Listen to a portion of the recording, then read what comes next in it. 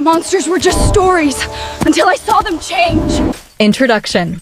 23 years after the fall of the Council and the reclaiming of the Silver Throne, Rowan Knox, Crown Prince of the Wolves, is sent out to the 8 Packs on a mission from his father, the King of Alphas. Traveling around the continent with some of his parents' most trusted friends and courtiers, Rowan is resigned to his life of solitude and loneliness. Madeline Isabel Roner, or Izzy as she preferred, was an average teen out for a hike, enjoying one of the last days of summer and the solitude only the woods could offer. Immersed in the contemplation of life and heartache, she never noticed as she wandered from the trail, losing sight of everything she knew. Disoriented and afraid, she never meant to find them, to discover their secrets. Secrets she couldn't understand. Secrets that promised to be her undoing. When Crown Prince Rowan arrives on Pax Silva lands, he has no intention to seek out a mate. No plan to try and find someone to fill the void left in his empty, bleeding heart. But fate has never cared for the plans of the Silverbloods, and when he stumbles upon an innocent human about to be put to death, everything changes. His wolf chooses her. The fates choose her. She was destined for him. The mate to save him, to save them all. Secrets and enemies begin to emerge. At the center of a tangled web of lies and betrayals that predate their births, danger and threats start to take shape. Love and trust will be tested, lines crossed, fate challenged, and foundations shaken. And Rowan and Izzy will need to decide, are they stronger together or apart? In the end, it will come down to a choice, her choice. Fate has a way of giving us exactly what we need. Chapter 1. The sun was high and bright overhead, the sound of birds, forest animals, and insects filling the air. Looking up at the crystal clear blue sky, no clouds in sight, Izzy wiped the small bead of perspiration from her brow and grinned. It was the perfect day, hot but not humid, with a soft breeze just cool enough to let her keep going without becoming uncomfortable. She loved the summer. The scorching heat, the feel of the blazing sun against her skin, the clear days, and the abundance of nature and life. It was so bright and bountiful. Readjusting her backpack, she set off again, letting her feet find their own path. At ease and comfortable amongst the towering trees and rocky trails, she knew these woods like the back of her hand. They were her happy place, her escape, where she could run from the reality of her life, where she could dream and breathe without all the baggage she usually carried around, where she could just be Izzy, free and alone. Not that she would ever complain about her life. She knew and was very aware that there were tons of people in the world who had it far worse than her, who didn't even have the few things she did. She did her best always to remember that, to be conscious and remember to be grateful for the life that she did have, no matter how much she might have hated it. That was part of why she wanted to go into law. She tried to make a difference, to help those like her and those worse off. She tried to stand up and give a voice to all those in the world who were too weak and too quiet to be heard, who were so easily forgotten and ignored, and were too insignificant to be helped. Huffing, she slowly made her way up a particularly steep and rocky incline as her mind wandered to her family. In reality, she lived a pretty, everyday life in a pretty normal family. Normally perfect, in just how messed up, dysfunctional, and absolutely abnormal it actually was.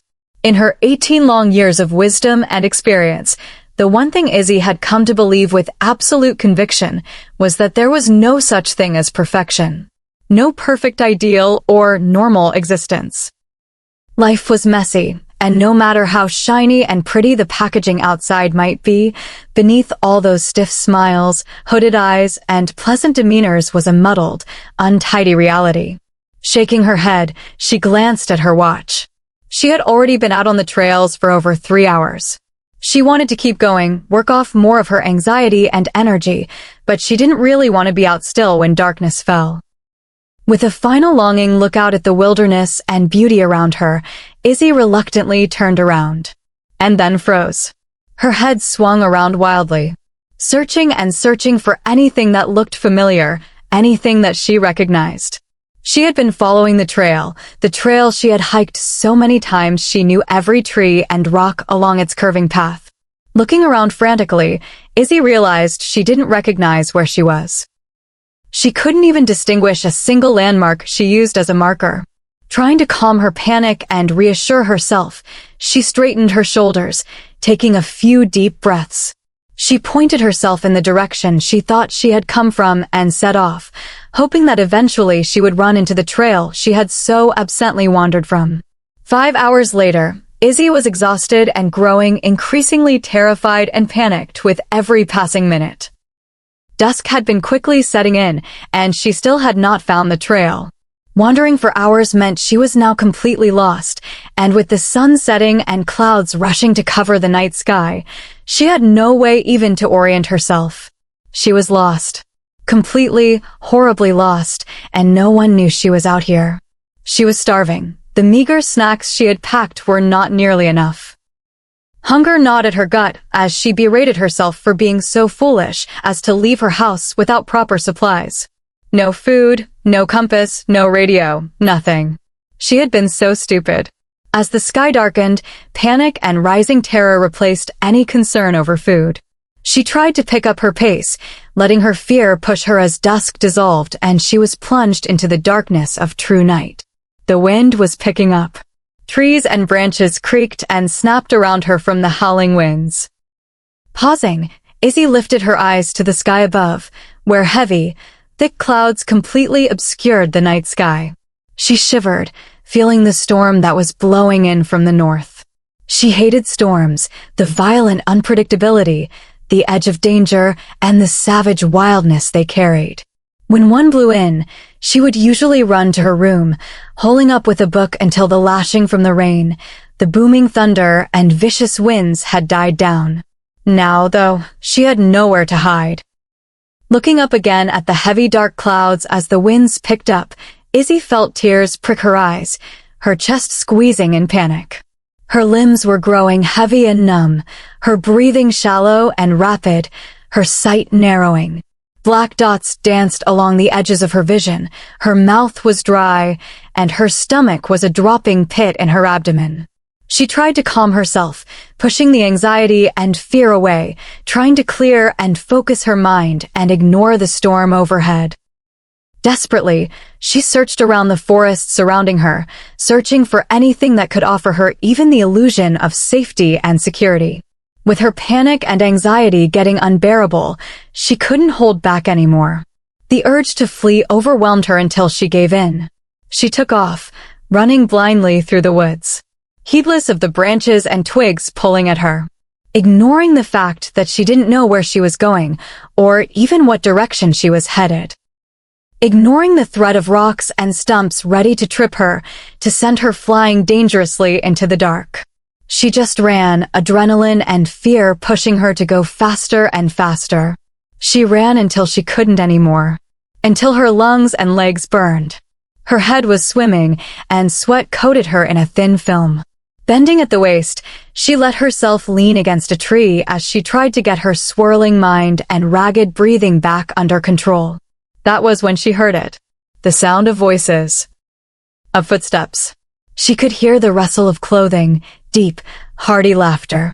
In a flash, her exhaustion and fear were forgotten, replaced with sweet, all-consuming relief.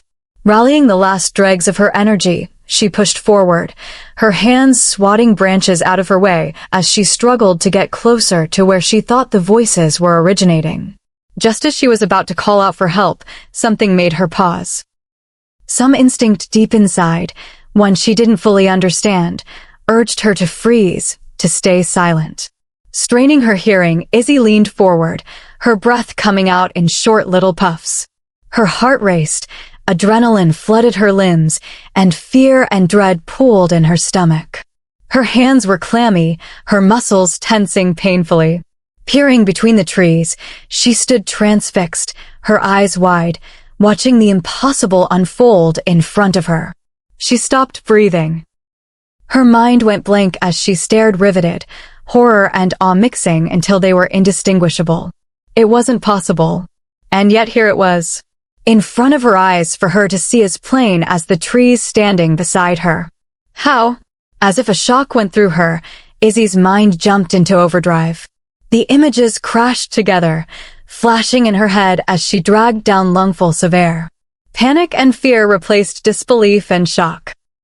Her muscles felt like jelly, but she forced her legs to move, to step back, and away from the monsters she had stumbled upon. The thought paralyzed her mid-flight, the word ringing in her head as her mind leapt forward, connecting the images, the things she had seen together in an awful string. Realization burned in her. She had just witnessed real, true-life monsters in the flesh, the things of stories and nightmares, the very things that stalked the darkness. Monsters came to life, and they were now standing only feet from her. She bit her tongue to stop from screaming. Her hands shook as she grabbed a branch that was hanging low and blocking her path. In her desperation to get away, she pulled too hard. The thin pine branch broke easily in her grip. The snap rang out clear and loud. Izzy's heart plummeted. Tears blurred her vision. A chant of "run, run, run" started in her head. She stared at the broken branch now hanging freely in her clenched fist, the sound of it breaking still echoing around her. There was a beat of silence, a single moment when she could allow herself to believe the monsters hadn't heard, that she was still safe. A single moment of hope before she heard it, the sound that would haunt her for the rest of her life, a long, piercing wolf's howl. It shattered her thoughts. Anything rational and coherent scattered, pure fear and primal instinct taking over. The sound of paws, not footsteps, behind her was so loud it was all she could hear. Louder even than the pounding of her heartbeat in her ears. She tried to run, to escape, to flee the monsters now hunting her, but she was too slow, too clumsy, too tired and scared. She screamed as her body flew forward, her hands and head hitting painfully and roughly against the uneven rocky ground. She felt hot breath on the back of her neck, could feel fur brushing against her bare legs, and another ear-splitting scream tearing free. Thrashing her body, she struggled to throw the weight from her back, to disengage the pressure of teeth against the skin of her neck, to do anything. But it didn't matter how she bucked or fought, she couldn't escape.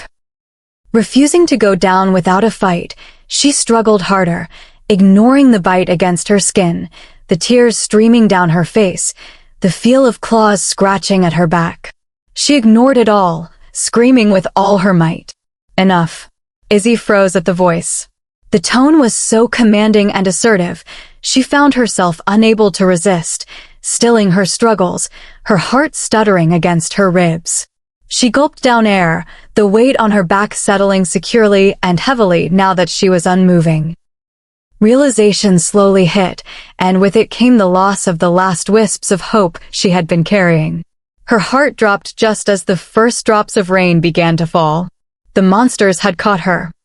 Chapter 2. Crown Prince Rowan Knox, only son of Queen Ashlyn Knox and King Caden Knox, alpha pair of the royal pack Argentum Sanguinis, squinted at his father as they strolled towards the line of cars. "I'm sure, father. I can handle it," Rowan said gently, trying to ease the tiny frown that marred his father's face. "That isn't what I was saying, Rowan, you know that. Your mother and myself both know that you can. I just want to make sure that you want to. You don't have to go. We can still send Richard." Rowan scoffed at his father's words, causing the king to let out his own low chuckle, considering the words he had just suggested. Yes, perhaps that isn't really an option. Stopping beside one of the black, immaculate SUVs lining the drive, where one of his father's warriors held the door open for the prince, Rowan turned to his father. His hand raised to land on his shoulder. "I promise I'm fine, and besides, I want to go. I want to help you and Mum." The king's eyes softened as he looked at his son. "You do help us, Rowan. You have nothing to prove." "I'll be fine, father. Just worry about Mum, and I'll be sure to keep in touch." "Where are you headed to first?" the king asked. Rowan handed the duffel slung over his shoulder to another wolf to be loaded into the back, smiling at his father. Both knew he already knew the answer to his question. He had overseen every minute of planning for the prince's expedition personally. Still, Rowan couldn't find it in himself to be irritated by his father's blatant attempt to put off their farewell. He could still see the lingering doubt and fear in his father's eyes. Heem's first. The king nodded, his head turning slightly, both hearing the echo of the queen's voice spilling from the open door to the sprawling royal packhouse in the northern tundra, the seat of the silver throne for the last 24 years. Light ignited in the Alpha King still, even with just the sound of her voice. "Go, Dad," Rowan said, nudging his chin to where his mother's voice was starting to rise. The king nodded once, pulling Rowan into a quick but tight embrace, and a mumbled "be safe" was muttered quickly into his ear. Then the king was turning, his long, powerful strides carrying him back and up the steps to a now fuming queen. Rowan grinned at the sight of his father's retreat. Shaking his head, he stared at his home, where he knew inside his mother was raising hell. Then he was climbing into the back of the black SUV, the door closing with a sharp, solid click behind him, the sound echoing around them as the others loaded into the convoy of vehicles once he was inside and secure. Looking into the rearview mirror, Rowan nodded at the driver's questioning gaze. The engine roared to life under them, picking up speed as the line of vehicles began to make their way down the winding drive, the tundra of his homeland slowly giving way to the dense forests of the wild north beyond the heavily tinted windows. Terrified, cold, starving, afraid, confused, alone. Just a few of the words that had taken on drastically different meanings for Madeline Isabel Rohner in the last 3 hours. Words that before seemed simple and one-dimensional now became mind-altering, all-encompassing things that overwhelmed her thoughts, redefined her perspective, and shattered her innocence. Monsters were real. The horrible creatures of stories and nightmares were not only alive, but had her surrounded and captured. She wanted to cry, to scream, to run. Do anything. But she couldn't. She was frozen. Held still and captured by the penetrating gaze of the huge man looming above. He was like nothing she had ever encountered. She had met intimidating men and women, had had her share of run-ins with too eager hands and rough crowds, but none of those could compare to what was looking at her now. He was massive. An air of danger and violence clung to him like the cloud of Cologne boys in high school seemed to think they needed to bathe in. She could feel his strength. It was like a physical force field, a humming current emanating and radiating from his skin. And she knew that if and when he wanted her dead, she would be, and there wasn't a goddamn thing she'd be able to do about it. His eyes were hard and cold, calculating, expressive, though the emotions they reflected made bile rise in her throat. "What's your name, girl?" the man asked. His voice was deep, rumbling from his chest like the engine of a freight train. Izzy flinched from his gaze, shrinking from his words, his attention, wishing she were invisible or at the very least anywhere else, but where she was shuffling backwards, putting as much distance between herself and this man who had so easily controlled the monsters encircling her as she could. What was he? This man, that with a single word had been able to halt and control these beasts? Izzy tried to swallow, but fear sat like a ball in her throat, choking her. Her back hit something unmoving, halting her retreat. Swinging her head, she screamed as she stared up into the face of one of the monsters who had chased her. Warm breath washed over her, carrying the scent of mint and coffee, while eyes of pure black stared unblinking. Long curving canines, white and shining like pearls in the night, snapped millimeters from her face. "Back off, Scott, the Alpha wants her alive." The deep voice said words that forced the monster back. Letting out a shuddering breath of relief, Izzy let herself turn back, involuntarily needing to seek out the one who controlled these monsters and apparently her life. The line of vehicles made their way up the paved stone drive, coming to a crunching stop before the main house. Glancing out the window, Rowan took in the familiar sight of the large, ornate pack house. The immaculately tended yard and the 4-story brick building filled him with foreboding. The Crown Prince had heard all the stories, grown up with the full depths of knowledge of the uprising, the war that was fought so brutally against his family, the slaughter of those that had come before him, and the sacrifices it had taken to win it back. He still remembered the day he finally understood what the marks scarring his mother's pale back meant, remembered the pain filling his father's face when he had mustered the courage to ask about them. Rowan trampled down on the flare of anger at the thoughts, reminding himself that it was different now.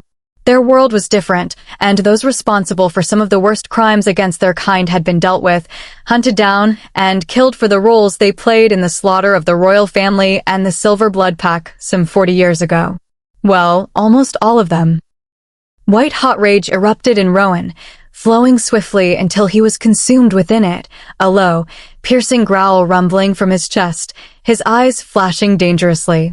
The wolves that sat in the front seats shifted uncomfortably, the outburst of anger and dominance rolling from him in thick waves and across the link to their wolves. Sensing their unease at his emotions and distress, Rowan pulled back on his anger, reining it in and forcing it from his limbs, pulling it into himself into a tiny ball he could shove to the back of his mind, forcing calm into its place. When he was sure he was under control, he reached across the links inherited at his birth, offering the two and those in the other cars reassurance. "Your Highness, are you ready?" Austin inquired from the front seat. His hazel eyes flicked wearily from the rearview mirror to the pack house looming beyond the safety of the car doors. Rowan scoffed, his own gaze traveling back to the sprawling, overly grand, and ornate house. "As I'll ever be, Uncle." Austin let out a soft chuckle at the prince's words, trying to hide his own unhappiness at their current situation. "It's only a week. 1 week, and then we are off to your aunt's." At Austin's grimace at the mention of his Aunt Sierra, it was Rowan's turn to laugh. "Don't tell me she's still mad at you? That woman could hold a grudge after she was dead.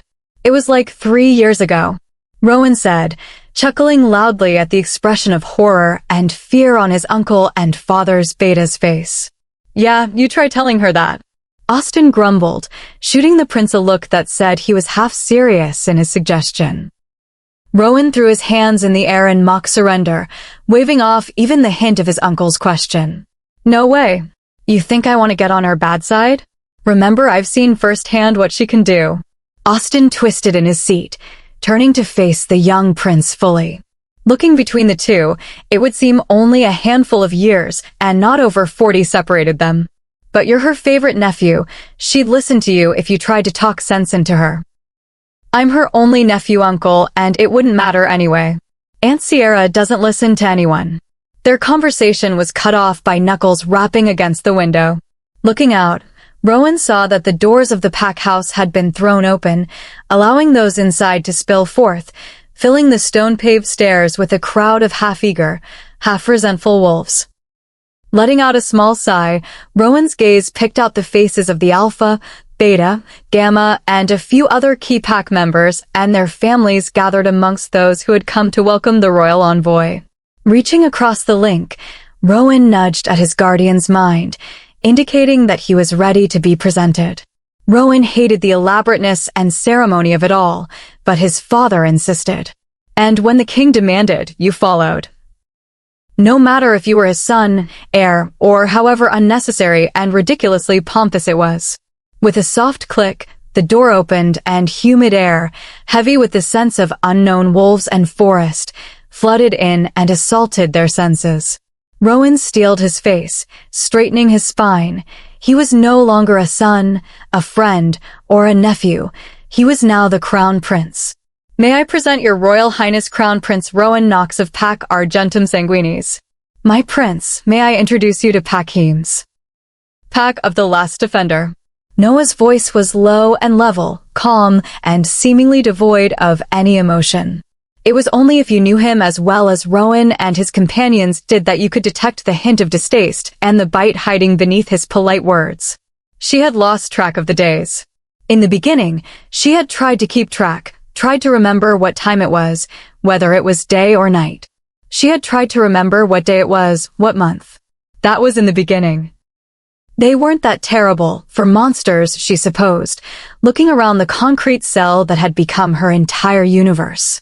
She knew every crack and dip of the walls, every bump and ridge of the cold, wet floor. She knew every lump, coil, stain, and rip of what apparently passed for a bed in this hell. And she knew the door. Good God, did she see the door? When she had still been keeping track of such things, she had spent a full 3 days, or what passed for days in here, on examining the lock, 5 more on the hinges, the bars, the screws, the bolts, the latch, all of it. She ran her fingers over it until they bled. Pulled, banged, pounded, and kicked until she had collapsed. She hadn't even left a scratch. They fed her. She didn't understand why. They wouldn't talk to her, never answered her shouted questions or demands. Just twice a day, a tray of food was slid into her cell. She lost count of how long ago she had given up. Had stopped banging on the door, stopped scratching at the cement, counting the days, screaming at the monsters who fed her. Gave up on trying to do anything but stare at the ceiling and remember everything that had been stolen. She missed her family. Lying on the hard, thin mattress, it was their faces that filled her mind. It was weird that now, when she was facing whatever horrible end with these things, it was them that brought her comfort and peace. She missed the sun, the feel of a warm breeze on her skin. Turning on her side, she faced the cold, blank gray of the cell wall, closing her eyes as she heard the tray slide into the cell. Chapter 3. His fingers rubbed his temples. The migraine had been growing all day, pressing harshly against the back of his eyes and beating on his skull. His ministrations offered little relief for the pressure, and so with a sigh, his hands dropped to his sides. "How much longer?" he asked, not turning to face Isaac. Isaac and Noah had been with Rowan long enough that the prince's sometimes gruff and abrupt manner didn't offend or affect them. Not only were the two wolves Rowan's personal guardians, but together they led and headed the contingent of royal guardians assigned to the crown prince. Trained by the head guardian himself since they were boys, they had officially taken over the responsibility for the young prince's safety when they turned 16, and for more than a dozen years had guarded and watched his back. "We leave for Silva in the morning." Rowan sighed heavily. Heems was supposed to be the most difficult, and yet here I am wanting to bash my head against a wall. Alpha Spesso merely wants to demonstrate her loyalty, Your Highness. Noah responded, his voice level and calm, neither man ruffled or disturbed by the political waltz happening around them. Yes, they are very loyal. I got that message when they fell to the ground reciting the oaths of the bond before the dust had settled around my car. Rowan muttered sarcastically. Usually, he wasn't so harsh and worked to be understanding at the ceremony, but the travel and political games were starting to wear on him. Alpha Elizabeth Spesso's overenthusiastic and accommodating measures grated on the prince's frayed nerves. Dinner had been so ridiculous and exhausting that Rowan had been forced to excuse himself before the main course arrived, the fear of slapping the absurd smile from the woman's face driving him to seek the solace of the quiet night air. "Can you really blame them, Your Highness?" Noah asked. "You know their history with your parents. Their unhesitant loyalty the last 24 years is all that has kept their heads attached to their bodies," Isaac added in. Of the two, he was the talkative twin, often filling in or expanding on his brother's words. "I know, Zach, I know," Rowan muttered, pinching the bridge of his nose this time in hopes of relief. "Our brother has never let them forget their past, and you being here is a very vivid reminder of the part they played against the Queen," he continued, eyes softening at the mention of Rowan's mother. To say the two brothers adored their sister-in-law would be an understatement of ridiculous proportions. Their lives were dedicated to protecting her only son and heir, one of many testaments to their devotion to her over the years. "I know you're right, it's just..." Rowan trailed off, unable to think of the word apt enough to describe the show he had been forced to star in for the past 6 days. Arduous. Grueling. A spectacle. Ridiculous. Outlandish. Absurd. Ludicrous. A sham. "You know I hate it when you two do that," Rowan said, squinting at his guardians. Noting again just how much they looked alike, they stood like two nearly identical copies, the only differences in Isaac's slightly longer hair and the small crook that marred Noah's nose, a result of a childhood training accident. Both twins' coloring matched their brother, the king's, dark blue-black hair, tanned complexions, and strong, angular jawlines. The only divergence from the other Salvatore siblings' coloring was in their twin green piercing eyes. But yes, all of that. "It's only one more day," Isaac offered. Fine, one more day, but next time my father comes to Lux, let him deal with all this insanity. Hell, I'd take the mess at Heems over this nonsense any day. It's all his fault anyway, stupid overprotective alpha kings. Rowan mumbled under his breath, stiffening his spine in preparation to head back into the dreaded dining hall. The twins' laughter shadowed him the entire way. Life had become routine for Izzy. Wake up, stare at the concrete ceiling. Breakfast, stare at the concrete wall. Dinner, stare at the concrete floor. Toss and turn on a lumpy mattress before falling asleep, dreaming of concrete walls and monsters. It was almost boring being a prisoner of them, the monsters of her nightmares. If it wasn't for the constant state of terror her life had become, she might have thought it was all a really long, boring dream. Who gets abducted by monsters anyway? Izzy asked out loud.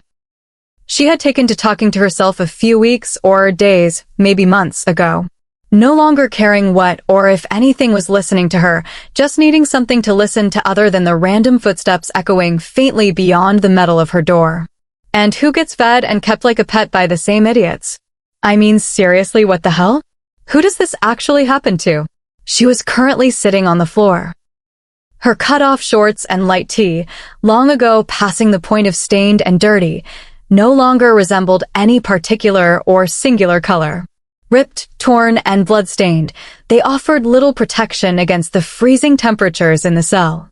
With the drastic changes in the last few days, Izzy had guessed that the seasons had changed around her. The last drudges of summer heat and life were giving way without her even seeing. Autumn. Perfect. She mumbled, rolling her eyes, her head propped in her hand, and her back resting against the cold door. She often sat like this when she wanted to talk, pretending someone sat on the other side listening, caring. That means I've been here for at least 2 months. Well, hell. Her hair was matted. Over the weeks of not bathing or brushing it, it had become a mass of knots and dreadlocks, oily and dirty, hanging heavily around her shoulders. Wincing, she pushed tendrils that had fallen forward from her face, hating the feel of them on her skin. Most of the time, she tried to block the feel of her body from her mind, the bone-numbing chill, the still-healing cuts and scrapes, the ragged and uneven fingernails, her oily face, and general filth, but every once in a while they snuck in, and she felt like vomiting.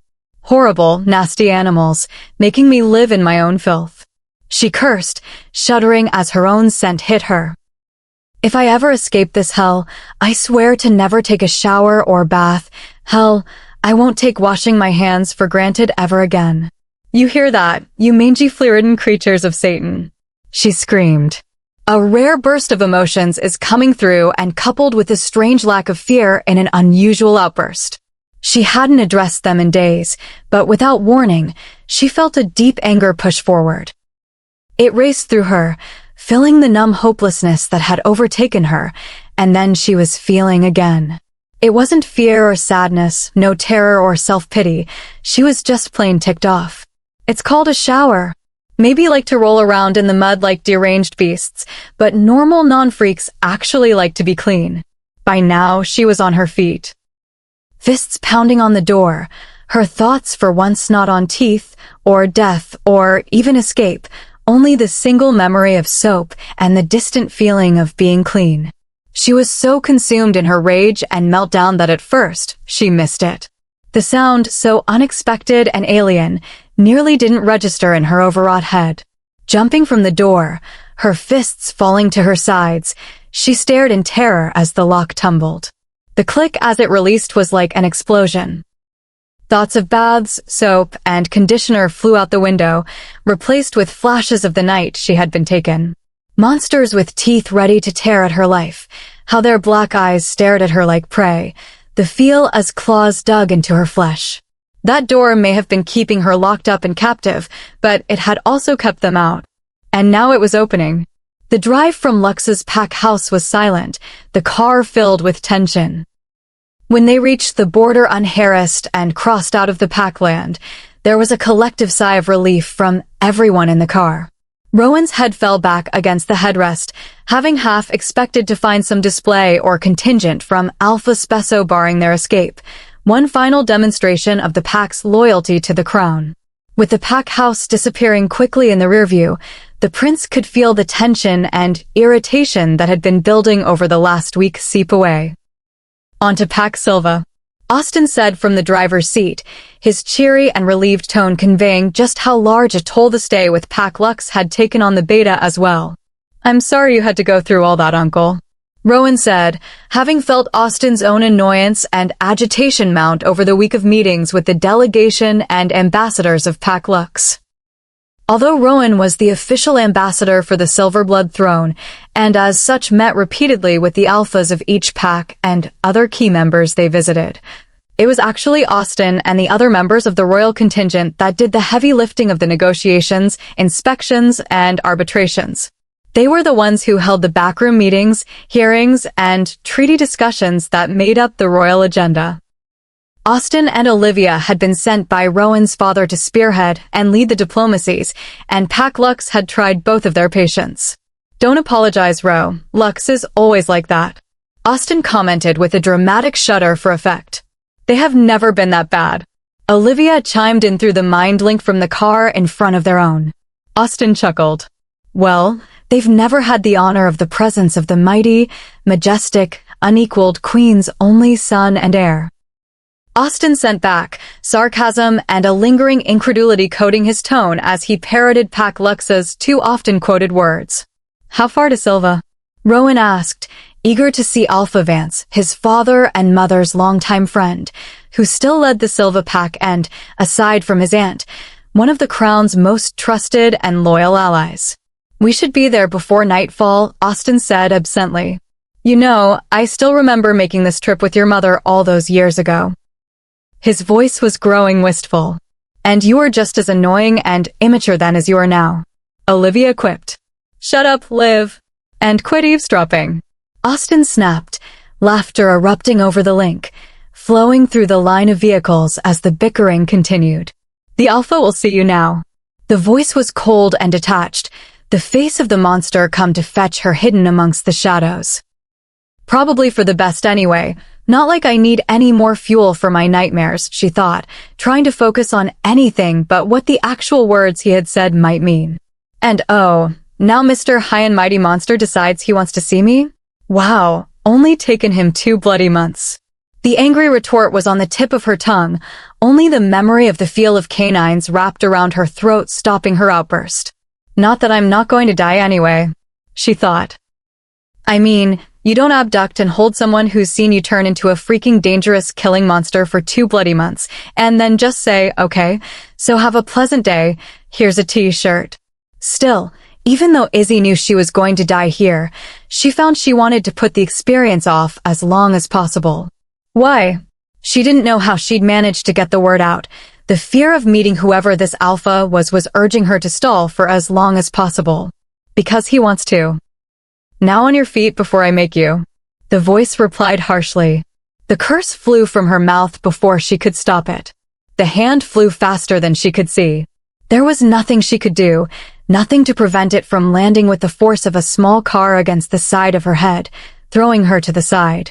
Her head bounced against the floor with a resounding crack. Pain exploded behind her eyes, ricocheting through her skull. "You should watch your mouth." This time, she didn't even attempt to stop the words. "You should go screw yourself." The kick flipped her body, limbs flying as the impact of his boot to her stomach drove the air from her lungs. "You shouldn't talk like that. The Alpha doesn't take disrespect as well as I do." "Well, that's a terrifying idea, because you suck." She didn't know where the courage, or maybe it was stupidity, was coming from. Perhaps it was the knowledge that this was the end, that leaving this cell and meeting this head monster would most certainly mean her death, that loosened the screws in her head and the filter on her lips. It took effort to lift her head, but she did, refusing to wipe the trail of blood that trickled from the corner of her mouth as she looked up at him. He had moved into the room, and he was huge. The most terrifying part, well apart from his massive shoulders, bulging muscles, and the lethal weapon strapped to his thighs, she didn't know why a monster would want a gun, but assumed it was just a psychopath thing, was the grin on his face. Izzy gulped, sass suddenly replaced by pure terror. Oh girlie, you have no idea. Well hell, the monster's name was Kevin. He had told her after helping her to her feet by grabbing the scruff of her neck and wrenching her body clear off the ground. Setting her on her feet, he wiped the blood from her chin, ignoring her flinch at his touch, and then offered her his name. She had stared at him stupidly, her mind too stuck on the idea of such a horrible thing being called by something so human-sounding, so normal, actually to do or say anything at all. Her mind jumped tracks, racing through all the people she knew named Kevin, wondering how many of them were beasts like this one in disguise. Have they surrounded me my entire life? How many are out there? Are all the stories real? Forgetting about the monster that still held her in his literal claws. The clearing of his throat interrupted her runaway thoughts. The polite thing to do when someone introduces themselves is to give them your name in return. Kevin said dryly, his eyes giving away his amusement. He's enjoying this, the sick jerk. You're insane, she said in shock. Hurt and confusion crossed his face at her insult, and she nearly laughed. Nearly being key. The pain in her skull and ribs was an acute reminder of just how unfunny this entire situation was. You want me to be polite after you just beat the snot out of me? At his blank look, she did laugh. Full belly laughter that didn't care that her ribs protested, or her dry lips split. She laughed until tears spilt from her eyes. As I said, go screw yourself. There was a beat of silence, and Izzy tensed in expectation of the blow. Instead, though, deep baritone laughter erupted around her, mixing with the echoes of her own humorous tune.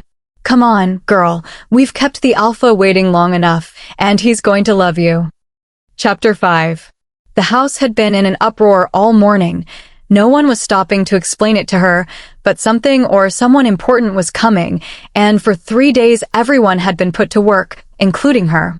She had vacuumed, dusted, swept, peeled, chopped, folded, washed, and cooked right alongside Ray and Leia under the watchful eye of their mother, Mindy, and a few other equally intimidating and eagle-eyed women. And no one was exempt, including Alpha Vance, for whom Izzy was tasked one afternoon to work beside to clean and organize his office, being sent back to the kitchens only after it passed Mindy's meticulous scrutiny. There, she had picked up helping the two sisters peel the apples they had been working on since breakfast, for the apparent truckload of pies they had been given the task of baking. It had been 10 days. 10 days waking up expecting to die, and 10 days surviving to go to bed at night. She didn't understand how or why, but 10 dawns had passed since she had met with Alpha Vance and had been handed a death sentence, and yet, here she was, still alive, still breathing, throat fully intact. Each night, Izzy fell into bed so tired she would nearly forget that it could be her last, and dawn could finally be the end nearly. But then each morning she would be roused from her queen-sized bed in the room adjoined to the twins and would be set to work. No mention of death, executions, or sentences. Still, Izzy shied away from the men in the house, shrinking under the steady gaze of Kevin and other towering forms that rushed from room to room, arms loaded with laundry, bags of groceries, or odds and ends, the lunas barking orders trailing behind them, or who seemed always to be hovering around her, eyes watching her.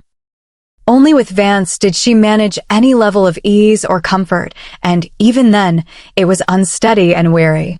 The first couple of days, she had tried to shy away from Ray and Leia, ignoring their friendly pestering, sullenly and terrifyingly trailing behind them as Alpha Vance had instructed, but they were having none of it. They were relentless. Their friendliness, their cheeriness, their laughter was unstoppable, and her scared bad mood was no match for the full weight of the Silva twins. After the first few days, they wore her down, good-naturedly pestering and prodding her until the three of them were giggling and gossiping, watching horrible rom-coms and getting into food fights together as if they had been friends forever. Of course, it had helped when both girls had admitted they hadn't shifted yet, and that they reminded Izzy of her little sister back home. Now, though, Izzy hovered in the doorway, awkwardly trying to decide whether to see what was happening inside the sitting room that had the twins in an uproar, or whether to turn tail and hide out in the sanctuary of her room until someone summoned her. Maybe they'd even forget about her while they were all distracted by whoever these new people were. Madeline, there you are. Come in, come in. Vance's voice shocked her out of her internal argument, her heart dropping in disappointment. Chiding herself for not making her escape when she still had the chance, she looked up to meet the Alpha's gentle eyes.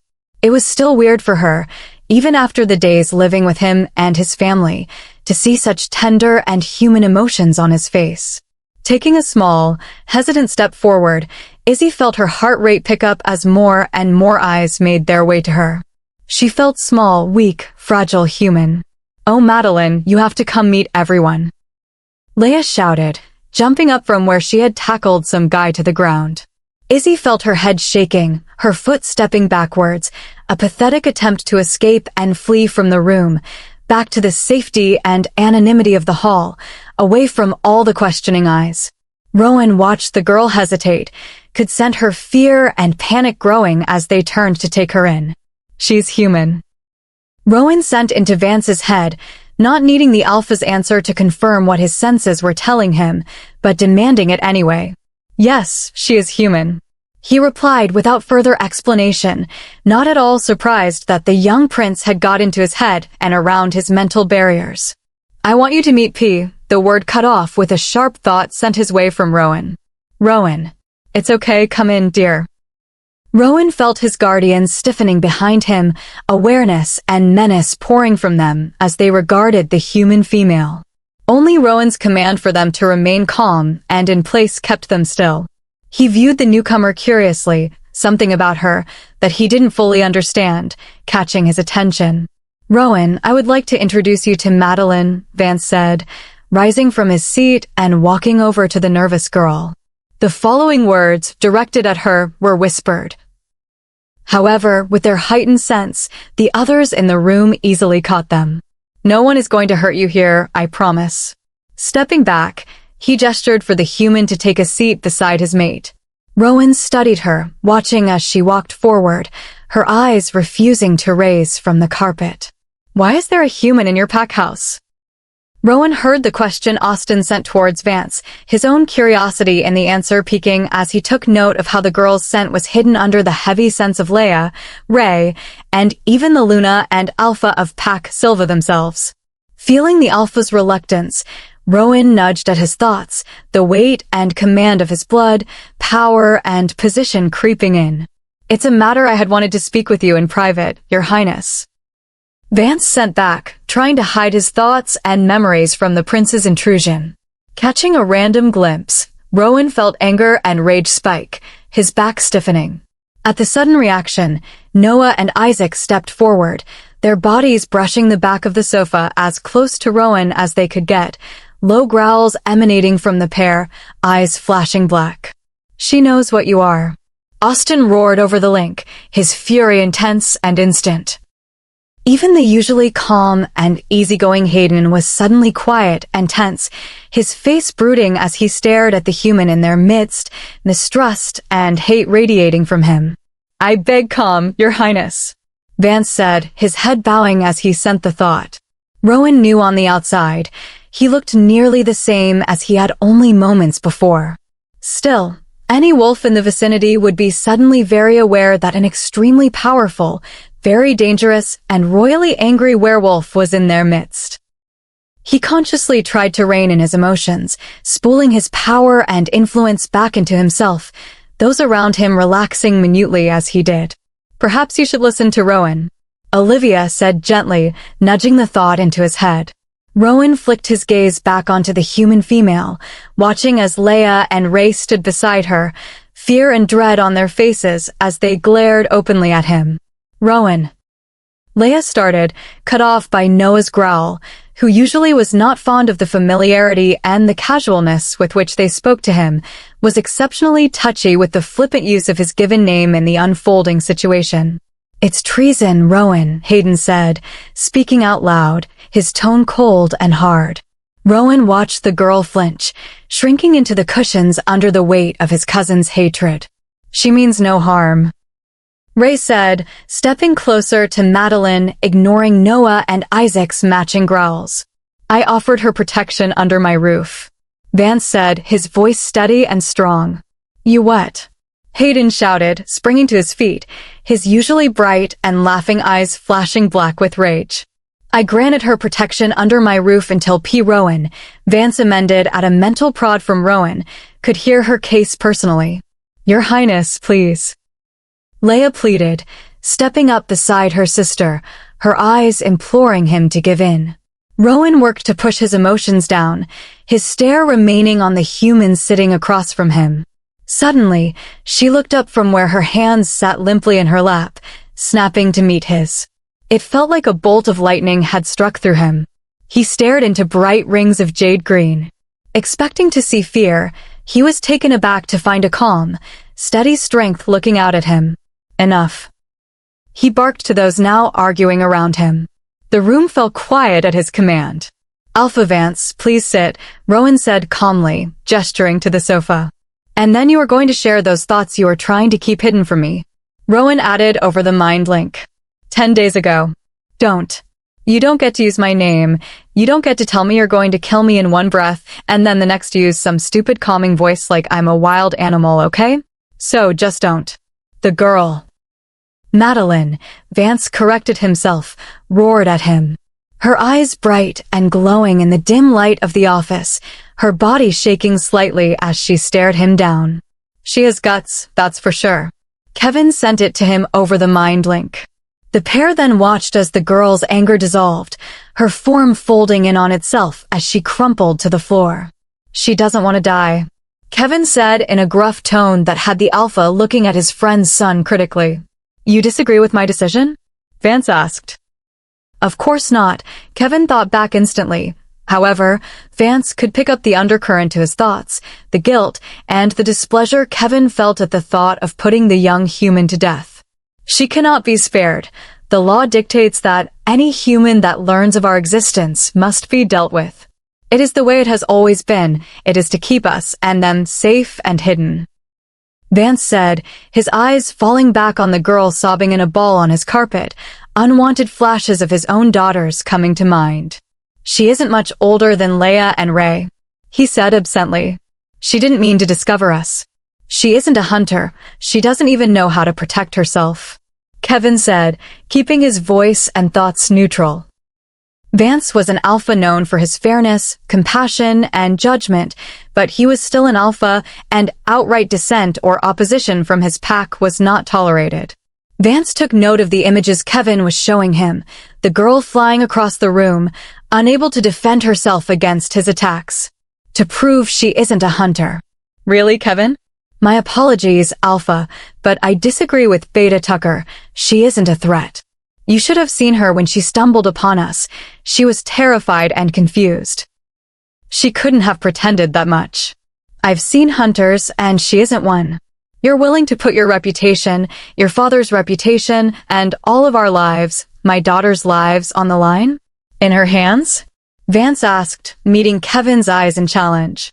He felt his head warrior, Ryan's, presence outside the study door and couldn't ignore the pride and satisfaction that came from him at his son's words. Kevin looked at the girl for a few minutes, his fists clenching and unclenching at his sides. He knew the risks and seriousness of the situation. It was one of the only reasons Vance was allowing him to speak so freely. Then his eyes rose to meet Vance's. Yes, Alpha, I am. And you, Ryan?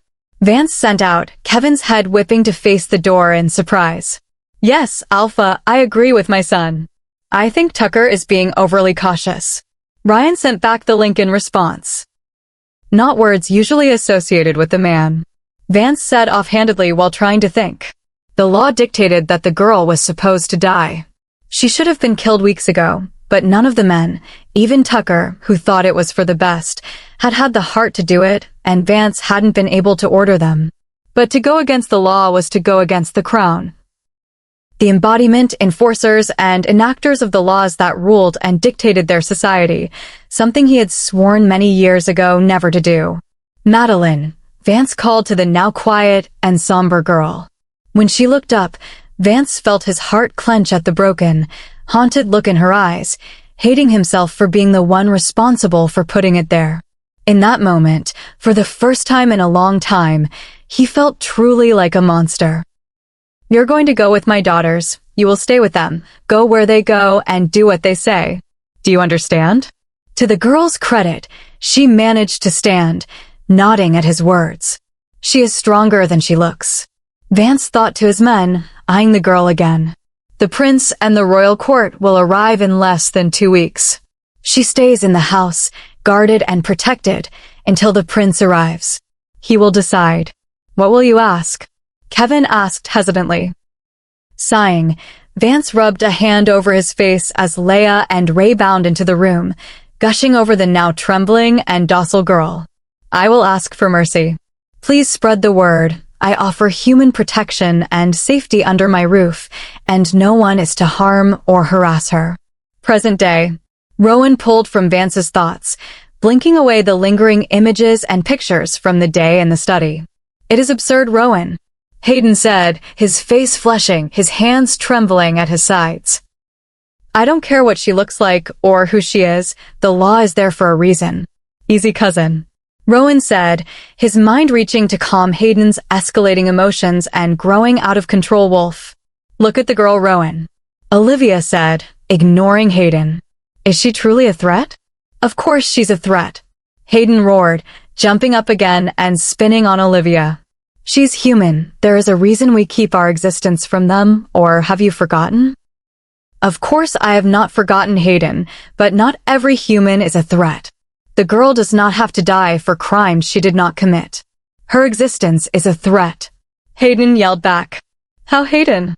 Olivia asked calmly, sadness and empathy in her tone and face, her voice dropping softly.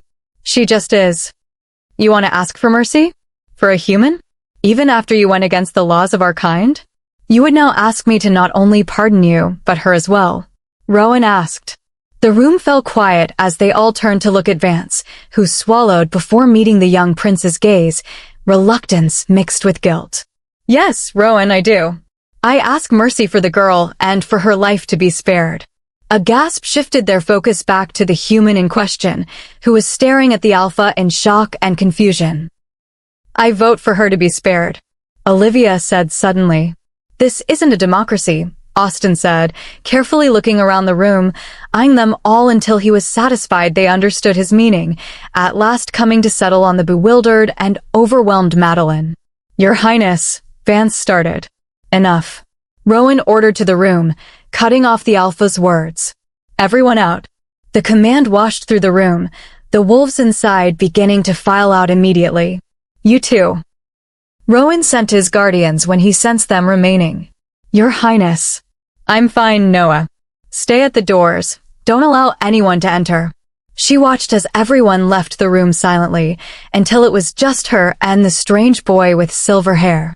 At first, she thought it was a trick of the light, catching the strands and making them glow like metal, but, studying him from under half-closed lids, she realized that his hair was indeed a dark gray silver. Glistening and shimmering in the light, it was longer than the other men's in the room, falling in silky strands over his forehead and curling around his ears. She studied him as the others had half-completed arguments and tense silences, the conversation around her too confusing and choppy to follow, focusing instead on the boy it all revolved around. Only Vance's words penetrated her fuzzy, terror-filled brain. Her life to be spared. Spared. Thoughts of the strange boy and his metal hair flew from her head, replaced by the single word.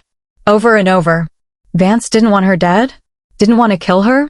Sweet, painful relief swelled, filling her veins and sticking in her throat, her hands and legs filling with lead as the word pulsed against her skull. The sound of her name being called sharply shocked her from her thoughts. Looking up, she was captured by his gray eyes. Who is Gray Eyes? The way they spoke to him, he must be another of these powerful monsters, another leader? Could Vance have a leader? Someone stronger than him? Was that possible? Izzy's internal string of questions was cut off once more by his cold voice. Why were you on Silva territory? She looked at him blankly, the ability to form coherent words, and in fact, coherent thoughts, vanishing as she stared. Whatever bit of relief she had found at Vance's words was disappearing just as quickly as it came, replaced with a new, more profound emotion she couldn't quite identify. I. He looked at her expectantly. With great effort, she dropped her eyes from his, staring instead at her hands clasped in her lap. Taking a deep breath, she tried to focus her thoughts. I didn't mean to, I was lost, and it started to storm. You were lost. His voice was heavy with skepticism. Izzy felt anger flare, her eyes snapping back to his as she forgot her previous nervousness and unease at looking into their gray, stormy depths. Yes, I was lost. Sue me. I was hiking in the forest and got turned around, and then I was running, and I heard some people and made the horrible mistake of thinking they might actually help me. He was staring at her again. She felt her anger abating and regretted her heated words. She wasn't making a perfect case for herself, that she was trustworthy and not a threat, or just not a nuisance that should be dealt with. You didn't have a compass? Izzy sighed heavily, wishing for the millionth time that she had done so many things differently that sunny August day, bringing a compass being only one of many. No, I didn't have a compass, or map, or radio, or anything. I wasn't thinking right, and just went out. It was stupid and reckless, but I didn't mean to end up here. She finished slumping back into the cushions, tears filling her eyes as she pictured her friends and family, that by now had to be assuming she was dead and gone. Her hands, raised pathetically, took in the room and the house surrounding them. I didn't mean for this to happen. He stared at the girl, his mind a whirlwind. The confusion irritated him. He hated that he felt torn. His decision should have been simple. The law was the law. As if sensing his thoughts, Olivia's words crept into his mind.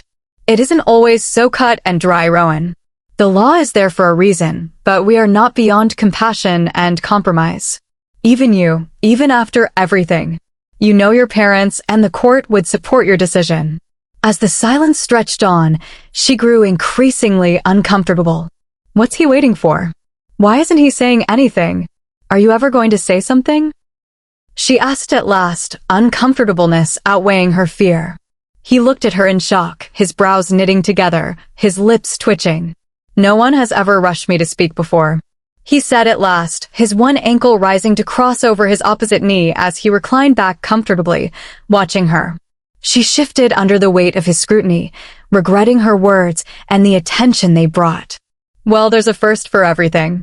Perhaps. He said heavily, still watching her. You can never go home. She didn't understand the sudden change in topic, but nodded her head anyway. I know. You're all right with that? He asked. She shrugged. I mean, it sucks, I guess, but I was leaving anyway, and what would I tell them that they'd believe anyway? That monsters abducted and kidnapped me?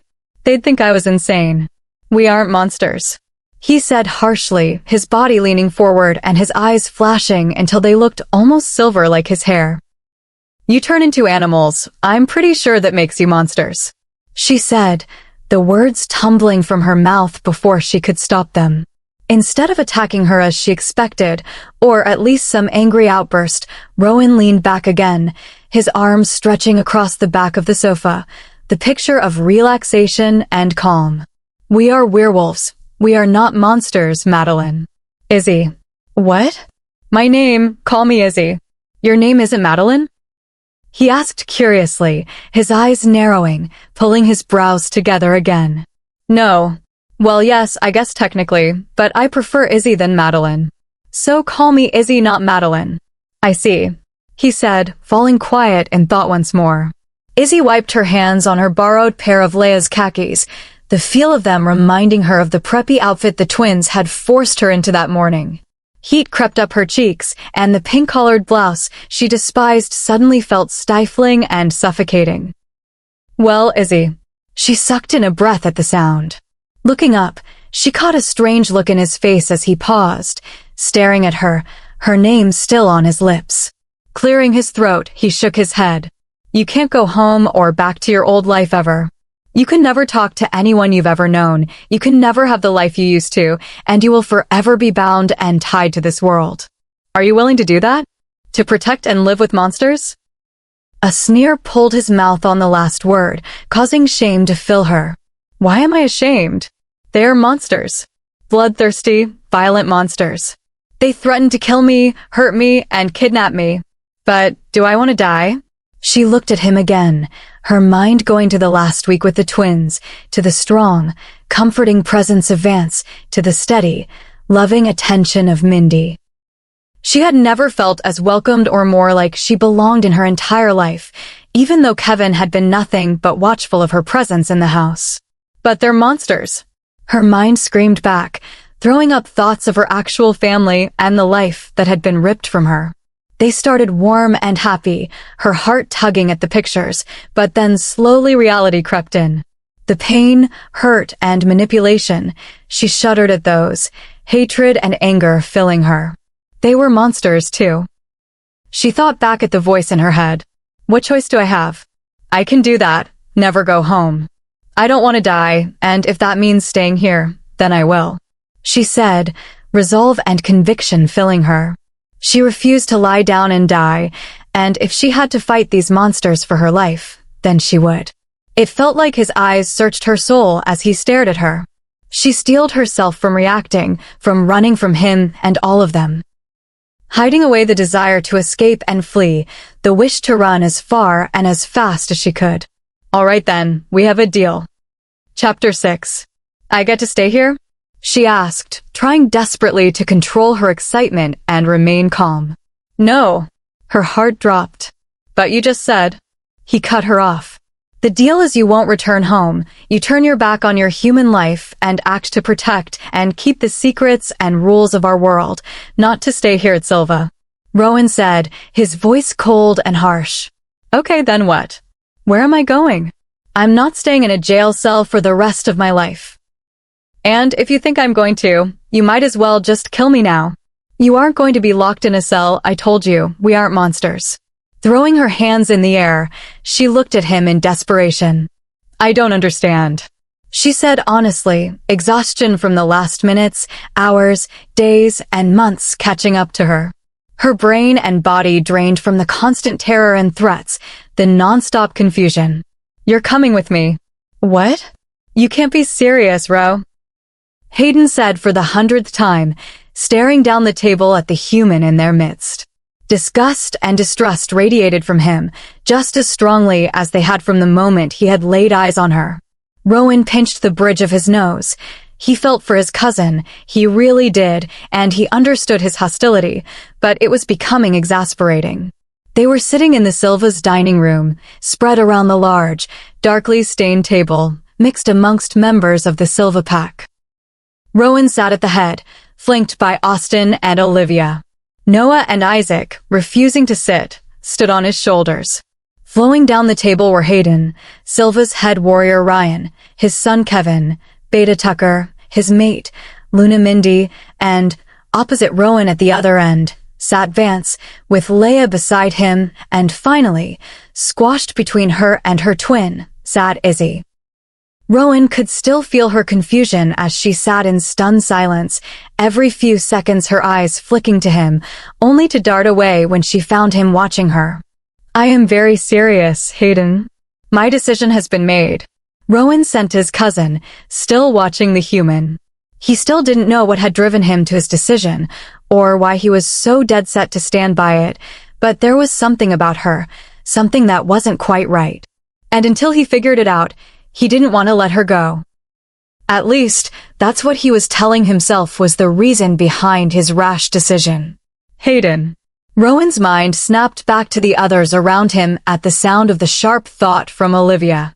She barely raised her voice, choosing to make her point with rational arguments and reason. If she was starting to snap, then Hayden was really pushing her buttons. Drop it. You're being rude, and your prince has made his decision. It isn't your job to question that. She said, her volume rising as she punctuated each word with a burst of power. Sensing her emotions were about to boil over, and not wanting to have a brawl in the middle of Sylvia's pack's dining room and pack house, Rowan touched Olivia's shoulder, drawing her attention away from Hayden. Her eyes were black, and Rowan could feel the slight tremors under his fingers. She was about to shift. You need to calm down, Liv. Rowan said gently, urging her wolf to calm and back down from the challenge Hayden was inadvertently issuing. Watching as she took a deep, shuddering breath, Rowan let out a tiny sigh of relief as her eyes returned to their normal soft brown, her body relaxing. Hayden. Rowan waited until he had his cousin's full attention. Enough. Letting the full weight of his power and dominance ring through the command, Rowan held Hayden's stare until the younger wolf dropped his eyes, his neck baring in submission. Dinner after that was a tense affair. Hayden glared at Izzy, who seemed to shrink more and more as the meal dragged on. Olivia glared at Hayden, and Rowan was forced to continue to play referee while constantly having his attention pulled back to the silent girl. For some reason, his wolf grew more agitated at his cousin's continued hateful stares and low growls. Alpha Vance and the rest of the Silva pack spent the meal trying to ease the simmering emotions while simultaneously avoiding becoming entangled in the royal court brawl that was threatening to erupt on their dining room table. When the plates were at last starting to be cleared away, Rowan cleared his throat, tearing his eyes from Izzy and the plate of food she had barely touched. I shouldn't care if she ate or didn't. If she isn't hungry, that isn't my concern. Rowan repeated to himself, trying to convince himself and his wolf, resisting the urge to reach out for her mind to assure himself that she was well. She isn't my concern. Alpha, perhaps we may now retire to your study. We have business to conclude. Rowan said offhandedly, his head nodding to where Izzy sat with her shoulders hunched, blatantly ignoring the strange urge to try and ease her obvious distress. Not my concern. Of course, Rowan. Vance said, pecking his mate gently on the cheek before smiling at his daughters tenderly. Tucker. Ryan. Kevin. He said, standing with Rowan. Bring the girl. Rowan ordered, before turning to follow Vance out of the room, his guardians and court falling in behind him. The silence stretched out as they filed into the wood-paneled room. Rowan led the way, sitting in one of the matching armchairs opposite the dominating desk in the center, with the surface polished to a shine, nudging his chin in the direction of the large high-backed chair behind it for Vance to take. Noah and Isaac, as expected, took up positions behind him. After shutting the heavy doors behind the last of their group, Austin leaned back against them, his eyes weary as he carefully watched the room, his gaze constantly moving to make sure he kept Izzy in his sights. Rowan watched as Olivia guided the girl past him towards the sofa at the back of the room, suppressing an eye roll as her elbow accidentally caught a glaring Hayden in the ribs, in a not very friendly jab that had him expelling a breath of air on a oomph. Once everyone was settled, Rowan spoke in a voice level and calm, using what his mother affectionately called his prince tone. Though lately it wasn't just reserved for state business, more and more it seemed the only one he had anymore, cold and devoid of emotion. It suited him now, Rowan thought. It's what I am. Freezing and without a heart. Shaking off the morbid and useless thoughts, he focused on the task at hand. Alpha Vance, I have taken into consideration your appeal, and after talking to the accused, Rowan resisted the urge to turn and look at her. He could feel her gaze on him, could smell her nervousness and fear in the air. She thinks I'm going to go back on my word, that I lied. She doesn't trust me. The realization hit like a silver bullet, embedding itself in his chest, radiating out until it filled him. Hurt and pain flared as the thought took root, his wolf whimpering in his mind. He felt his guardians shifting behind him as they sensed his emotions spike. I shouldn't care if she doesn't trust me, Rowan thought, trying to convince himself that she had no reason to anyway, and that either way he shouldn't care. She's just some human and not my concern. Why are you protecting her then? Why are you saving her life? Why not just leave her here? Why insist she has to accompany you? His mind threw up the questions. Rowan felt his fingers gripping the armrests of the chair, the pads of his fingers threatening to rip the supple leather as he fought the warring voices in his head. It's the right thing to do. He thought back to himself. Since when do you care about the right thing anymore? The dark voice asked, the words accompanied by the memories and the pain that had pushed him to become the unmoving, uncaring man he was. Before he could control it, his head twisted, his eyes searching out the source of his sudden unease and unsureness, catching her green eyes in his. I won't let her die, he thought suddenly, the conviction in the thought taking him by surprise, even as the words felt right. Before he could understand where they came from or why they felt so right, Vance, clearing his throat, pulled him from his internal struggle. Ripping his gaze from the emerald depths of hers, Rowan turned back to the task at hand. I have made my decision, Rowan said, the lingering irritation with himself seeping out and leaving the words clipped and harsher than intended. Please, Rowan, I ask you to reconsider, Vance said, his face paling as his focus shifted to the human over his shoulder, guilt and remorse resonating from him in waves. Rowan froze, his mouth open, brows furrowing in confusion, before realization dawned. He thinks I have decided to kill the girl. Having not hidden his emotions or thoughts well enough, Olivia piped up from where she attempted to soothe a now trembling Izzy. Well, you really could use a lesson on people's skills, Ro.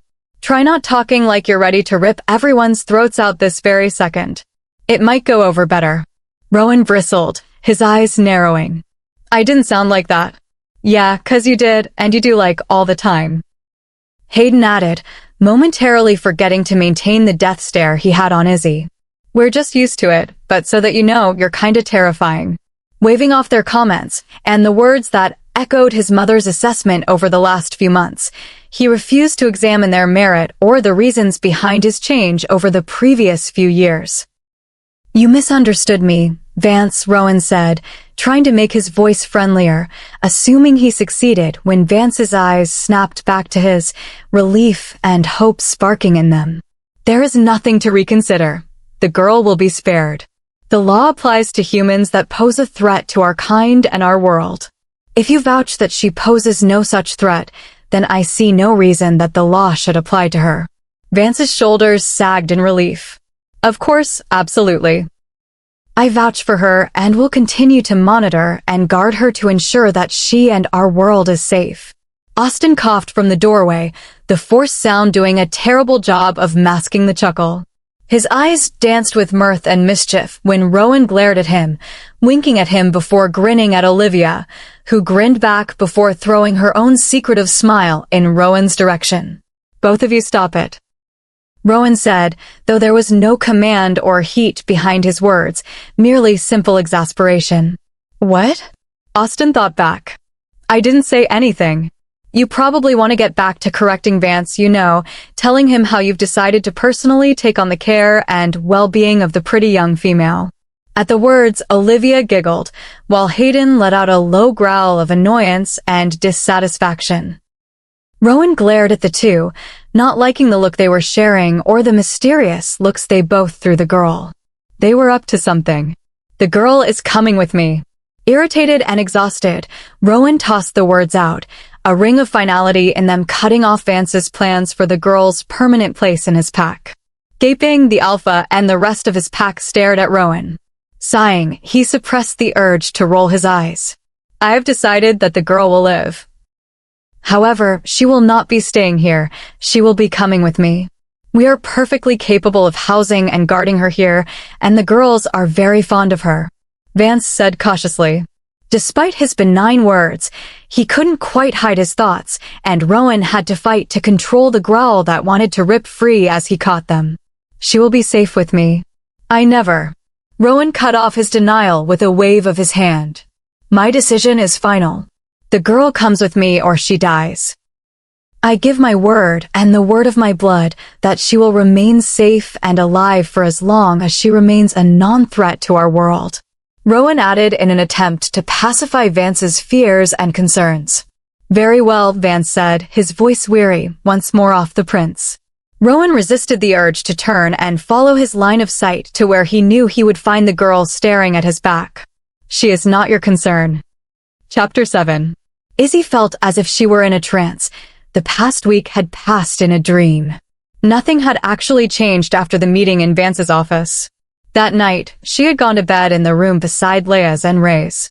She had woken the next morning, and everyone since, to them bursting into the room, their giggles rousing her before they forced her into some outfit they had chosen. Every day she spent with the twins, watching movies, helping in the kitchen, and playing board games. Everything had gone back to the days before he had come. But it didn't feel the same anymore. Izzy no longer felt like she belonged, and then there was the edge to the house, the feeling that something was different even though it all looked the same. She hadn't physically seen him again after that first day. Still, she could feel his presence in the hushed whispers that would stop when she entered a room, and the sideways glances she kept receiving wherever she went, and in the constant stream of meetings that kept Vance busy from sunup to sundown. He was in the vast, elaborate dinners and festivities that filled the nights, parties and feasts that she and the twins were forbidden from attending. She felt like there was a giant ticking clock floating over her head, counting down until her time was up, until she had to leave. Leave the place she had called, both willingly and unwillingly, home for the past 3 months. And leave it with him. Izzy didn't know what it was about Rowan, but there was something that put her on edge, put an itch under her skin that she couldn't scratch. She hated how his cold, calculating gaze had kept finding her, hated how he had said her name, and how he had made her feel guilty about hating his kind. When Luna Mindy laid out the new rules, she breathed a sigh of relief. Her, Leia, and Ray would stay out of the way, take their meals in the kitchen, and were not allowed to set one foot downstairs after dinner. Ray and Leia had protested, unsurprisingly, and had argued, sulked, huffed, and complained. But no matter what they said or how they had begged, Mindy hadn't budged, and Izzy felt her relief and gratitude climb for the woman.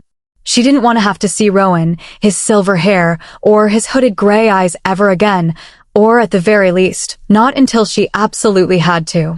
She still couldn't believe she had to go with him, a stranger who looked as if he tolerated her presence only marginally more than his hostile friend, who had become a newly recurring theme in her nightmares. Thinking of that murderous glare, Izzy shuddered involuntarily. She had never had someone look at her with so much loathing and disgust. What did I ever do to him? She thought for the millionth time. I should hate them, not the other way around, she mused, trying to wipe the memory of his dangerous black eyes from her mind. Sighing, she rubbed her temples. She should have been asleep hours ago, but no matter how tired she was supposed to be, she couldn't find the lulling tug of sleep. Her mind was in overdrive, jump-started by the words Luna Mindy had delivered as she and the twins had been finishing dinner at the massive marble island in the kitchen. Rowan will be setting off in the morning. Him and Vance concluded their business a few days ago and other packs need his attention. Her eyes softened as she looked at Izzy in sympathy, ignoring her daughter's protests and their twin wails of disappointment and refusal. Izzy dear, you will be accompanying him when he goes. He has decided to head out at first light. Her stomach had dropped, the pasta she had just finished turning to stone in her belly and making her nauseous. Numbly, she nodded her head, her leaden feet landing quietly on the tiled floor before carrying her upstairs. For the rest of the evening, she had hidden under her covers, ignoring Ray and Leia's attempts to cheer her up and make her feel better. She wanted to wallow in her own self-pity. In the morning, she would be leaving with a bunch of monsters. Granted, they were monsters here, too, but at least she knew these monsters and knew they didn't want her dead. With Rowan, though? Who knew where she stood? What if he just decided to kill her? According to Vance, he could. He was the one that decided her fate, and now she had to leave here with him. Rolling to her side, she tried to dispel the images of teeth and claws her mind conjured. What if it was all a lie to get her away from Vance? Tell him he was taking her away and keeping her alive, but then just killing her? Should she run? Her mind whirled, question after question filling her with no answers in sight. She was out of her element, out of her territory. Hell, she was out of her world, shoved into theirs. A world she didn't understand and didn't fit, and yet had to navigate somehow and survive.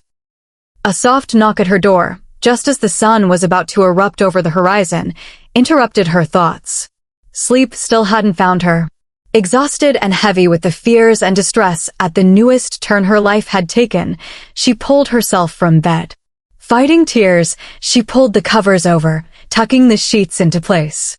Looking around the room, she tried to memorize every detail. She had only been there a few short weeks, but it felt like home.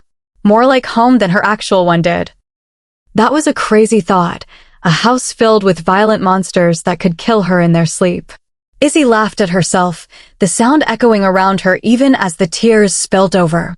She didn't remember being showered or dressed, but she must have been, because before she knew it, she was standing at the door, her damp hair falling around her shoulders and down her back, her clammy hand reaching for the doorknob.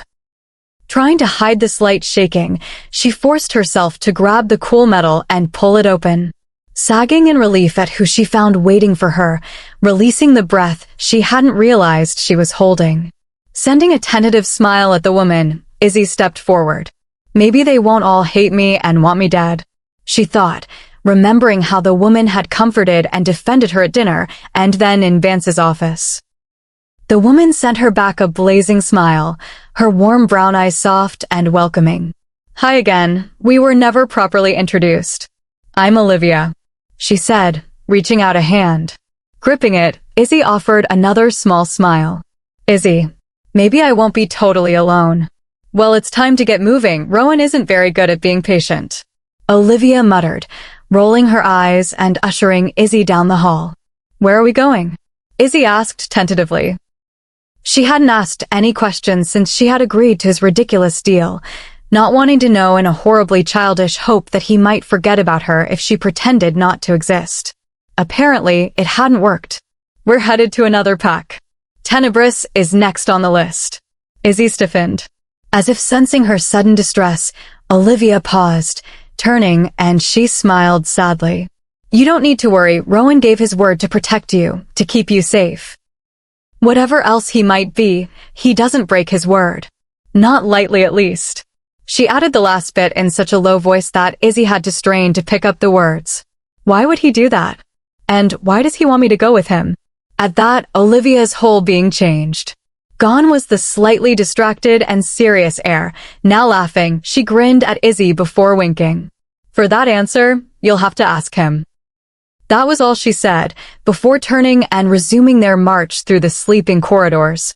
Izzy stayed frozen for a moment before hurrying to catch up with her escort, her only thought that she'd ask him something when hell froze over. Trampling down his bubbling irritation, he reached out with his mind for Olivia. What about first light did you not understand? He asked, grimacing before rubbing a hand over his freshly shaved face at the loud chuckles that were her only answer. Please hurry, Liv. I want to actually reach Tenebris before nightfall tonight. We're coming, Ro. Try to remember, she's human. Olivia paused, the silence heavy with some unvoiced deeper meaning to her words. She doesn't move as fast as we can. Then she sends him an unnecessary, unsolicited image of the girl standing in her doorway. Rowan tried to ignore the picture, just as he had been trying to ignore her presence for the last week. His irritation spiked further when it wouldn't fade from his vision, his mind eating up every detail of the brief glimpse Olivia sent him. Her hair was damp from the shower she must have had, hanging in soft waves, a darker golden red than the light strawberry blonde it had been the first time he had seen her. Her green eyes were pensive and weary, but Rowan caught the flash of relief that flickered in their depths as she took in Olivia's face. Rowan felt himself prickle at the tiny appearance of affection towards his father's lead runner. The deep purple rings under her eyes and the sunken, shallow look of her cheeks only added fuel to his unhappiness. Was she not eating or sleeping? He thought to himself, anger curling his hands into fists at the thoughts. Catching his reaction, he forced his fists to unfurl. Taking a breath, he forced the picture from his head, reminding himself for the 1,000th time that she wasn't his concern. The plan was for the girl to ride in the car ahead of Rowan with Olivia, Hayden, and one other royal guard from their contingent. But that plan went out the window as Rowan watched the girl approach. He liked the man, one of the original wolves that had answered his mother's call for aid all those years ago. He was loyal and trustworthy, a competent and able guardian, which made Rowan's decision to rip his head from his body that much more unexpected. With more force than necessary, Rowan flung the door open, the metal creaking and shuddering under his hand. Leaping from the seat, His feet hit the ground with a thud loud enough to draw the attention of those standing around the parked cars. Olivia's eyes widened in surprise at his fuming face and the slight ripples of shifting muscles under his skin. "Get in the car," he growled out, his voice thick and gravelly. He knew his eyes were pure silver as he stared down the now confused and terrified guardian wolf. When the girl didn't move fast enough to satisfy him, he stepped forward, his hand wrapping around her arm, not yet lost enough to forget who he was holding completely. Rowan made sure to keep his grip extremely light, only using enough force to move the human until she was standing closer to him than to the other werewolf. "She rides with me," he said, power and dominance ringing in his words. If she hadn't still been standing between them, Rowan would have already shifted and launched himself at the other wolf. Those around them averted their eyes, their necks exposed without prompting, a show of their willing submission, none wanting to provoke the furious royal wolf further. "Of course, Rowan," Olivia said calmly, her eyes meeting his in understanding. Moving forward, she stepped so she stood between the bewildered human and the wolf that had unintentionally set Rowan murderous. Her words and presence were enough to clear the last of Rowan's rage. He took a deep breath, forcing his hand to release and letting it drop to his side. Nodding to Olivia, he watched as she ushered Izzy past him to the still open door, a soft hand resting on her back to guide her. "I'm sorry, my prince," the offending wolf said, his head bowing further. Now that the rage had passed and the girl was safely away from the man, Rowan was left confused and frustrated. Not understanding where his emotions had come from, he nodded to the guard, through the link, assuring the man that no harm had been done and that his head was, not in fact, on the chopping block. "You feeling okay?" Austin asked from where he stood on the other side of the SUV, having jumped from the driver's seat when he sensed Rowan's emotions, his body wedged between the open door and the SUV's body. Rowan looked up at the man he considered his uncle, as close to him as the members of his own bloodline, and shook his head. "No, I don't think I am." What Rowan hadn't expected with his admission was the grin and laughter from Austin, nor the quick wink sent his way, as still laughing, Austin hauled himself back into his seat. Shaking his head, Rowan moved back to the door Olivia held open. Inside, pressed against the other side, was the huddled figure of the girl that had been tormenting him for the last week. "Liv rides in the front," Rowan muttered before climbing into a seat. He didn't miss the look Austin and Olivia shared as Austin roared the engine to life. The car ride was silent and tense. For the first couple of hours, Izzy kept herself pressed to the door, her body folded up as small as possible, trying to keep as much distance between herself and Rowan as possible. The incident that morning had confirmed her worst suspicions. He's a monster. A cruel, violent monster. Shuddering, she remembered his reaction as she had walked from Vance's house that morning, Olivia happily chatting at her side.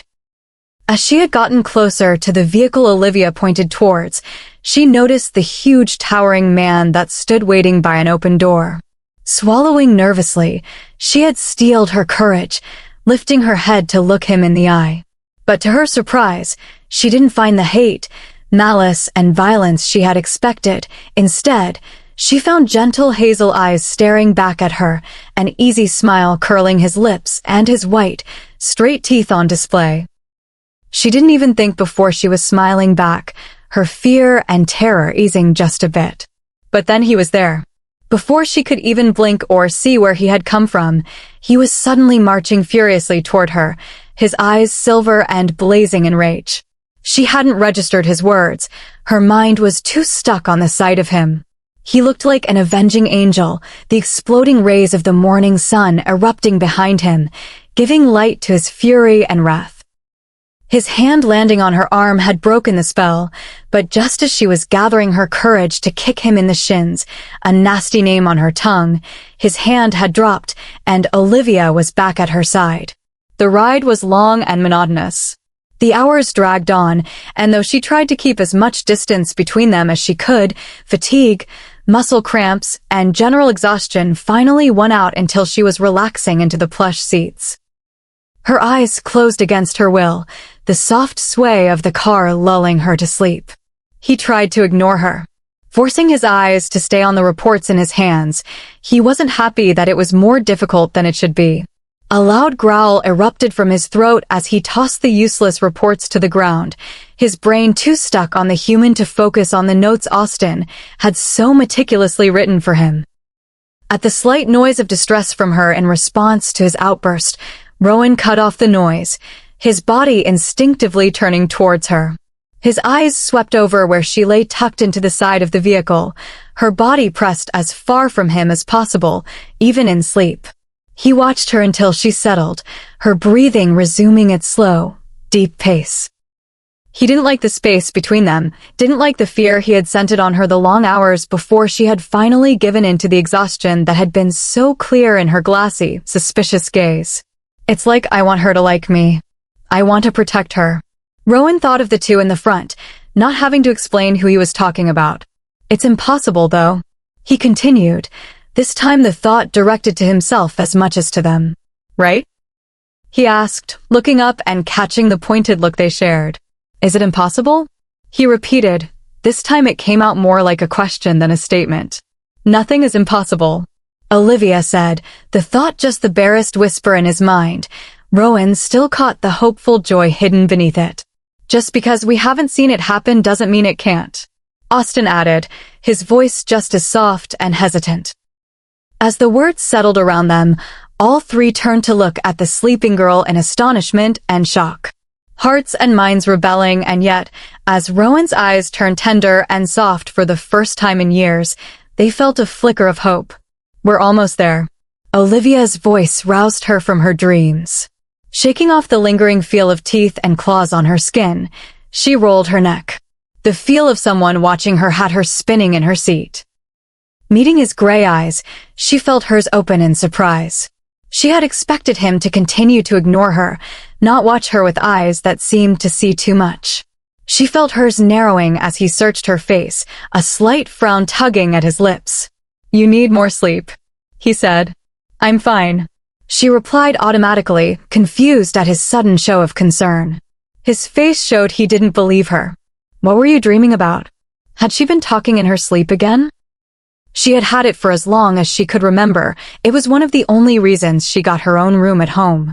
She had hoped that the car wouldn't let her fall deeply enough asleep for her bad habit to pop up and have her mumbling her most inner thoughts for hours on end. Nothing. Why? She demanded defensively, her arms curling around her middle protectively as flashes of her latest round of nightmares surfaced. Flashing silver eyes and sharp claws had ripped her life from her over and over again, not that she'd tell him any of it, of course. You seemed like you were having bad dreams, he said, his voice softening, his eyes tracing over her face again, another frown appearing as he took in the still present circles under her eyes. I'm fine. If the tightening of his lips was an indication that he was less than pleased with her answer, but before he could press her further, the car slowed. Pack Tenebris, Austin said as he followed the line of vehicles ahead of them, easing to a stop. Izzy looked out the window, taking in the house they had stopped before. She was taken aback. Nothing looked how she had expected it after her time with Vance's pack. Tenebris Pack looked like a small village, only with a lot more gardens and trees backdropping the whole scene in layers of bursting colors. Small houses in every different style imaginable lined the winding streets. Instead of lawns, the front of each house was given over to huge gardens. Izzy spotted every type of flower, vegetable plant, bush, fruit tree, and herb imaginable, and that was only the few she was close enough to pick out. Turning forward, she met Olivia's soft eyes, her mouth gaping in an O as pleasant shock rippled through her. She was in heaven. Tenebris for a long time didn't have any packlands. They got used to living off the land and becoming self-sufficient. When they settled down here, they decided to keep it up. Olivia explained, taking in the happy faces of Tenebris Pack members walking easily between the houses, children's laughter ringing around them as they raced down the streets. Everything seemed well-maintained and lovingly built, but it lacked the sophistication and wealth she had come to expect from their kind. Alpha Maliko has different values. They wanted to build more than a pack. They wanted a community. He wanted them to have homes, not merely a pack house, so he built this. Rowan added in a low voice. She felt him watching her as she turned back to take in what this new alpha had created. She tried to hide the wonder and curiosity on her face, but knew she failed. It took everything in her to keep herself from leaping from the car to explore that very minute. "It's beautiful," she said, forgetting her vow not to speak to him. "Yes, it is," Rowan said. Something in his voice had her turning to look at him, only to find him still staring at her, his eyes a storm of emotions she couldn't make out. Austen's throat being cleared broke them out of their moment. Izzy felt heat creeping up her neck, her cheeks flaming red as she ducked her head in an attempt to hide her embarrassment. Though something told her, he knew anyway. "Yes, let's go," Rowan said from beside her, his voice back to the usually cold tone she had come to expect. Chapter 8. "Maliko," Rowan called out as Noah opened his door. His face was calm and unconcerned, his lips pulled up in a pleasant smile. However, only half of his attention was on the alpha striding toward him in the dimming light. The rest was very alertly focused on the goings-on on the other side of the car. His wolf pushed his senses out farther and farther, taking in everything surrounding them, the wolves before them, the darkening woods behind. Isaac opens Izzy's door, offering his hand to help her step down from the high seat gently. Rowan's senses spread out even further, stretching to their limits, pushed as Izzy moved beyond the safety of the vehicle. His attention didn't waver from his surveillance, even as Maliko closed the distance between them, his hand outstretched in greeting. Not missing a beat, Rowan gripped the alpha's hand in a firm handshake, simultaneously monitoring how his wolves fell in around the small, fragile human, trampling down the urge to close the distance between them, and ignoring his wolf's instincts that it should be him that stood close. That protected her. Releasing the alpha's hand from his, he forced himself to be content with his pack mates at her sides as her feet landed on yet another alpha's territory. Hayden, despite his grumblings and an obvious displeasure, had leapt from the vehicle in front of them without hesitation, moving with Isaac to stand at her door as soon as the cars had begun to slow. Austen was also quick to step out of the car, moving to stand close to her, his shoulders stiff and eyes alert. Sensing the royal wolves' tension, those that had come to greet them shifted nervously, their eyes falling to the ground at their feet. Rowan didn't enjoy having to intimidate these wolves. They had seen and felt enough of that in their short lives. But until he was able to establish the rules and explain the complexity of the situation to Maliko, and was fully convinced that it was understood, he wasn't taking any chances with the girl's safety. She was, after all, a human, and they were on pack lands. A crime that, despite Vance's previous unwillingness, law dictated should always result in an instant and unflinching death sentence. "Alpha Maliko, thank you for your hospitality," Rowan said, his voice cold but steady. He worked to hide more of his influence and dominance, showcasing only enough to remind those around them that he could, and would, enforce whatever laws and rules he saw fit. "The pleasure is ours, your." Maliko started before a sharp, but not malicious, thought from Rowan cut off his words. "I mean Rowan. Tenebris is always welcome to the throne and the pack of the blood." Rowan nodded, clapping the much older wolf on the shoulder in a warmer gesture than the formal handshake and stiff words etiquette dictated and demanded. "It is good to see you still alive and kicking, Maliko." Feeling the tension ease with his casual words, Maliko threw his head back, reveling in a deep laugh, a few of his pack members joining in around them with soft snickers. The easy mood didn't last, however. Rowan had been waiting for it. His mind and wolf alert and watching as they made their way around the front of the car, Olivia was at her side, a hand on the small of her back, her eyes moving across those gathered. Rowan didn't glance in their direction, but his approval radiated through the bond as he felt Hayden stay close to her other side, his body brushing along hers. Isaac and the other guardians they were traveling with fell into a surrounding her as they made their way to him. Rowan could sense Izzy's confusion. The scent of her fear in the air riled his wolf, and he had to grind his teeth to keep from growling.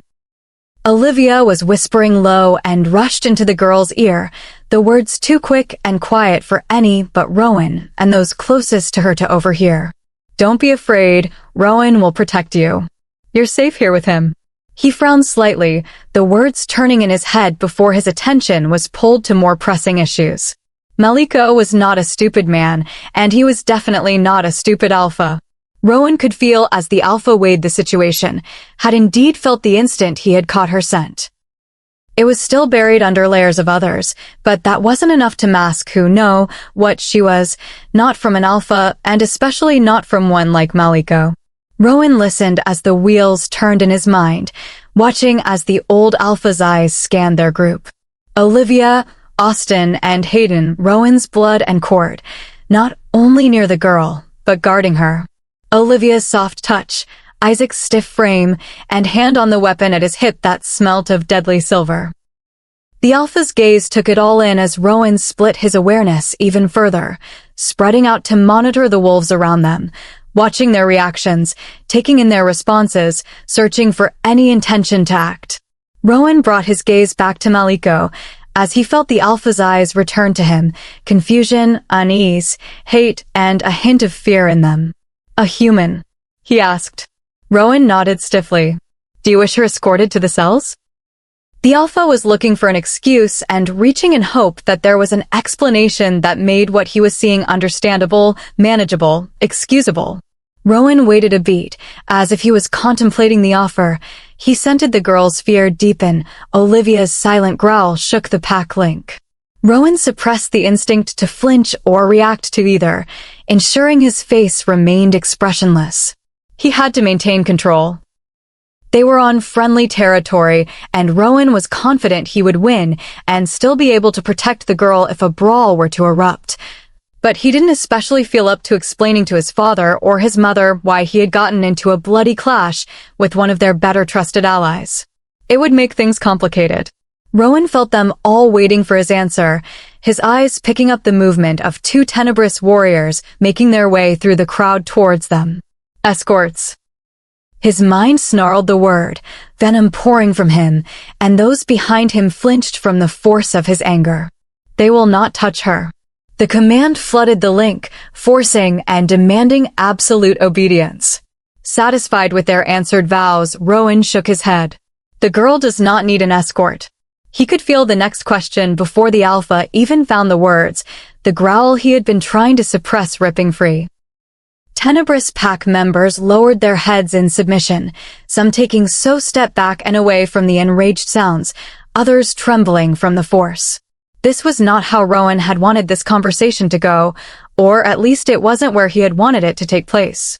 Before it could get any further out of control, he made his voice loud but calm, reining in his anger, and he ensured his words carried across the pack. The human is under the protection and care of the throne and the Silver Blood Pack. She has been promised protection and respect from my pack and those we visit. No harm, Rowan paused, letting the words sink in, will be allowed to come to her. Any who think to try will be dealt with personally by the royal court and myself. They were stunned. Mouths hung open, shocked eyes shifted from where they scented the human was hidden to where he stood fiercely daring any to defy or question his orders. Alpha, I believe the rest of this conversation is better suited for a more private audience. Maliko recovered quicker than much of his pack, his surprise and confusion quickly hidden behind a professional mask as he nodded, ushering their party into the large house that stood behind him. Without turning, Rowan spoke. Olivia, take her up to our rooms. She needs sleep. Hayden and Austin go with her. She is not to be left unguarded.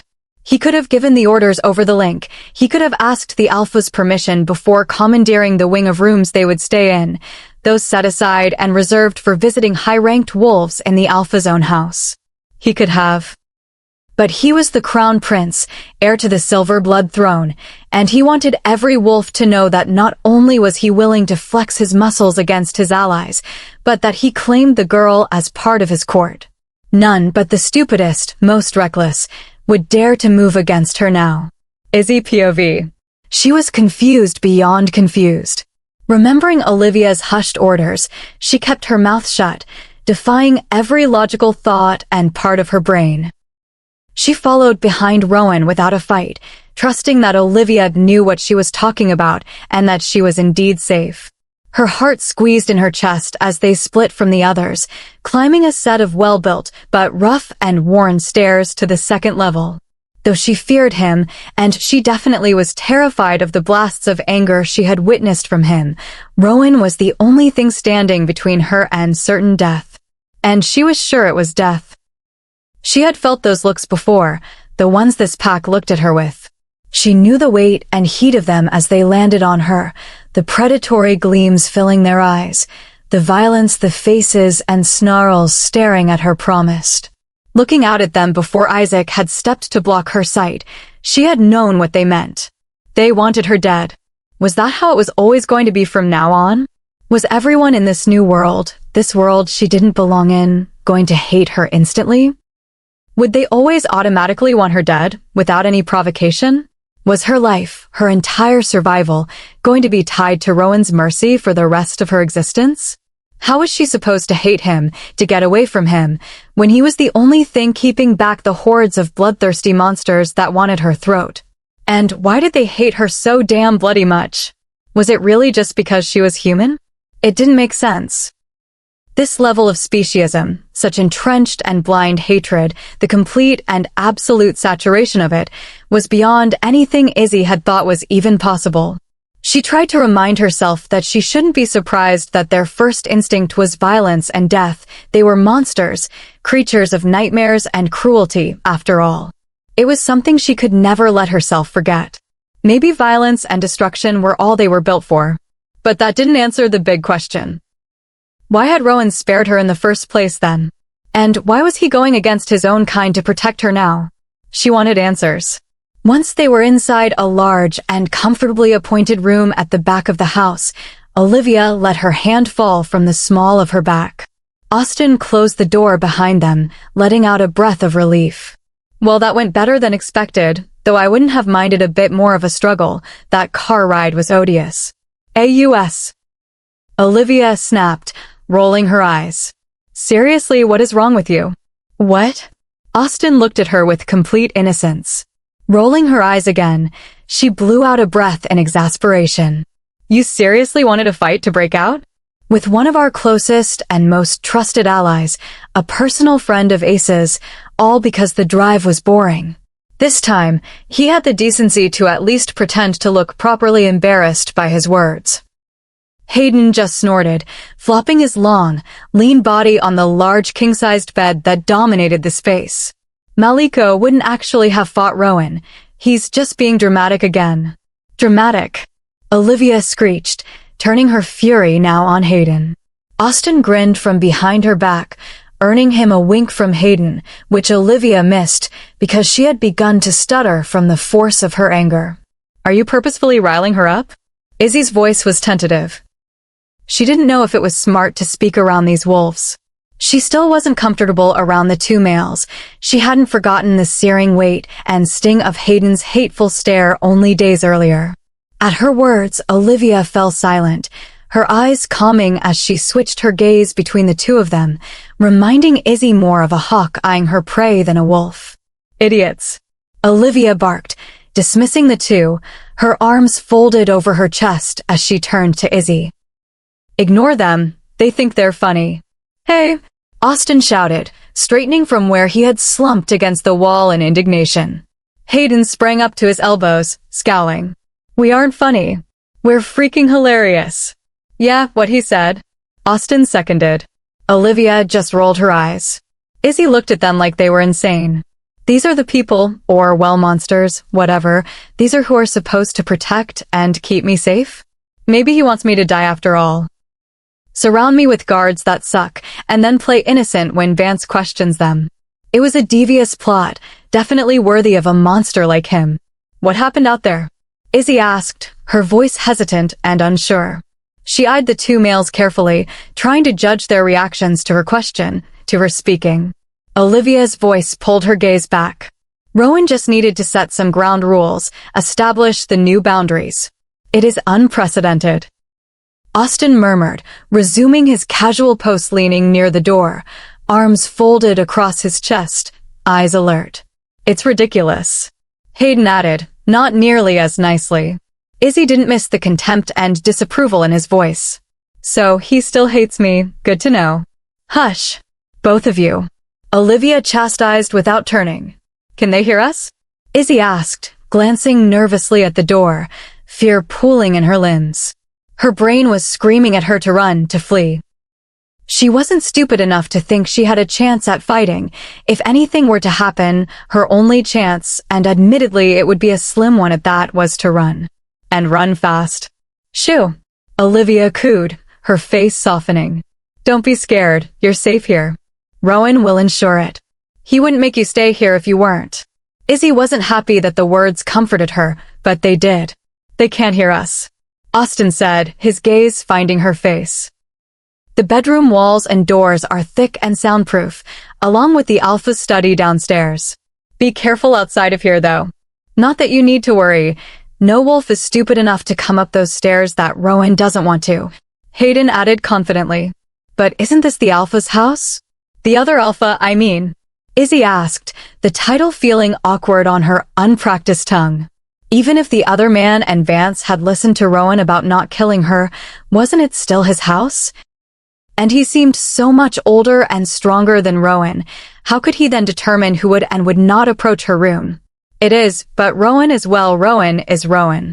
Olivia offered, though her words only confused Izzy more. While Rowan is on these lands, it is his word that is law and his alone.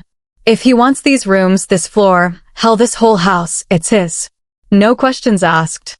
Austin expanded on Olivia's words, his tone patient and kind. Izzy digested the words, her eyes widening as they clicked. Just who the hell is Rowan? How did anyone, have that type of power? No one will be allowed up here, unless Rowan personally vets them and gives them permission. Then why do I need all of you here? Izzy wondered, only realizing after the words had left her lips that she had said them out loud. Because he is an overprotective drama queen with a flair for the theatrical. Hayden huffed, pushing himself from the bed. Hayden, Austin said, pulling Hayden's attention and his hateful glare from her, you should really stop talking about yourself in the third person. It's a bit over the top. His face was deadpanned, but a light twinkled in his eyes that conveyed his amusement with the younger wolf. Shut up. Hayden flung without much heat, moving to look out the single huge window on the far wall of the room. We are just a precaution until Rowan is able to set the rules and make sure that not only are they understood but will be enforced. He just wants another layer of security on you. Olivia answered softly. You really should rest. You look ready to collapse. Why do they hate me so much? Izzy whispered the question that pressed against her heart, her eyes darting to Hayden, whose back stiffened at her quiet words. Frowning, Olivia prodded her closer to the bed, sighing. They don't hate you. She threw a glare at Hayden when he snorted, but then ignored him. You scare them. But I didn't do anything. She cried softly, the tears she had been fighting since she had lain in her room at Vance's spilling free again. I didn't mean to see anything. I can't even hurt you guys. You could kill me without trying, I don't understand. Sobs racked her body as she fell onto the bed, physically and emotionally spent. Olivia's hand rubbing soothing circles on her back eventually lulled her to sleep, but not before she caught Austin's words. She isn't one of them, Hayden. It wasn't her fault. It's all their faults. The last words were delivered with such vehemence, such hate, that Izzy flinched even as she succumbed to the promising bliss of sleep. Chapter 9. Waking up, Izzy groaned, her muscles sore and her joints popping in protest. She must have been asleep for a while. Rubbing sleep from her eyes, she sat up slowly, trying to get her bearings. You look better. The voice startled her, her hands flying to cover her heart and mouth, a tiny squeak escaping her as she frantically searched the dark uselessly for its source. She heard a snap, and then light was flooding the room.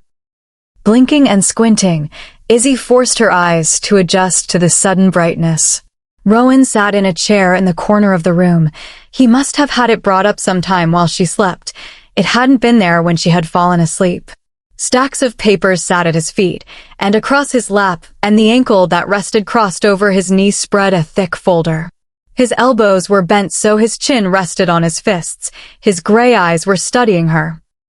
Running a hand through her tangled hair, she grimaced when it caught on a knot. Looking around the room, she found it empty, save for them. Where are the others? Sleeping, he said. She could feel his eyes still on her. It made her skin crawl.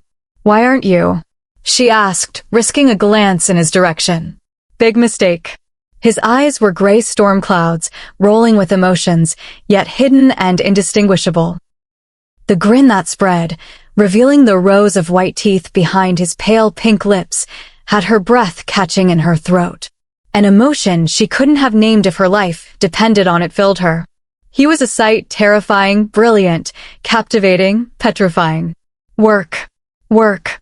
She repeated like an idiot, taking the opportunity to drop his stare and look at the stacks of papers, folders, and files around him. Yes, work. You seem surprised. She chided herself when she looked back at him. Thankfully, this time she didn't get pulled in again. She forced herself to think. She wasn't comfortable being alone with him, wasn't comfortable talking to him, but she couldn't really order him to leave her alone. He was the one keeping her alive. My life is so messed up. She grumbled to herself. I just didn't think Mon. She caught herself, flinching as his face darkened. Smart Izzy. Brilliant. Antagonize the big evil monster when you're all alone in a soundproof room. Your self-preservation skills are on point. She stiffened in anticipation, adrenaline surging through her veins, not that it would do much. Still, she wouldn't go down without a fight, even if it was useless. She would at least attempt to fight him. You didn't think monsters did anything but terrorize, plunder, and assault? Didn't think we did anything but kill and abduct innocent little maidens to pleasure our sick and twisted desires. There was a sharp, cruel edge to his voice that Izzy had never heard come from him before. It made the hair on the back of her neck stand up, her stomach heave, and a cold sweat break out on her upper lip. She may have never heard Rowan use that tone, but that didn't mean she had never heard it, and that she didn't know what it promised, pain. She knew she shouldn't do it, but she couldn't resist. She peeked a glance in his direction, trying to determine how much time she had before it would begin, and how much she would have to endure. She had become well-versed in reading the pain someone's face promised. He was cold and hard, eyes steel gray now, the swirling clouds in them having stilled, solidifying and uniting behind the force of his anger. She trembled. Her heart stuttered as he took a deep breath, readying himself only to freeze. His eyes snapped to her face, taking another long, deep inhale. She watched as shock and another more profound emotion washed over his features, his anger suddenly forgotten. His foot dropped to the floor, and the papers he had been reading, now forgotten, fluttered to the ground as he stood. She trembled as she really took in just how big he was. We aren't monsters, he said softly, taking a small step towards where she huddled on the bed. His lip twitched in displeasure as she recoiled further from his advance. She knew it was stupid. She couldn't run from the inevitable, but still she tried. We aren't monsters, Madeline. It's Izzy. She snapped without thinking, her hand slapping over her mouth when she realized her mistake. Blood pounded in her ear, and icy fear slid over her skin. She clenched her eyes shut. Izzy, he called, his voice soft, but with an undercurrent that told her he expected to be obeyed. Reluctantly, she looked up. We aren't monsters. I can smell your fear. I told you I'm not going to hurt you. Confusion mixed with her fear. She didn't understand. Why? Because I promised you I wouldn't. I keep my word. Why are you so afraid? Because you're a monster, she snapped. Her mouth apparently had a mind of its own and wanted her to die. Rowan frowned as he stared down at her, his hands on his hips. This time, he didn't seem angry. It was almost as if he was perplexed, like he was thinking really hard about something, trying to figure out a puzzle that he couldn't quite grasp. Fine, I will prove we aren't the monsters you believe us to be. Good luck with that. Izzy mumbled before she was able to remind herself she was supposed to be trying to get him to ignore and forget about her, not goading him into some ridiculous stare. Oh, you just wait, Cupcake. Just you wait. Looking up, Izzy gulped as she watched Rowan's face harden into one of absolute determination. The promise glittering in his eyes as he grinned a cocky, crooked smile at her was one of the most alarming things she had ever seen. She gulped. A knock at the door had him spinning away from the bed. Landing on the balls of his feet, he positioned himself between the human and the door. Theoretically and logically, he knew that no one that posed any real potential threat would be able to make it past the tenebrous guards outside the house, the royal guards inside, and down the hall past his royal court and personal guardians to the door, logically. He knew this. But practically? Nope, he didn't know that at all, and wasn't even a little willing to take the risk. His wolf was uneasy on this pack's land, not yet reassured that some of them wouldn't try and dispense the justice his father's laws dictated, no matter what he said. He wasn't taking any chances. Come, he called out, ensuring he was loud enough to be heard through the thick door. It opened soundlessly, revealing Austin's frame in the doorway, his face tense as he took in the room. Seeing Rowan's stormy expression, he scowled. Why do I always get tasked with summoning the cranky alphas from their dens? He asked under his breath, not missing Rowan's own scowl or the lingering sense of anger and fear hanging in the air. What do you want, AUS? Rowan demanded, his tone not the respectful one that it should have been for addressing one of the highest-ranking members of his father's and, theoretically, his own court. Aus's scowl deepened. Seriously, do they want me to die that badly? Why is it always me? Go get the King Aus. Go wake up the Alpha Aus. Go pester the furious Crown Prince Aus. He muttered sarcastically, throwing his hands in the air. I don't see them coming up here, but oh no, please allow me to just walk right in. Austin. Rowan snapped, rolling his eyes at the betas whining the last of his anger dissolved. Oh, right. Austin said, but he wasn't very convincing. The beta wolf played a perilous game. Breakfast in 15, you asked to be notified. Yes, I did. Rowan conceded, glancing over his shoulder. We will be down shortly. The man, or beast, or whatever he was, gave her whiplash. 1 minute he was distant, then he was ticked off, then he was calm and scary, then he was friendly and almost nice. She couldn't keep up. Isaac brought your bags up, they're in the bathroom. Rowan said, pointing to a door standing slightly ajar that she hadn't noticed before. Nodding, she stood stiffly. What time is it? Stretching her arms over her head felt wonderful. When Rowan didn't respond right away, she turned to look at him, only to find him staring at her, his face blank and his eyes pure shining silver. Rowan? She said his name tentatively. She may not yet know much about these creatures, but she had learned quickly that when their eyes shone like that, it wasn't a good thing. He growled, the sound reverberating through the room. She tried again, Rowan. She took a step backwards, which he mirrored. His longer stride brought him a few inches closer to her. His silver eyes didn't leave her. It was unnerving. She felt like dinner, like prey. She tried to make her voice hard and firm, imitating how she heard Mindy speak to Vance when he had gotten angry or irritated. Rowan, you promised you wouldn't hurt me. Her words seemed to be the right ones, because he flinched, the silver dimming as he leaned back from her, his lips curling into a slight frown. His voice was gruff and low this time, coming out on another growl and sounding like rocks crashing together. Goosebumps rose on her flesh. I will never hurt you.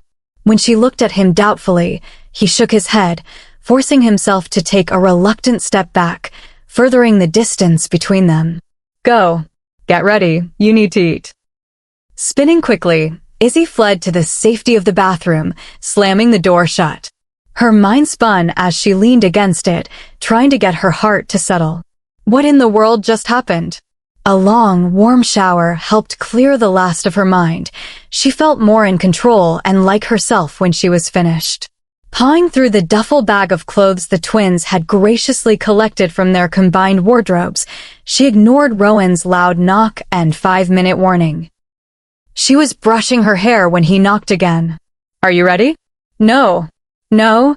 He seemed genuinely shocked that she didn't immediately open the door, ready and set to go. No, I'm not ready. She confirmed, pulling the long, damp strands together and starting to twist the golden red threads into a French braid. I told them we would be down in 15 minutes. It has been 16. Rowan said, as if that was all there was to it. Izzy rolled her eyes, pulling the plaits of the braid tight to keep the shorter layers of her hair in place. Well, I'm not ready. But it's been 15 minutes, Rowan said, his hand turning the doorknob. You locked the door? His voice conveyed the shock he felt when it wouldn't open for him. Of course. I told you I wouldn't harm you. Rolling her eyes, she pulled the ends of her hair over her shoulder, her nimble fingers quickly finishing the braid. A quick elastic, and then it was hanging down the center of her back, hitting just below her bra strap. Now on to makeup.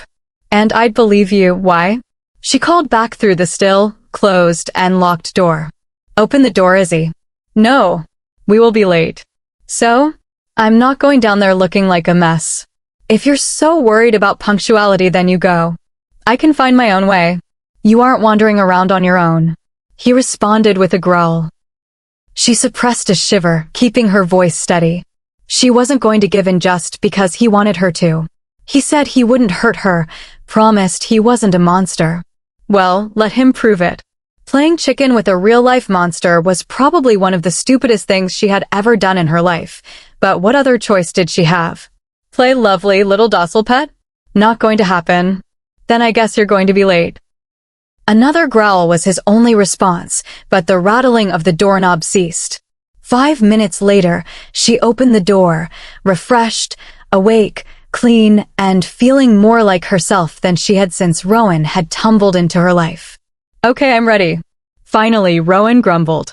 He had retreated to his chair in the corner, his eyes trained on the bathroom door. Anyone ever tell you have terrible personal skills? She asked as she walked to the door. To yelp and jump when he suddenly appeared in front of her, his hand grabbing the handle. Turning his head, he looked down at her, his expression foreboding, but a tiny sparkle in his eyes softened it. All the time, cupcake. Chapter 10. Despite Rowan's grumbles that they'd miss all the food, when Izzy followed him into the spacious kitchen/dining room, the piles of gastrointestinal offerings were untouched, waiting and steaming. Throwing him a gloating smirk, which he ignored, Izzy inhaled deeply. The air was filled with the sense of food, and better than that, coffee. Without thinking, Izzy started forward, allowing the intoxicating aroma of dark deliciousness to guide her to the caffeine it promised. Where do you think you're going? Rowan's voice was low, but out of the corner of her eye, she saw those standing around the table swing their gazes to them. 9 pairs of eyes fell to take in the hand that held her forearm, halting her movements and holding her still. Coffee, she said by way of explanation, her eyes already back to where the carafe stood filled with the thick black goodness, her mind shoving everything else out. Shaking off Rowan's grip, she took another step closer. Come sit down, Rowan growled in her ear, the heat of his body pressing into her back. She might have been terrified or repulsed by his closeness if she hadn't been so focused on the magical elixir just beyond her grasp. She hadn't had coffee in months. Luna Mindy hated the smell, and so it was not allowed even to cross the threshold into the house. Her mouth watered in anticipation of the first glorious sip. Coffee first. Sit later, Izzy said, her voice distant and trance-like. It's just coffee, Rowan said, mild confusion coating his tone at her unexpected fixation.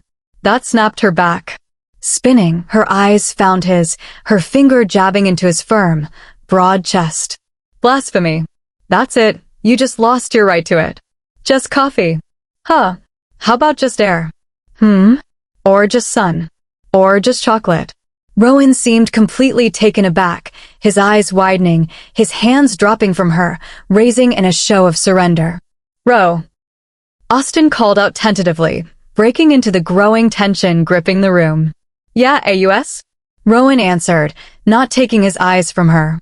I think you should let the girl get her coffee before she neuters you. Rowan flinched at the suggestion, his body automatically twisting to move his boys beyond her reach. Looking at her curiously, he nodded slowly. Yeah, I think that might be a good idea. Giving in, he nodded at her and then towards the carafes of coffee that sat on the sidebar. Izzy nodded her head. Good boy. Ignoring the few snickers around the room, she refocused on her mission. It was heaven, pure sweet heaven. Holding the steaming cup to her nose and inhaling the tantalizing fragrance, she sighed in bliss. She felt him watching her, a mix of bewilderment and amusement on his face. His plate was covered in a mountain of food, but he hadn't touched any of it. You risked your head and life to get that, and you aren't even going to drink it? Izzy snapped her eyes to where Austin sat on Rowan's left. Catching her glare, he grinned, throwing his hands up in the air in another display of mock surrender. She was on a roll. My apologies. Man, you sure are grumpy in the morning. Narrowing her eyes at him, she inhaled another breath of the rich, delicious steam, letting it calm her emotions. It wasn't that she wasn't a morning person. She could function if she needed to, could even kinda sorta play nice, but get between her and coffee? That was another story altogether. Leave her be, Rowan said without turning to address Austin, still watching her. She took another deep inhale before she at last took her first sip. It was better than she remembered, she sighed happily. Suddenly, it all hit her. Looking up, she felt her cheeks redden, the blush crawling up her neck. Had she really said those things? Oh my God, I scolded and threatened Rowan. How am I not dead? Glancing at him, she felt her blush deepen. Scrambling, she searched for something to say, anything she could offer that would somehow explain her insane behavior. I like coffee. I think we got that cupcake, Rowan said, the corners of his lips twitching up at the corners. Low gasps erupted around the table. Forgetting her embarrassment for the moment, Izzy searched for the source that had caused the outburst, her eyebrows pulling together when she found the rest of the table looking between her and Rowan in complete shock.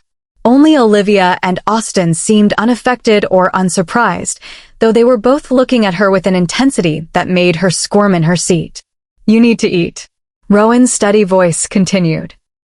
Nodding to the plate of food, she hadn't realized that it had been placed before her. In a minute, coffee first. She mumbled, unsure why Rowan's words had caused such a stir with the other breakfast guests. If they were surprised before, they were utterly dumbfounded when Rowan laughed at her words, his lips breaking into a full-blown smile. Of course, he finally said, still chuckling as he picked up his fork. Scooping up his first forkful, those around the table shook themselves from their stupors, picking up their own utensils and digging into their plates. So, Izzy, a guy she had yet to meet, spoke from a few seats down. His voice was tentative as his eyes shifted to Rowan, watching for any reaction. Finding none, he continued. Where are you from? Around. She mumbled into her mug. She didn't particularly like being the center of attention, and some part of her she didn't fully understand. Really, did not like how this guy was looking at her. How'd you end up finding out about us? The guy asked, his question and tone growing more confident as Rowan remained quiet. Wrong place, wrong time. It wasn't an answer, but it wasn't totally a lie either. She had been in the very wrong place at the terrible time. The guy snorted at her evasiveness. Alpha Maliko muttered something from where he sat further down at the other end of the table, but the boy shook his head, ignoring the warning and turning to face her further. No, I want to know. How'd she find out? We deserve to know if there's a spy sitting at our table, the boy said aggressively, his fist hitting the table with enough force to rattle the plates. Izzy jumped at the sound, her fork dropping from her grip and clanking on her plate, and coffee sloshed from her mug. She frowned at where it pooled on the dark wood. Rowan has said, Maliko started, trying again to leash the young wolf, but he was once more cut off. He said nothing, grandfather. Nothing. No explanation. No assurances, just orders. Orders that are expected to be followed, Austin said casually, arms stretching over his head. Not an overly threatening gesture, but still a very vivid reminder of his presence and the strength he represented. We deserve to know why. We deserve to know what happened. Why should we let the filthy vermin live? Just because he says so. The boy demanded, standing so quickly his chair tipped back, smashing against the wooden floor with a loud bang.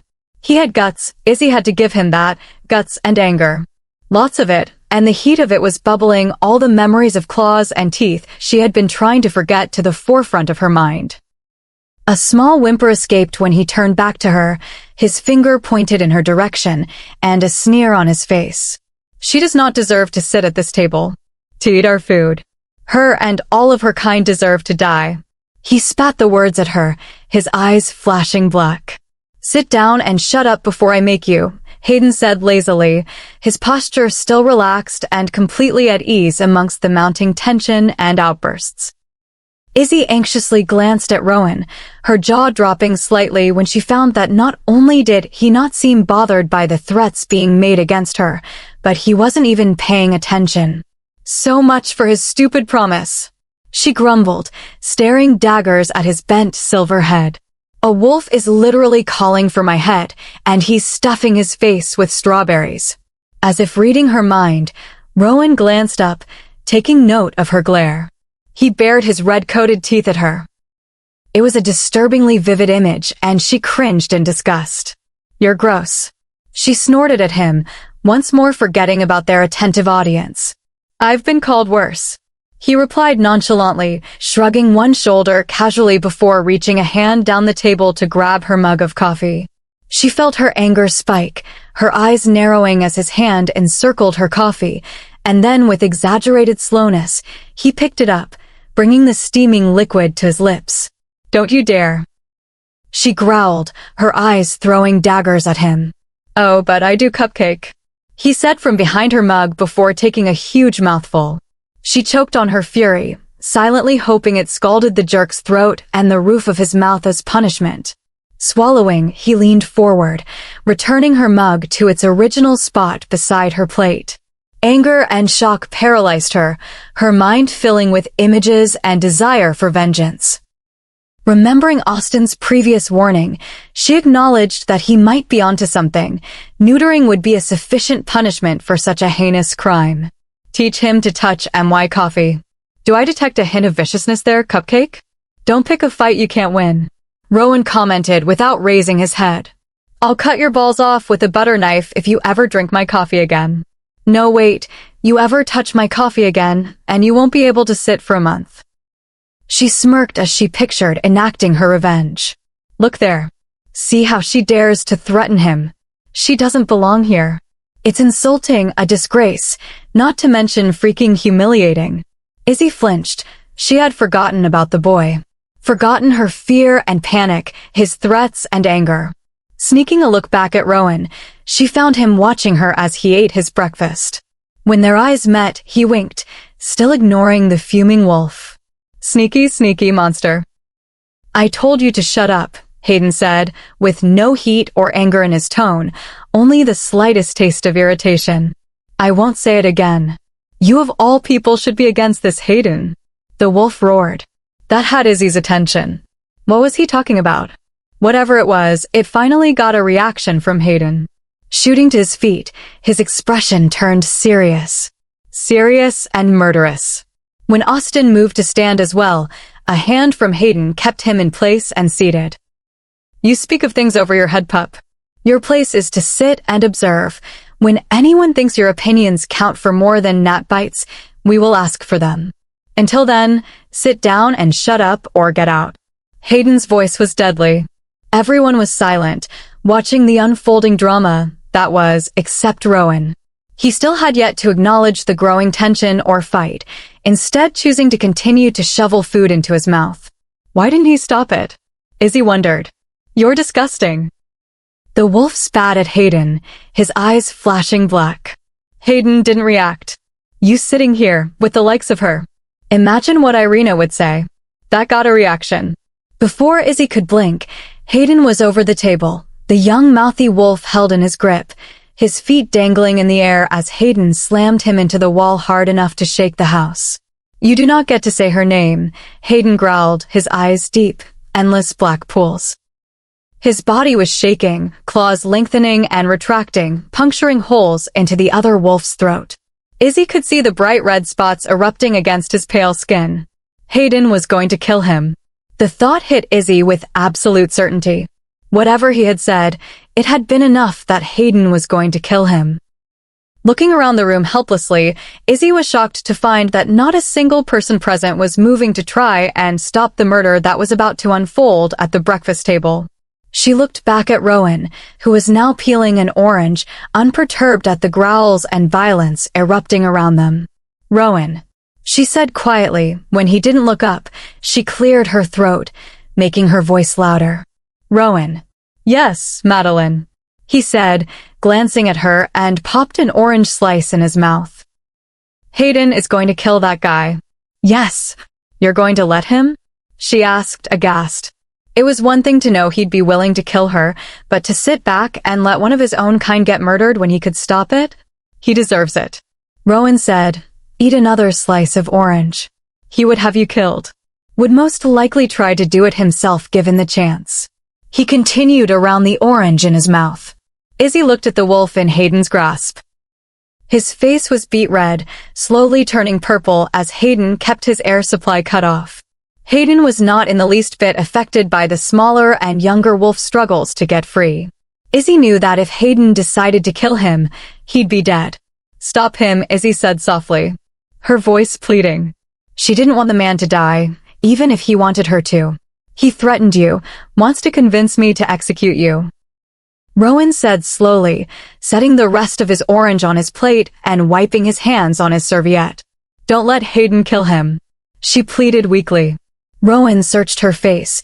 She didn't know what he found, but whatever it was, he nodded once before standing and turning for the first time, acknowledging what was going on. "Hayden." His voice was cool and calm, but it left no room for ignoring. Izzy watched as the hand around the wolf's neck loosened just a touch. Hayden looked at Rowan, his eyes black, but not with the same feral wildness that the other wolves had been. He seemed in control. "Enough. You proved your point," Rowan said offhandedly, gesturing to the limp wolf in his hold. "Not as well as I would like to," Hayden replied, his voice deeper than usual. "It will suffice for now. Let him go with a warning that the next time he dares to threaten what I have sworn to protect, he will pay with his life." Izzy twitched in surprise, confused. Hayden had reacted, was going to kill him, because he had said that name Irina, hadn't he? What did she have to do with it? "Very well," Hayden said dejectedly, letting more pressure from the wolf's bruised and crushed throat. The boy started coughing, sucking in huge lungfuls of air. "Izzy has asked for your life to be spared, and so this one time it will be. Every day you will remember that you are alive because of the mercy and the forgiveness of a human." Hayden punctuated his words by smacking the wolf roughly back into the wall. "I have never heard you speaking against Rowan, or the decisions he has made. Not even her mercy will save you."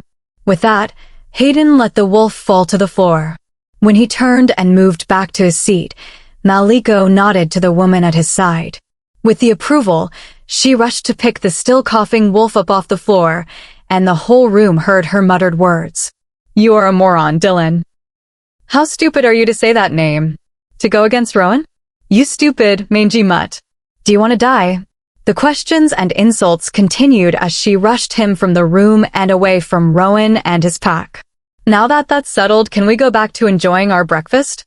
Austin asked, grabbing another stack of pancakes without waiting for an answer. "Rowan," Maliko started, his face ashen, eyes worried. "Your words are unnecessary, Maliko," Rowan said with a wave, reclaiming his abandoned orange. It was a conversation that was going to happen. It did, and now it is over. I do not hold the ramblings of one wolf against the whole of Pack Tenebris. Their friendship and loyalty is not being questioned. Relief filled the Alpha's face. Izzy was just left confused. She looked at Rowan, who mouthed the words at her. It was easy to read what he said. "I told you." Chapter 11.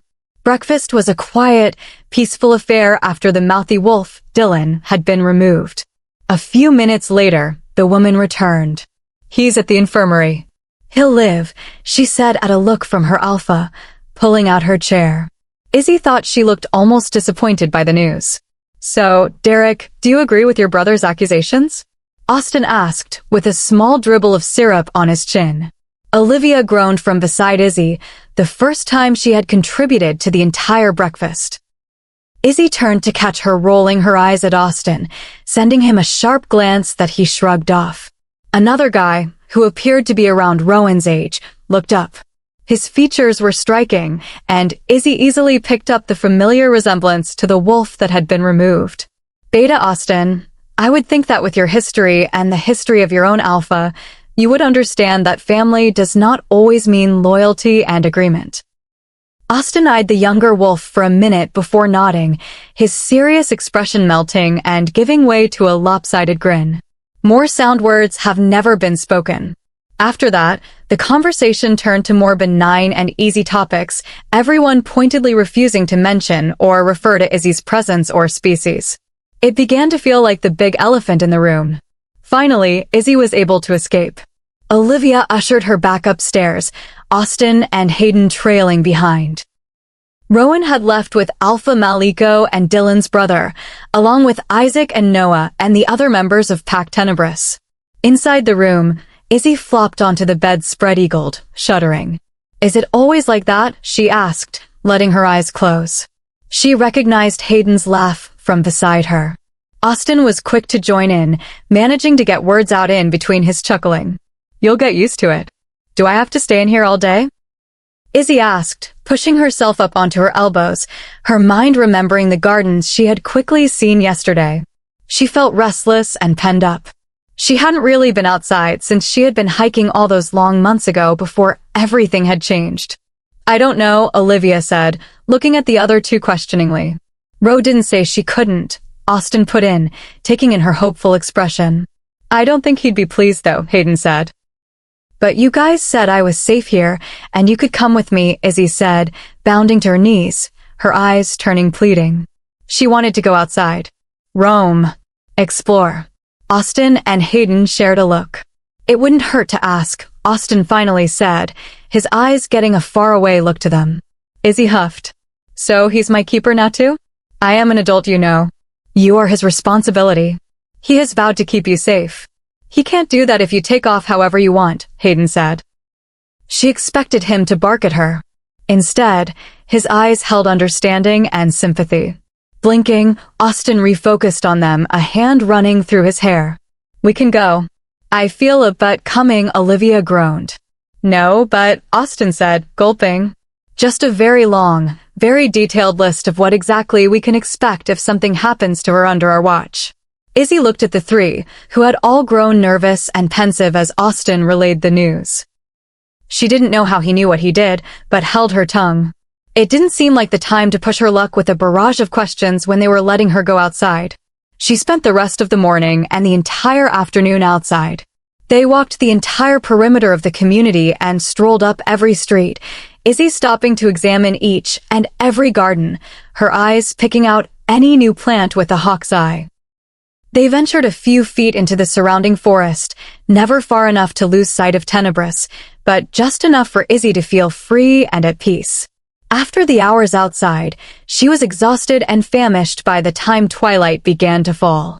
It was late fall, and the air had a sharp bite to it as the sun fell beyond the horizon. Shivering, she wrapped her arms around her middle to ward off the chill. She didn't want to, but she knew she needed to head inside soon. "Rowan is asking for you," Olivia said from just over her shoulder. Izzy jumped. She had almost forgotten about her escort. After the first hour of giving her the tour and pointing out the sights, they had fallen silent, trailing behind her without complaint or word wherever and however she felt. The only time they would intrude was when she tried to venture deeper into the forest. Once they had her turned back into a safer distance, they would melt back into her peripherals. "Oh, okay." "It's getting cold anyway," Izzy said, turning to head back to Maliko's house. As they got closer, Olivia moved back to her side, pressing closer as Hayden and Austin slipped forward, making their way up and into the house first, eyes alert and backs tense. "There's food waiting for us in the kitchen." "The others already ate," Olivia said, ushering her down the hall. Hayden and Austin stayed close, both searching their surroundings. Izzy eyed the pair and then looked at Olivia in question. "Dylan is back in the house. Maliko doesn't want to throw him out. Should have kicked him out years ago." "Insolent little brat," Hayden grumbled, walking in first to the kitchen, stopping in the doorway and blocking her path as his eyes swept the interior. You know it isn't about him, Hayden. Maliko made oaths. He doesn't want to break them. Can you really blame him for that?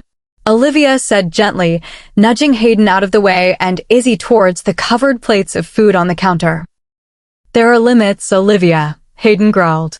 Don't growl at me, Olivia snapped, staring Hayden down until he fell quiet and looked away.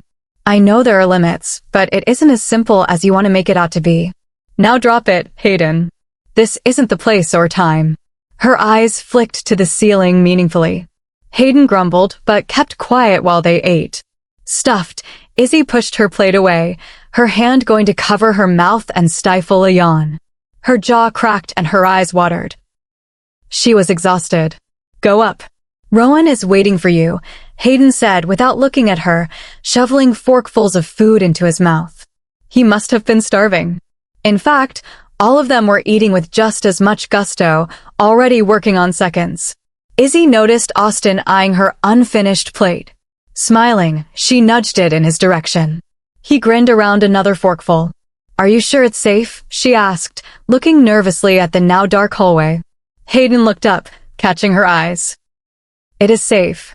For a moment, Izzy questioned whether she should trust him. He seemed to hate her, even though he had apparently defended her that morning and guarded her all day. She couldn't rule out that it had just been a front to get her to trust him. Looking at Austin and Olivia, she felt a bit more reassured when neither seemed upset or concerned about his suggestion. They would stop her if it were dangerous, right? Mustering what little courage she had, she left the kitchen and walked up the hallway to the staircase, her fingers running along the wall so she didn't lose her way or run into something. It was so dark. The stairs creaked as she walked up, her heartbeat increasing with every squeak. Her mind pictured ravenous, horrible beasts waiting silently at the top, hidden amongst the shadows, listening to her approach, the squeaks and creaks loudly announcing her willing, ignorant approach into their waiting jaws. Her foot landed on the top landing, and she let out a breath of relief when nothing jumped out or grabbed her. Rushing down the hall, she flew towards the door that would lead her to the safety of Rowan. She froze. The thought held her solidly in place. Rowan is not safe. He is not trustworthy. He is not where I should feel safe and secure. He is a monster. A monster. She shouted at herself, her mind rebelling against itself, fighting her words, and then fighting those. The handle under her cold fingers turned without her moving, allowing light and warmth to spill out into the inky black of the hallway, vanquishing the demons and doubts that had been sinking their claws into her.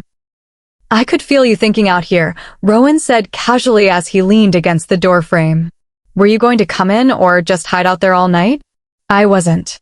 I am coming in, Izzy managed to get out, sliding past him when he opened the door wider, allowing her to pass.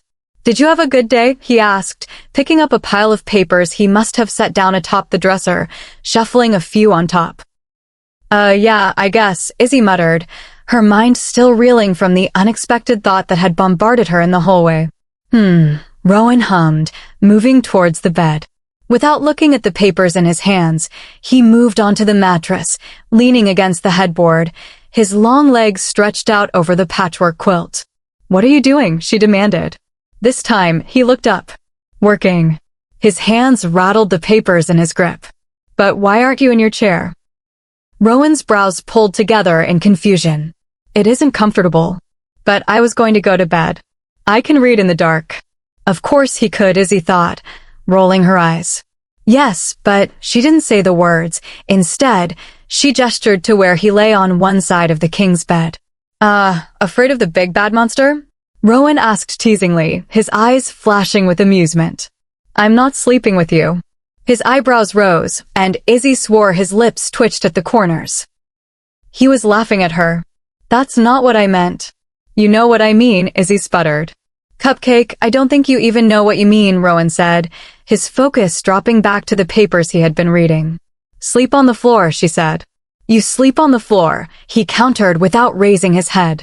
Sleep somewhere else, she suggested. Do you seriously wish to sleep in a house by yourself, with no protection, where there is a werewolf that wants to kill you? He countered. You said I was safe. I said I could keep you safe. Can't do that if I'm rooms away. That's stupid. Perhaps. So you're saying we have to stay in the same room forever? Tempted, Cupcake? Rowan asked, glancing up at her from under silver lashes. No, not even a little. He laughed, then let out a breath. It's sleeping, that's it. I promised I'd keep you safe.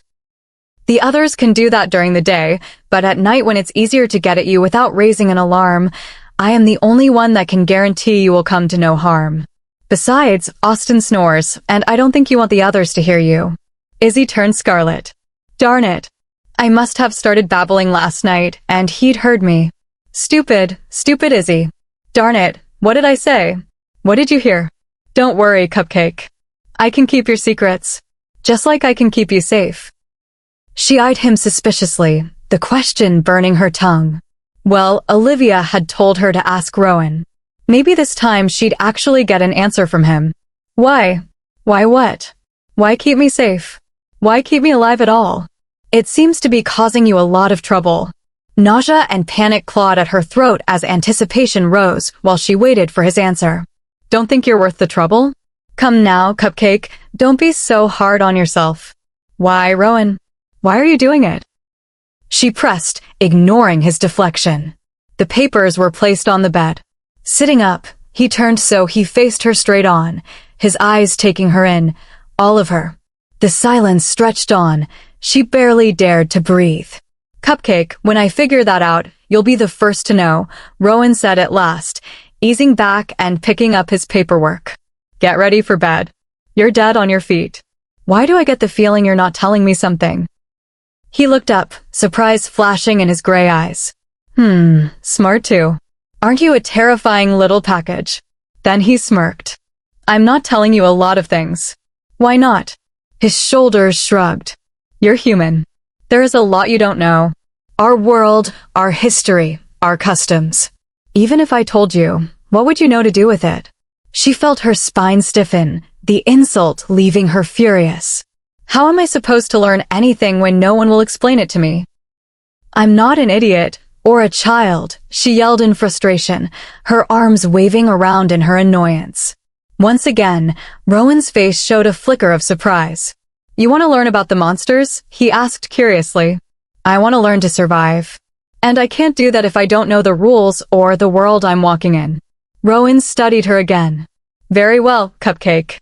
You'll learn all about the monsters you are so determined to hate. She flinched at his words, not sure why they hurt her or why they filled her with shame. I don't want to hate you. That's just what you do to monsters, she whispered, before turning and fleeing into the bathroom, closing the door firmly. Chapter 12. She had been hiding for the last 20 minutes, sitting on the toilet, weighing her options. She was too big a coward to open the door and face Rowan. The soft knock startled her. You going to stay in there all night now? She had considered it. Sighing, she stood. Moving to the door, she mustered her courage. At least he doesn't sound like he wants to rip out my throat. I can smell your fear. How many times do I have to tell you, Izzy, I'm not going to hurt you? You can say it 1,000,000 times. Doesn't mean I'm going to believe you, she shouted back through the door. So mistrustful, Rowan said from the other side of the plain wood door. Who broke you so badly, Cupcake? Want me to handle them? There was a murmur of teasing to his words, but Izzy didn't catch it. Her heart instead caught as he spoke, her chest squeezing painfully. How did he know? But then her brain restarted, and she realized he had only been teasing her. He didn't know, he hadn't guessed, he didn't actually know how very actual his words were. For half a second, she considered telling him, taking him up on his offer, but then she pushed it away. It's not like he actually cares. He'd probably enjoy knowing what had been done to her. Or use it against her. He's the enemy. A monster. It wasn't comforting that she had to keep reminding herself of that fact. Opening the door, she was met with Rowan's blank face, the only emotion shining from the swirling depths of gray and silver in his eyes. We should stop meeting like this, Rowan said, his tone flat and cold. If Izzy hadn't seen the amusement flickering in his eyes, she might have been scared. Instead, she grinned. The response was unexpected. Rowan's calm mask slipped, his lips twitching up into a smile, showing off his teeth. You should smile more. The words were out before she could consider them. Rowan's face froze, hardening as the words slapped him. Izzy watched as he stiffened, the mask sliding back into place as his eyes went back to their usual clouded gray. She could read nothing from him anymore. I don't have much to smile about. His voice was void of anything. Izzy shivered as it crawled over her like ice. I'm sorry, she whispered as he turned, striding towards the bed, his hand raised, brushing away her words, her apology. Go to bed, Izzy. Not knowing what to say, or what she had done that was so wrong, she quietly made her way to the bed, slipping beneath the cool sheets. Rowan clicked off the lights. She felt the dip of the bed as he sat beside her, the papers rustling as he picked them up. Her back was facing him, her face buried in her pillow, muffling her words, but she knew he'd hear her anyway. Good night, Rowan, sweet dreams. She bolted awake, her heart racing. The curtains hadn't been pulled shut last night, so morning light spilled into the room, allowing her to take in her surroundings. She was thankful. Looking around the bare room, she anchored herself to the real world, shaking the last tendrils of the nightmares from her skin. She shuddered. Who's Tony? She jumped, yelping, her heart leaping into her throat as she spun to look at Rowan. He was lying on the other side of the bed, fully dressed in a fresh set of clothes. His hands behind his head, fingers interlaced, as he stared at the ceiling, his sock-covered feet crossed at the ankles. Ball rose in her throat, terror filling her. How did he know that name? I can smell your fear. Rowan still wasn't looking at her. She stared at his profile, her thoughts a mess. You were scared when you were sleeping too. Who were you dreaming about? No one. She swallowed around her dry throat. She needed water. I wasn't dreaming about anyone. Who's Tony? She flinched. No one. I don't know who that is. This time, Rowan turned his head, his gray eyes finding her face. His disbelief was evident. Why does he scare you so much? Izzy calmed herself as she stared at him. She was safe. He wasn't here, plus Rowan promised he would protect her. He couldn't get to her here. The words comforted her, easing her terror and fear. You have your secrets, I have mine. Her words and the strength with which she delivered them caught her off guard. From the flash in his eyes, they took Rowan by surprise as well. Is that another challenge, Cupcake? Izzy shook her head. That isn't what she meant. Was it? No, I just mean, you haven't told me everything about you, so why should I tell you about me? So there is a Tony. Darn it. I don't want to talk about it, Rowan. Getting off the bed, she made her escape to the bathroom, the door clicking shut behind her satisfyingly. 20 minutes. He called after her. Rolling her eyes, she jumped in the shower. His knock on the door had her huffing in irritation. Her hair wasn't cooperating, and she was getting annoyed. What? It's been 20 minutes.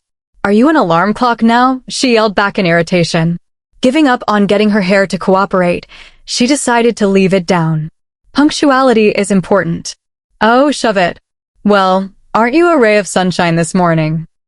She felt her eyes narrow as she stared at the door, her hand tightening its grip on the hairbrush. Back off, Rowan. Or so help me I will make you eat this brush. His laughter was not what she expected. Open the door, Cupcake. Go away. His laughter only increased. He was insane. Just open the door. She slammed the brush onto the countertop. Marching to the door, she flung it open. He was leaning against the frame, his silver hair falling casually across his forehead. His angular jaw sported day-old scruff that made him look older and a little more dangerous. The plain black tee he wore was fitted and showed off his well-built and defined shoulders and chest. Black cargos rested on his narrow hips before encasing his long legs. He still stood only in a pair of black socks. He looked like a totally different person from the clean-shaven, dress-slacked businessman she had seen so far. Her heart fluttered. His eyes were clouds of silver as he took in her damp, loose hair and the towel wrapped around her. Darn it! She cursed to herself. Her anger meant she had forgotten she was wearing only a thin white towel wrapped under her armpits when she had flung the door open. With his silver predatory gaze sliding over her, she felt vulnerable. "What do you want?" She worked to hold onto the tails of her anger. It was safer and easier to be angry at him than whatever it was that was happening in her gut. "I brought you a present." That caught her off guard. Then she spotted it. A steaming mug in his fist, the wisps curling from its black, shiny surface. "Coffee," she said, all thoughts of Rowan or her state of near undress flying from her head. "Thought that might work," he said lowly. When she went to reach for it, he pulled back slightly. When she growled, he laughed, the sound curling around her belly. It wasn't necessarily an uncomfortable feeling. "Give it to me," she growled, trying to reach for it again. "On one condition." She narrowed her eyes at him, her mind conjuring up images of violence. "So violent, Cupcake," Rowan said, smirking at her. That was it, he was losing his nerve. "You can have the coffee if you tell me who Tony is." Well, that zapped her anger. She felt her walls slam into place. He was watching her closely, his eyes hooded and his face carefully blank.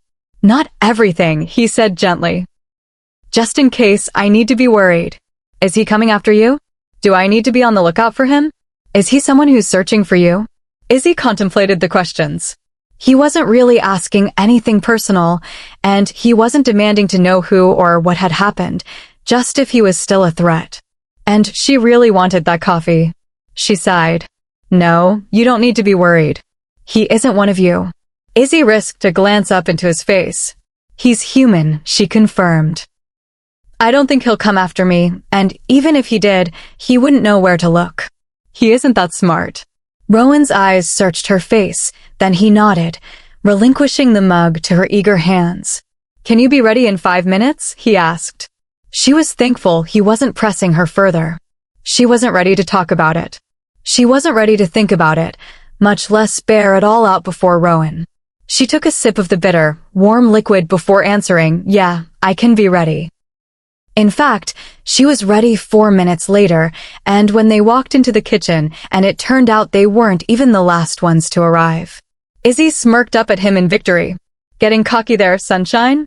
Rowan asked lowly, not waiting for her before walking over to the carafes of coffee, standing to the side and surveying those gathering while she greedily refilled her mug. "There are a lot more people today," Izzy commented, taking a small sip and ignoring the slight burn on her tongue. It was an easy punishment to accept. There were nearly 20 people cluttered in the dining room, and she still hadn't spotted Olivia, Hayden, or Austin. Isaac and Noah stood near them. They had been waiting outside their door and had silently followed them down the stairs. Izzy's eyes widened as the back door opened, and even more people made their way in. Already, the table had had 4 extra leaves added to the center, but even with that and the huge number of mismatched chairs around it, they'd be lucky if everyone got a seat. "They're intrigued to meet you," Rowan said even more softly as he continued to survey the room. Whenever he caught someone's eye, he held their stare until theirs dropped. No one lasted more than a couple of seconds, most not even that long. Izzy looked at the crowd as well. "They aren't looking at me. They keep glancing at you," she whispered, not liking the idea that all these wolves were here to meet her. "That's because they're afraid if they look at you, I'll take offense. But don't think that means they aren't interested in you." Izzy didn't know what to make of that. Was he joking? Serious? And what was that emotion she had heard in his voice? She couldn't quite pick it out, but there was definitely something hidden in there when he had spoken about them being interested in her. "Why would they care about me? I'm just a human." Her shoulders sagged as she tried to make herself invisible, or at least smaller. Now that he had pointed it out, she noticed how all the wolves were very careful to never look at her directly, not even by accident. It couldn't be a mere coincidence. "Because I care," Rowan said unhappily. "Come, let's sit." "I'm hungry." With no real other option, Izzy followed him to the table, her mug cradled in her hands. Rowan pulled out a chair beside him for her, just as Austin, Liv, and Hayden tumbled into the kitchen. "I don't snore," Austin shouted at Hayden's back as they made their way in. None of them acknowledged the large crowd that was hovering around the table. Hayden made his way to the chair next to the one Rowan held out for her, flopping down and pointedly ignoring and cutting off the unknown wolf that had been moving towards it. "Sure, AUS, you don't snore," Hayden said, rolling his eyes. "That's why the walls were shaking all night." "I don't snore," Austin repeated indignantly, taking the chair on Rowan's other side. Olivia pulled out the one beside him. "See, I told you you snore," Olivia said, laughing. "Now I have another witness." "I'm glad my suffering is proving your point, Liv," Hayden said sourly. "I don't snore," Austin repeated. "Austin, I've been telling you for years you snore. Seriously, you need to get that looked at," Olivia said, reaching to grab the bowl of fruit salad. "Honestly, man, I don't know how you don't wake yourself up," Hayden muttered, getting up and heading for the caffeine station. "I know, right?" Olivia said in triumph and vindication. Austin was scowling at the two, his arms crossed over his chest. "I don't snore." "Oh, give it a rest, AUS, no one believes you," Olivia said, taking a big bite of pineapple. "Do they always fight like this?" Izzy whispered to Rowan. From the sharp looks that she got, she wasn't nearly as quiet as she thought she had been. Rowan's lips twitched. "Yeah, pretty much. You'll get used to it." Rowan turned his attention back to the rest of the table. Izzy followed. The chairs were all full, and the few who didn't have seats stood leaning against the walls. They weren't looking at her, but she could feel their interest. "They're freaking me out a bit. I think I'd like it if they just stared and got it out of their system," Izzy muttered to Rowan, frowning as one particular man around her age kept shifting his gaze just over her head and then to Rowan, but never actually onto her. It was beyond weird. "They don't know what to do with you," Rowan supplied. "More like they don't know what you'll do to them for what they do to her," Hayden said, returning to his place with a massive mug of coffee. Where did he find such a giant mug? She thought, disappointedly looking at her own small, regular-sized one. Very true. Rowan didn't bother to lower his voice like she had, apparently not caring that his words were being easily overheard and or caring that he didn't address any of their concerns. "Who are you?" Izzy didn't mean for the question to slip out, but it did.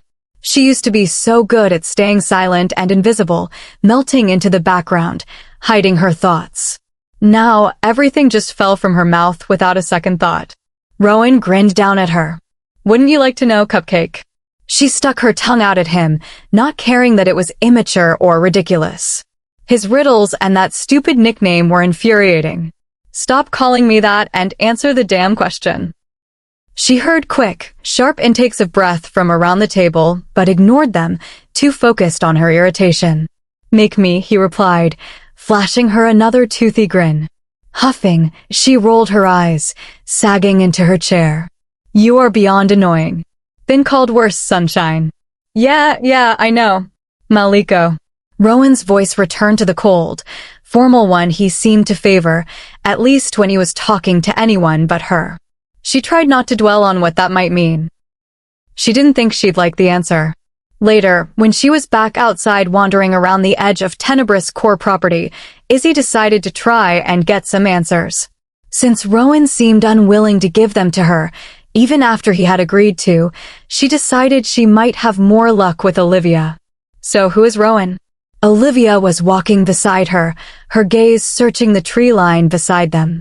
Hayden and Austin were mock wrestling behind them, having grown bored with guard duty an hour ago. She would have been nervous, except that one time when a wolf had gone bolting out of the trees without warning. Both guys had been on her before she could blink, pulling her behind them as they let out matching growls that had frozen the confused and terrified wolf in his tracks. Even in play fighting and wrestling, they seemed never to lose their alertness or awareness of where she was. Staring at her, Izzy caught Lev frowning slightly. Rowan is Rowan. "Liv, that isn't an answer." "Sorry, girl, it's the only one you're going to get from me." Izzy's eyes narrowed. "He won't let you tell me." At that, Olivia laughed, her eyes sparkling and twinkling in delight. "He's right, you're sharp. Maybe you'll survive us after all." "Why doesn't he want me to know?" Izzy ignored Olivia's attempt to distract her, earning her another frown from the she-wolf. "You'll have to ask him." He doesn't tell me anything, just talks in stupid riddles all the time, Izzy said in exasperation, her feet stomping against the ground. Someone's grumpy again, Austin sang from behind them. Izzy felt like punching him. I'm not grumpy, I just want some damn answers. Her teeth ground together. Ask something else, Olivia offered. Something easier. What's easier than who is Rowan? She asked, bewildered. Olivia smirked. Hun, that's one of the most complicated questions you could ever imagine. Huffing as he scowled. Well, at least she was kinda offering to answer other questions. Fine. Why do you guys hate humans so much? And why does everyone want me dead? Well, don't you mean business this morning? Grumpy and serious. What a treat. Austin sang out, ignoring Hayden's growls. Risking a glance over her shoulder, she looked at Hayden. His face was dark, his eyes flashing to black as he stared at the ground, his shoulders stiff and set. Regret filled her. Maybe she shouldn't have asked when he was around. Olivia, seeing where she was looking, sighed. Don't take it too personally. Hayden snorted, but his gaze stayed locked on the ground and firmly off of her. We don't hate humans, another snort from Hayden. Olivia ignored the interruption. We interact with them. Some packs live in close proximity. Most alphas have legitimate businesses and deal within the human economy and financial worlds. Many of us work, have careers, go to school. Izzy was shocked. She had assumed, after feeling the weight and depth of their contempt, that they would have shunned the human world as much as possible. We can get along with humans when we need to. Wolves get touchy. Olivia looked over her shoulder meaningfully at Hayden, who was scowling and growling behind them when they know who we are. At her confused look, Austin piped in, filling in the blanks.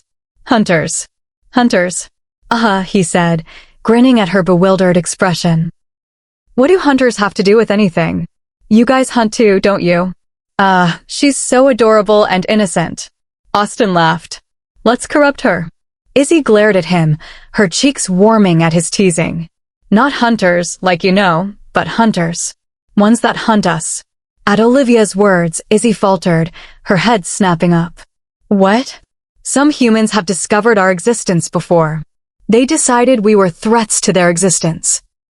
Throughout the centuries, they have tried to destroy us, Olivia said softly, a deep sadness in her voice. I didn't know. The words slipped out on a whisper, horror and shock filling her. We know, Izzy. It was pretty easy to figure out you weren't one of them. It's why Rowan pardoned you, but it's also why you can't go back. We can't let someone with your knowledge just go back to the humans. One wrong word, even unintentionally, and you could set an army of hunters on us. Olivia's eyes were gentle and earnest. Izzy found herself nodding along. Liv, Austin's sharp call broke them from their moment. Austin was looking at the tree line. They had ventured a little deeper into the woods as they had talked. Nudging his head, he pointed just to the left of where they stood and up ahead. Something had caught his eyes, something that her slow human senses couldn't pick up. She felt a prickling of fear creep up her neck, but she shushed it, reminding herself that she was surrounded by 3 of Rowan's most trusted people. She was safe. Shoot. Hayden cursed lowly, anger and irritation laced in the single word, along with power.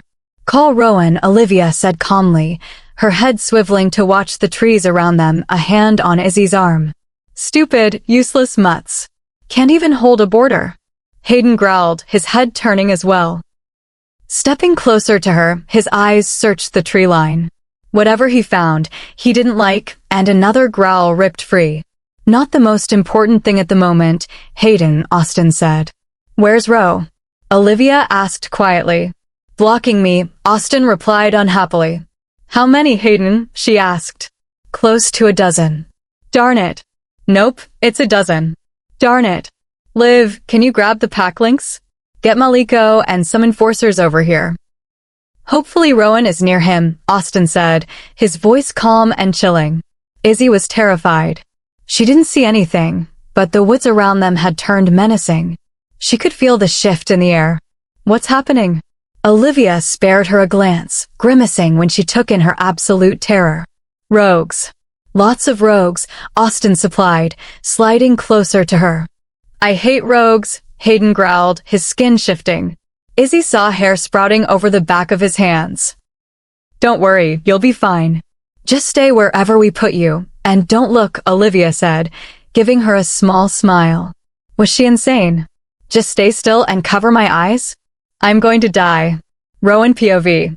After the initial meeting, when Rowan needed to implement his order regarding Izzy on the pack, business proceeded as usual. Meetings and briefings, reports and presentations. Rowan was walked through every nuance and aspect of the pack. Their numbers, their member standings, ages, marital status, their income, coffers, any infractions, altercations, complainants, and crimes. He was walked through their judgments and punishments. Usually, most of this was handed over to Austin and Olivia when they traveled with the packs, but since they were busy, it fell back to Rowan.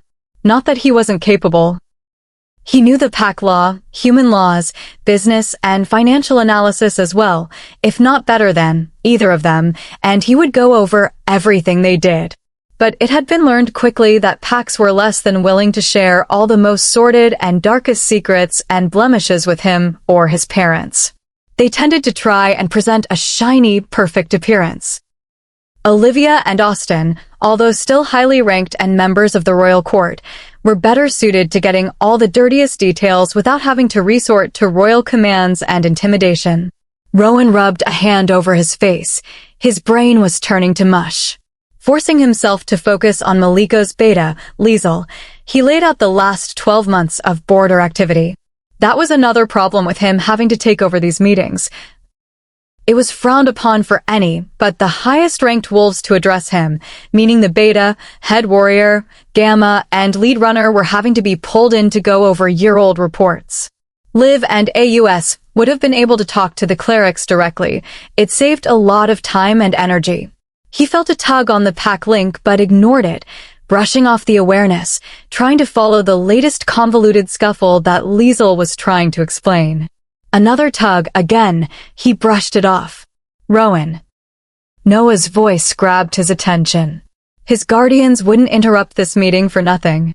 Just as he was about to speak, the tenebrous wolves jumped to their feet. Rogues, Liesl growled, her eyes flashing black. Western border. Rowan was standing, fully alert. Who called the alarm? Where is Olivia and Izzy? He asked, directing the thought at Noah. He knew his guardians would have tracked their movements even from inside the Alpha's house. Beta Austin grabbed the pack links. Liesl's voice was all business. She was a beta with a pack under attack. Austin? Rowan asked, stunned. Dropping the blocks he had erected in his mind, he opened the pack links. Olivia, Austin and Hayden have Izzy at the edge of the western forest, Noah said just as awareness slammed Rowan through the bonds. The perimeter has fallen and the border breached, Liesl called out as the tenebrous pack members began filing out of the room. Rowan was right behind them. Austin, how many? He shouted the thought, his tone not offering the opportunity to be ignored. A dozen at least, came the strained reply. They were fighting. Rowan growled, the sound causing the wolves around him to flinch even as they kept running. As they ran towards where the sounds of fighting began to filter through the air, tenebrous wolves flooded from the houses, warriors, enforcers, and guards falling in around them, swelling their numbers. Liesl was shouting orders. The young, old, pregnant, and vulnerable were ushered into the Alpha's house. Small pockets broke off the larger group as Tenebris's highest-ranking officer ordered the other borders reinforced. When they were within eyesight of the fight, Maliko came racing from the far side of the property, a group of enforcers at his back. Liesl gladly handed over the reins of the pack's defense to the furious Alpha. The scent of the fight hit him, his mind full of the flashes his three were showing him. His skin trembled as his wolf fought to be released on those who would dare attack those under his protection. Through the link, he watched as a rogue took a swipe at Izzy's fragile body. His fur burst forth, his body reshaping without missing a stride, a howl of vicious anger splitting the sky. He was furious. Izzy POV. It only lasted a few minutes, but they were the longest, most terrifying minutes of her existence. The air was filled with growls, howls, and the sounds of struggle. It was beyond understanding. Izzy would have thought that after the years of horror films, explosive movie scenes, and violence that drenched her television, coupled with the vivid initiation into the werewolf world, she would have been equipped for whatever life would throw at her. But she was wrong. Very, very bad. Seeing a fight on a screen and being in the middle of one, where bodies were thrown and the scents and sounds assaulted her, was not the same thing. Where the wet warmth of something seeping into her clothes, staining her skin, and the feel of sharp claws narrowly missing her fragile skin shook her knees. In fact, the two shouldn't even share the same sentence or breath. She was shaking, freezing. Her heart was thundering in her throat as tears filled her eyes. She wanted to whimper, to run, to strip the soaking clothes from her body, but shock and fear kept her frozen as she waited with her eyes shut. She had only opened her eyes once, and she had instantly regretted it. A howl like no other had wrenched her tightly squeezed eyes apart in time to see a massive, darkly silver and gray wolf leap into the fray. Teeth and claws sank into the smaller, weaker, and less skilled prey with ease and precise efficiency. The wolf was glorious in its ferocity. Power and strength radiated from it. Sharp, gleaming canines clamped down on a smaller brown wolf, taking down the opponent without hesitation. As if sensing her gaze, the wolf had met her horrified and intrigued stare. The silvery eyes staring at her without apology were unmistakable. Another wolf leapt at his back. Izzy clamped her eyes back shut, not wanting or needing to see any further demonstrations. Rowan. He had killed. Destroyed. He had shifted into the unnatural, into a beast, a monster, and killed. She should be disgusted, reviled, horrified, hate him, wish him gone. She should not feel grateful, thankful, relieved. She should not be comforting herself as she stood covered in the aftermath, surrounded by the fallen, her muscles trembling as adrenaline pumped through her veins, with mental pictures of his wolf. She should not be comforted and reassured by the knowledge that he was close. That now that he was there, she was safe. I'm not safe with him. He's the same as those others. He's a monster. Her mind screamed, trying to overlay the pictures of Rowan with those that had attacked them. Her heart rebelled, refusing to let the two become one. He had saved her and protected her. She was standing alive and unhurt because of him. Is he truly a monster, or was I wrong? Is there maybe another option? She didn't like where those questions were leading. Didn't like the doubt and confusion they created. She felt better, more in control and centered, when it was easy. Humans good, werewolves bad. What happened when the monsters weren't so evil? Chapter 13. She flinched as hands landed on her upper arms, a small yelp leaving her. Are you hurt? His voice was low and even, but even to her untrained ear, she could hear the intensity, the rolling emotions underneath it. Slowly, she peeled her eyelids open to find him standing in front of her, his chest nearly brushing hers. His eyes were on the blood covering her, splattered over her shirt and pants. She could feel some of the sticky wetness on her face. His hands were gentle as they held her, and she let him steady her as her legs shook like jello, threatening to give out from under her. There wasn't a mark on him. Her eyes searched his face, his shoulders, his chest, bare and uncovered. He towered over her, blocking her view of the scene behind. His scent cleared some of the death from her nose. Masculine and clean, it mixed with the scent of rain and snow. She felt herself frown. How could she smell snow? Unthinkingly, she glanced at the ground, reassuring herself that it hadn't snowed while she had stood with her eyes closed. Nope, no snow. She didn't even know what snow smelled like, and before that moment, she wouldn't have even thought snow had a smell. But now it filled her, bringing up flashes of blistering winds, soft downy flakes, clean white landscapes, and icy mountains. She leaned closer, inhaling deeper, letting the crisp wintry scents clear the reek of dying bodies from her throat and mind. Izzy. The sharp tones snapped her back. Her eyes flew to meet his silver ones. Concern and worry deepened his frown into a tight line. Where are you hurt? She had to swallow before she could speak. Even then, her voice was scratchy and weak. "I'm fine," she managed. He looked down at her skeptically. She cleared her throat, swallowing again. This time her voice came out stronger. "I'm okay, really. None of this is mine." Her hand gestured to the blood, gagging as she did so. She needed a shower badly. "You aren't hurt," he demanded. Izzy shook her head, not trusting herself to speak as her stomach turned. "Did they touch you?" She didn't understand why it would matter, but she wasn't up for questioning him. Bile was starting to burn her throat. She shook her head. A sharp release of breath. Izzy flinched as Rowan's hands tightened on her arms, yanking her an inch closer to his body. Heat hit her goosebumped flesh, easing the tremors that still shook her. His scent calmed the roiling waves in her belly. She took a deep breath. She was not going to vomit. She felt as his chest rumbled with the power of the growl. It shook against her. Looking up at his face in fear, she was relieved to find his angry, hard stare pointed at someone behind her. Guilt instantly flared. No one deserved the level of menace coming from him right then. Turning her head, she saw Aus and Hayden standing a few feet behind her. Heads bowed and eyes on the ground. Another growl ripped from Rowan. Her overwhelmed mind jumped tracks again, struck by the realization that she wasn't scared. Flipping through the tsunami of emotions still rolling through her, she searched for a scrap or trace of fear. She was standing covered in blood after being at the very center of a werewolf fight, being held by one of them, who was obviously very strong and capable of killing, who was growling and threatening his own friends, and she wasn't the least bit scared. She was nervous for sure, but for Hayden and Austin, not for herself. She frowned. That was disconcerting. Why wasn't she scared of him?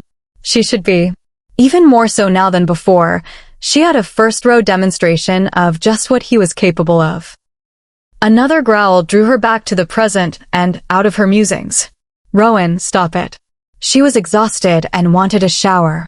The growling cut off. He looked down at her. "Stop growling at them," she said to his confused expression. She caught the flash of surprise and shock in his eyes. "They were supposed to be protecting you, guarding you. I entrusted them with your safety," he snarled, the weight of his anger now landing on her. "And they did," she answered unfazed.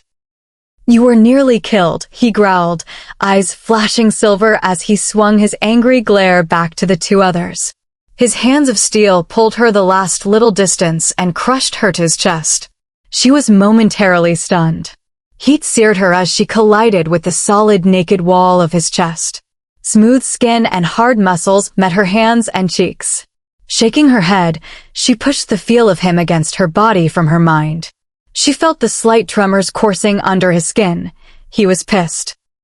"Rowan." He ignored her. "Rowan." She forced her voice to be strong and hard. "What, mate?" His voice was gruff and thick. "Stop growling at them. They were supposed to protect you," he snarled, his grip tightening further.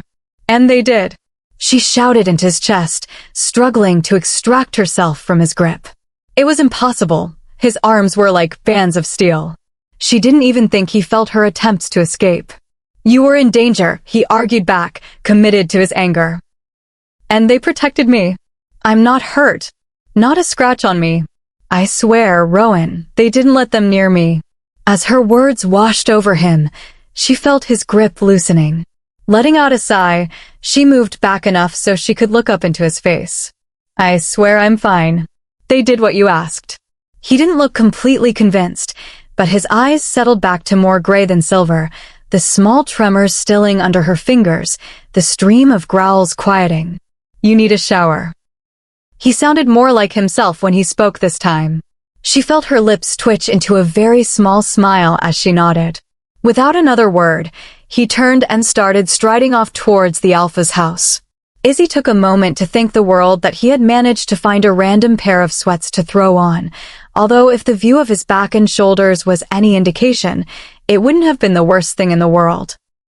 The man was pure rippled muscles, covered in smooth pale skin, the few scars that caught her eye only adding to the air of strength and dominance he wore like a cloak. His hand, still wrapped around her arm, kept her from standing and staring at him. She had to jog to keep up with his long legs as he pulled her behind him.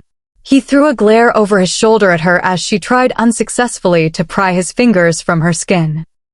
Not that he was hurting her, in fact, his grip was only enough to ensure she had to keep up, not enough even to leave a mark. She resigned herself to his touch. Not having to worry about watching where they were going, she took the opportunity to study him. His eyes were alert, searching their surroundings as they moved. His face was calm and determined. Izzy thought you'd have to be suicidal to try to stop him from anything he wanted in that moment. At the flashes of silver that sparked in his eyes, Izzy assumed he was having another one of those weird secret conversations. Not that she knew how they did it, or even if she was right that they did, just knowing that they always seemed to be carrying out conversations that, out loud, never made any sense. Glancing over her shoulder, she wasn't surprised to find her guards following. She smiled as Austin met her gaze. She hoped he wasn't in too much trouble because of her. He was starting to grow on her. His straightforward and trouble-free grin eased a bit of her guilt. He didn't seem at all nervous or upset. Hopefully, that was a good sign. Rowan, there was over a dozen.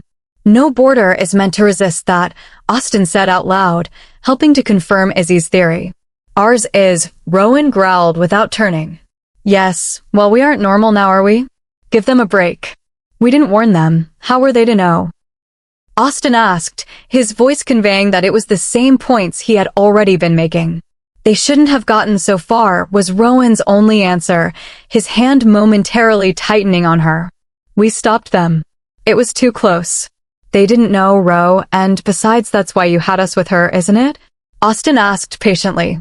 The other two remained silent, their eyes searching just as diligently as Rowan's. Rogues, Austin. Rogues. The loathing and disgust in Rowan's voice caused Izzy to flinch. He glanced over his shoulder at her, his eyes pure silver again. I know, Ro, but she's fine. She's okay, Austin said. Rowan merely growled, tugging her along. He was like a storm on the horizon. Izzy could feel the pressure of the unleashed violence and destruction pressing into her as she opened the bathroom door. The warm shower had washed the last of the adrenaline away, and now she was exhausted. She had only been up for a few hours, but she was so tired she could barely stand. Then, remembering, she looked down, a slight burst of heat warming her cheeks. Nervously, she played with the hem of the shirt as she hovered in the doorway. She debated retreating and changing, but something rebelled against the thought. She was growing to hate that new little part of her. I hope you don't mind. I found it in the bathroom. Her voice was soft and nervous. She wasn't sure if she should prod the churning storm that he had become.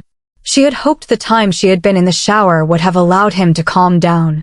Looking at where he stood, the borrowed sweats riding low on his hips, his feet bare and covered in dirt, small splatters of dried blood dotting his bare chest and arms, she knew she had been mistaken. She could feel the intensity of his emotions, thick waves of anger, unhappiness, frustration, rage, poured from him. She swallowed as his silver eyes flicked from where he had been staring at the floor, hands on his hips, to her. When he didn't immediately seem to understand, she gestured to the shirt she wore.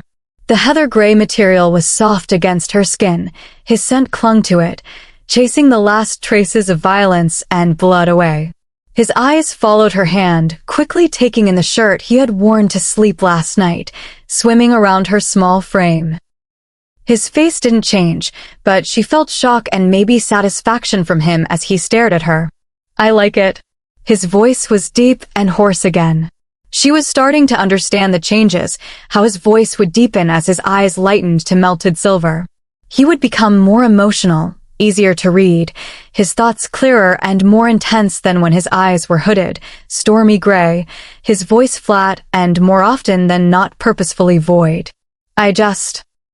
It looked comfy, she stammered, trying to find an excuse for her decision, her fingers twisting the edge of the material nervously. Help yourself. What's mine is yours. She didn't really know what he meant, but thankfully, he wasn't upset or freaked out by her choice. It felt bizarre to her, but it also felt right, which just made it weirder. She was glad he wasn't pointing it out. She really wanted to wear the stupid shirt. "You need sleep," his gravelly voice said, eyeing her drooping lids. She felt like a zombie as she nodded, stumbling towards the bed, waves of exhaustion crashing over her. "Stick a fork in me, I'm done," she thought. She heard his dark chuckle as she face-planted into the soft mattress. His warm, large hands maneuvering her under the covers was the last thing she registered before sleep carried her away. Chapter 14. When she woke, she felt rested and more like herself, her mind having taken the opportunity of unconsciousness to process the horror and violence she had witnessed. The falling darkness and shadows dancing in the room told her she had been asleep for at least a few hours. The undisturbed and still air told her she was alone. Untangling herself from the comforter, she propped herself on her elbows, wiping the sleep from her eyes. Looking around confirmed that she was alone. She frowned. She was getting used to waking up with him near. "Stop that, Izzy. He's a monster, and even if maybe he's not totally a vicious murdering jerk, he still doesn't owe you anything. You can't be upset that he didn't wait around while you slept." The pep talk didn't help much. She still felt a slight disappointment that he had left her, that he hadn't been there when she had woken. "You're a big girl, damn it. Stop acting like a terrified little human kid and buck up. This is your world now. If you're going to survive it, you gotta start acting like it." The scolding was enough to push her the rest of the way up. Sliding the blankets away, she swung her legs out over the side of the bed. Hunger rumbled in her stomach. Okay, food first. She was almost at the door when she remembered her clothes. Looking down at herself, she considered swapping Rowan's shirt for one of Leia's or Ray's, but then dismissed the idea. She was warm and comfy, and the still lingering scent of mail was a bonus that sealed the deal. "He said I could help myself," she reminded herself, silencing the nagging voice that tried to convince her she shouldn't feel so comfortable in his borrowed, used clothes. "Shut up," she hissed at the annoying voice. A quick look around the room, and her eyes landed on the chair he had hauled in the previous night. Over the back lay a discarded black sweatshirt. She didn't hesitate to pull the thick material over her head, inhaling deeply as she did. "What's his is mine. I'm only taking him at his word," she thought happily as the material settled around her thighs. Cracking the door open, Izzy peered out. Still air hit her. Like the room around her, it felt empty, abandoned. No noise or sounds carried out to her, no feel of another presence to soothe her edgy nerves. She had expected to find Olivia, or even Austin or Hayden, waiting for her, but the hallway was empty. Venturing down the stairs, her confusion and hurt continued to increase. The house was empty. Empty. She had only been there a few days, but the Alpha's house had never been empty. A steady stream of people had continually been coming and going. The kitchen was always a bustling center of activity, with members of Maliko's pack busy at all hours cooking and baking. The scents of bodies and food linger in the air, and the sounds of voices, arguments, and light chatter form a constant hum of white noise. Now, it felt eerie. She had always loved it when her own home was abandoned by the rest of her family, the small, wonderful retreats where all their schedules coincided, letting her rid herself of them for a few blissful hours. She would take the opportunity to venture from her room, enjoying the silence, the feeling of solace, the calm, cool blanket that settled over the house in their absence. Now those same feelings felt off to her. The hairs on her body raised, the metallic taste of fear laced her tongue, and her eyes prickled. At home, she had relished the feeling of being forgotten, of being the one left behind. Now it made her stomach turn. A horrible thought sprang to her mind. Had they actually left her? Had they realized she wasn't worth it? That as a silly little human, she didn't belong in their world? The possibility should have left her happy, ecstatic, thrilled. It shouldn't have left her cold and lost. She sank into one of the sofas, the tears dripping from her chin, landing on the dark material of her knees. She felt the shift in the air before she saw them, her heart leaping with hope as she looked up. Austin stood in the doorway, his face filled with worry and concern as he took in the tears on her face. "Are you hurt?" He asked, walking to her, crouching so he was at eye level. He did not touch her. She shook her head. She wasn't hurt, at least not how he meant. Rowan said you were just tired, but that you were okay. Shaken up, but fine. His voice made it a question, not a statement. She nodded, the tears still streaming freely. What the heck is wrong with me? I'm fine, Austin. The tears made her words watery. He kept eyeing her as she wiped at her damp cheeks, wrangling her tears under control. Where's Rowan? She asked, trying to hide the disappointment and pain from her voice. The tilt of Austin's head at her words let her know she hadn't done as good a job as she had thought. With the others. Oh. Her eyes dropped to her hands, another batch of tears spilling free. So he had left and taken them with him, got them away from the disaster that she was. Maybe Austin had been left behind to finish her off. He sent me over here to make sure you were okay. He said you were upset. Austin continued. Oh. Rowan wants to know if you're okay. Austin's voice carried a heavy dose of skepticism. How do you do that? She asked, curiosity mollifying her self-pity and doubt for a minute. Do what? Know what he wants? Sometimes you guys seem to read each other's minds, talking and having conversations without even actually talking, she said, struggling to sum up what she had noticed around her. Oh, that's what you mean. It's the pack link. When she looked at him in confusion, he laughed softly. It's like telepathy, I guess. We can talk to each other through our minds. Part of the benefit of the pack bonds, Rowan is special. He makes it so we can talk to all the packs. Who is he? She asked, a spark of hope igniting. Austin's words extinguished just as quickly. Nice try, kiddo. You want to know, you ask him. Now come, he wants to see you for himself. At her raised eyebrow, he laughed again. He won't trust it until he sees it for himself. Then why didn't he come? She hadn't planned to ask the question, but it slipped out. And once it was out, she realized she really wanted to know the answer. Oh, trust me, he wanted to. It nearly came to a brawl to get him to leave your side. The words caused Izzy's heart to flutter. She frowned. Austin, seeing it, offered her a reassuring smile. He thought she was scared. If only. He didn't want to leave you with strangers, but we needed to deal with what happened today. Rowan had to deal with it. He was not okay with having anyone close to you that he didn't fully trust. At her look, he elaborated. We don't know for sure how those other wolves got so far into tenebrous territory today, and we had 2 prisoners that needed to be interrogated. Rowan was not thrilled with the idea of having them in this house where you slept, even with him present. Austin's tone made it clear that Rowan had been a lot more than not thrilled. So that's why it's empty, she asked. Yes. Rowan ordered everyone out. No one is allowed to enter without his permission. There is a 50-wolf guard around the entire perimeter.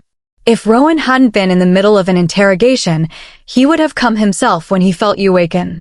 Oh, I know you have more questions, but Rowan is growing impatient. That's another understatement, isn't it? Austin laughed loudly, winking at her as he stood. Nearly everything is an understatement with Rowan. In this case, I've got about 2 minutes to produce you, or he's storming over here and throwing you over his shoulder. Very gentlemanly of him. Darling, you have no idea, Austin said, ushering her from the room with another wink. Stepping outside, Izzy shivered in the chilly night air. The time she had spent speaking with Austin had allowed night to fall around them fully. At their appearance, shapes materialized out of thin air. Beta Austin. Austin nodded at the man who had spoken. I'm escorting Izzy to Rowan. Have 10 follow. The rest are to return to patrol. The man nodded once, stepping aside as Austin and Izzy moved forward. They didn't have to go far, just to another building only a few streets up. It wasn't as large as Alpha Maliko's, but looked more industrially built. Izzy didn't remember it from her tours. What is this? The pack's offices. Normally it's all housed in the pack house, records, library, Alpha's office cells. But Maliko didn't want it that way, so they built a separate building. Cells. Izzy repeated, her voice cracking, her mind pulling up the memories from her time spent in the bottom of Pack Silva. Oh, she was very well aware of what alphas tended to keep under their shiny floors. She felt Austin's gaze flick to her. You don't need to go in. The words were confident, but his tone was not. Rowan wants me in there? Yes, but if you don't want to go in, I won't force you. I forgot about He seemed to struggle for a minute before settling on a word. Passed. Izzy gulped. She really didn't want to descend into some concrete pit again.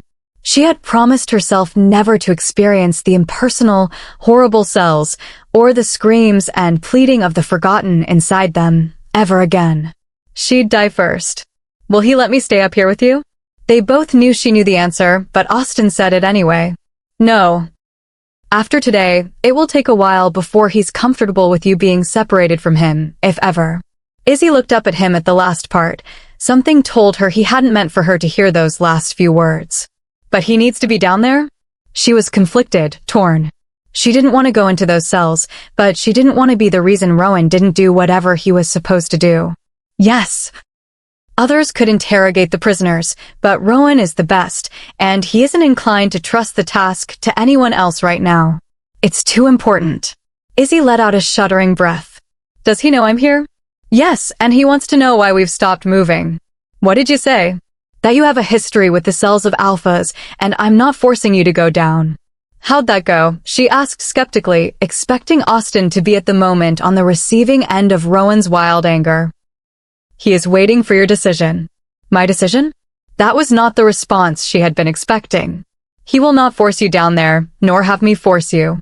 If you can't go down, he'll take you back to Malikos. I thought you said he needs to be here? He does. But he needs to be with you more. Why? Another question for him to answer, kiddo, Austin said gently. He wasn't pushing her, but she noticed his eyes flicking to the building before searching the night around them. He didn't like her standing out here. Well, she couldn't blame him. She didn't like being out there either. He doesn't answer me. He has his reasons. How much time do I have? She could feel his tension mounting. Austin smiled down at her, his eyes softening. About 30 seconds. Your hesitation speaks more than words. It is easy to feel your reluctance. Feel? Scent. I didn't want to freak you out. You can smell all my emotions? That was a terrifying and intriguing idea. Yes. I thought it was just when I was afraid. That's weird, she muttered, looking at the imposing building. She didn't want to go in there, didn't want to enter cells. She could feel claustrophobia licking up her spine at just the thought. Do I have to go in the room? She didn't want to say the word cell. She hated that word. Wait, does that mean I can't lie? Half her brain was still mulling over this latest tidbit of werewolf info. Not easily. And no, you will not be in the cell. Rowan would not have you there.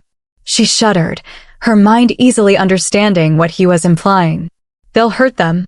We need information. This wasn't an accident. Austin was calm and unapologetic. Okay, I'll go in. Are you sure? No, yes. Part of her had hoped that it would be different, that the horrible reality of the basement at Silva had been an outlier, an exception to the rule. Perhaps the first impression of the inhumanity that these creatures could have and embody was flawed, wrong, and misguided. Not all of them created mechanisms and an entire apparatus that was designed for the single purpose of breaking and destroying their own kind. We do it too. Her brain tried to argue, to reason. And it was true. Humans did, but did that really make it right? And now, after having felt what it was like, after having the walls press into her, erasing the memory of light, love, and pleasure from her skin, having the solitary confinement erode her very sense of self, would she feel any different about those as well? She had done nothing wrong, and yet her value, her very life and worth, had been decimated and eroded until it was nothing but a forgotten bit of trash that could be thrown aside without thought. After having experienced that truth, that reality, could she really say that any of it, human or werewolf, was true justice? The cells smelled the same. The cold, damp air elicited goosebumps from her flesh. The stench of unwashed bodies, blood, rot, and pain stung her nostrils. Through the heavy, thick doors, she could hear the soft whimpers, the pleas of those cast aside and ignored within. They are the guilty, the dangerous, the worst of the worst. She reminded herself harshly, but then she was reminded how she had been thrown inside one of those concrete and metal cages, how she had been forgotten, labeled, Sentenced. She shivered, while burned her throat. We can leave. Austen's voice broke into her morbid thoughts. She shook her head. She was committed now. She forced her feet to move forward. There in the end room, it's for interrogation, Austen told her, letting his voice drop. You won't need to go inside. He just needs to know you're close and unharmed. She felt herself nod. Her vision was tunnelling, and it was getting difficult to breathe. Without thinking, she tucked her chin and nose into the neck of Rowan's sweatshirt. When she inhaled, his scent filled her, washing away the horror of the surroundings, her anxiety easing further as she took another deep breath. They were almost at the end of the hallway when Austen paused, gesturing to an open door off to the side. You can stay in here. The glass is one way. They won't be able to see you. Rowan will be in a few minutes, okay? Izzy's steps faltered as his words registered. They wouldn't be able to see her. Did that mean she'd be able to see them? That she'd be able to witness what Rowan had decided to do to them. She tucked her chin deeper into the sweater, taking a big breath against the bile threatening the back of her throat. Realizing Austen was still waiting for an answer, she nodded. Turning, she forced her numb legs to move. Keeping her eyes down, she moved into the room. She didn't want to see the heavy metal door, the impenetrable locks, the bare concrete floors, or the scratches she could picture embedded in the grimy gray walls. You're safe here, Izzy. Jumping slightly, she spun to see Austen hovering in the doorway, watching her. No words would come, so she just nodded again, tucking her chin back into the warmth of Rowan's sweater, her arms wrapping around her as she unsuccessfully tried to ignore the room she was in. She jumped when the metal door shut with a heavy thud, her heart dropping as fear crawled up her spine. Tears pricked her eyes as she stared at the lock, waiting for that unmistakable sound of it tumbling closed and sealing her in. As the seconds ticked by, her racing heart began to calm. When a minute later the door remained unlocked, she managed to rip her gaze from it, turning to the window of glass that dominated one wall of the room. A decision that turned out to be a huge mistake. The bile she had been managing to trample down burned her throat as she bent forward, vomiting up the limited and meager contents of her stomach. Shaking, she put a hand on the cool concrete to steady herself as she continued to dry heave. The feel of the bumpy, damp, chilled wall under her fingertips was too much for her overworked mind, and before she could catch her breath, she was retching again. Her stomach heaved and rolled, trying to expel what wasn't there. She coughed, choking on the nausea. Her eyes were tearing up from the force racking her body. She jumped lightly as cool hands caught the strands of hair falling around her face, gathering them up and pulling them away and off of her. Another hand began to rub small circles over her back as another round of dry heaves hit her. She cried as her empty stomach clenched and rolled again. The cool fingers continued to hold her hair, the feel of them brushing against her sweaty neck easing the lingering nausea in her stomach. The hand on her back was comforting and reassuring. Breathing heavily, Izzy let her head hang, her hand falling from the offensive wall. Shutting her eyes, she let the hands on her steady her as she fought to regain her composure. Are you all done? Izzy wasn't surprised to hear Rowan speak from behind her, the hand on her back not stopping its soothing circles, the fingers twined in her hair still gentle, his voice tentative and soft. Taking a moment, she evaluated her stomach, mentally probing it. It was tender, but she didn't think she was vulnerable to another heaving session in the immediate future. Yeah, I think so. Her voice was hoarse and scratchy from the force and violence of her episode. Can you stand? Instead of answering him, she slowly straightened, keeping her eyes closed as she took deep, slow breaths through her nose, a hand covering her mouth as her stomach gave a little twinge. When she was standing and sure she was okay, she let her eyes slide open.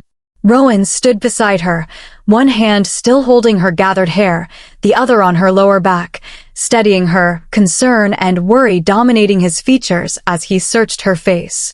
What happened? Izzy refused to glance at the glass wall. She wasn't sure her stomach could handle the violent scene.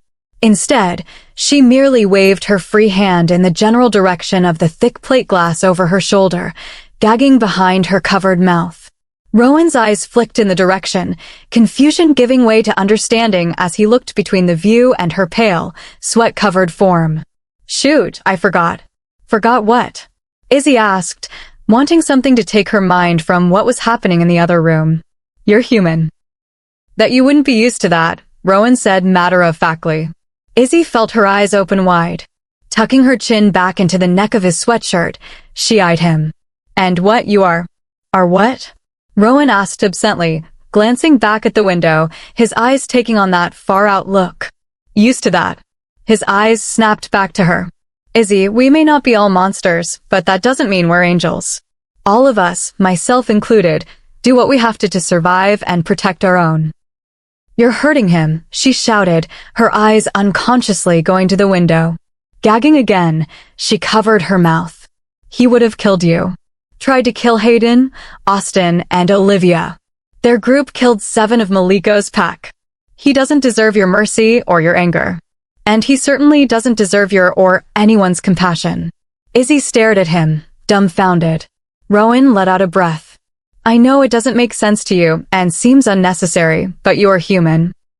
You don't know our world, and you haven't grown up knowing who and what they are.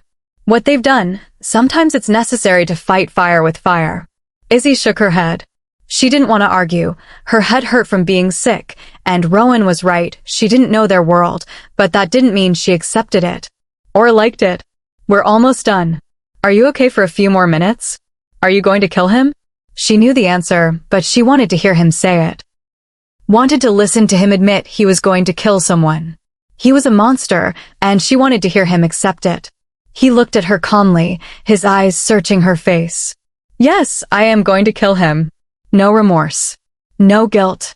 Just calm, cool indifference. See, he's a monster. So why aren't you terrified? Why aren't you recoiling in disgust and fear? And why is there a tiny part of you that's glad he's going to kill him?" Izzy nodded, her arms wrapping tighter around her middle. She tucked her chin in again, inhaling the scent of him. The smell of vomit in the air was threatening to make her sick again. "Do I have to stay in here?" Rowan's eyes softened, remorse filling them as he watched her, his eyes flicking towards the door, the window, her face. His mouth tightened in unhappiness. "Yes, I need you to stay here, just until I'm done. I need to know you're safe."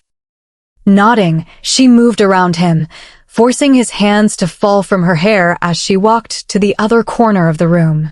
Crouching down, she faced the wall, curling into a tight ball, tucking her face into a sweatshirt, pulling the hood over her head, shutting her eyes tightly against the tears and the room and her world. "I'm sorry." She ignored Rowan's words. She didn't think either of them knew what he was apologizing for anyway. Chapter 15. Izzy got to 637. 637, before the sound of the door reopening cut off her mental counting. After unsuccessfully stopping the mental pictures of what would be happening in the next room at Rowan's hands, she had given in to counting.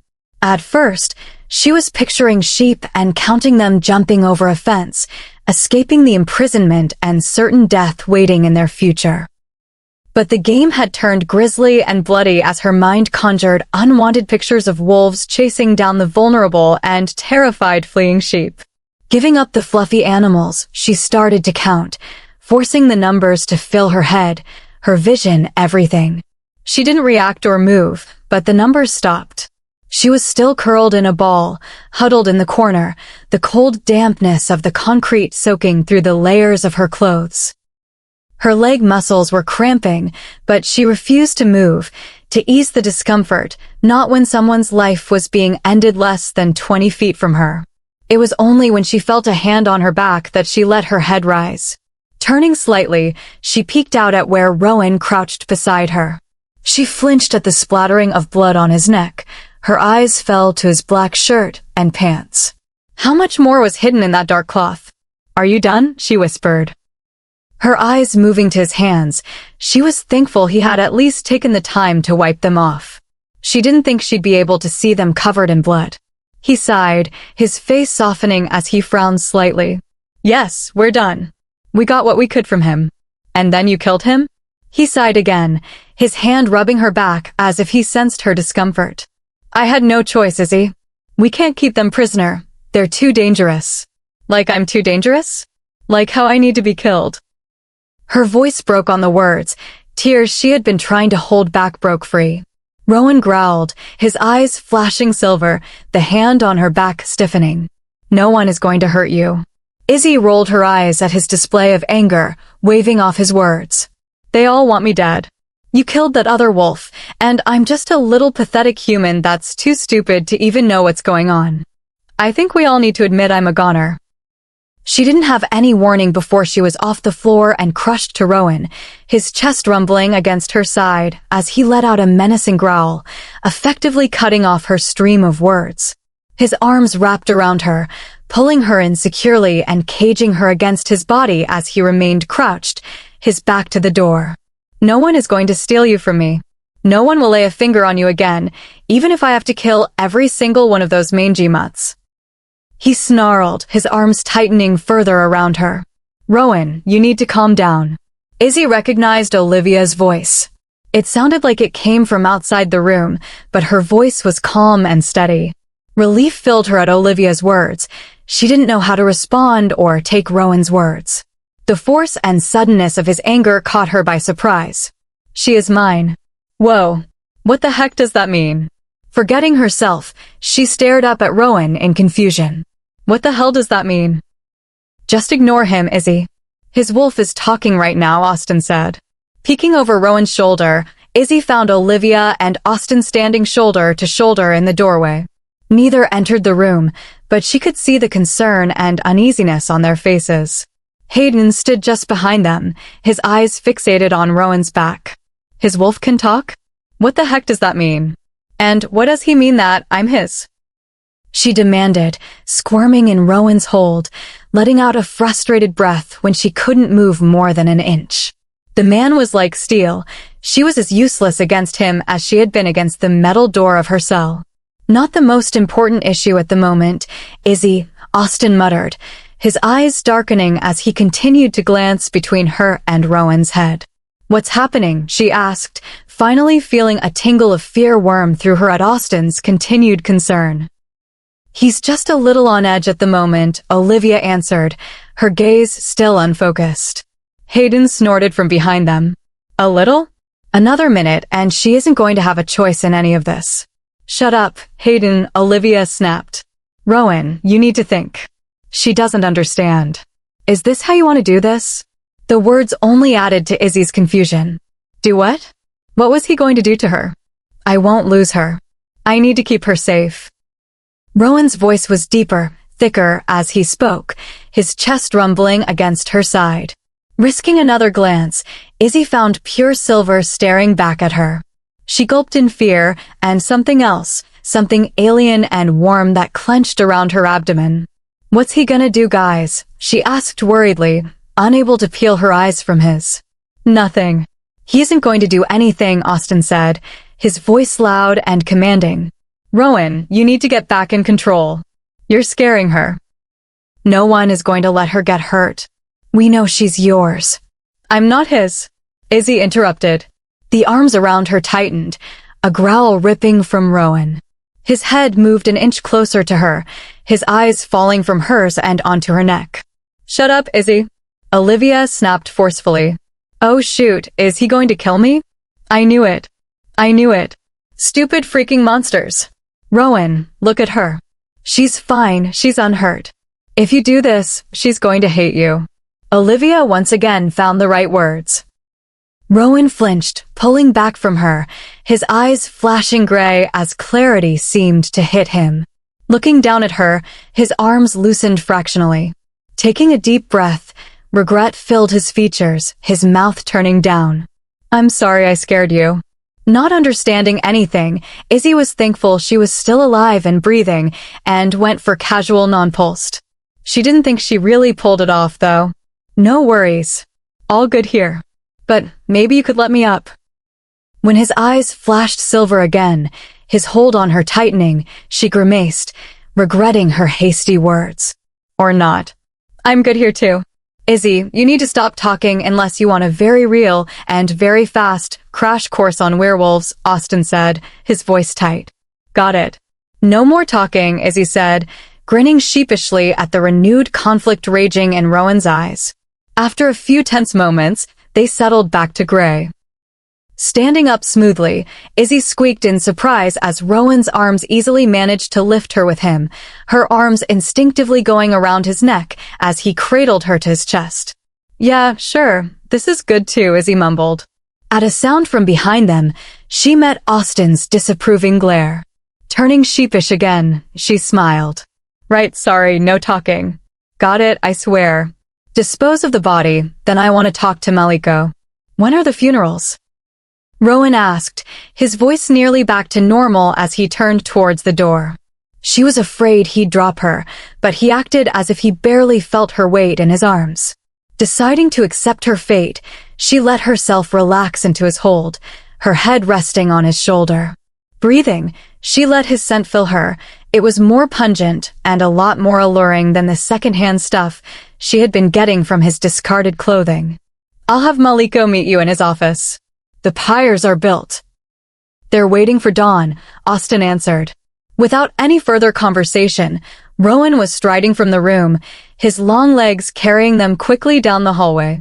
Not sure she'd be able to handle any more, Izzy buried her face into his neck, letting his skin stifle the whimpers that bubbled from her as the banging and echoes from behind the cell doors assaulted them as they moved through the hall. Rowan's arms tightened around her, his pace picking up as he bounded up the stairs, carrying her from the depths of the concrete hell. There was no real temperature difference, but the air felt different around her. The feel of terror, sadness, and suffering eases, replaced with the cool, crisp, clean air of freedom and life. Lifting her head, she took a deep breath of the crisp night air, letting out a shuddering breath of relief. I'm almost done, and then you can sleep, Rowan spoke lowly, his face staring straight out, not looking down at her, his voice distant. I'm not really tired, just hungry, she said quietly, the last of the nausea dissolving and leaving her starving. She watched him nod, still refusing to look at her. I'll have someone bring you something to eat. You don't have to, she stopped in her protest as his face hardened, his lips pressing together, killing the words on her tongue. You need to eat. His voice was ice. She nodded silently, more confused than ever. She didn't know what to do or not do. He was more unpredictable and on edge than she had ever seen. Maybe this is how he always is? She thought absently as Rowan prowled through the night with her in his arms. Moving them towards the Alpha's house, power and strength poured from him. Even if she had never seen him shift, in that moment, it was unquestionable that there was something absolutely lethal and animal about Rowan. Something inhuman. No, if he were always like this, Austin and Olivia wouldn't have been so concerned. So what happened then? And what the heck did I do? Deciding to throw away the last of her common sense, she cleared her throat to get his attention, rolling her eyes when he still wouldn't look at her. I know you heard me. That little vein in your throat jumped, she said accusingly, pointing to the offending vein with the hand still wrapped around his neck. She still wasn't entirely convinced he wouldn't suddenly drop her. What is it, Madeline? It's Izzy, she snapped irritably when he still kept his face averted. Did you just roll your eyes? No. I think you did. Wow, I'm impressed. I didn't think you knew sarcasm, she needled. Just because I do not routinely employ such childish tactics doesn't mean I do not possess the skills. Are you offended? Huh. Interesting. And oh, so you do admit that you employ them sometimes then. What did you want, Izzy? She would have been nervous except she saw the slight twitch of his lips, the corners turning up, and felt as his muscles relaxed ever so lightly against her. I saw that smile too. I don't smile. Yeah, you can't lie for dirt either, she said, laughing loudly when he then proceeded to roll his eyes, exaggeratingly.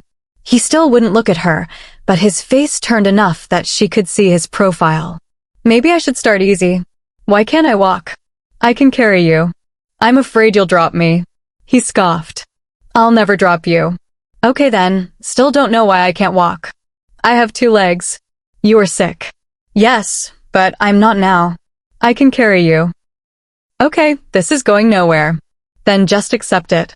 You're infuriating. Stop arguing and you won't get frustrated. She narrowed her eyes as his lips twitched into another tiny smile. They were almost at the Alpha's house. She was running out of time. Letting out a sigh, she gave in. Fine. You win. I usually do. Oh, perfect. You're cocky too. Awesome. Sarcasm is beneath you. And I prefer to think of it as confident. I prefer to think of it as annoying. I've been called worse. Rolling her eyes, she snorted. Yeah, I bet. Fine. Carry me around like an idiot if you want to, your freaking arms. But since I'm allowing this, I want a few answers. Now it was Rowan's turn to scoff as he turned towards the Alpha's front door. Somehow it opened before them. By the time they stepped through, whoever had been there had smartly made themselves scarce. You're allowing me? Cupcake, if I wanted to carry you for the rest of your life, there isn't a darn thing you could do about it. Panic hit her. Her eyes went wide as her jaw slackened. You're not. I mean, you're not going to do that, right? Into the Alpha's office, the door closed without their help behind them. No, Rowan said, rolling his eyes again. At least not yet. Whoa there, buddy. No. Izzy shouted, her head shaking frantically, wanting to get in front of whatever insane thoughts were rolling around his thick head. Having bodyguards, werewolf bodyguards at that, and having to share a room with him was weird enough. She was not being carried around like a toddler everywhere. Just know. You promise me right now that you will never even think about that. No. Okay, seriously, you need a lesson in negotiations. And personal space. And conversation. And compromise. And public relations. And hell, basic communication skills might be a good one, she said, struggling in his arms. At last, he looked down at her. She felt his eyes land on her face. Risking a glance, she felt her blood boil as she caught the amusement on his face. Fricking werewolves. She snarled as she renewed her struggles. After a few seconds, she had to admit it was useless. Going limp, she crossed her arms over her chest. Would you like down? She growled under her breath as she heard the thread of laughter in his words. I'll skin him in his sleep. I can feel those vicious thoughts, sunshine. No need to get nasty, you only need to use your words. It'd serve you right if I skinned you and used your hide as a rug, she huffed as he finally let her legs drop to the floor. His other arm remained wrapped around her back and waist until he was sure she was steady on her feet. He barked out a laugh as he finally released her. If there was anyone that could accomplish that, it'd be you. What the hell does that mean? She demanded, spinning to face him and grimacing as she got a better look at the splatters of blood on him in the soft, warm light of the office. He looked at her warily, his eyes critical as he slumped down onto the sofa. What did you want to ask me? I just asked you a question, she said, her hands going to her hips in irritation.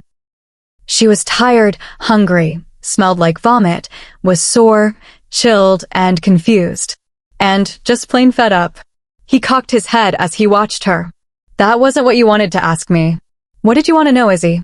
She stared at him a beat, weighing her options. Her curiosity. Her mind was flipping through all the things she'd heard and witnessed. All the strange and weird words, the confusing statements, all of it pressed on her. What did she want to ask him? Ask it, he said. He didn't look any different, but Izzy could feel his wariness, even as he tried to appear entirely at ease. He had closed himself off. Defenses closing in around him as he watched her, like a prey watches the predator about to strike. Was it worth it? Did she even really want to know? Something deep in her gut told her that once she said those words, once she asked them out loud, nothing would ever be the same again. Well, when you're on the edge, I guess you jump in with both feet. Licking her lips, she squared her shoulders, meeting his gray eyes head-on. The words are cracking between them. What is a mate? Chapter 16. The words settled around them. Rowan kept himself from flinching, holding himself perfectly still. He had been sloppy, careless, reckless, playing with things he didn't understand or even fully accept, and now it was all coming out to bite him. What is a mate? Well, shoot. Looking at her, Rowan felt his wolf howl in his head. He was not happy at being held back from what he saw as his. Rowan, on the other hand, was less than enthused or accepting of this latest unexpected turn his life had taken. He didn't like being at odds with the other part of himself. They were designed, meant to be in harmony, in sync, two sides of the same coin. Disharmony, conflict, it drove werewolves mad, turned them rabid and uncontrollable. But this was something his human half could not just accept. Shoot, it was impossible. What do you want to know? He knew his voice was cold and harsh. His wolf whimpered when she flinched from it. He cringed internally. He didn't want to hurt her. Everything in him screamed that he was meant to do precisely the opposite, but talking about this with her, it was too much. He knew his eyes flashed silver, his wolf pushing forward. The part of him that was sure and set on their course was going for control. Pushing to end the conflict and put themselves on the right course. Consequences be damned. What are they? Her voice gave away her nervousness. She knows this is something she might not want to know. Shoot, how much has she figured out? How much have I said? A mate is a soulmate. A werewolf's soulmate. He parroted the words his mother had used so many years ago, the words that had meant so little at the time, and that would come to shatter everything he ever had been. A soulmate. He looked up, silver meeting pine green. Her hair was frazzled, golden red spilling around her shoulders, a halo of reds and golds, the small splattering of freckles over her nose more pronounced against her shallow, pale complexion. She needs to eat. To rest. She chewed on her lower lip, teeth worrying the soft, pale pinkness as she mulled over his words. He could scent her confusion, her curiosity, her fear. The sharp metallic scent of it burned his nose. He hated smelling that came from her. It made rage pour through his veins. Hated even more that it was he that was causing it. Yes, a soulmate. Though your human version is a watered-down idea of what ours is. Ours is literal. In the world there exists one. He couldn't quite hide the crack of his voice on the word. He noticed her eyebrows raise as she caught it too. Other soul for everyone. A person destined for them and only them, their souls meant to connect, to complement, protect, and love each other for their entire lives. Tying them in unbreakable bonds and oaths. Tension radiated from him as he watched her digest his words. He knew he was being vague, evasive, brisk. He wanted no, he needed her to drop this. To leave it alone. His mind begged her not to ask the question he could see in her eyes. The one that would engulf them in its destruction. He watched her swallow, her tongue darting out to lick her chapped lips. His fists clenched, his whole being willing her to drop it, to ignore it, to walk away. But that wasn't Izzy. The words left her mouth, and Rowan felt his heart plummet. Do you have a mate? Izzy POV. She hadn't been nervous or actually scared of Rowan for days now, even having seen up close and in person his temper, his ability to inflict horrible death and pain. She hadn't felt terrified of him. Concerned, upset, infuriated, annoyed, confused? Absolutely. But threatened, terrified, scared? Not so much. Right then, she did. Standing in Maliko's office, staring at his tense face, his eyes burrowing into her, the vein on his neck pulsing as he held himself as still as a statue, she felt scared. Scared of what he would do. What he could do. What her words would unleash. What he would become once she dropped them between them. He felt like a house filled with gas. It looked innocent and calm, non-threatening on the outside, absolutely normal, but a closer inspection revealed the hidden danger. The explosive ability hidden just beneath the surface, the destructive force that could lay out a whole block with just the slightest spark. She was an idiot for scratching that match. A moron for seeing and discarding all the signs. She couldn't play dumb. She couldn't play innocent when this time it all blew up in her face, she knew. She knew she shouldn't say it. But she had to. Do you have a mate? Silence. Her heartbeat was the only sound. The wind itself had frozen in anticipation, the world, the night holding its breath, waiting for what her words would spark. His eyes flashed. Silver. Gray. Back and forth. Disapproval, anger, hatred, pain, heartbreak, desire, need, fury, Sadness, agitation, conflict, the emotions flickered faster than Izzy could pick them up. Gray and Silver fighting for control of the statue Rowan had become. Is he even breathing anymore?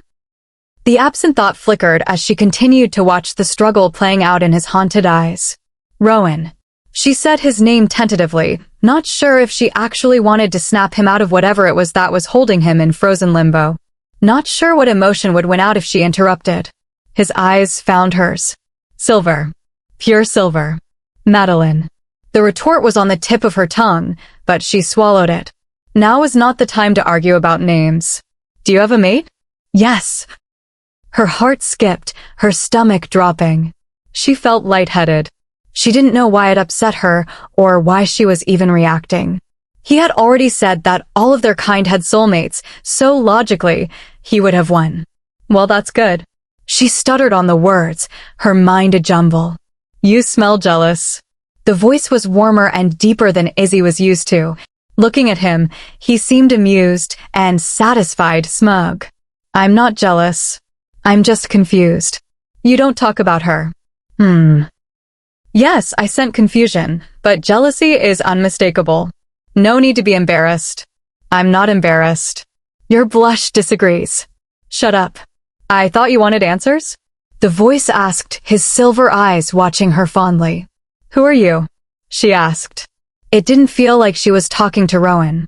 Even how he held himself, his posture, the tilt of his head, it felt different, more animalistic.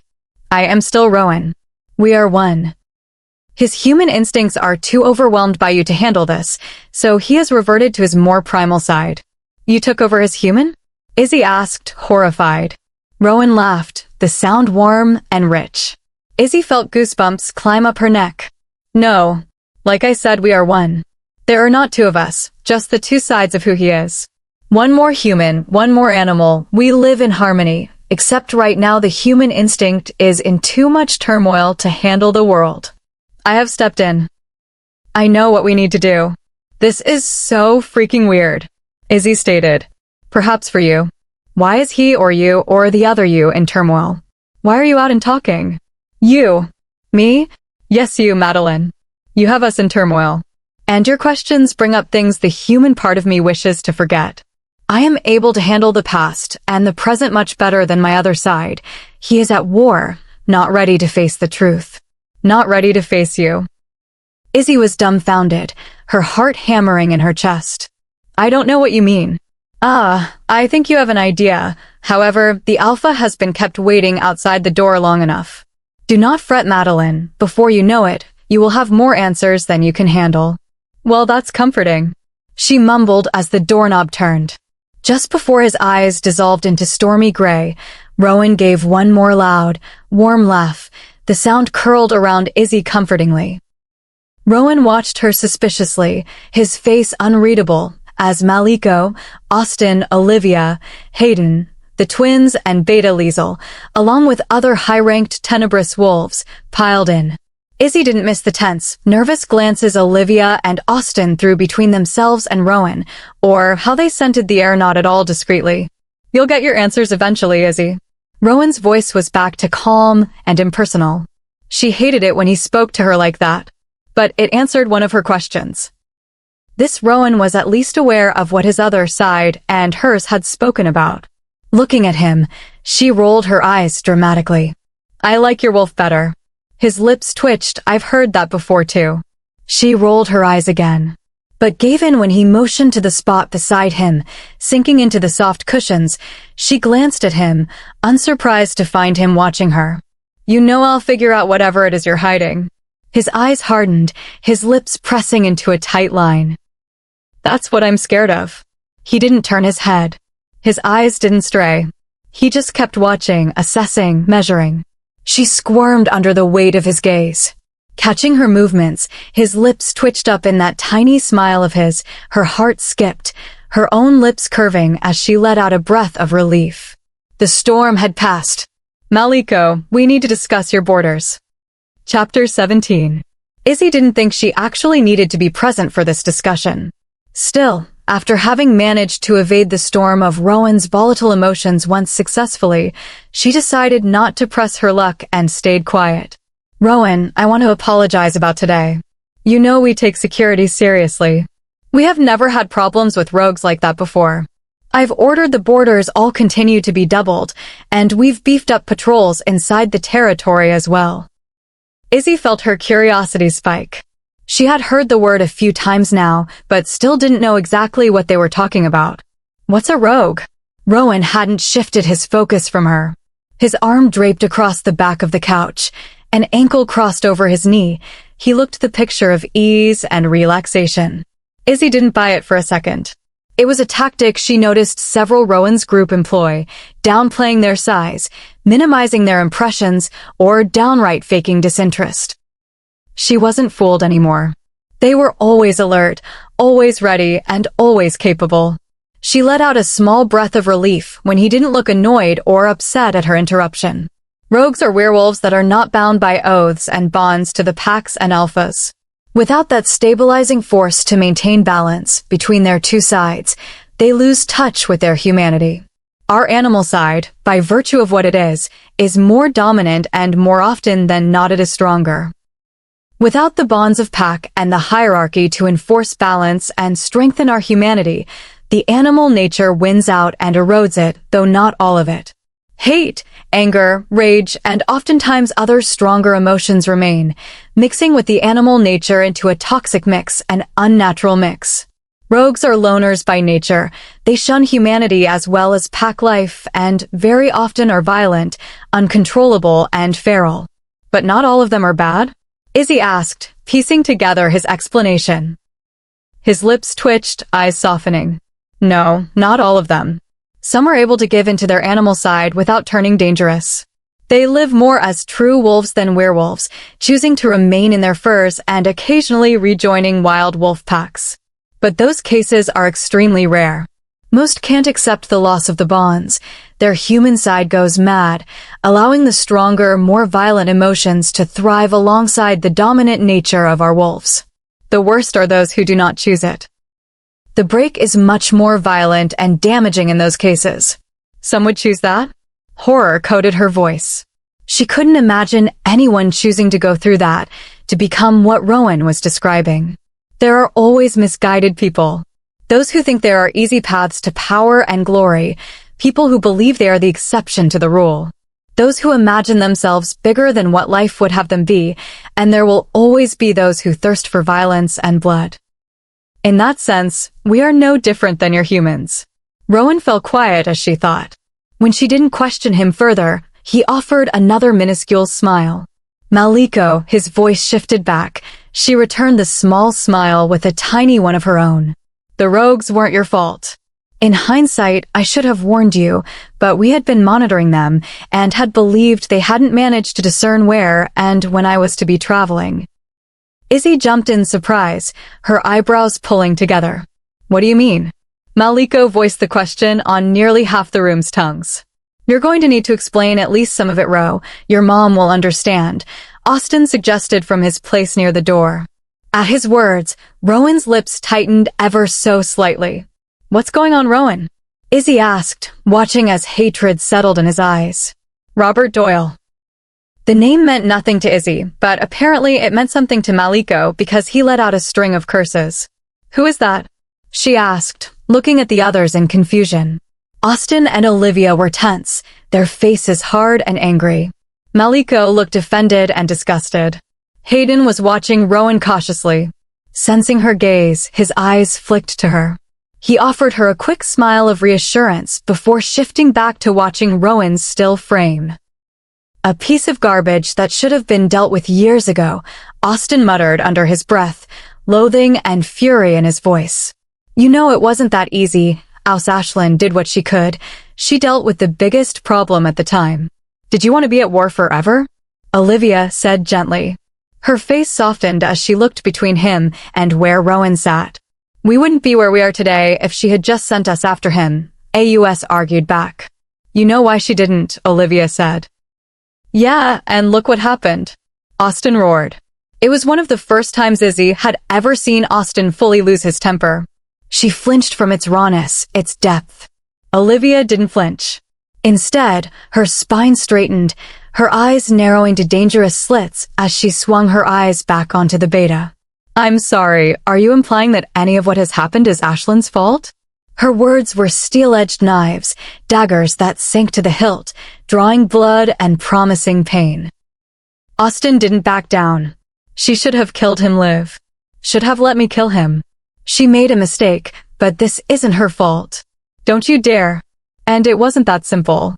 It was that simple. He killed her family. Betrayed her. Tried to murder her. Austin roared, pushing off the wall, advancing on her. He was the only family she had left. Olivia fought back, meeting Austin's anger head-on, refusing to retreat. We were her family. She had us. Austin screamed.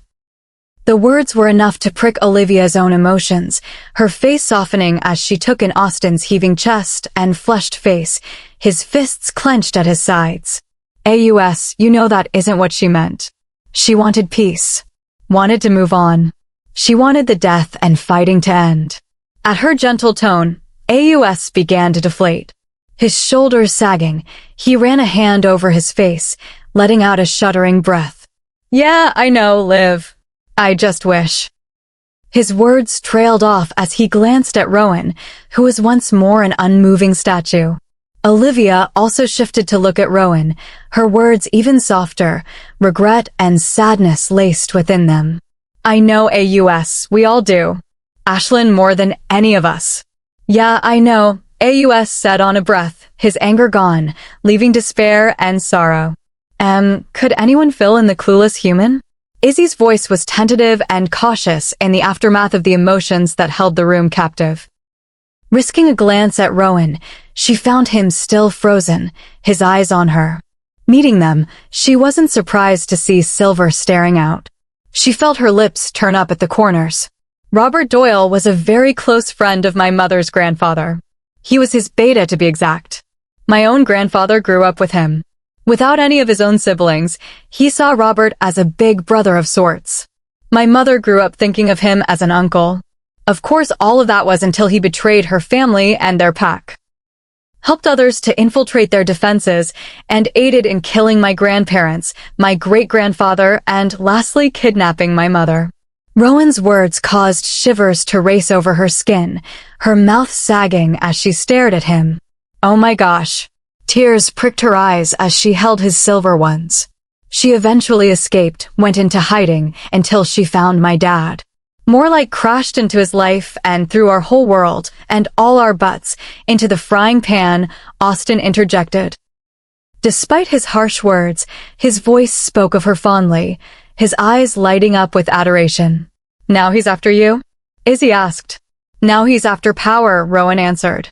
He set himself up as alpha of the rogues. "I thought they didn't have alphas, that they don't like packs?" Izzy interrupted, confused. "They don't. Didn't stop him from doing it or enforcing his decision violently and absolutely. He is strong and powerful and lethal. And psychotic," Austin muttered. "I thought he was gone," Maliko spoke up. He looked unhappy and concerned at the news he was hearing. "He was," Rowan answered without turning. "Until he wasn't. 5 years ago, he came back out to play," Austin supplied when Rowan didn't elaborate. "Why so long?" Izzy asked, looking at Austin.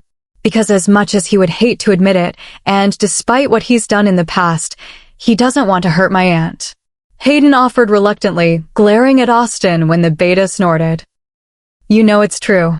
No one wants to say it. Shoot, we don't want to think it, but we all know neither of them wanted to be the first to move against the other. They didn't actually want to kill each other. Maybe that was before, but now?" Austin challenged. "Yes, well, I wasn't talking about now. Now she'd gut that mangy, disgusting mutt with her bare hands and dine on his innards. I was just trying to explain why, for almost 20 years, they vehemently ignored each other, even while they both knew exactly where the other was. We don't know Ace knew where he was," Olivia defended, to which Hayden and even Austin rolled their eyes. "She knew exactly where he was. And I would bet my hide that they didn't ignore each other as much as they'd like us to believe," Austin said. "We're getting sidetracked. Isaac spoke up, nodding subtly to the tenebrous pack members who were present and soaking up their words zealously. Okay, so now what then? They're gunning for each other again? Why haven't the alphas been alerted to this? We deserve to know if another war is breaking out. Maliko said, his voice turning hard and demanding. There is no war, not yet. So far there have just been skirmishes, each side feeling the other out, Rowan said, re-entering the conversation. How do you explain today then? We deserve to know what's going on. Maliko roared. You will know what we decide to tell you, Maliko, Rowan said firmly, finally shifting his stare from her, finding the enraged alpha, his eyes shining pure silver. Don't forget your place, Maliko. You are a valued ally and friend, but do not mistake that for an allowance to make demands. Maliko's head bowed under Rowan's gaze, his neck baring. Today was a test. A test? Liesl asked from behind Maliko, making sure to keep her eyes down and off of Rowan. He must have found out somehow. We'll have to move with more caution from now on, Austin said, looking at Rowan. We should head back, Isaac offered. I'm not running, Rowan answered, scoffing. I didn't say run, I said head, Isaac retorted. Izzy attempted to stifle her laugh.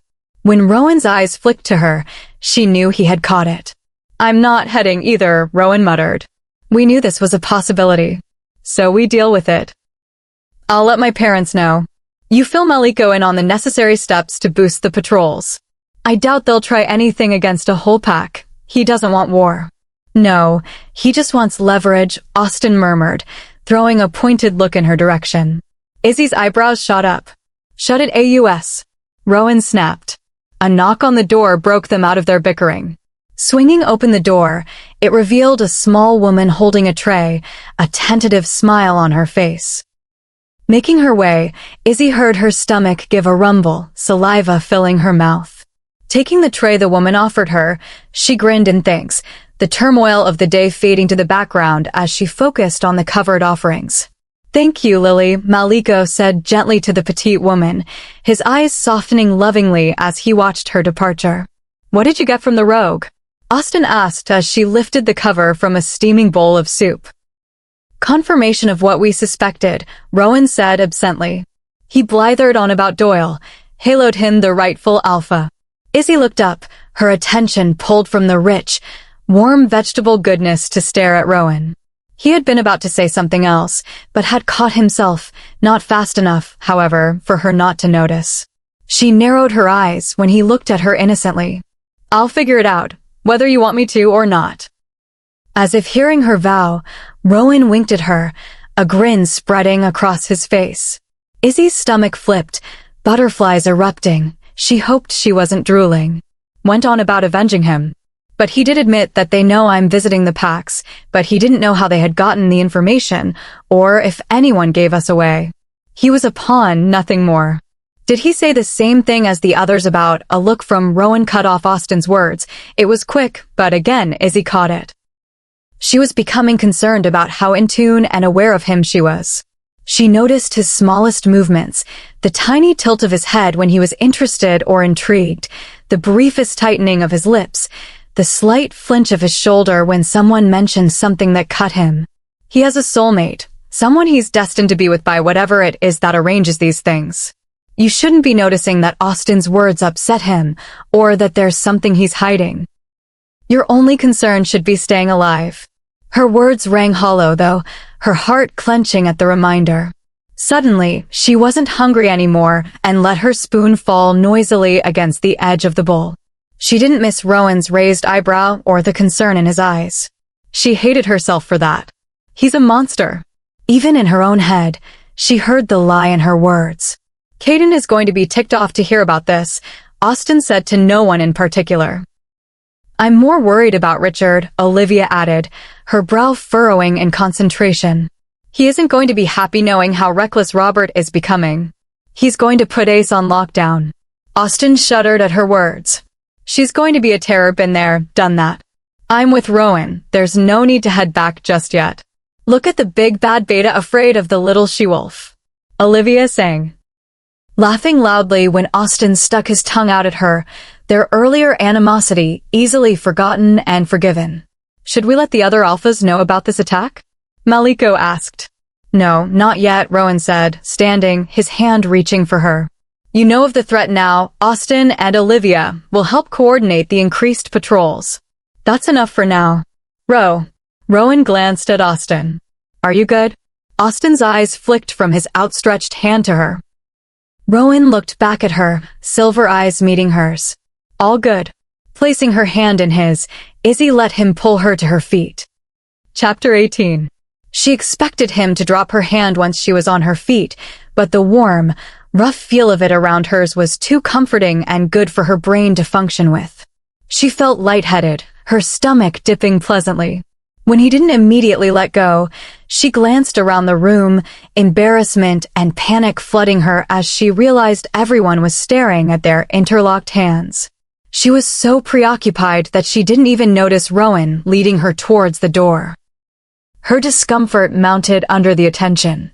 She tried to pull her fingers free, digging her heels in when she saw they were moving towards the door.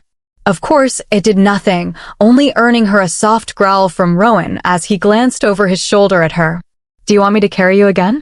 At the threat, she shook her head vehemently, stumbling forward. She did not want to be carried again, or at least not in front of all these witnesses, her mind amended. Okay then. It's called a compromise. His hand gave hers a pointed squeeze as he spoke. Was he mocking her? She felt a blush heat her cheeks. Not wanting to test his willingness to stand by his threat, she gave in, letting him lead her hand in hand from the crowded office. She could feel the satisfaction and smugness coming from him in waves. Her mind turned violent, pictures of punching him thankfully replacing the thoughts of the feel of that hand on her skin. The cool, still air of the hallway was a relief to her flushed cheeks and helped ease her anger. She glanced behind them to see Isaac and Noah following close behind. Needing something to focus on, she turned back to the twins, trusting in Rowan to guide her safely. So how does he tell you two apart? You look identical. As the question popped out, she realized how insulting she must have sounded. Grimacing, she looked at the identical faces to gauge their reactions. Thankfully, they both shot her twin grins, their eyes lighting up with mischief. He thinks he can tell us apart. The one on the right said with a wink. That's Isaac, Rowan supplied without turning his head. Isaac rolled his eyes at Rowan's back. He never lets us have any fun, he whined his twin, who only shrugged and went back to watching the hall. Zach talks more, Rowan continued as they climbed the stairs. But the easiest way is to remember that Noah isn't as quick. At Rowan's words, the other twin let out a low growl that had Rowan and Isaac laughing. One time. He beat me one time, Noah grumbled, throwing a look of daggers at his twin. Exactly, and now you can never forget. Isaac said happily. Catching her confused look, Isaac pointed to his brother's nose. We were sparring, and someone forgot to protect our beautiful faces and then was too slow to deflect my awesome jab. It was one time. 9 years ago, Noah said, rolling his eyes, rubbing at his nose self-consciously. Yep, and I'm never going to let you forget it, Isaac said. He and Rowan let out another round of laughter at Noah's grumbles and growls. Idiot, Noah said. Jerk. Moron. Pup. Hey, 1 minute, Zach. 1 freaking minute. Exactly, so I'm older. By a freaking minute. Still older.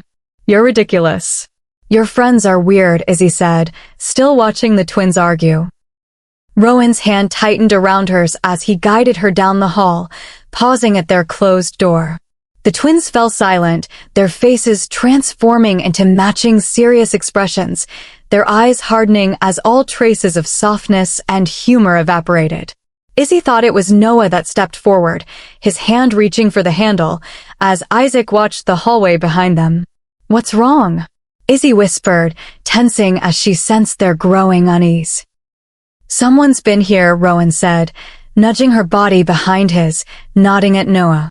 Izzy watched Rowan's back tense, the muscles under his shirt rippling. The door opened noiselessly, the room inside dark and quiet, the air still. Izzy peered around Rowan, trying to get a glimpse. Noah went in first, hand on the sidearm on his thigh, shoulders stiff.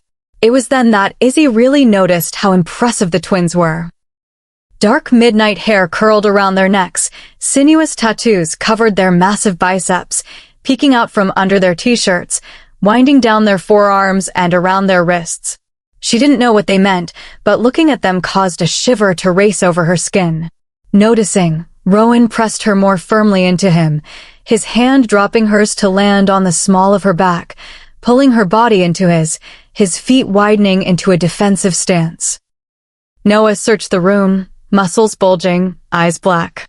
Satisfied, he turned to look at Rowan, shaking his head. Izzy felt as Rowan released a breath, his body relaxing against hers. Noah moved from the room, his voice pitching too low for Izzy to catch as he spoke to Rowan. Rowan nodded once, his hand recapturing hers and leading them into the bedroom. Flipping on the light, Rowan took in the room before releasing his grip on her, then proceeded to begin searching the room for himself. "I thought he said it was okay?" Izzy asked, looking around nervously. "He did," Rowan answered, opening the bathroom door and peering inside. "Then why?" Izzy asked, gesturing to where he had dropped to the ground to look under the bed. Looking up, he caught her gaze. "My wolf needs to be sure, it's instinct. I can't rely on another for your safety." Her brows pulled together in confusion. His honesty was both confusing and made her heart leap. "I forget sometimes you don't understand all this," Rowan said absently, getting up from the ground and moving to the window, his eyes sweeping the night beyond. "I'm trying to learn, but it's hard when you won't tell me things." "I haven't lied to you," Rowan said softly, not turning. "True, but you're hiding things. Things that are important, and that's nearly the same thing. There are things I can't tell you yet." "Why not?" "Because you aren't ready." Rowan's voice was tight, the fingers on the windowsill gripping it until his knuckles were white. "I deserve to know the truth. To know what's going on. This is my world now too, Rowan. I didn't ask for any of this, but it's being forced on me. And the least I deserve is to know what the heck is going on around me," she shouted. Her voice rose as her emotions erupted, bubbling to the surface. Frustration and anger spilled out as she stared at his back. Hating that he wouldn't turn, wouldn't look at her. "If you don't want to be around me, then leave. Go to your mate. Go, and just leave me alone. I don't need you." The tremors in his back stopped. His head snapped up, his eyes finding hers in the reflection of the window. She took a step back from the rage she saw staring at her. Her breath stuck in her throat. The storm from Malika's office was gathering on the horizon. And this time, there was no stopping it. Rowan's eyes were spinning vortexes of silver and gray, fighting for domination in the churning mess of his emotions, neither gaining the upper hand. His body rose to its full height, shoulders stiff, his chest puffing out. He was glorious, magnificent, terrifying. A growl started in his chest, rattling the walls, before he struck out. Fist of iron muscle, sinew, and bone met wood in a thundering crash. The dresser crumbled under his anger, breaking in half from the power of his strike. Without pausing, Rowan picked up a piece, tossing it like a baseball against the far wall, smashing in an explosion of splintered wood. Letting out another roar, Rowan grabbed the chair from the corner, tossing it against another wall. The wood and material were not enough to withstand his fury, breaking apart and falling to the floor in an unrecognizable heap. The wall caved in from the impacts, dust falling from the ceiling, settling to cover Izzy's hair and tickling her nose. She heard the door open as Rowan grabbed a side table, this time breaking it apart in his hands, his fingers reducing it to a pile of sawdust in his grip. "Out!" She screamed the command at Austin's concerned face. He looked at her before taking in the destruction of the room, the growls coming from Rowan as he turned to the open door, taking in the other males' presence. Noah, Isaac, Olivia, and Hayden were all gathered behind Austin's back, faces tense and concerned. All of them are taking her in from head to toe. She flinched when she realized they were checking to see if Rowan had hurt her. Suppose his rage had found a target in her. Did they really think he would raise a hand to her? Should she be concerned about their worry? A problem for another day, Izzy. You have bigger fish to fry at the moment. Yeah, like Rowan about to murder his friends.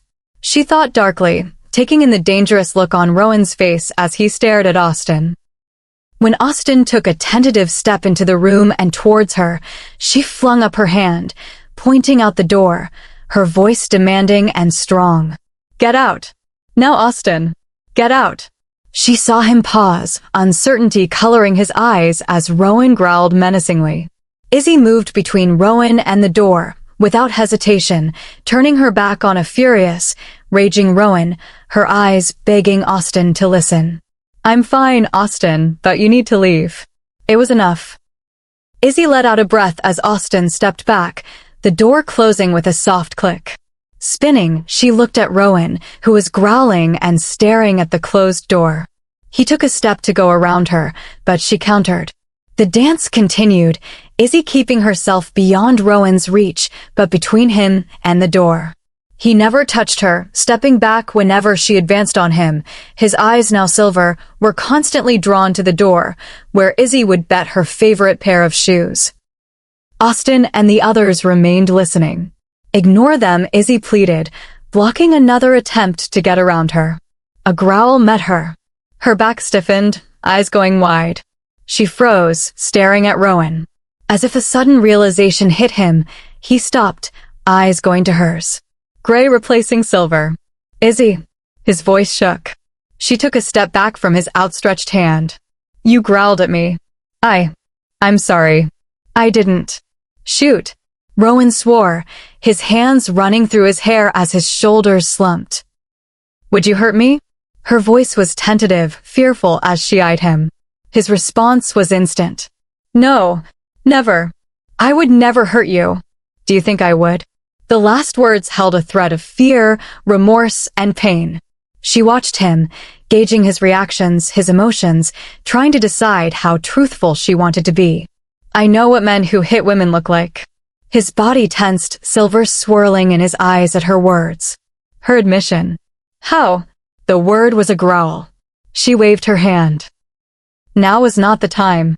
I know what the faces of cowards that hide behind their strength and power look like. Do you think I would have agreed to this whole thing if I thought you were one of them?" His eyes calmed as he regarded her, but he kept quiet. "Do you think I would have willingly let myself go back to that? That I would accept that again for myself?" Her voice trembled, her mind filling with pictures of her past. "I would never." Rowan's voice was raw. He tried to take another step closer, but her raised hand stopped him. "I know, but that doesn't mean you can threaten me. It doesn't mean you get to scare me whenever I say or do something that upsets you. You can throw your tantrums. You can break all the furniture in the darn house for all I care. Heck, you can burn it to the ground if it makes you feel better." She paused to ensure she had his complete attention. "But you do not threaten me. You do not take your anger out on Austin or Olivia or the twins. You deal with your stuff, Rowan. And if you can't, then I'm gone. I won't tolerate a bully. I don't care how strong or important you are." His body sagged, anger and rage leaching from him as he stared at her. The silence around them calmed, the tension and rolling emotions easing slowly into peacefulness. Rowan finally spoke, his voice small but sincere. "You're right. I'm sorry, Cupcake. Never again, I promise." Izzy felt his words, weighing them. She had heard similar promises her entire life.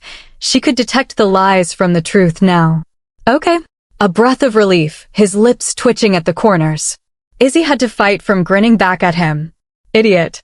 I've been called worse." She rolled her eyes. "At least you didn't destroy the bed." At her words, he turned to survey the room. It was the only thing left standing, though bits of wood, plaster, dust, and clothes flung from the dresser covered it. "It was next on my hit list," Rowan admitted, winking at her. "Well, I don't sleep on the floor, so I'm glad you didn't get that far." His face turned serious again. Stepping closer, his hand moved slowly, his eyes watching for any reaction as he reached for her, his palm cupping her cheek, fingers tangling into her hair. "I'm sorry I scared you again. And I'm sorry I keep having to apologize." Izzy had to swallow, her mouth dry at the first touch of his hand against her skin. "He has a mate." She reminded herself. "Just don't do it again." He nodded, lips twitching. Leaning his face closer to hers, Izzy felt her pulse skip, heat flooding her face. Breathing in deeply, Rowan's eyes slid closed. Her body shook under his touch. Even slower than he approached, he backed away, his hand slipping from her face. She took a shaky breath. Well, if we're apologizing, I guess I owe you one too. At his confused look, she laughed bitterly. I set you off. I'm partly responsible for all this. She waved, taking in the destruction of the room. I'm sorry for what I said. I shouldn't have pushed your buttons like that. His eyes turned stormy before he took a deep, calming breath, sending her a tight smile that didn't quite reach his eyes. It's okay, Cupcake, I forgive you. And then, she was treated to one of his genuine smiles, the crooked one that crinkled the corners of his eyes.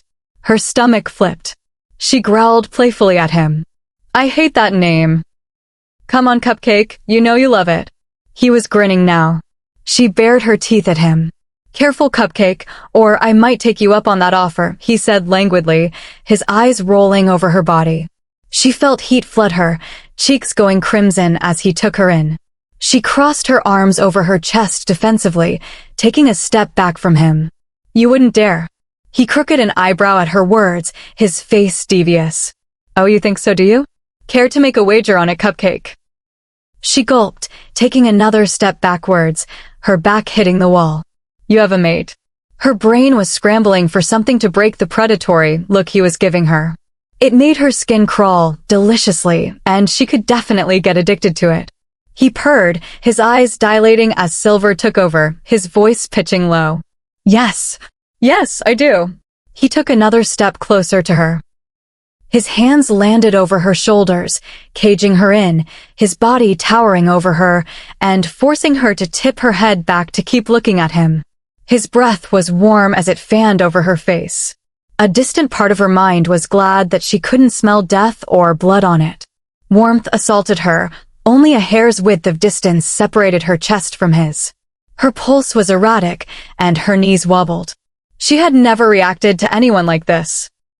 Bending his head, Izzy whimpered as his mouth moved to her neck, his lips brushing her ear. Do you still like me better? The teasing tone helped clear her fuzzy brain and the panic, lust-filled thoughts filling it. She sighed in relief as Rowan pulled back, putting a touch more distance between them, allowing her to breathe again. Regarding his wolf warily, she decided to, for once, choose her words carefully. I like your honesty. He barked a laugh at her. Then, before she could react, his lips were on her neck, pressing softly into the slight dip at her collarbone. A sound caught in her throat, but then he was gone just as quickly. His body was across the room, silver and gray dueling in his eyes as his hands shook. You should have a shower. The words were strained. Izzy didn't miss the warning in them. It wasn't violence he was promising this time, but it also wasn't something either of them was ready for. She retreated to the safety of the bathroom, throwing the lock just as his body slammed into the door, shaking it in the frame. She ignored him, peeling off her filthy clothes and stepping under the warm stream of water. Chapter 19. They were lying in the dark, her back to him, but even with his steady breathing, she knew he was awake. Rowan. The sigh that escaped was the barest release of breath. Yes, Madeline. Rolling her eyes, she turned over, flipping around until she was staring at his profile. He was lying on his back on top of the covers, fingers laced behind his head, as he stared at the ceiling. Why does this Robert guy want you? In the soft pale moonlight, she could see as his eyes darted to her. She knew he was considering not answering her. You should sleep, you're tired. She ignored his words, continuing to look at him expectantly. He wants me so he can force my mother's hand. Force her to do what? Concede. Concede what? Her place. Why you? I'm the only thing she would place before her pack. I am her single weakness in this entire world. Rowan's voice grew heavy with the words, his eyes filling with some unknown emotion. Who are you, Rowan?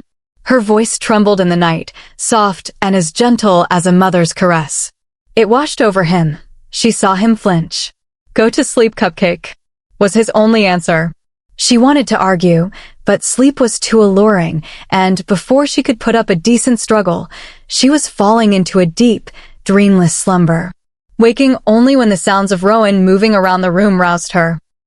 The only light came from the overhead fixture, The scene outside the window was still bathed in darkness.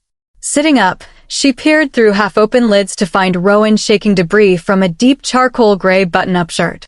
Looking up, he winked. I think it's okay, so long as I don't mind the possible chance of slivers. The funerals are set for this morning. I need to be there. Izzy heard the implication. If he had to be there, she had to be there. For some reason, I get the impression these odds excite you. And how long do I have? Izzy's voice was still heavy with sleep, her free hand running through her frazzled hair, a yawn cracking her jaw. Grinning, Rowan laughed. Her belly clenched at the sound, a pleasant heat sweeping over her as she eyed him in all his near-naked glory. The simple black silk boxers were doing him justice. What's life without a little risk, right, Cupcake? It's set for dawn. You have a little less than an hour. Perhaps you should abandon the pants. That might be too much risk, even for you. She countered, watching greedily as he whipped off the black tee he had slept in, the dark gray material sliding up his muscled arms, over his broad shoulders, before he was slowly buttoning it over his bare chiseled chest. He laughed throatily again, the sound reverberating around them, warm and rich. Smart thinking, Cupcake. I'm not ready to risk the little guys just yet. Heat flooded her cheeks at his words, earning another roaring chuckle from him as he trudged through the mess, searching for a pair of bottoms that had survived his tantrum. Trying to push away thoughts of just what his little guys involved, she cleared her throat. I think you left a pair in the bathroom. They should be hazard-free. And is it really appropriate to be joking today of all days? Izzy had to force her eyes to stay on his back as he walked to the bathroom, refusing to let them wander down to his boxer-clad bottom and bare, thick thighs. Bad Izzy. She scolded herself. You are not supposed to be looking at him like that. She tried to pretend her eyes didn't dip when he re-emerged, pants in hand. I saw that. You saw nothing, she argued, face turning scarlet.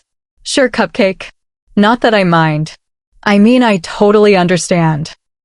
Rowan said smugly, gesturing to himself before pulling on the pair of black cargos he scavenged. A choked sound caught in her throat, and she was convinced she'd burst into flames from the force of her embarrassment. We're paying tribute to their lives and deaths. It doesn't mean we aren't allowed to live. So feel free to look all you want. I am irresistible, after all. Whipping the blankets from her, she tried to recover a bit of her dignity. Please. I don't know who you've been hanging around with lately, but obviously they've been overinflating your big head. Forcing herself to look him up and down, she stamped down any reaction, going for an air of disinterest. If you're done peacocking yourself around like a little boy who just got his first chest hair, I'm going to have a shower. Without waiting, Izzy all but ran to the bathroom, slamming the door, Rowan's laughter erupting behind her. The door didn't block out his words or her embarrassment. You noticed, Cupcake? That's so sweet. She felt like punching him, right in his perfect, chiseled, handsome WHOA. Wait a minute. Perfect? Chiseled? Handsome? What the heck? No. I am not attracted to Rowan. Absolutely, 100% not attracted. Okay, so he's a bit good-looking. And funny in an annoyingly irritating way. And he's tall and buff, but I'm not like attracted to him. Right? Oh shoot. I'm attracted to Rowan. The friggin' I'm the boss of the monsters, Rowan. Shoot me. Banging her head against the side of the shower, she let the warm water wash away the lingering embarrassment and desire on her skin. The thought hit her like a train. Had Rowan smelt that on her? Banging her head with a renewed sense of horror, she prayed for the ground to suddenly open up and carry her far, far away from Rowan and his stupidly gorgeous gray eyes. What? She barked as a knock sounded against the door. You've been in there for 20 minutes. Just wanted to make sure you were still alive. She heard the laughter in his words. Growling, she glared at the door. Shut up. This time, he didn't try to hide his laughter. Just hurry up, Cupcake. I promise not to say anything about how much you want my yummy abs. She groaned, head falling against the wall with a thud. I hate you. She shouted, not liking how the words didn't hold the contempt and heat they once would have. Was she softening to him? To them? That thought did what the water couldn't, clearing the fog and all thoughts of Rowan and his body from her head. I refused to let them make me forget the truth. She swore to herself, ignoring the little nagging voice in the back of her head, laughing at her naivety. Wiping a hand across the foggy mirror, Izzy regarded her reflection critically. Ever since the cells in Vance's basement, she had become obsessed with hygiene and cleanliness. The feel of dirt or grime on her skin made her stomach heave violently, and a cold sweat break out. Twice-a-day showers were her new normal, and then, even still, every once and a while, she would catch a glimpse of the girl the cells had turned her into, and her breath would be forced from her lungs. Twisting, she eyed the scars she now sported, the testament to her rather bloody introduction to this new world. And yet, the more time she spent with Rowan and his pushy, infuriating, puzzling presence, the more she felt like her old self. The one she lost, even before the cells. Her morbid thoughts were, thankfully, interrupted by another round of door knocking. Rolling her eyes, she secretly thanked Rowan for never questioning her obsessive bathroom routine. She didn't know what she would say if he ever tried to bring it up. "I'm coming," she shouted, hurried to dress and brush her hair. Opening the door, she came face to face with the beast himself. Leaning against the doorframe, he effectively blocked her in, his gaze lingering on his chest. "Any blood yet?" He chuckled lowly.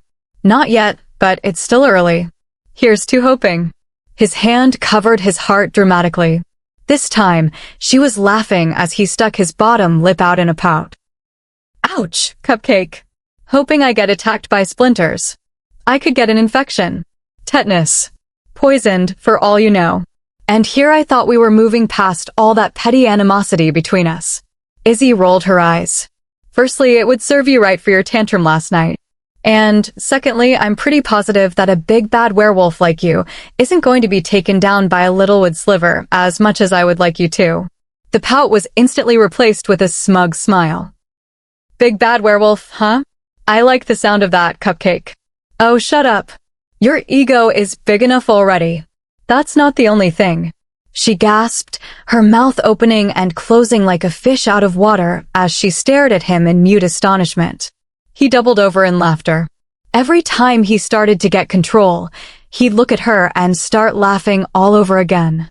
Finally, she pulled herself together, snapping her mouth closed, and she felt her face turn beet red. "Ugh, you're disgusting."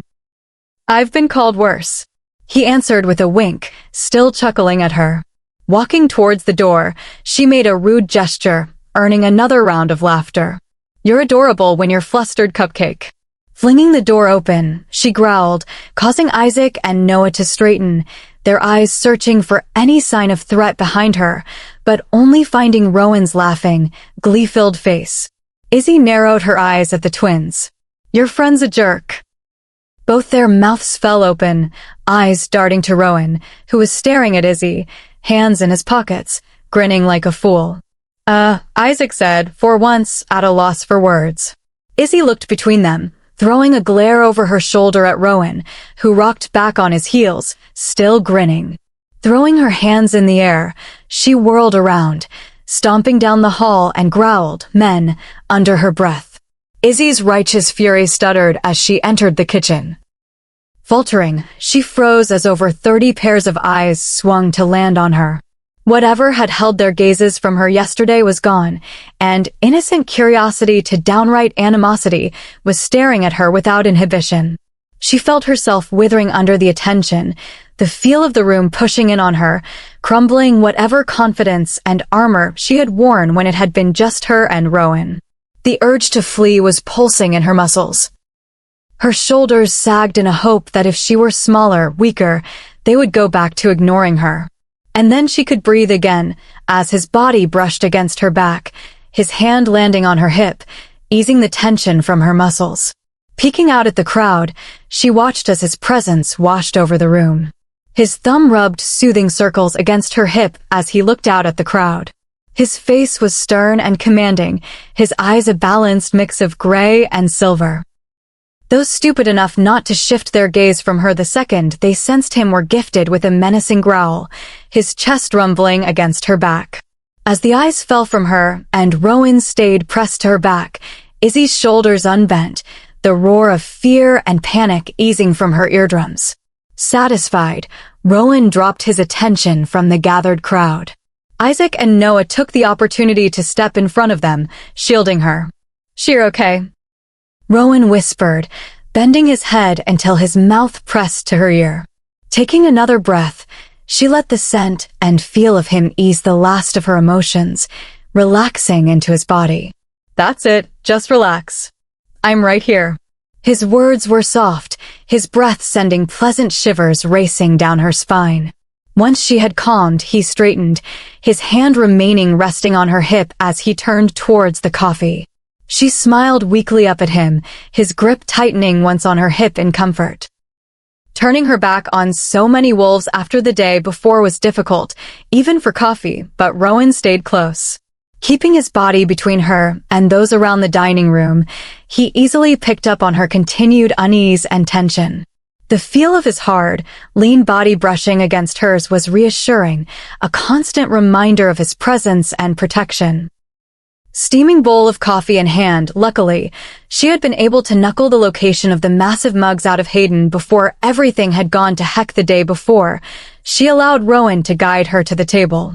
Keeping her eyes glued to the curling wisps of steam and black goodness, she was surprised when she looked up to see Rowan had taken the head of the table, sitting her on his right and taking over the spot Maliko had always previously sat in. She had also missed Austin, Olivia's, and Hayden's entrances. Austin sat in the chair at Rowan's left, his face calm and relaxed. Catching her look, he grinned, "Morning." She smiled, shaking her head at his carefree personality. She had expected some tension or resentment from Austin after Rowan's behavior the night before, but Austin acted as if nothing had happened, nodding easily in Rowan's direction. Rowan acknowledged the beta with a slight nod in his direction, voice neutral but calm. "Uncle. Olivia. Hayden." "Morning, cuz." Hayden chirped, flopping into the seat beside her unceremoniously. "Morning, little human. So I see you survived the night." Rowan growled at Hayden, which, of course, Hayden ignored. "Did he at least get a good bite in?" Hayden asked, blatantly looking her up and down. Rowan snarled, starting to rise from his seat. Izzy just rolled her eyes, shooting her elbow into Hayden's side and earning a yelp and a small explosion of air in reward. "Geez, Ro, she's an aggressive little thing, isn't she?" Rowan barked out a laugh, settling back into his chair. "Shut up, Hayden," Olivia said, taking the seat next to Austin with a cup of earthy-smelling tea. "So are all werewolves jerks, or do I just have rotten luck?" Izzy asked the others, throwing glares between Rowan and his cousin. Rowan grinned, and just as he was about to open his mouth, she pointed a finger in his direction, cutting him off with a glare. "Don't you dare say I've been called worse, or I swear I will hurt you." His full booming laughter filled the air, drowning out the echoed gasps from around them. "What is it with you and my boy's cupcake? If you want to see them, all you have to do is ask." Her jaw dropped open along with everyone else at the table and around the dining room. Hayden almost fell off his chair. Olivia started to choke, and Austin patted her back as she sputtered and coughed, a broad grin on his own face. Grabbing the first thing she could reach, she chucked a muffin at his head, missing him by about a foot, growling at his amused expression. "I prefer cupcakes," Rowan said, eyeing the pastry on the ground and then winking at her. She didn't think she had ever been so mortified in her life.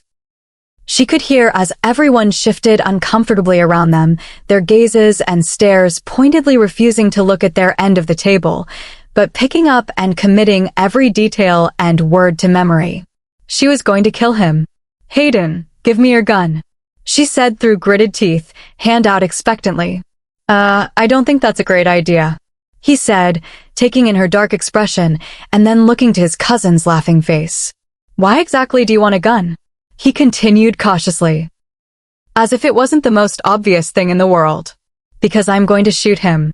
Izzy answered thoughtfully, her thumb pointing over her shoulder towards Rowan. Yeah, that what I was afraid of. Now see, I don't really think that's an idea I should get behind. Not that he might not deserve it, but see, unlike you, he will beat my butt. Hayden said. Don't worry about him right now. Leaning closer to the wolf, Izzy was a little surprised when he backed away from her advance. It isn't him you should be afraid of right now. Now, hand me your gun, so I can shoot him in his stupid, annoying face. So hostile, Cupcake, Rowan said. Catching sight of his hand reaching for her, she batted it away, refusing to turn from Hayden, who was fidgeting, eyes dancing between her and Rowan. Geez, Ro, she's terrifying. Are you sure you want to do that? Hayden asked just as Izzy felt hands wrap around her upper arms. She had missed him moving up behind her. She yelped. Lifting her, Rowan moved back to his seat, sitting down with her on his lap, his heavy arms efficiently trapping her. His face nuzzling into her neck and hair. She just needs to calm down, and she'll be fine. Besides, she won't actually harm me. I'm too irresistible. A strangled noise escaped her throat, a new wave of anger and embarrassment washing through her as she struggled in his hold. Calm down, sunshine. He whispered gently, thumbs rubbing soothing circles on her waist through her clothes. You're a jerk.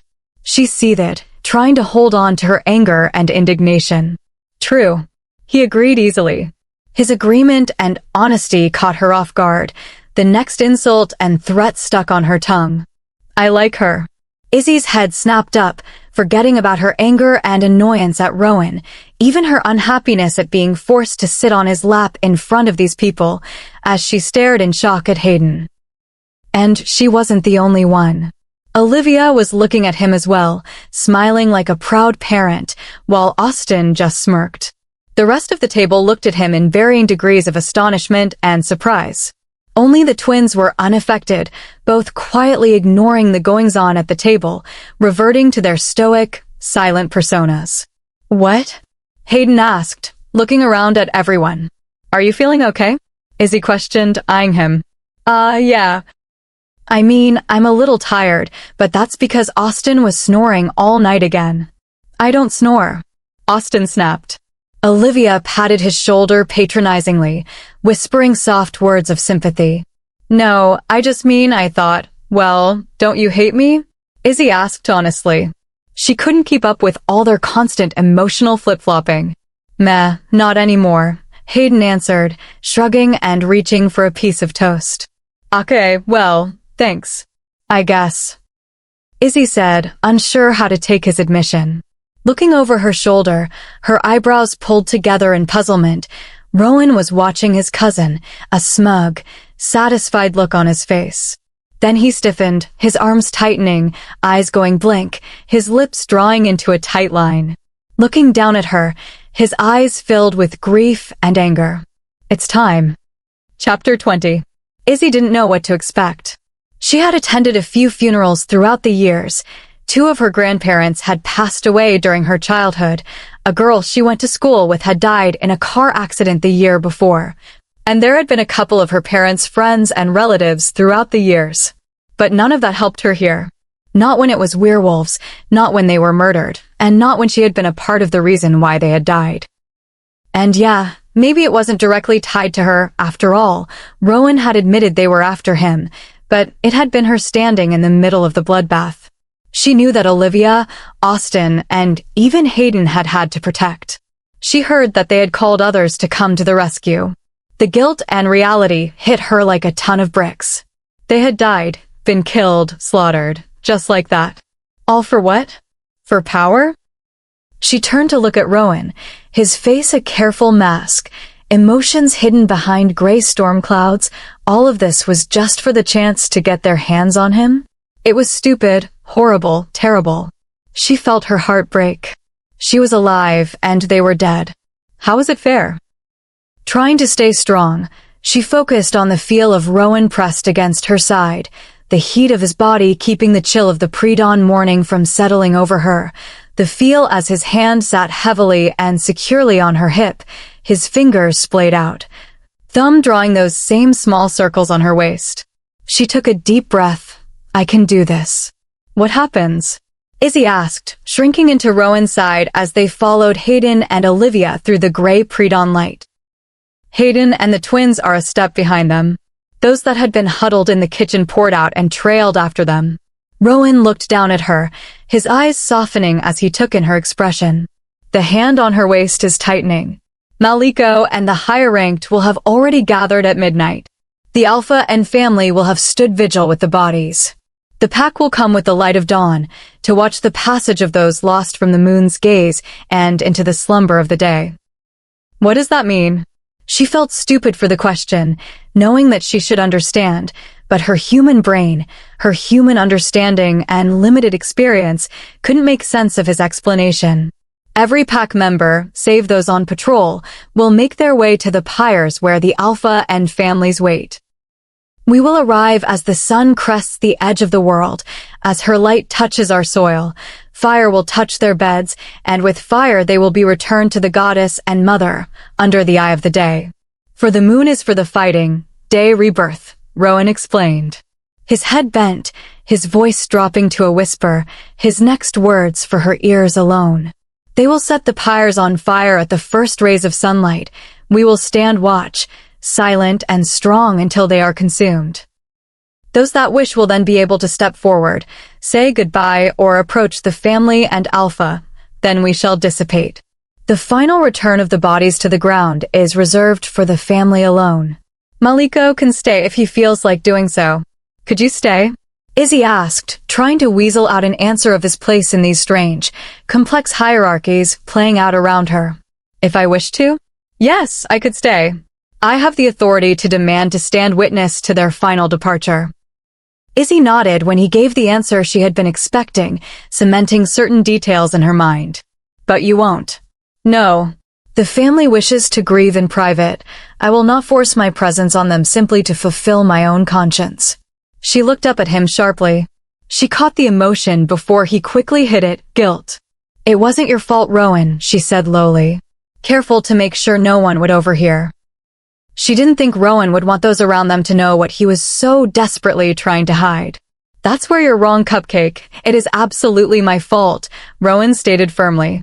Before she could argue his statement, they turned the corner, and then they were in front of her. The 7 pyres brought tears to her eyes. She nearly collapsed as she caught sight of the families.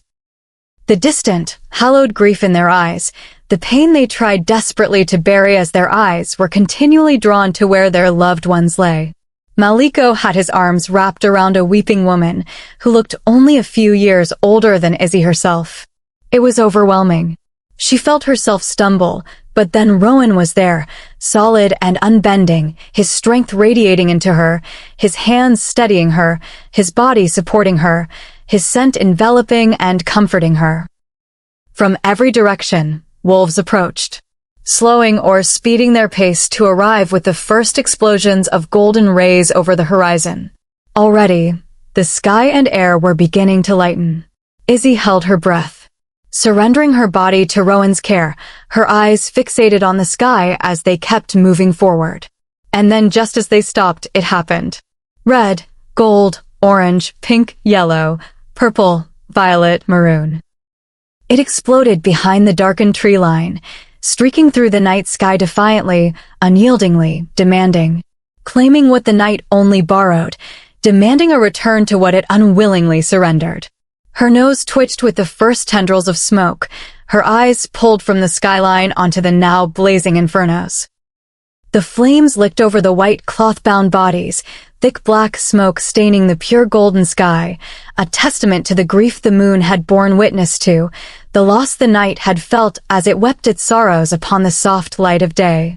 Izzy sagged against Rowan, her legs unable to support her weight, as she took in the scene, the crashing waves of grief, pain, sorrow, and life hitting her as the pack reacted. Howls filled the air. Cries, screams, soft weeping, whispered words, it filled the air.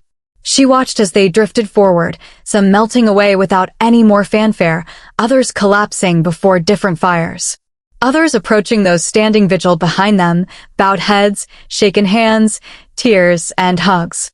The pack grieved and farewelled their fallen in complete authenticity, pure and unrestrained. There were no rehearsed words, no platitudes, no condolences or pity. Untainted by the fingers of custom or societal pressure, it was primal, instinctual, raw. Izzy resisted as Rowan started forward. Something was telling her that she did not belong. She was not one of those that should approach these sacred piles, that should witness those wrapped pieces of cloth turn black under the unrelenting heat of the flames. She was not meant to approach those that were breaking. It was not her place. But Rowan wasn't deterred. For once, completely dismissing and ignoring her emotions, he pulled her forward as he approached Maliko and the weeping she-wolf in his arms. Izzy squirmed at his side, her eyes darting around helplessly, not sure where to look, afraid to even breathe. Alpha, my blood sees your losses and bleeds with your wounded. We bow to your loyalty and kneel to the pain yours suffer in the defense of ours. This debt does not go unseen, nor forgotten. You and yours have once more demonstrated the loyalty and strength that we have come to know you for. Rowan's words were not overly loud, but his tone wasn't like anything Izzy had heard from him before. Power and dominance rang in every syllable, each letter commanding attention. She felt a surge of emotion overtake Rowan before it rolled out, lifting her hair, the fires cracking loudly as it passed over the clearing.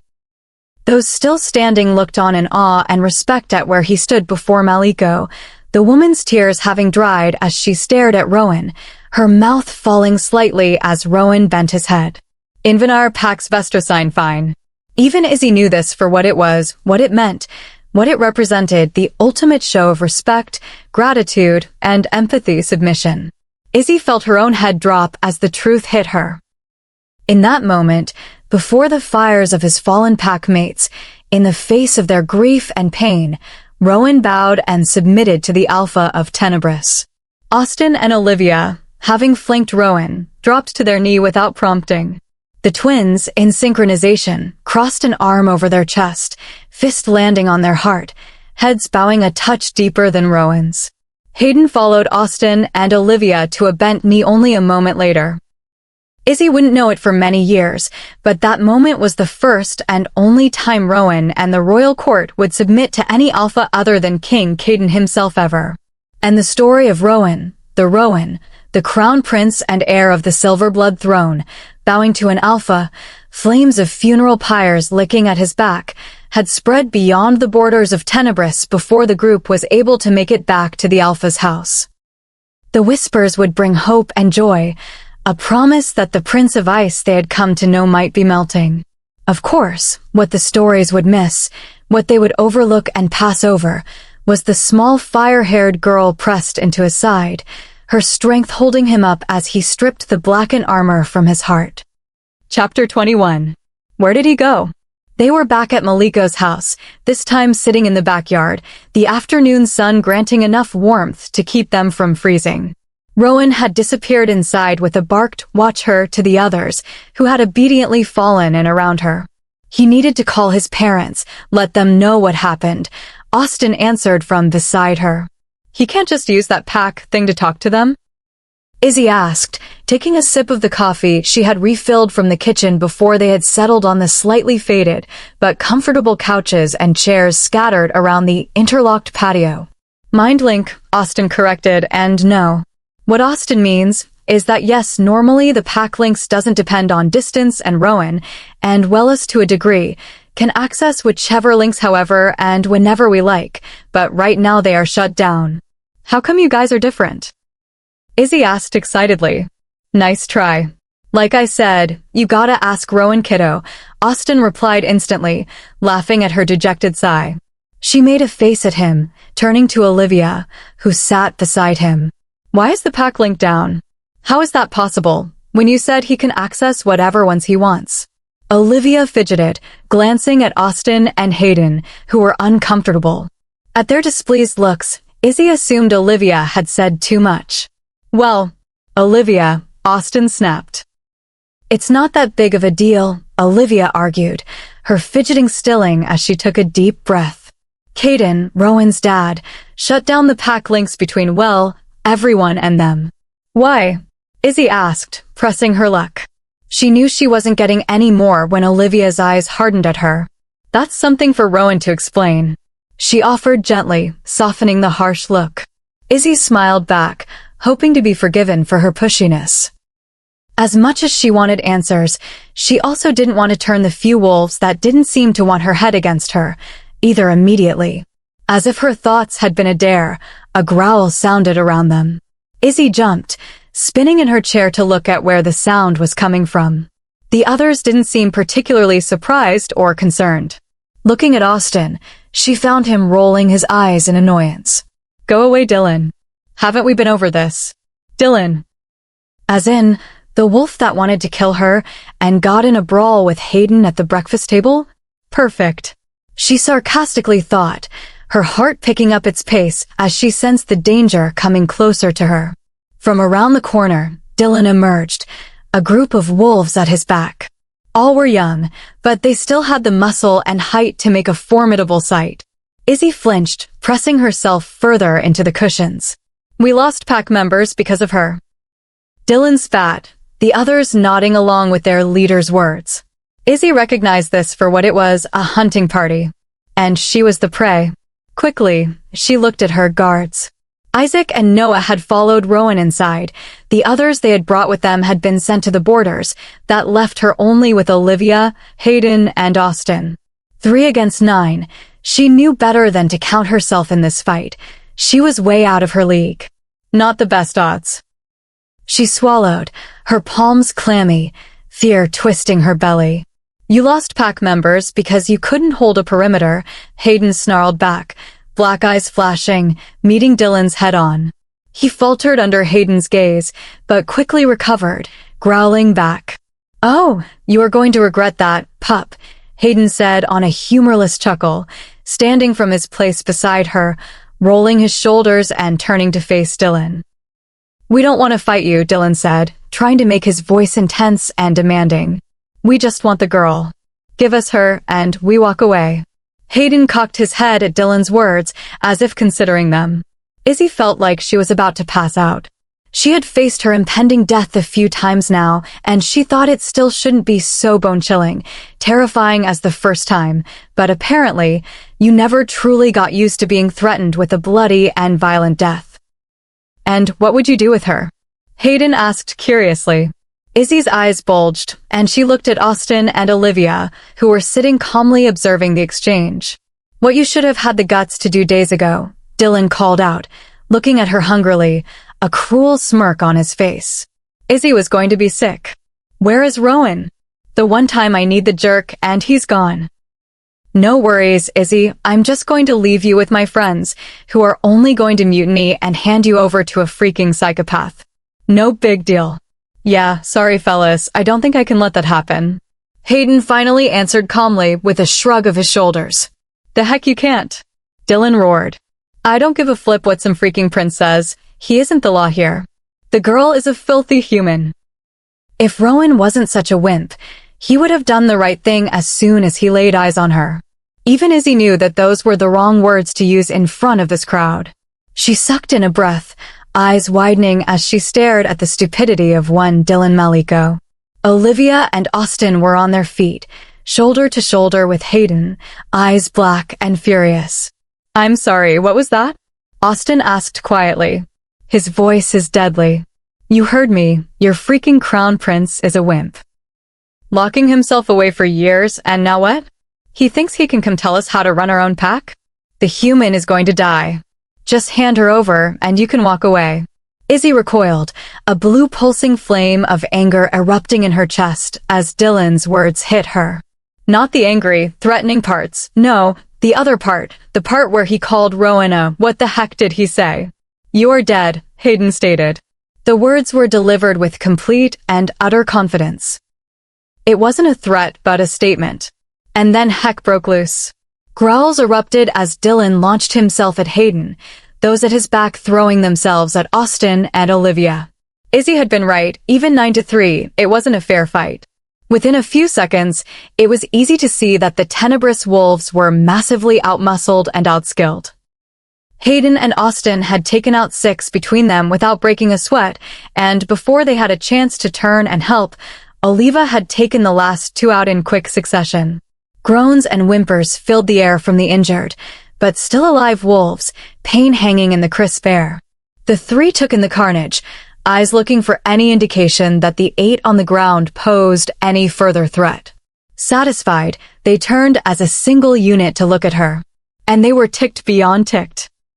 The 3 sets of eyes flashed black in sync, angry growls ripping out as their lips curled back into snarls, exposing their growing canines.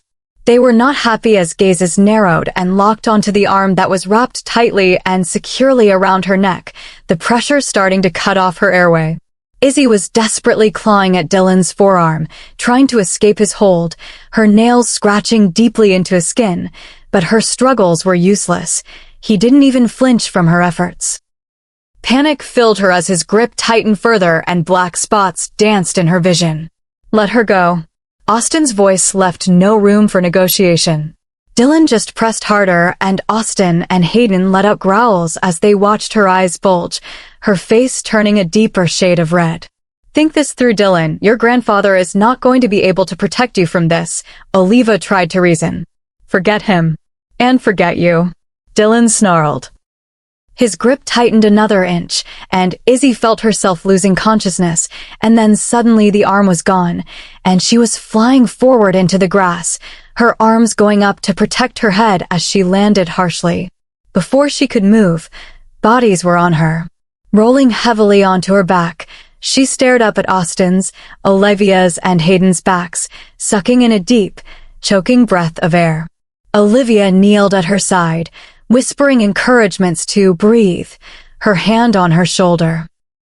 Hayden and Austin closed ranks in front of them, shielding her from the newest brawl. Submit, brother. Izzy struggled to sit up when she didn't recognize the new voice in their little drama. Seeing her struggle, Liv wrapped an arm around her shoulders and helped her sit. Izzy gasped. Dylan was pinned to the ground by Derek, his brother, the one Hayden had questioned after the confrontation at the breakfast table. His forearm pressed heavily against Dylan's throat, his body pinning his brother to the ground, a growl ripping from between his bared teeth. Submit, Derek roared, pressing harder into his brother's throat, turning his face an unhealthy shade of purple. The crash of the back door being slammed open ripped Izzy's gaze from the brothers just as Dylan lowered his eyes, his body relaxing and stilling, his neck bending in submission and away from Derek's lengthened canines. What the hell is going on? Izzy shivered pleasantly as the voice washed over her. Rowan stormed across the lawn, his eyes flashing, his face murderous. He looked absolutely lethal, power and strength pouring from him as he stalked closer, the afternoon light catching the deep silver of his hair as it ruffled lightly in the wind. She wanted to leap into his arms in relief. His face darkened as he took in the scene. The 8 tenebrous wolves scattered on the lawn, a few unconscious, most sporting bruises of varying degrees, 2 bawling and whimpering, cowering away from him in fear. Derek still hovered over his brother, forearm pressed to his throat, threateningly.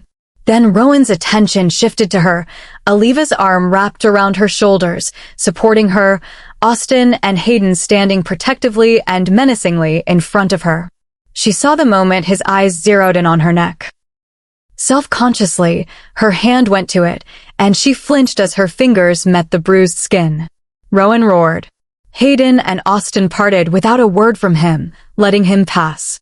Squatting before her, his gaze swept her over, taking in the smudges of dirt and grass on her clothes, the lingering fear in her eyes, the drying tear tracks on her cheeks, the scent of blood under her fingernails, but always his gaze came back to her neck. And each time his expression grew harder, his body growing more rigid. Who did this? Izzy flinched as his fingers prodded her neck gently, but then the pain gave way to relief, a sigh escaping her lips as the feel of his cool skin soothed her abused and heated flesh. Leaning closer, Rowan's eyes closed as he took a deep breath. Then his eyes snapped open. She stared into the silver pools, heat wound around her body, a shiver racing up her spine. She felt herself relaxing under his anger and rage. Rowan's here. I'm safe. She smiled at his slowly transforming face, canines poking out from under his lips as tremors racked his body. Reaching up, she let her hand land on his cheek. The tremors stopped the moment her touch registered. Turning his face into her touch, he inhaled deeply, his lips pressing into her palm. "Are you okay?" His voice was grave and profound. "I am now that you're here, Wolf," she croaked out, her throat protesting angrily at being used so soon. "Took you long enough, by the way," she added with a small smile, refusing to flinch at the fire in her neck. He barked a laugh at her words before guilt registered on his face. "Never again," he vowed, his fingers running over her neck, pain crossing his features. "But I am here now and shall deal with this as I should have from the beginning." Standing and turning in one fluid motion, so fast that Izzy felt dizzy, Rowan approached the two brothers. Derek. At his name, Derek released his brother, pushing up and backing away from where Dylan began to cough and heave on the grass, standing at Rowan's shoulder, his face blank as he regarded his brother. "You disobeyed your alpha's orders. You put hands on someone under my protection. You defied my orders, and you attacked members of the royal court. Each of these are an act of treason. Each is punishable by death." With each step, Rowan laid another charge at Dylan's feet, and with each one the wolf's face grew paler, his eyes darting desperately for any escape, for any help. He found none. In a move too fast for Izzy's human eyes to catch, Rowan's hand shot forward, his fingers wrapping around the wolf's neck, lifting him off the ground. For a single second, he hung in Rowan's grip, his feet swinging wildly, horror and fear filling his face, as urine darkened his pants, and then the snap rang out loud and clear.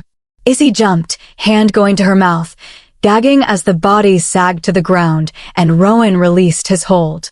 "I didn't want to do this," he mumbled, turning his back on the corpse, silver pools finding her, eyeing her rapidly bruising neck, his face filled with steely determination. He took a single deep breath before his voice rang out loud and clear, strength and power ringing unquestionably in every syllable. "I, Rowan Knox, by the power and order of my blood, order that no one shall lay a hand on the human Madeline Roner. She is under the protection and shelter of the royal court and Pac Argentum Sanguinis. Any threat to move against her will be seen as a direct act of treason and will be punishable by death. Per silver blood verba mea sant lupi rapace regna maius luna." Through silver blood, my words are the wolves right away. Power exploded from him, a wave bursting forth and expanding in a circle, moving out further from him, rushing like a shockwave, lifting hair, raising goosebumps and rustling clothing, covering them like a film and settling into their bones. "Well, shoot," Izzy thought, staring in shock at Rowan, who was eyeing her warily. "He should be worried," she growled, eyes narrowing. Shaking off Olivia's touch, Izzy got to her feet, her hands shaking. Rowan watched her. "Derek, get the worst to the infirmary. The rest throw in the cells. I'll deal with them later." "Yes, Your Highness," Derek said with a bow of his head. He didn't even spare his brother a second glance, walking to one of the injured wolves scattered around and roughly pulling him to his feet. Izzy's hands curled into fists. It wasn't easy to hold herself still as the emotions tore through her. "We should talk inside," Rowan said cautiously, eyes staying on her. "What do you want done with him?" Austin asked, his chin nudging in Dylan's direction. "Dispose of it, and inform the Alpha, Uncle," Rowan said coldly. "Of course, Your Highness," Austin replied, his eyes flicking to her in a tight smile. She didn't return it, not caring in that moment about the guilt that flashed in his eyes. "Izzy." Her focus snapped back to Rowan. "Who are you?" she demanded, ignoring his gesture towards the Alpha's house. He let out a breath inside, "Please." When she didn't move, he tried again. "Inside, I will answer you inside. I need you where I know it is safe." With a snort, she gave a tight nod, whirling and stomping her way into the house. As soon as the bedroom door shut, she turned on him. "Who are you?" She ignored the searing pain in her throat. It wasn't important at the moment. "Did he hurt you anywhere else?" Izzy knocked Rowan's searching hands away, ignoring his concern. "Izzy, let me look at your neck. See if you need the pack doctor," Rowan scolded her as she evaded his attempts once more, brushing off his concern. "I'm fine," he growled in disagreement. "All I need right now is a freaking answer from you. Who are you, Rowan?" "I am the firstborn son of Thea Mare Svensson, otherwise known as Ashlyn Knox, Queen of the Wolves." "They're happy? Now let me see your neck," he growled out unhappily. "Queen." The word cracked from her throat. Horror, disbelief, and awe washed through her. It was worse than she had thought possible. He didn't meet her eyes, choosing to stare blankly at the wall over her head, shoulders sagging in defeat. "I am the heir and crown prince to the silver throne of the werewolves, and alpha to be of Pack Argentum Sanguinis. Prince Rowan Knox." "You're a prince?" Her brain was rebelling, praying that it was some weird, twisted joke, that everything she had witnessed on the lawn had been an oxygen-lacking, induced hallucination. There was no freaking way she had been sleeping next to, threatening, joking, and flirting with a freaking prince. This time, his eyes found hers. "And you're a human. Neither of us did anything to deserve those labels, and yet there are truths." Her heart plummeted, her stomach rolling. She turned from him, a hand covering her mouth. "Where are you going?" She couldn't look at him. "The bathroom, Your Majesty." She spat the words out like they were acid. When he didn't deny it yet again, her eyes pricked. She heard him sigh, his hand loosening on her shoulder. "It doesn't change anything, Izzy. All it means is you can trust me when I say, I can protect you. Why didn't you tell me? In the beginning? We weren't convinced you weren't a hunter. If I am valuable to Doyle, I am even more valuable to the hunters. Take me out? You threaten the entire werewolf hierarchy, chaos, civil war. It would be a bloodbath. My existence, my mother's existence, the very idea of a royal line, all of it has been hidden from the sight of hunters since the beginning of our time. Lives beyond your comprehension have been lost to keep our very existence from their records. And later? When you knew I wasn't one of them. Madeline." She could hear the regret in his voice. She hated the guilt she felt at it. "He doesn't deserve it. He deserves nothing from you. He's no different from all the others. Lying, manipulating, twisting my feelings to get whatever he wanted. If something had happened, if Doyle had gotten his hands on you, or you had run, let word slip about who I was, where I was, we couldn't risk it. You didn't trust me? Even when I had to trust you every darn day with my life. I'm still the same person, Izzy. Nothing has changed." Pulling herself together, she shrugged his hand off, and he let it fall limply. Her voice was steady, not betraying her broken heart. "That's where you're wrong. This changes everything. Izzy, wait. I need to use the washroom, Your Highness." This time, she couldn't hide the small tremor, the slight crack in her armor as she made her way to the safety of the bathroom. "Don't. Izzy, don't do that. This doesn't change anything." She slammed the door on his words, throwing the lock. She covered her mouth, trying to hold back the sobs as she reached for the shower knob. Turning the water on full blast, she finally let herself collapse. Her back sliding down the wall, she gave in to the swelling tide of her emotions. Sobs broke free as tears raced down her cheeks. All for the monster that got her to trust. Slowly, her sobs calmed, her muffled screams easing, turning to whimpers and sniffles. Only then did she register Rowan's voice on the other side of the door. "Izzy, just talk to me. I need to know you're okay."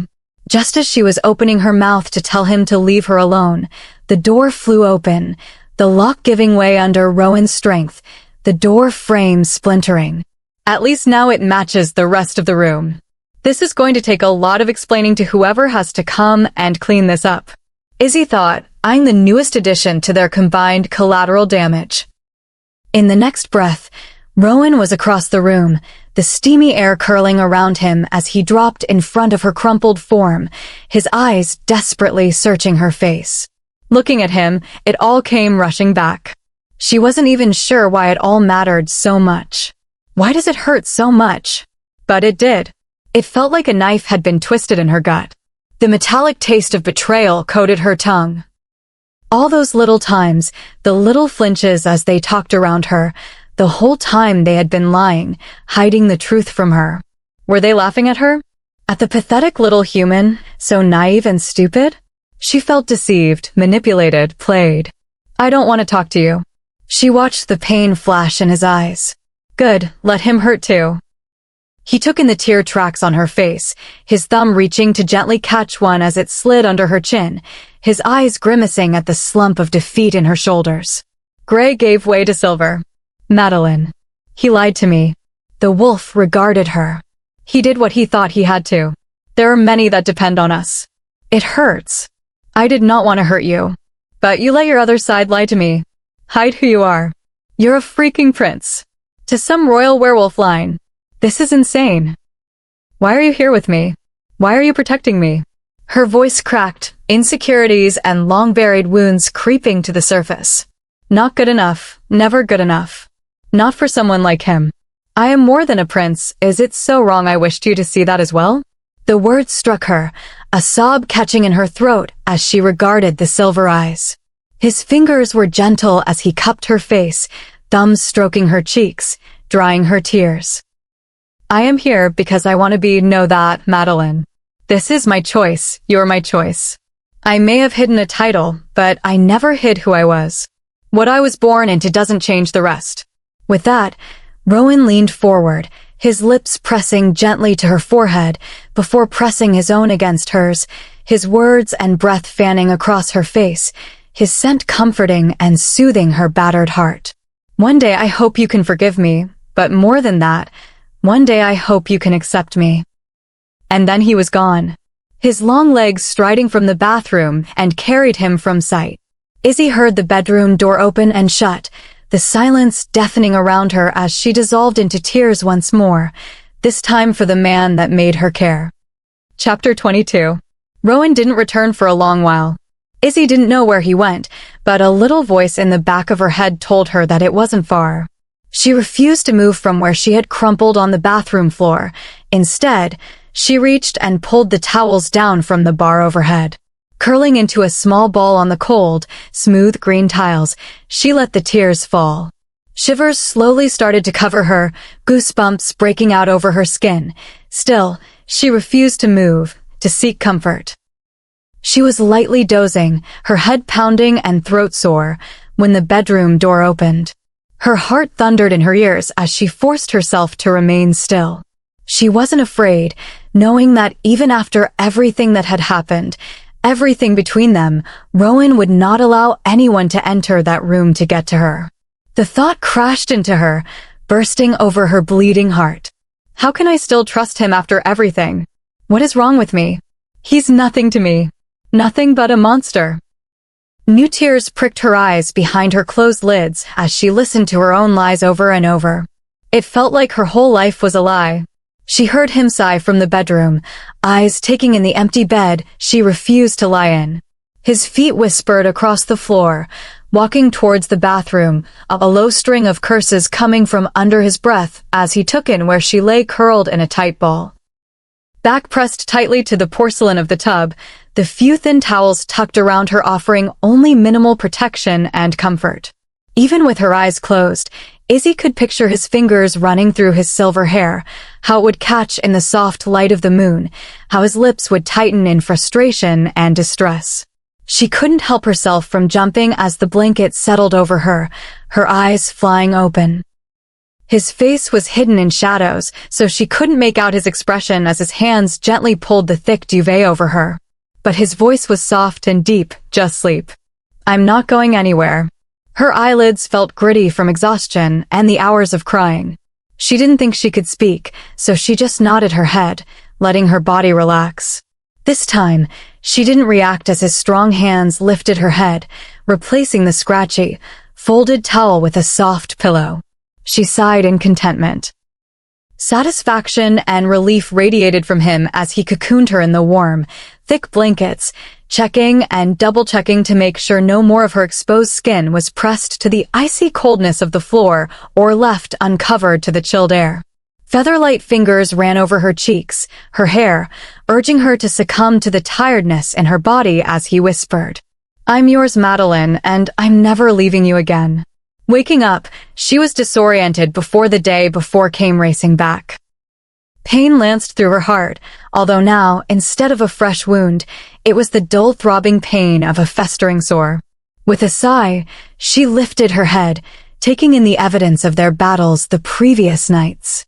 Her fingers probed her throat, wincing as she irritated the sore, tender spots. Looking around the mess of the bathroom, her hand flew to her mouth, fresh tears filling her eyes as she stared. Her mind went blank, and then something as small and fragile as it was tender and warm flickered to life in her chest. A small sob escaped her as her eyes took in where, at the door of the bathroom, lying across the threshold, a physical barrier to the space where she slept, lay a wolf. Her eyes ran over his fur, silver and gray, shining in the morning light spilling from the picture window beyond. He was massive, solid, and strong. His head rested on his front paws, ears twitching slightly as he listened to sounds she could only guess at. His silver eyes open, and he watches her. "You didn't have to stay." Her voice was rough and thick.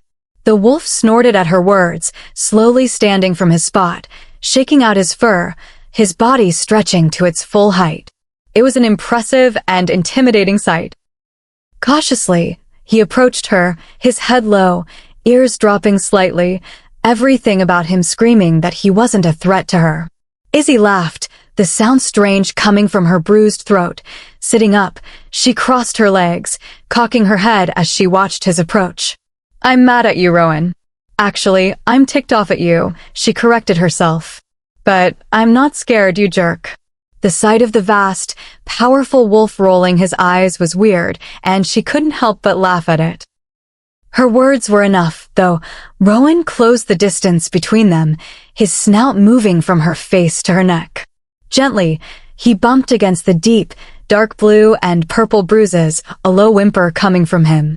"I'm fine, you oaf," she scolded as he pressed closer, threatening to tip her over. His wolf was so big that, sitting, her head only reached his mid-chest. Ignoring her, Rowan's tongue began lapping at her injuries, pushing his body more firmly against hers, forcing Izzy to grab onto his thick, glossy fur to stay upright. She twisted her head away, trying to escape his ministrations, but he was relentless. Finally, realizing he wasn't going to be denied, she surrendered, letting the wolf tend to her. Spreading out her fingers, Izzy buried her hands deeper into Rowan's gray and silver fur, earning a wolfish purr from him that she laughed at. "Hey now," she scolded when his teeth nipped at her shoulder, laughing, pulling softly at his fur in retaliation. "It's not my fault you sound adorable when you purr like a little kitty," she teased. Before she knew what happened, she was on her back, Rowan's wolf on top of her, his body resting over hers, for tickling her exposed skin as his chest pressed against hers, pinning her under him. Her hands were still wrapped tightly in his fur, but it didn't seem to bother him. Instead, Rowan was staring down at her, his teeth exposed behind pulled-back gums. Izzy looked up into his shining silver eyes, hot breath fanning over her face and neck. She was entirely at his mercy. If he wanted to kill her, it would only take a single move of his jaws, a single bite. As she stared, she saw the change begin to take over. Regret filled the wolf's eyes, a small whimper starting in his chest. She used her grip on his fur to keep him from lifting his body from hers, and then she laughed, her eyes sparkling in amusement. "All right, you when you aren't an adorable kitty, you're a big bad wolf." His eyes searched her face before he let out what she took as a bark of laughter, his body lowering back against hers. Smiling, she reached up to scratch behind an ear. When she felt him relax even more, she cooed up at him. "Good doggy." He growled, his chest rumbling against hers as she laughed under him. Then, without warning, he renewed his assault on her neck, his rough tongue licking at her neck and shoulders, erupting giggles from her as she attempted to fight him off. "That tickles." "Rowan, stop," she pleaded between bouts of laughter, squirming under him. When he didn't ease up, she decided it was time to retreat. "Okay, you win. You win. You aren't a kitty or a puppy." His assault paused, his head still bent over her. Her breathing was ragged, and she was slightly hiccuping. "Do I really have to say it again?" she asked when he didn't move. As a response, he nipped at her collarbone, and as he expected, she giggled and squired. "All right, you're a big bad wolf. They happy?" Moving back, Rowan settled over her, his eyes back to meeting hers as he looked down at where she splayed under him. She laughed at his satisfied, smug grin. "Yeah, laugh it up now, Chuckles. I'm still mad at you." The smirk slipped, head nodding in understanding. When her stomach rumbled, his body lifted off of her, and a small sigh slipped from her lips at the loss. His head bent comically to look under himself and stare at her belly. When it rumbled again, he moved completely, growling unhappily. "Calm down, I'm just hungry. No need to get your panties in a bunch." Izzy chided when Rowan's wolf fidgeted and growled again in agitation. He snorted at her before using his head to nudge her up and moving. "All right. Geez, I'm up." Once she was standing, she tried to shoo the wolf from the bathroom, but he just sat on his haunches looking at her in amusement. Hands on her hips, she pursed her lips, glaring at him. "Get out." He didn't move. "Rowan, move. I want a shower." He just cocked his big, silvery, stupid head to the side, eyes flicking to the shower. "I want a shower alone." She clarified slowly, and he just snorted. "Rowan, move." She made her voice firm, though her throat protested. When that didn't work, she tried to shove him out the door. She nearly face-planted on the tile floor when he abruptly gave in, getting up and walking out. She didn't miss him rolling his eyes at her as he retreated. "And stay out." She shouted at his back, trying to save a bit of her dignity by pretending she had actually managed to move and kick him out, instead of his finally giving in to her weak demands on his own. Opening the door after a record-breaking shower, her hair hanging loose and damp around her shoulders, Izzy searched for him. She didn't have to look far. Rowan, human Rowan, was reclined on the bed, hands laced behind his head, his black tee riding up from his black jeans just enough to expose a sliver of smooth, taut stomach to her hungry gaze. "I saw that." His voice held a hint of amusement, his head never turning to look at her. Crossing her arms over her chest defensively, she forced her eyes back to his face. "No, you didn't," she said stubbornly, ignoring the heat in her cheeks. "You're a terrible liar." "So are you."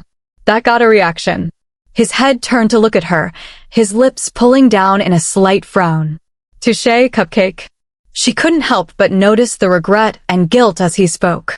"Come, let's go eat," he said, changing the subject and pushing up from the bed. "Wait," she said in surprise, stilling his progress to the door. He looked over his shoulder, eyebrows raising. "We're going to eat downstairs?" Rowan nodded. "With Alpha Malika?" she added, clarifying. Rowan nodded again, his brows furrowing now, not understanding her hesitation. "But you killed Dylan yesterday. You snapped his neck for heaven's sake. And then you threw all those other wolves down in the cells." Rowan turned back to face her, his arms crossing over his chest. Izzy didn't miss how it made his muscles stand out. She felt like she didn't miss anything when it came to Rowan anymore. "And your point is?" he prompted when she didn't continue. "Well, I mean, isn't it awkward to go to breakfast with everyone the very next day?" Rowan's face softened, and he took a step closer, his fingers tracing over her cheek and down her neck, landing on a particularly sore spot on the side of her throat. "He attacked you. He disobeyed my direct instructions." When she didn't seem to understand, he sighed. "It was a crime that was punishable by death. So I carried it out. That's all there is to it." Izzy felt her eyes widen, her breath hitching. When she spoke, it came out like a squeak. "So you can just kill anyone you want and nothing happens? Have you already forgotten why you're mad at me?" Rowan asked with a small smirk that had her eyes narrowing at the reminder. "I'm the prince, my word is law. So you can just kill people?" She reiterated. "Those that go against the throne's laws? My parents? My own orders or commands? Yes. Yes, I can." "Holy cow," she whispered. "And then what?" "They're all just going to be okay with this." Her hand gesturing at the floor, where undoubtedly some of the tenebrous wolves were gathering around the Alpha's table for breakfast. Rowan shrugged unconcerned. My word is law. My action's law. They know better than to question that. But Dylan was Maliko's grandson. So you killed his grandson. Izzy, he tried to kill you. Rowan said, exasperated, frowning when her stomach rumbled again. So you killed him. Yes. You're infuriating. She huffed, annoyed that she couldn't make him understand just how alien and insane this whole situation was to her. In her world, heck, in any world, you couldn't just go around snapping people's necks without consequences. It just wasn't done. You can't just kill people without repercussions. I can, he said with a smile, his eyes sparkling with silver swirls. The jerk was amused. Well, you shouldn't. She tried again. He tried to kill you, Rowan said, as if you were explaining this to a child. Izzy growled. That doesn't mean you just kill him, she argued. Rowan sighed, his hand running through his hair, before he pinched the bridge of his nose, mumbling something under his breath. I told him not to touch you. He touched you. I killed him. End of story. Rowan said slowly and deliberately. But I'm just human. I thought they all wanted me dead. I mean, Hayden didn't even like me until yesterday. You can't just kill everyone. Rowan growled, eyes flashing metallic, taking a step closer to her. Watch me. Rowan, be serious, Izzy said, taking a step back, trying to get some distance between them, needing it to think clearly. Lately, he had the annoying habit of dissolving all of her cognitive abilities, turning her brain to mush. But he was having none of it. Mirroring her retreat, he stepped closer, bringing them chest to chest. I am deadly serious, Cupcake. Anyone lays a hand on you, and I'll rip their throats out. Izzy rolled her eyes at him. That's stupid. I don't matter that much. Rowan stiffened, frowning, and stared down at her. Who told you that? Izzy waved it off. Hayden wants me dead, and he's your cousin. You can't kill him. This time, Rowan rolled his eyes, snorting. Hayden won't touch you. And he doesn't hate you. Izzy looked at him, unconvinced. Man, you're stubborn, Cupcake. Can you just be a good little maiden and swoon in the arms of your prince? The prince, I might add, that is vowing to protect you so valiantly and bravely. You're an idiot. And first off, I do not swoon. And second, you aren't my prince. And third, before she could finish listing all the things wrong with his ridiculous statement, she was on the bed. On her back, Rowan hovered over her, his silver eyes staring down at her hungrily. Oh, that's where you're mistaken, Cupcake. I am absolutely your prince. And then, before she could react, his lips were crashing over hers. She had been kissed before. Heck, she's done all of it before. And some of it had been okay.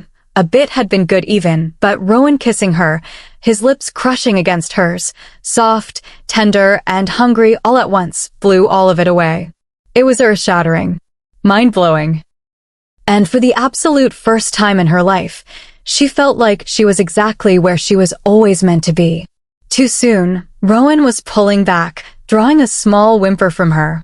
He laughed softly, pressing his lips to the hollow of her throat. He stayed hovering over her, propped on his forearms, eyes studying her as she tried to collect herself. Peeling her lids open, she stared up into silver. Wow.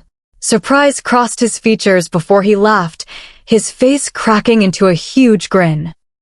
That good a cupcake? Gaze drawn to her lips as she licked them. Trying to regain some control over the situation, she grasped for an air of disinterest. I mean, it wasn't bad, but I've had better. Lie. Total, complete, freaking lie. Any better and I'd be dead. Rowan stiffened over her, his eyes narrowing as he searched her face, taking a deep breath as his hands clenched into fists beside her head. Then suddenly he was relaxing, his head dipping so he could press another kiss to her neck, before moving up to whisper in her ear. Have I told you you're a terrible liar? It's a good thing too, or else I'd have to go track them down and kill them. Her pulse jumped. And she had to swallow, suddenly aware of just how intimately they were intertwined, Rowan resting securely between her legs, his body trapping hers under him. You can't kill everyone, Rowan. Murder isn't the solution to every problem. She scolded, trying to rein in her out-of-control hormones. Is that a bet? He growled against her skin. Now come, Cupcake, tell your prince who he needs to kill next. She laughed at him, rolling her eyes, which he couldn't see. He growled again, the sound vibrating through her chest. Don't refer to yourself in the third person. It's weird and creepy. Don't evade my questions. He shot back. All right, you made your point. Now get off me, you oaf. She said, shoving at his chest, which of course, did nothing. He was like a brick wall, a solid, muscled, delicious brick wall. I thought I was the big bad wolf? He asked innocently as he pulled back enough to look her in the eyes. She shook her head at him. Nope, you're an oaf. Now get up, I'm hungry. The reminder was enough to get him moving.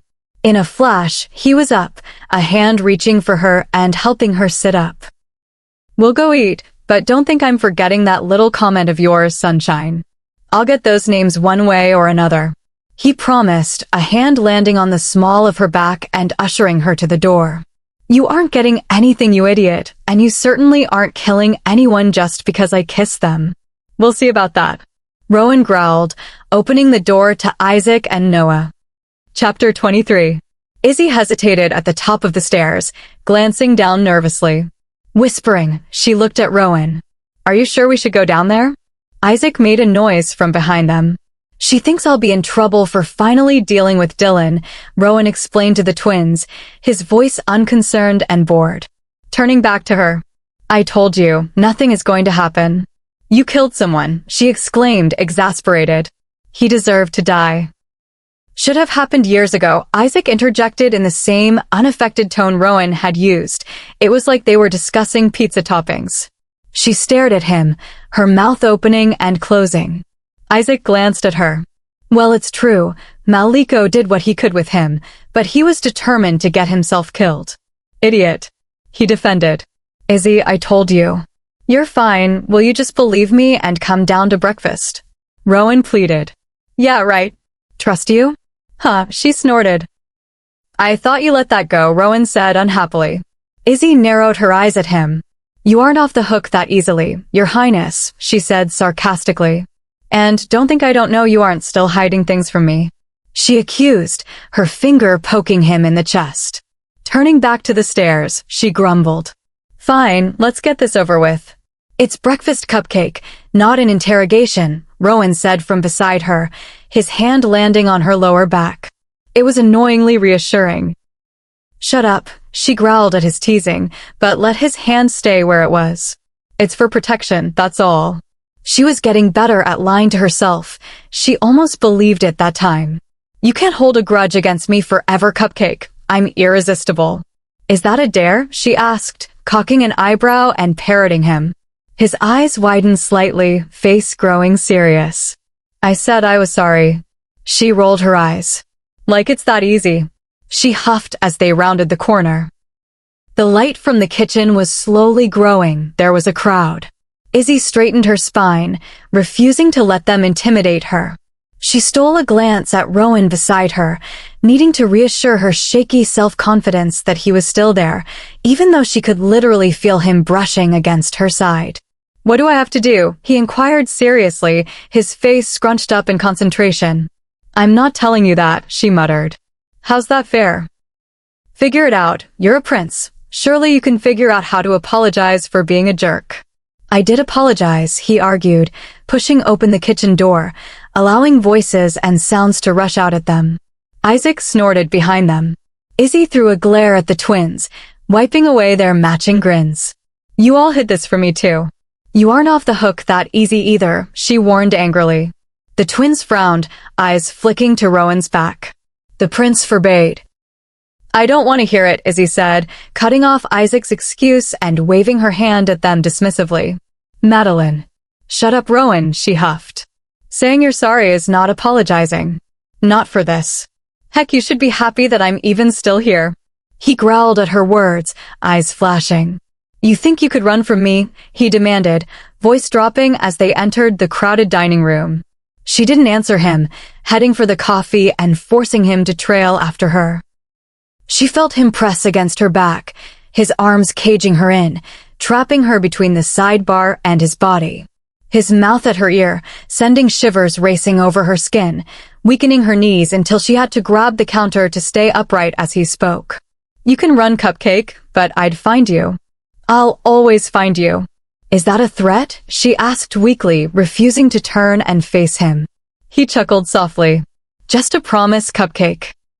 You can punish me however you want. I'll grovel at your feet for the rest of my life if you see fit to demand it, but I'll never let you go." "Why?" It was barely a sound, the word nothing but a tiny whisper from between nervous lips. He didn't answer, instead pressing his lips once to the spot under her ear, pulling back and moving so she could turn from the urns of coffee. "You're still hiding things from me," she said, looking at him, daring him to deny it. He searched her face, nodding his head once. "I thought you'd have learned that wasn't a good idea," she asked, genuinely interested to know why, after yesterday, he was still keeping things from her. What could there possibly still be? What could he possibly think was worse than him being a freaking prince? He stared at her for a beat before lifting his shoulders in a shrug, a smirk creeping out. "Maybe I like watching you figure it out?" She rolled her eyes. "You mean you like playing with fire?" "Now who has the ego?" he asked playfully, tugging on a strand of her golden red hair. Though she hated it, she couldn't help the small eruption of butterflies in her stomach or the small smile that curved her lips. The beast was dangerous. Walking back to the table, Izzy eyed those standing around, trying to judge the feeling in the room. No matter what Rowan said, she couldn't believe that they'd all just be okay with them after the brawl and, more importantly, the murder of one of their own, the day before. To her surprise, no one was acting any different. A few threw curious glances in her direction, but they lacked the heat and animosity she had been expecting. And all of them easily shifted away after a single low growl from Rowan. Like the day before, Rowan took the spot at the head of the table. Pulling out the chair next to her, Maliko took the one across from her. She avoided looking at him, or Derek, who sat to his left. Maybe everyone else was okay, but they had lost a grandson and a brother. They had to hate her. "When are you heading out?" Maliko asked, sitting only once Rowan was settled. Austin and Olivia took the seats to her right, while Hayden sat next to Derek across from Olivia. "We'll leave tonight," Rowan answered. Izzy looked at him questioningly. "Leaving? Something else he didn't tell me." He grimaced as if hearing her accusation. "I just want to deal with those in the cells and go over the last few reports with Beta Liesel," Rowan continued. "Derek, will you be ready?" Now, that was actually surprising. Izzy looked at the other Maliko brother curiously. He seemed relaxed and calm. Izzy wasn't sure if she believed it. She didn't particularly like her older brother. Well, to be honest, she hated him, but that didn't mean she'd be able to be all friendly with the guy who snapped his neck with his bare hands. "They're monsters, though, she reminded herself. "They're all used to death and violence." And wasn't that the darn truth?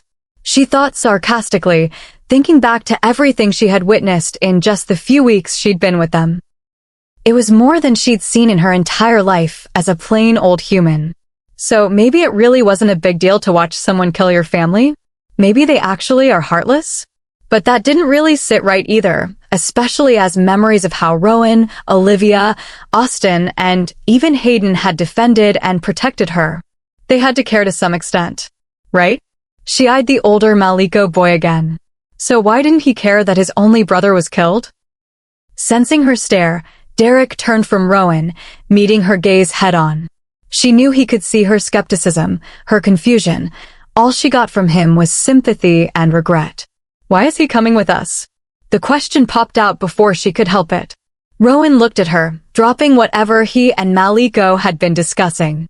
"Derek is traveling with us up to my parents. Maliko has asked my father to finish his alpha training. It's why Hayden's with us as well." Rowan winked at his cousin.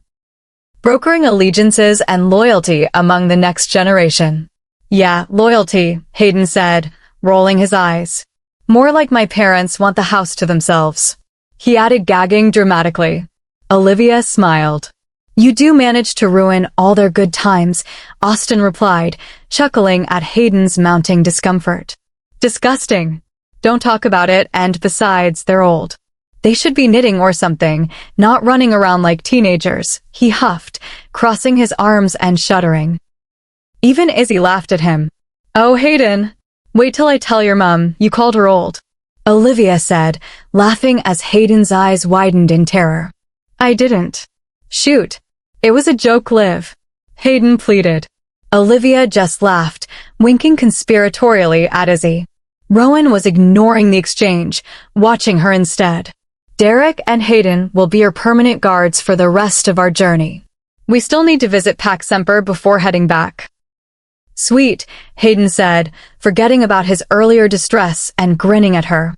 You're with us, little human. Izzy wasn't sure how to take Hayden's sudden enthusiasm to be stuck on Izzy duty. Glancing at Derek, she found that he also didn't look that surprised or upset at Rowan's words. Do you want any of our numbers for the journey? Maliko asked, also not at all surprised at the declaration. Rowan shook his head. That won't be necessary, Alpha, but thank you for the offer. The royal contingent will be enough to get us to Semper's territory uncontested. Maliko's lips pressed together, but he didn't argue, accepting Rowan's decision. Of course, Your Highness. Izzy's eyes narrowed at the title, throwing a glare in Rowan's direction. His answering shrug seemed to say, it's the way it is. She grumbled under her breath. Don't frown, sweet cheeks. We'll make sure you still have fun, Hayden teased, winking at her. Then it was her turn to grin, her fears of him easing a bit more as they grinned stupidly at each other.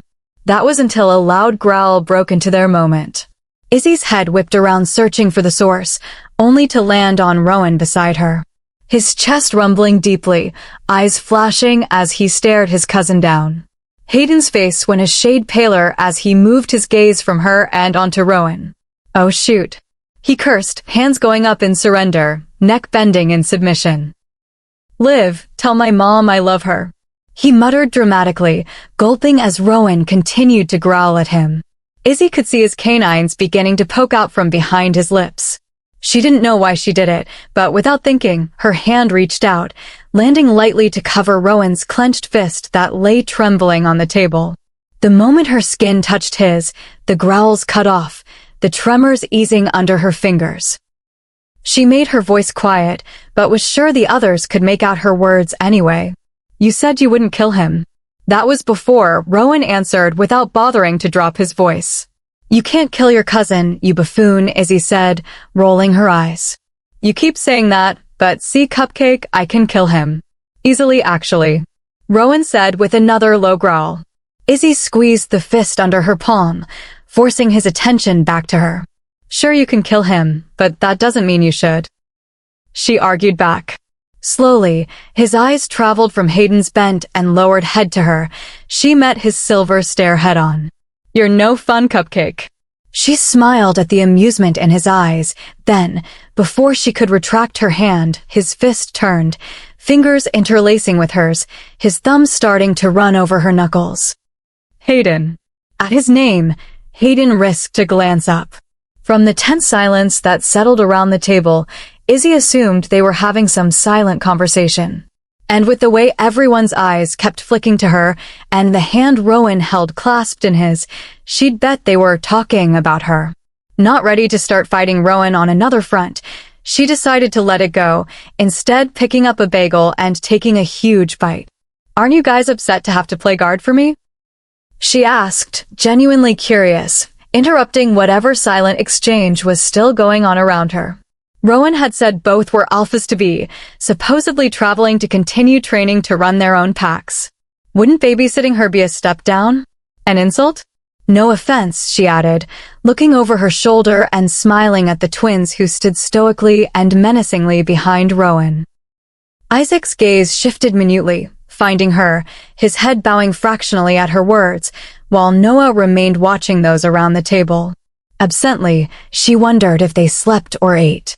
She'd never even seen them sit down. Well, that seems like an awful job.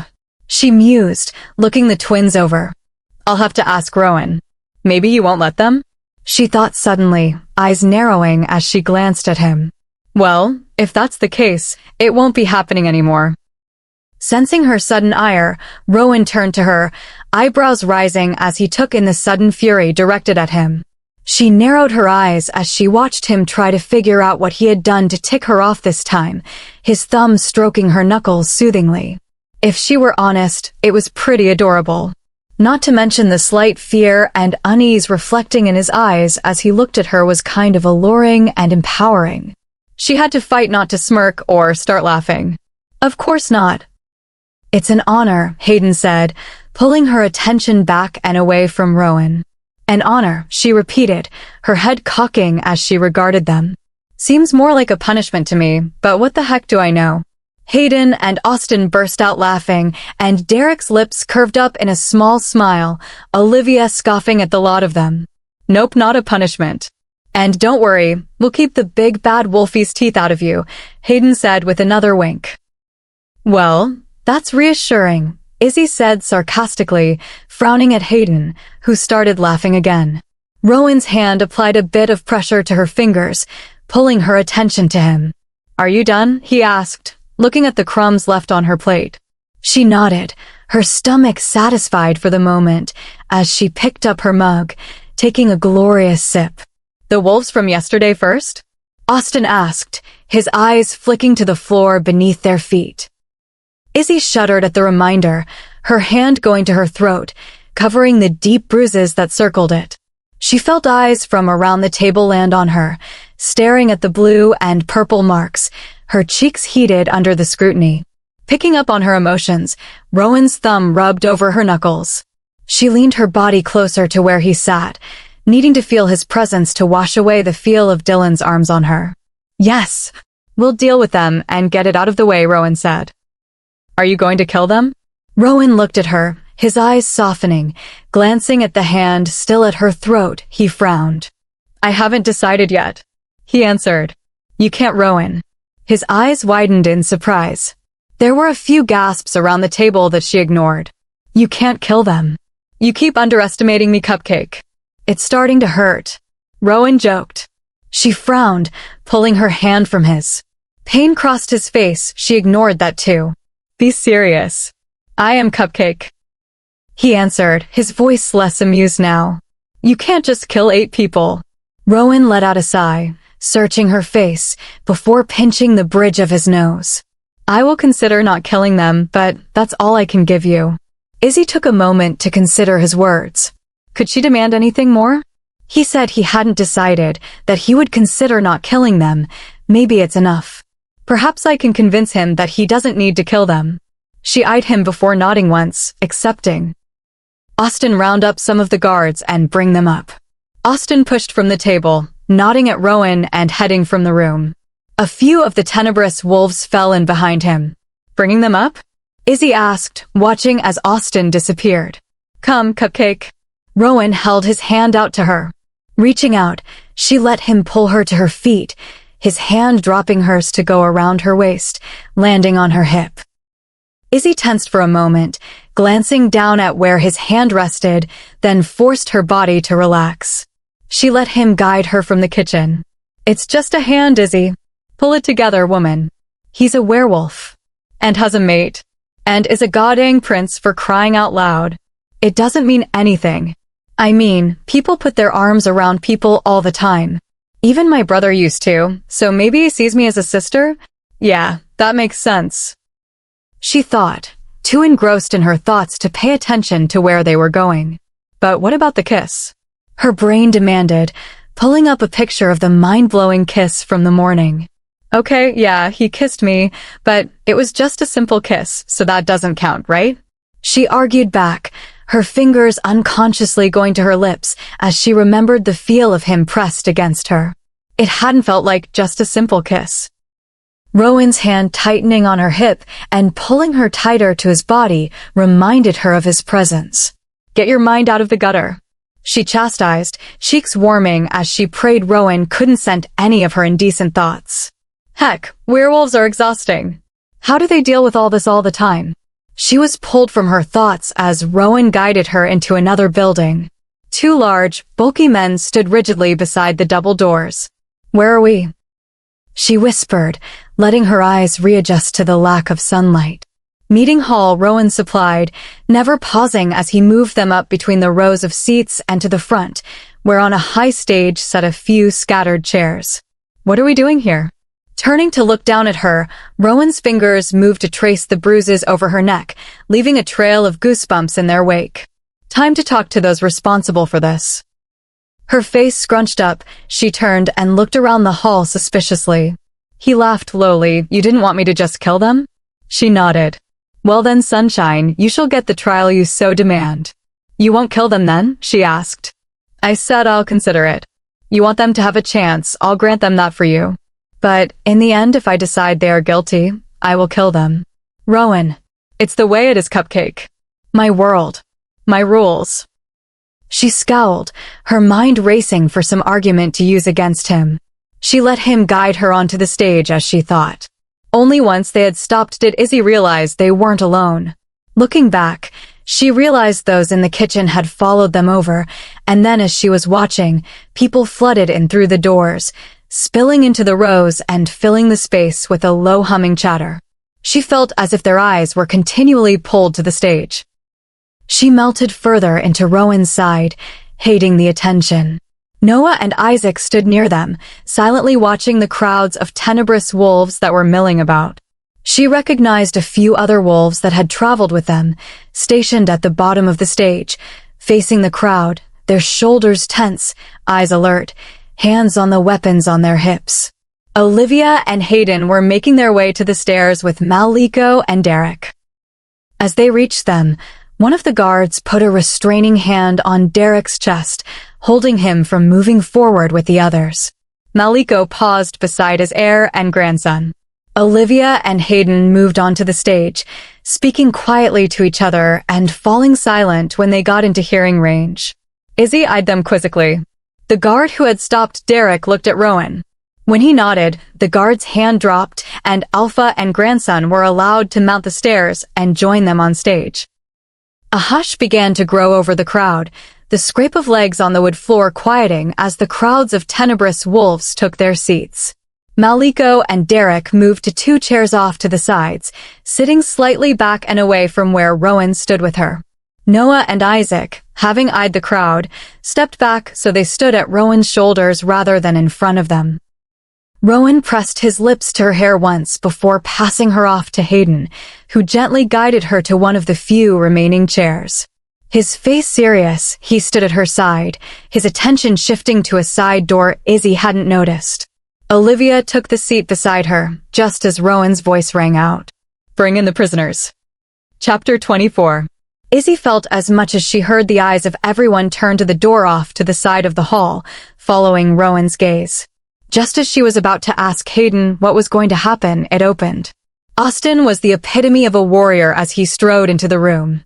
His face blank and harsh, his eyes scanning the room, back straight, weapons decorating his body. Sometimes, Izzy forgot how capable and dangerous these men were. Even having seen them fight the day before and kill, she still saw Austin as the carefree goofball who had broken down her guard and resistance. But watching as he led in a string of beaten and broken prisoners, guards falling in behind him, she saw exactly why and how he was able to be beta to the pack of Rowan's family and stood so surely at his father's, the king's, side. Izzy had to wonder if this was an act and he was really the other person, or if this was the real Austin and the other was just an act. Either possibility was slightly terrifying. Getting over the shock of seeing Austin so fully embraced and encompassed in his role, she moved her sights to those coming in behind him. They were boys. Just boys. Yesterday, with the risk of death and the fear of their threats, they had been intimidating and menacing. But now? Now, they looked like lost little boys. Her heart flinched. Was Rowan really going to kill them? They can't be older than me, just stupid, reckless teenagers. There was a change in those in the hall as the boys' presence washed over them. The royal guards tensed, reacting to the sudden shift, their backs stiffening as they studied the crowd. Austin eyed those at the front as he passed, the prisoners following in single file behind him. Izzy gasped as a woman in the first row took a step forward, her hand reaching for a tall, dark-haired boy near the front of the line. She could easily make out the tears on the woman's cheeks. The guards reacted instantaneously, blocking the women, spinning her back and away from the prisoners.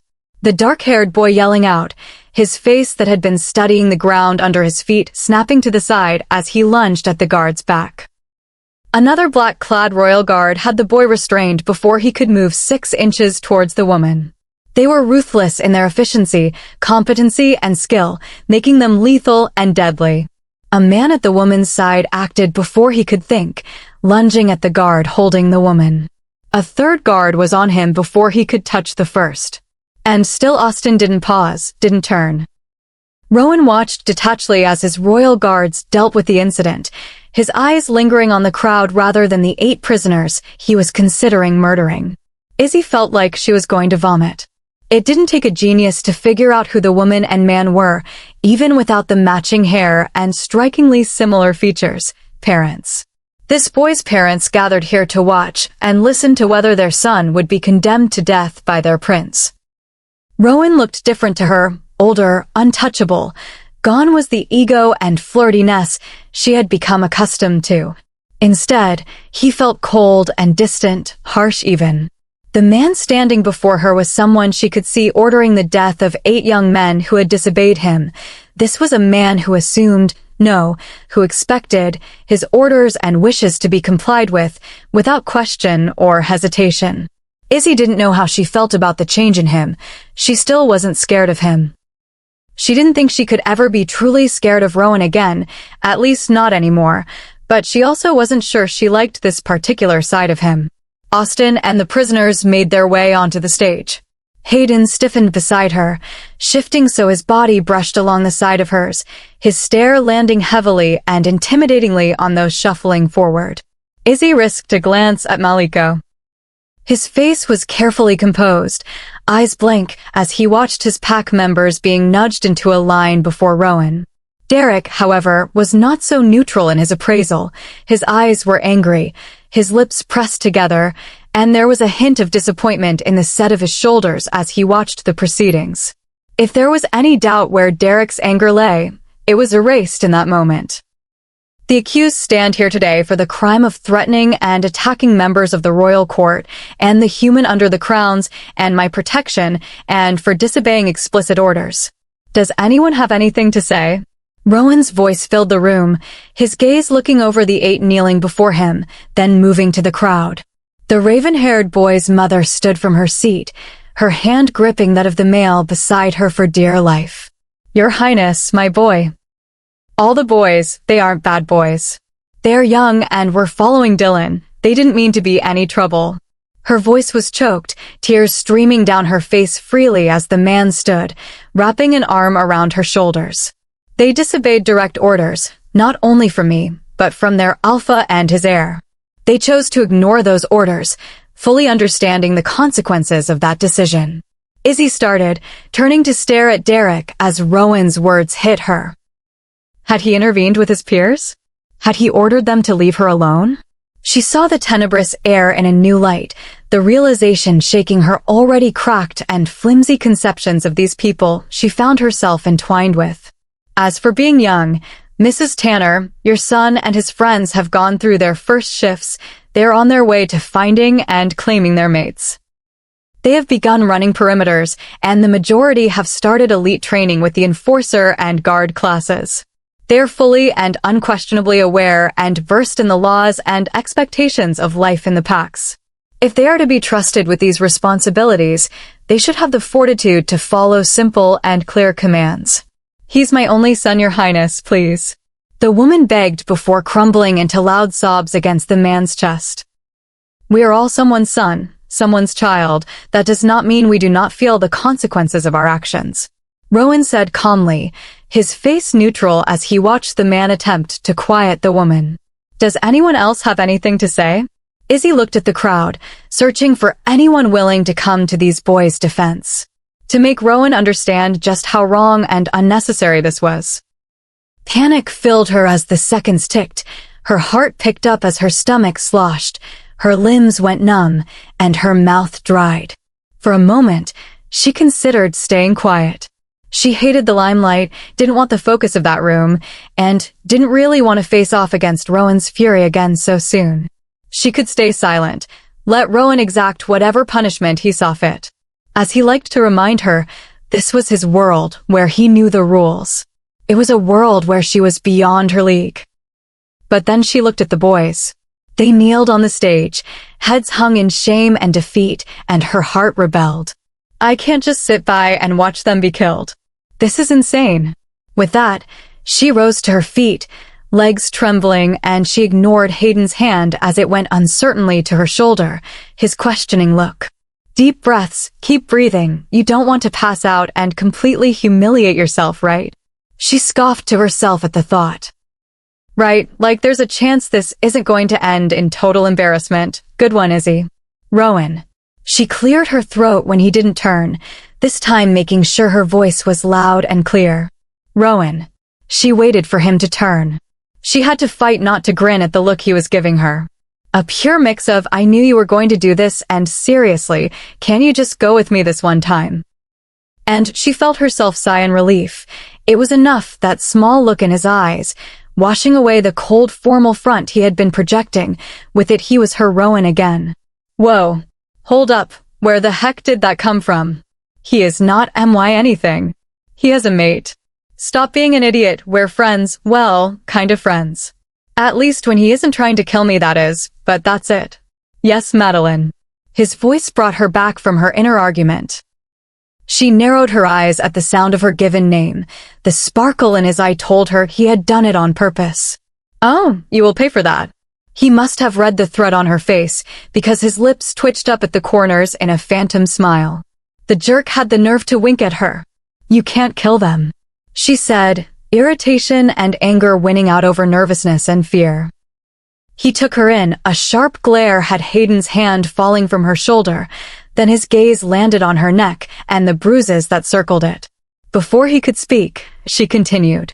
Killing them doesn't change anything. It doesn't teach them a lesson because they are dead. All it shows is that violence is met with violence. That the answer to a problem is murder. And that is the very way of thinking that got us into this mess.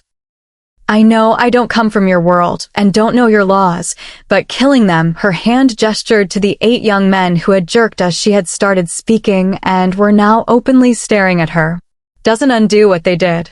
They disobeyed my direct orders, tried to kill you, and attacked my court. Rowan roared, his voice growing with each charge. His eyes are molten silver. Izzy didn't back down, holding the brewing pots of anger and frustration, her spine strengthening. And they should be punished, but not with their lives. They did not succeed, I am fine. She ignored his sound of protest at the words. Dylan was the organizer, the catalyst, and the only one that ever physically harmed me. Killing them will only create more anger and animosity towards me. Rowan flinched, his eyes flashing gray as he stared at her. The conflict shining out told her she had stumbled upon the correct argument. I'm an outsider. One that's under your protection, yes, but still a threat. Now they know to take your words seriously, but can you blame them for their fears? Especially when you had them yourself. The growl rumbled from deep in his chest, and then he was marching across the stage towards her. The light catching in his silver hair, his face sharp and harsh, the only color to be found, the soft pink of his lips. His chest was broad and complex, his shoulders sculpted and wide. Izzy watched him hungrily. He stopped so their bodies were nearly brushing, his nostrils flared as another growl rumbled deeply in his chest. She felt Hayden step away from her at a glare from Rowan. Tipping her head, she looked up at him, warmth and his scent enveloping her. She could breathe properly again, inhaling the smells of snow and pine, mixed with the husky scent of pure male. You are mine to protect, he growled. And you did. I'm here. His fingers raised to her neck, running softly over the bruises. You were hurt. Dylan hurt me, and he paid with his life. Those 8 never laid a finger on me, or on Liv, or the others. They were seriously outclassed. They don't deserve to die for being hot-headed idiots. I disagree, Cupcake. You owe me. Surprise filled his eyes as he looked down at her. You want me to spare them that much? He asked incredulously. She nodded without hesitation. Enough to forgive me for deceiving you? He pressed, his face showing his skepticism. Well, maybe not completely, she said teasingly. But yes, I want you to spare them. Rowan stared down at her, his body going still as he fell into deep thought. The whole hall was silent, no one wanting to interrupt whatever magic had managed to still Rowan's vengeance for the moment being. Izzy felt herself relax as the time ticked by, panic and unease trickling out of her, replaced by calm certainty. She didn't know why or how, but she knew that Rowan would give in. He would agree and spare the 8 boys' lives. Her hand raised to land on his bicep, his muscles jumping under her touch. Teach them mercy and forgiveness. He looked down at her seriously, a frown pulling at his lips. I am neither merciful nor forgiving. And Izzy knew it was the truth. If it had been up to Rowan alone, the boys would have already been dead. Most likely, he would have killed them the day before as they lay on the lawn, wounded and hurt. But I am. She smiled at the surprise her words caused him, watching as his face slowly gave way to a grin, his hand moving from his side to cup her cheek. She ignored the butterflies his touch erupted in her belly, focusing on the gray storm clouds in his eyes. Yes, you are. Closing her eyes, she let herself lean just a bit into his hand. Rowan let out a satisfied noise in response, his fingers brushing against her skin. Don't kill them. The whoosh of his breath stirred her hair, tickling her face. Opening her eyes, she met his, grinning as he rolled them at her. Fine, Cupcake. You win. They live. She had the sudden urge to leap at him, to throw her arms around his neck and press herself into his body, to mold her lips to his. Thankfully, Austin took that opportunity to cough, breaking them out of the bubble they had created. Izzy felt her cheeks flare as she remembered the crowded auditorium, the rows of wolves, the prisoners on the stage, and Maliko and Derek sitting right next to them. Looking past Rowan's shoulder in mortification, she let out a sigh of relief to see that Hayden, Noah, and Isaac had moved to stand blocking them from most of the crowd. Not that anything had really happened, but Izzy still didn't want everyone to have seen her and Rowan's interaction. Not that they hadn't seen worse from him, but still.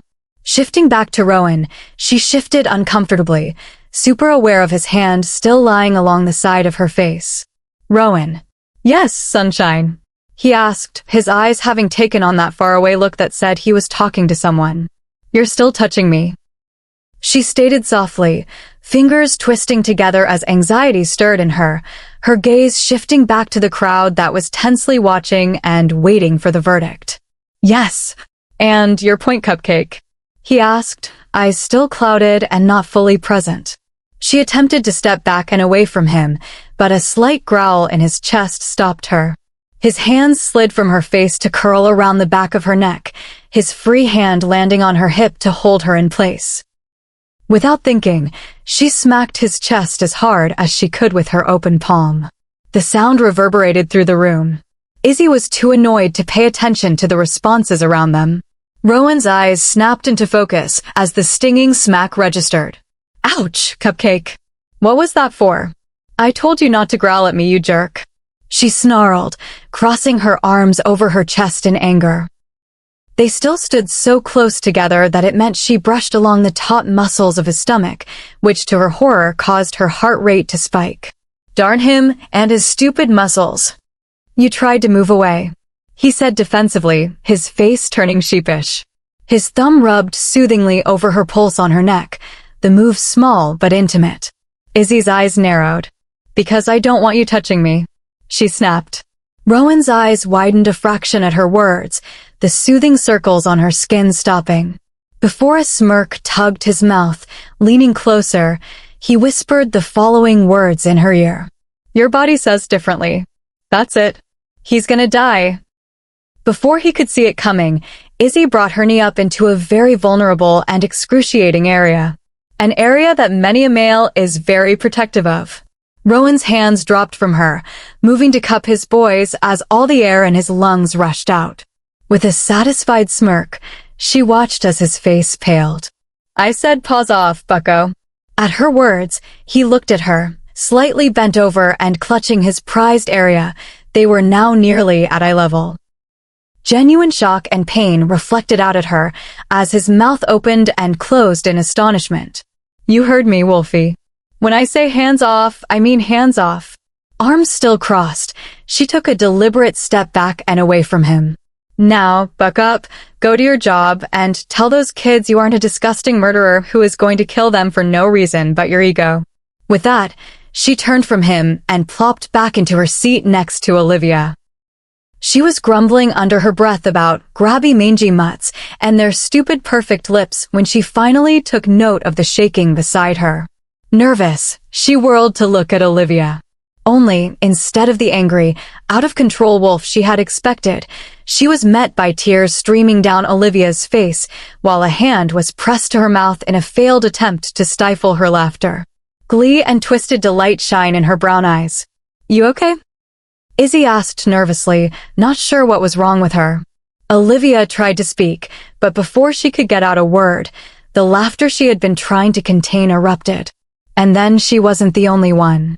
As if setting off a chain reaction, Hayden, then Derek, followed by Maliko and even the twins, burst into fits of booming laughter.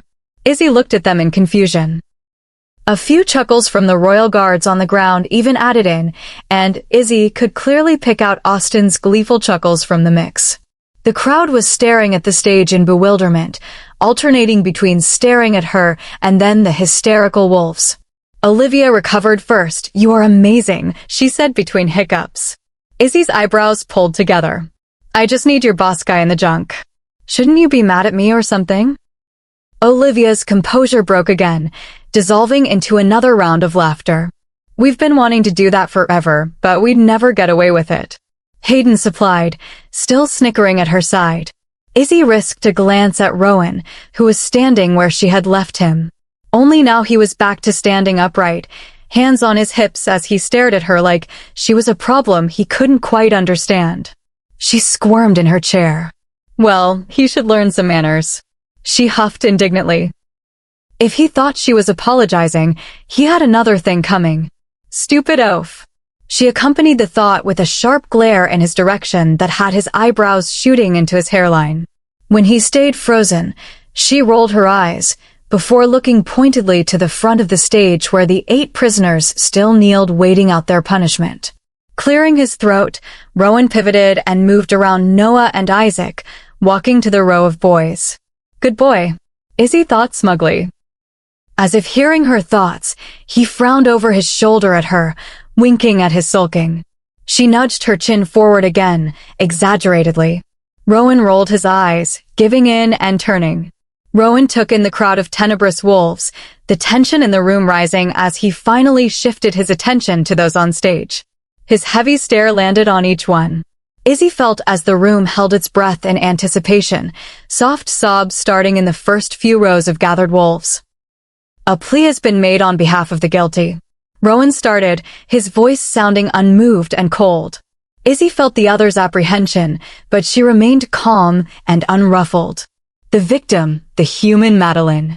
At that, she did frown. She hated each of those names. Has pleaded her case to the crown. Cries and sobs increased, cutting off only when Rowan raised his hand. "I have decided to heed her wishes in the execution of those responsible for the attack on herself and my court. As for disobeying my orders, I will leave it to Alpha Maliko to decide." Silence. Izzy felt like laughing as Rowan stared out expectantly. Because she knew what they had agreed, she understood Rowan's cryptic wording. Of course, everyone else was left puzzled. When the seconds ticked by, she threw her hands in the air, jumping to her feet. "For crying out loud, Rowan, learn to talk to people so they understand what the heck you're saying." Turning, he cocked his head to the side. "I think I was perfectly clear." Izzy rolled her eyes. "Jerk," she muttered under her breath. Rowan's mouth twitched, letting her know he'd heard her. "Well, good. He is a jerk. Who says the word execution when you're pardoning someone? Idiot." Moving to his side, she made her voice loud and clear. "No one is being killed." Her words were met with gasps. She wasn't sure if it was from her words or for the simple fact that she was addressing them. Rowan isn't killing anyone. I am alive and unhurt. She shushed Rowan's growl of disagreement. And he has agreed with me that death is too harsh a punishment and would only lead to more violence. Therefore, in an act of mercy and forgiveness, the 8 of you are being surrendered into Maliko's care, where you will face a punishment that is fair and just. Her speech done, she turned. In hindsight, it was easy to see where she misjudged those around her. Failed to anticipate the reaction to her words and the anger and hate that people let rule and blind them. I don't want your mercy or your forgiveness, which... The scream froze her blood, terror filling her at the amount of menace carried within. She stumbled, spinning to watch as the dark-haired boy near the front of the line pushed up from the floor, leaping through the air. At her. She didn't even have time to scream before the boy was jerked backwards, a few feet still between them. Rowan's face was murderous. There were no words this time. And Izzy knew there wasn't anything her or anyone could do to stop what was about to happen. Rowan yanked the boy around, shoving at his chest and sending him sprawling to the ground. The boy landed heavily, limbs sprawling as first shock, and then fear overtook him. A scream pulled her attention. The man and woman from the front row had started fighting and struggling with 3 black-clad royal guards. Nervousness exploded in her gut as she realized how vulnerable she was in that moment. Shooting a look at the 7 other boys on stage, relief washed over her as she took note that they had all remained in place, displaying nothing but disappointment and fear as they stared at their cowering friend on the floor. A few of the other royal guardians had leapt onto the stage with the outburst, hovering threateningly over the rest of the line. Noah and Isaac were on her just as quickly, hands pushing her behind them. Hayden and Olivia flanking them, boxing her between their bodies. A shuddering roar pulled her back to Rowan.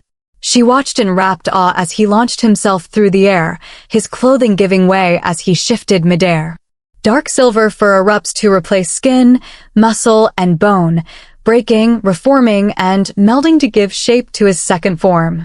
It was over before his paws landed. A fully transformed and ticked-off wolf stares down at the boy trapped under him, a vicious snarl ripping from between exposed and gleaming white canines. The boy started to fight, dark fur erupting over his arms as he struggled to shift into his own wolf. He's going to try and fight Rowan. She thought, fear clogging her throat. But before the boy could even finish shifting, Rowan darted his big head forward, his larger body and weight easily holding the smaller wolf pinned. Izzy's horrified gasp was the last sound before Rowan ripped back his clamped jaws ruthlessly. The sound of flesh tearing, the cry of pain, the weird gurgle of blood spraying made her gag. She stared as the boy went limp, body stilling under Rowan, black dots swimming in her vision. Slowly, Rowan turned from the body, spitting the mouthful of tissue and muscles from between his teeth. Izzy gagged, a fist pressing to her mouth, watching anxiously as he stepped towards the line of kneeling teens. The royal guards backed away as he approached. Hayden's heavy hand on her shoulder kept her in place when she tried to take a step forward. Rowan walked along the line, jaw stained red with blood, some still dripping from his exposed canines, fur bristling over bunching muscles as low, fierce growls rumbled from his chest. He looked violent and feral, ruthless and cruel. As he walked, each boy bent his neck, eyes fixed on the ground, his submission and surrender utterly blatant. Not made even the smallest show at trying to challenge him, even Izzy understood that it would have meant an instant and certain death. Satisfied with the boys, the massive wolf turned to the crowd, a deafening growl rumbling as he stared them down.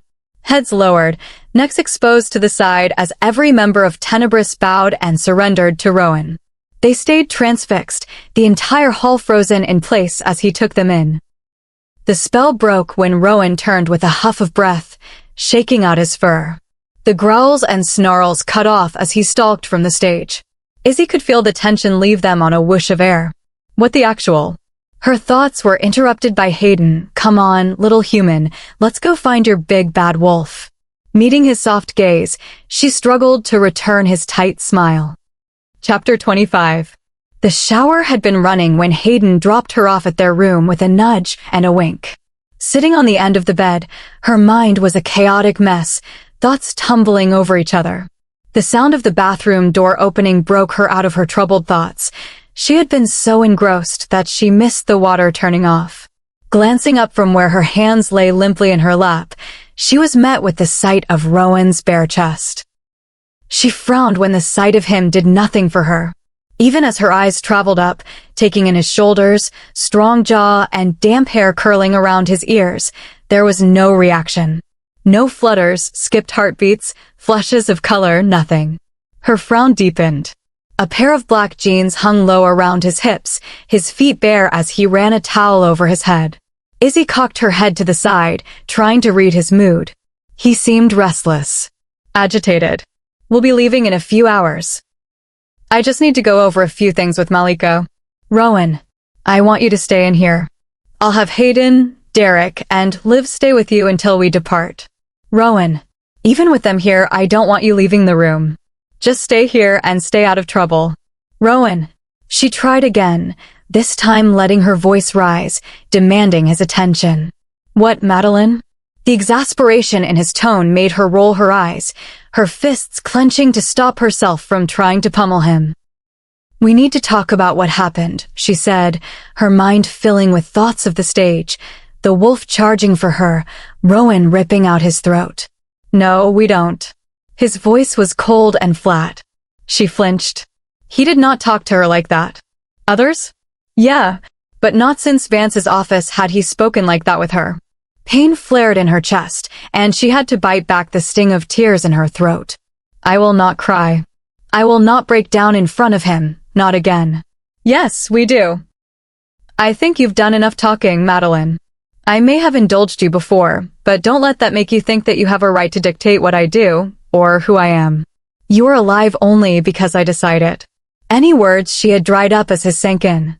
She felt like he slapped her. She'd rather he had hit her. The words, his words, the cold, emotionless tone bit deeper than any physical blow ever could. She felt the tears gathering on her lashes. Only pure willpower kept them from raining down her cheeks. She stared at his tense back, refusing even to breathe, her entire being hoping that he would spin around, face breaking into the lopsided grin that made her stomach flip, and tell her it was all a joke. Her mind rebelled as he took a stiff step away from her, his hand shaking as it pulled open the door. He didn't turn to fling the last daggers against her heart. You're human, Madeline, and this isn't your world. After the door slammed behind him, she gave in to the numbness pulling at her, letting it ease her into oblivion, her body sinking sideways until she was curled on the end of the bed, eyes open and unseeing, mind quiet. The only thoughts were the words he had said, playing over and over. Even when the others cautiously entered, she stayed still, ignoring their attempts to penetrate the numb haze she willingly surrendered herself to. The numbness was the only thing keeping her heart from flying apart into a million pieces. Chapter 26. I'm going to kill him. Hayden. Don't Hayden me, Olivia. Look at her. I see her, Hayden. Olivia's gentle tone contrasted harshly against Hayden's agitated one, finally doing what nothing else had, penetrating the numb fuzz that she had allowed to consume her. Exactly. And I'm going to kill him. You aren't going to kill him. Olivia sighed. Izzy kept herself from flinching as the feel of fingers running through her hair registered. Stretching out her senses further, she forced her mind to focus on her surroundings, shuddering as a stray thought of Rowan struck her fragile heart. Olivia cooed from near her, her thighs lying against Izzy's back as her fingers continued to run through her tangled hair. You're upsetting her, Hayden. She chided softly. I'm upsetting her, he retorted mockingly. I'm not the one that rendered her nearly catatonic and then just left her. He was nearly shouting now, anger shaking his words. He's doing the best he can. Izzy had been wondering when Austin would jump into their little argument. Well, it's a pretty lousy job if you ask me. Hayden spat. She heard his shuffling and could picture him as he paced, angry energy driving him, stalking back and forth like a caged animal. "No one asked you," Olivia mumbled softly. Hayden growled. "Look at her live. Look what he's doing. After everything, and now he gets her, and this is what he does? This is how he treats her. I'd give anything. I know, hey. No, you don't. You don't live, but he does. And this is how he's acting. It's disgusting. He doesn't deserve her." Hayden spits out the last words angrily. His breath was coming out in angry little pants. Izzy stiffened at the words, Olivia's fingers stilled, as she and Austin let out a collective gasp. "Hayden, you can't mean that," Olivia demanded, her voice holding an edge of pleading. Desperation. It was silent, tension holding them before Hayden huffed, clothing rustling as he let out another long breath. Izzy risked peeling her lids apart just a crack. Hayden's shoulders had sagged, his hands gripping his hair, his face pained, his eyes far away. "I know, it's all so messed up. And it shouldn't be like this," he finally said sadly, hand gesturing to where she lay curled in a tight ball. Izzy held still, waiting for the conversation to continue around her. Silently hoping to learn more about these people, more about him, but to her disappointment, they fell silent after Hayden's confession. As the seconds stretched on, Olivia's fingers started up once more, running gently through her hair soothingly. Focusing on the feel of the gentle touch that was so foreign to her, Izzy relaxed back into oblivion, her mind too exhausted and overwhelmed to hold on to consciousness any longer. She woke to a hand shaking her shoulder, her name being called softly. Blinking, she cleared the lingering cobwebs of sleep from her eyes, the figure coming into focus. Olivia. Her heart fell disappointedly. It must have shown, because Olivia let out a little sigh. Just give him time. Her eyes narrowed at the words, anger replacing disappointment. "Come on, we need to get going. It's time to leave."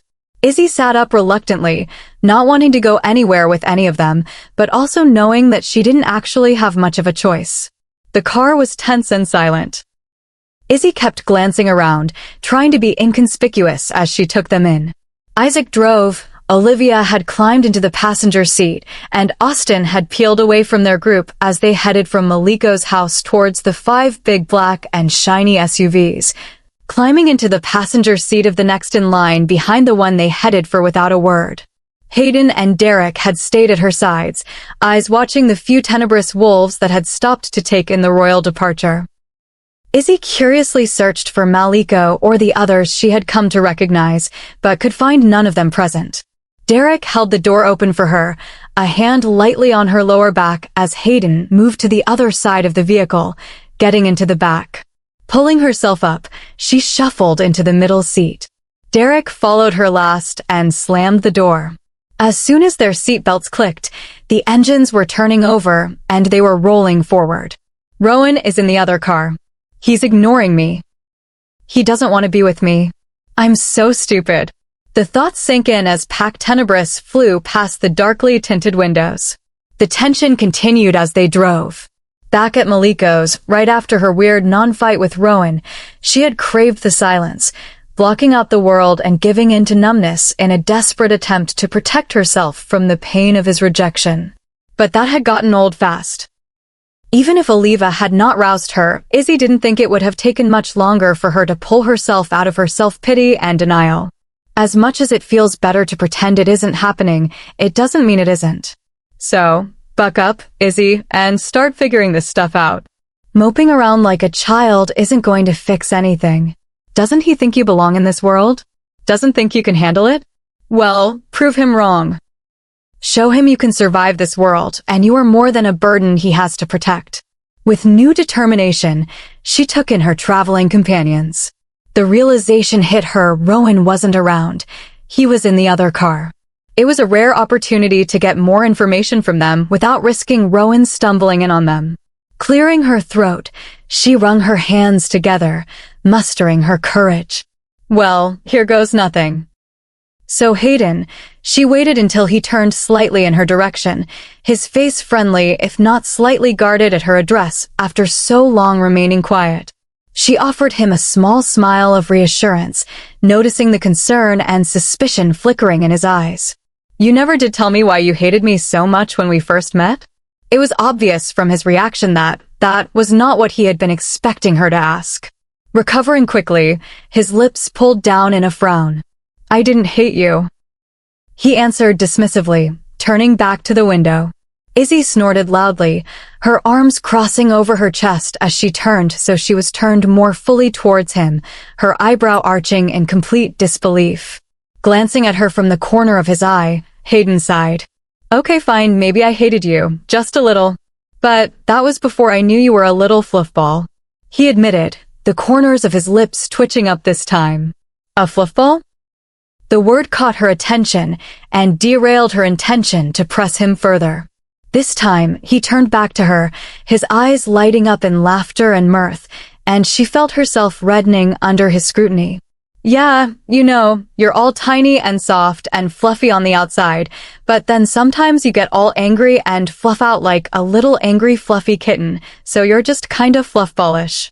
I don't know whether to be insulted or flattered," she said, honestly staring at the dark-haired, blue-eyed devil who was now unabashedly grinning at her. "Insulted," came Olivia's instant reply from the front seat, followed a beat later by Derek's, flattered on her other side. Hayden frowned at the back of Liv's head, growling softly when, without turning, she lifted her hand and flipped him the bird. Derek laughed, pulling her attention back to his side of the car. "Take it as a compliment, it's what he meant by it, even if he's an idiot." "Hey," Hayden protested from her other side, overhearing Derek's words. "And it was a compliment. Who doesn't want to be a fluffball?" he asked, seriously looking between her, Derek, and Olivia. Isaac had wisely chosen to stay silent, although Izzy did notice his gaze flicking to her through the rearview mirror every so often. No woman on the entire planet, no matter her species, wants to be called a fluffball, Hayden, Olivia said, exasperated.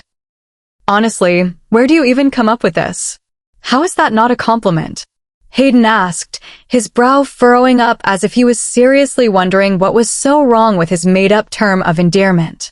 Izzy felt her eyebrows raise as she stared, horrified, at him. "You seriously don't know?"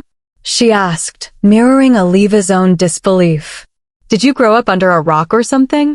Isaac snorted, while Olivia and Derek burst out in laughter. "Shut up," Hayden grumbled, his mouth pouting as he glared at them. "Okay, fine, you can call me a fluffy ball or whatever, and I'll take it as a compliment." "It's fluffball, and it is a compliment," Hayden corrected, his face lighting up happily, only for it to fall with her following words. "But only if you explain why you hate humans." "He doesn't hate humans." Olivia jumped in, cutting off whatever denial Hayden was going to try and make. "Yeah, I don't hate humans." Izzy stayed quiet, arms folded, as she looked at Hayden expectantly. He held her gaze for almost 2 whole minutes before he let out a breath of defeat, shoulders sagging, muttering under his breath. "Fine, I hate some humans. Seems to me you hated me pretty good and well, and that was before you knew me," she pointed out. "Yes, well, I may have jumped to conclusions without all the necessary information," he muttered robotically. Izzy felt her mouth curve up. "Who beat that line into your head?" Hayden looked up, a smile forming. "Rowan," he admitted, eyes twinkling. "I helped," Olivia proudly interjected. "We all helped. It takes a team effort to get Hayden to learn something." Isaac mumbled from the front, breaking the others out into low chuckles. Waiting for it to die down, Izzy turned back to her interrogation subject. "Okay, so why do you hate some humans?" She made sure to emphasize the words to ward off any further attempts to stall. She was getting better at reading the tells and signs when they were using their mind-talking thing around her. And from the tension that erupted, the not-so-subtle glances between them, and the far-off look in Hayden's eyes, she knew they were talking, and talking about how much to lie to her. Because that was something else she had noticed, they lied. All of them.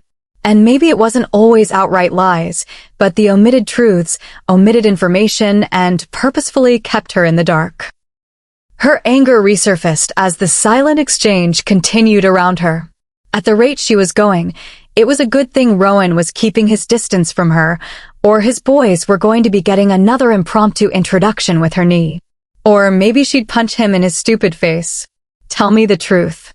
Her voice was loud in the small space. Faces snapped to hers, eyes projecting their shock at her outburst. Don't look at me like that. You're all scheming how to lie to me again. Well, I'm not buying it. And I think after everything I've been put through, because of you people, I at least deserve to finally get the truth about this messed up world of yours. She has a point. Derek said from beside her, shooting meaningful looks at Olivia and Hayden. Hayden let out a deep, shaky breath at her other shoulder, his head falling back to land on the soft black leather headrest. Whatever. A hand waved dismissively at Olivia's questioning look. Izzy started to get anxious as silence settled around them in the speeding car. Just as she was about to open her mouth and prod them again, Olivia began to speak, twisting in the front seat, so she was facing her in the back seat. Hunters are extremists, what you humans would call a cult. They live closed off in secret communities, they grow up indoctrinated in their beliefs, and their sole purpose in life is eradicating our kind. No mercy, no judgment, no discretion. They want all of us, every single one, dead. Dread filled her stomach as she listened to Olivia's words, the heavy sigh from Hayden twisting a knife in her gut. Maybe I shouldn't have forced them to explain. Perhaps I don't actually want to know. It was too late, though Olivia was already continuing. But you know all that. We stay vigilant. With modern technology, we've become better at predicting their movements, their locations, and we are able to evade and hide better than in the past. We've learned to protect ourselves, but that doesn't mean sometimes we don't lose. She took a deep breath, pausing in her explanation and throwing a glance at Hayden, who hadn't moved a muscle as she spoke, his head still thrown back, eyes closed. We've never gone on the offensive, deciding it was better to try to stay under their radar, not court full-out war, escalate the loss, and risk outright exposure to all humans. That decision is, and has always, been controversial. Okay, I get all that, but what does that have to do with me? Izzy asked, her brows furrowing. It doesn't, not really. Olivia said gently. It's easy for people to blame all humans for the actions of a few small cases, but their crimes are not yours. What happened? She asked softly, risking another look at Hayden, feeling him stiffen beside her. We can begin to find our mates during our teenage years as we approach our first shifting.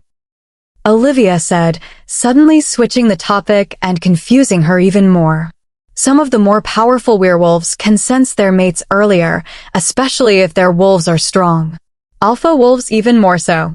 Females usually shift later than males, and most times even that is only triggered after we find our mates. But we can sense our other halves. There isn't an exact science to say how or when it'll work, but it just does. Olivia explained. Hayden was 15 when he found Irina. She paused, taking a steadying breath, pain filling her voice and eyes. It was nearly 8 years ago now. I hadn't shifted yet. Hayden's voice was soft, wistful. Izzy turned to him. His eyes were still closed, his head resting back, but a tiny smile curved his lips. My dad tried to convince me that I couldn't know, that there was no way I could be sure yet. It was too early. But I knew. I knew who she was, what she was. Your mate, Izzy whispered, staring at him. His smile grew at her words. Yes, she was mine. My Irina. Hunters? Izzy asked, tentatively trying to put the pieces together. It was Olivia who answered as they all watched the grief and pain cross over Hayden's features, the memories assaulting him. Hayden hadn't shifted yet, and Irina was only 13 at the time. His father had wanted to send guards, but I was young and stupid. Proud. I was the next alpha. Hayden said humorlessly, his voice turning dark and bitter. I thought I knew best. It wasn't your fault, Hayden. Olivia said softly. Hayden flinched at her words, but stayed silent. They went into the city to see a movie. We don't know how the hunters knew who they were or how they found them. Hayden's dad had sent some guards into the city anyway, but it took them a few minutes to respond to his call for help, Isaac said stonily from the driver's seat, picking up when Olivia fell silent. If they hadn't been there, Hayden wouldn't have survived the attack. There was nothing they could do for Irina, he said sadly. She was too young, her wolf weak. She was just an omega. Hayden said the words broken. But she was mine. And I was supposed to protect her. You did your best. Olivia said forcefully. It wasn't enough. Came Hayden's broken response. Losing the next Luna of one of our largest and strongest packs, who was but a child. Coupled with having the next alpha attacked in the open and nearly killed himself, one that was so popular and promised to continue his parents' legacy so strongly, shook our world, Olivia said, turning back to Izzy. Irina's death took a lot of Wolf's suspicion and mistrust of some humans and fueled it into all-out hate of all of them. Oh, it wasn't a great response, but it was the only thing she could come up with. Her mind reeling as their words played over and over. Her eyes moved back to Hayden beside her, letting out a small gasp to find him staring at her. She swallowed. I'm so sorry, Hayden. His eyes moved over her face, and she watched as the pain that clouded his features was slowly pushed away. It was like she could see him physically push it from his mind, burying it in the back of his mind. The smile he shot her wasn't his normal goofy, light-hearted one, but she gratefully returned it. Thanks. And don't worry, little human, your fluffballish has officially taken over your humanness, so you're safe from me. I kinda like you, actually. She couldn't help the laugh that erupted at his weird, slightly offensive yet totally endearing apology/explanation. It didn't take long before the others were joining in the tension, and grief broke from around them. Not much longer now, Isaac said as their chuckles were dying down. Where are we going? Izzy asked, trying to pick out anything beyond the darkly tinted windows, but the night was black and inky, and all she could see were a few indistinct shapes and shadows blurring together through the windows. We're headed to Pax Semper, but we're still a few hours out. We'll stop at a hotel for a few hours rest, and then continue in the morning. Oh, okay, she said, turning to look out the glass. Watching the scenery fly by, she noticed a queasy feeling begin to settle in her stomach. Staring out at the dark, unrecognizable landscape, she couldn't quite put her finger on what was behind it. Chapter 27. The car rolled to a soft stop, the engine cutting out, silence wrapping around them as the night pressed into the windows. The slight twinge of unease that had started over an hour ago was now eating at her stomach and gnawing at the back of her mind.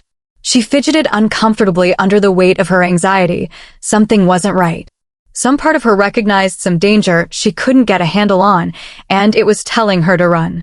Run far and run fast.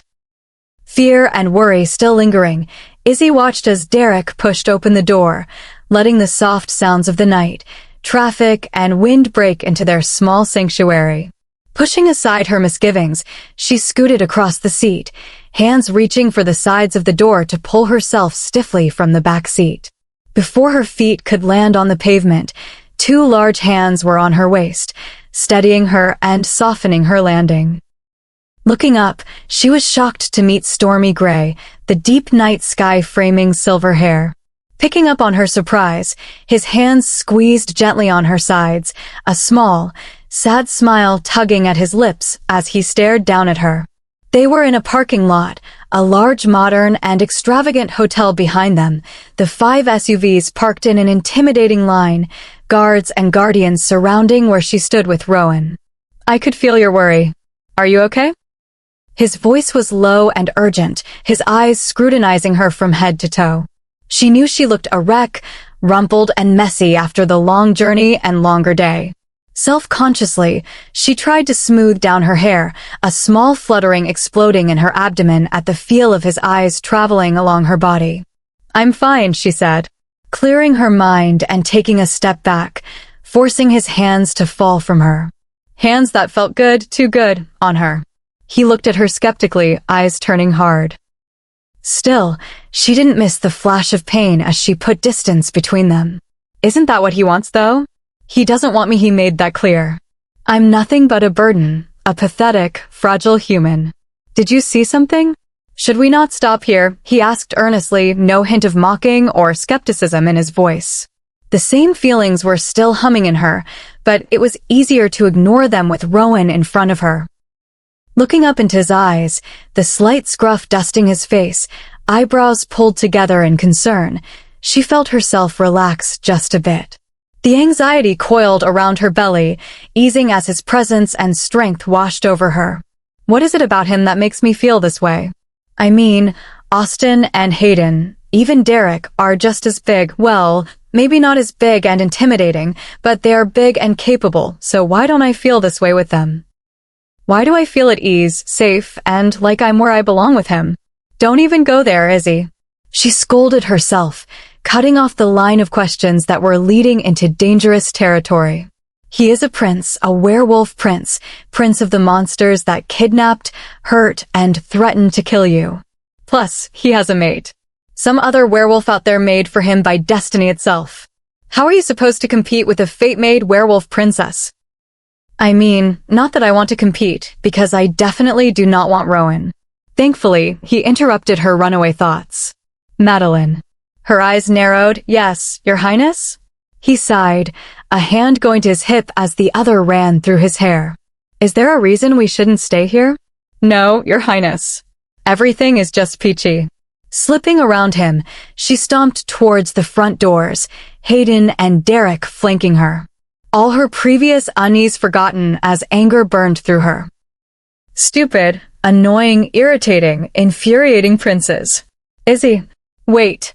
She ignored him, continuing to march towards the gleaming doors, scowling at Derek and Hayden, who attempted to slow her pace down. Before she could reach them, she felt his presence fall in beside her. She couldn't stop the slight ripple of pleasure and contentment that traveled over her as she registered the heat and strength of him at her side. And trust her, she tried. Hard. The man just wouldn't be ignored. He was like a force of nature itself, and everything about him called to her. It was virtually impossible for her not to notice him, react to him. Her irritation and annoyance spiked, this time not just at him, but at herself as well. She glared at his hand as he pulled open the door for her, jumping forward when the other tried to land on the small of her back to guide her through. Smirking to herself at the sound of annoyance he made when she avoided him. Good, she thought. Two can play at this game. She knew it was spiteful, but the truth was that she was tired. Tired of the mind games, being a victim of his whims, and having to be constantly at his beck and call. Izzy, you're being childish, he growled lowly beside her. Well, I am only a human, she snarled back. Refusing to turn and look at him, not wanting to risk losing herself in his eyes, she stared forward. Darn it, Izzy. Rowan groaned. That isn't, look, I'm sorry about that, okay? Look, when he attacked you, when you were almost killed again, I just kinda lost it. Izzy kept her face neutral, not letting him see how his words affected her. Instead, she moved towards the reception desk. This is not the time or place, Your Majesty. The words grumbled under her breath as she plastered a fake smile on her face. Izzy, please. Maddie? Izzy jumped, ice instantly filling her as shivers raced along her spine. The name and voice were ringing in her ears. It's impossible. Fear was clouding her vision, the feeling in her hands and legs being replaced with numbness, her pulse racing as panic clogged her throat. No, it can't be. This can't be happening. How? It's impossible. Nothing's impossible, Izzy. Or did the werewolf prince that kidnapped you tell you different? The voice was dark and humorless as she fell further into her terror. Dark memories she had pushed to the back of her mind, flying forward to slice at her control. Maddie? Is that you? Shoot. It is. Any hope that it hadn't been real, that it had been a sick trick of her overextended mind, vanished as he kept speaking. Without thought, she was turning, her mind shutting down as she reverted. He looked the same. He looked good. Tall and polished. Refined, as her mother would say. Professional and respectable were the words her father favored. Her sister called him an egotistical, arrogant aristocrat fed from the tit of a golden spoon, but then again, she had been biased. Her brother thought he was a god. Maddie, what the heck? Where have you been? You just disappeared without a trace. We all thought you were dead. His hand landed on her forearm. She had to suppress the flinch, the bile that rocked her stomach. She hated him touching her. Looking up, she tried to read his face. After the last few unguarded months, she was rusty, her honed senses feeling bulky and slow as she took him in. The small tick in his jaw, anger. The crinkle of his left eye, disappointment. The shadow in his eye, embarrassment. It was then that she swallowed thickly, knowing her fate was sealed. There wasn't much he tolerated, but embarrassing him was at the top of the list of don'ts. They must have made a spectacle out of my disappearance. Maybe even a funeral. The grieving boyfriend, he would have played the part to perfection. My being not dead would be awkward to explain. She thought of reading the growing emotions darkening his features. Answer me, Maddie. Where the heck have you been? This time, some of the rage bubbled out. Past his perfect control, breaking his clean public appearance. His fingers gripped her skin, slightly shaking her when she didn't immediately answer. She was about to brace for the incoming blow she knew was coming when a growl thundered from behind her. Rowan, get your hands off her. There was no room for negotiation in his command. Who the heck do you think you are? I said take your hands off her. Listen, buddy, this is my fiancé and we have some things to discuss, so just mind your own business. Izzy blanched at the words, her heart hammering in her chest. Fearfully, she turned, seeking him out, needing to explain, to make him believe he couldn't leave her. Her eyes landed on his face, and she let out a breath of relief. Rowan stared daggers at Anthony, hate and loathing coming from him in waves. But there was no hurt or anger directed her way, no move to go on his way and leave her behind. I don't care who you are, you're going to take your hands off of her. Izzy, come here. At her name, she met silver eyes, tears pricking her own. The hand on her arm tightened further, and she grimaced in pain, wanting nothing more than to be back at his side, soaking in the safety and security he radiated.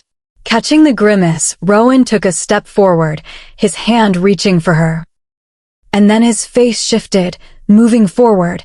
He ignored the hand on her arm, pressing his body into hers, a hand landing on her hip, steadying her. Izzy felt herself relax into him, easily and happily turning the situation over and into his hands. Over his shoulder, she could see the others standing around them, watching the lobby and the unfolding scene. Olivia was at the check-in desk talking to the receptionist. I'm sorry, it seems we've gotten off on the wrong foot. My name is Rowan Knox, Rowan said, his voice professional and polished, a hand extending towards Anthony. Izzy watched him react, recognition and then shock and a touch of fear passing over his eyes. Rowan Knox, as in Knox Industries? Rowan let out a forced chuckle, his hand moving her slightly closer to him and away from Anthony. One and the same. And you are.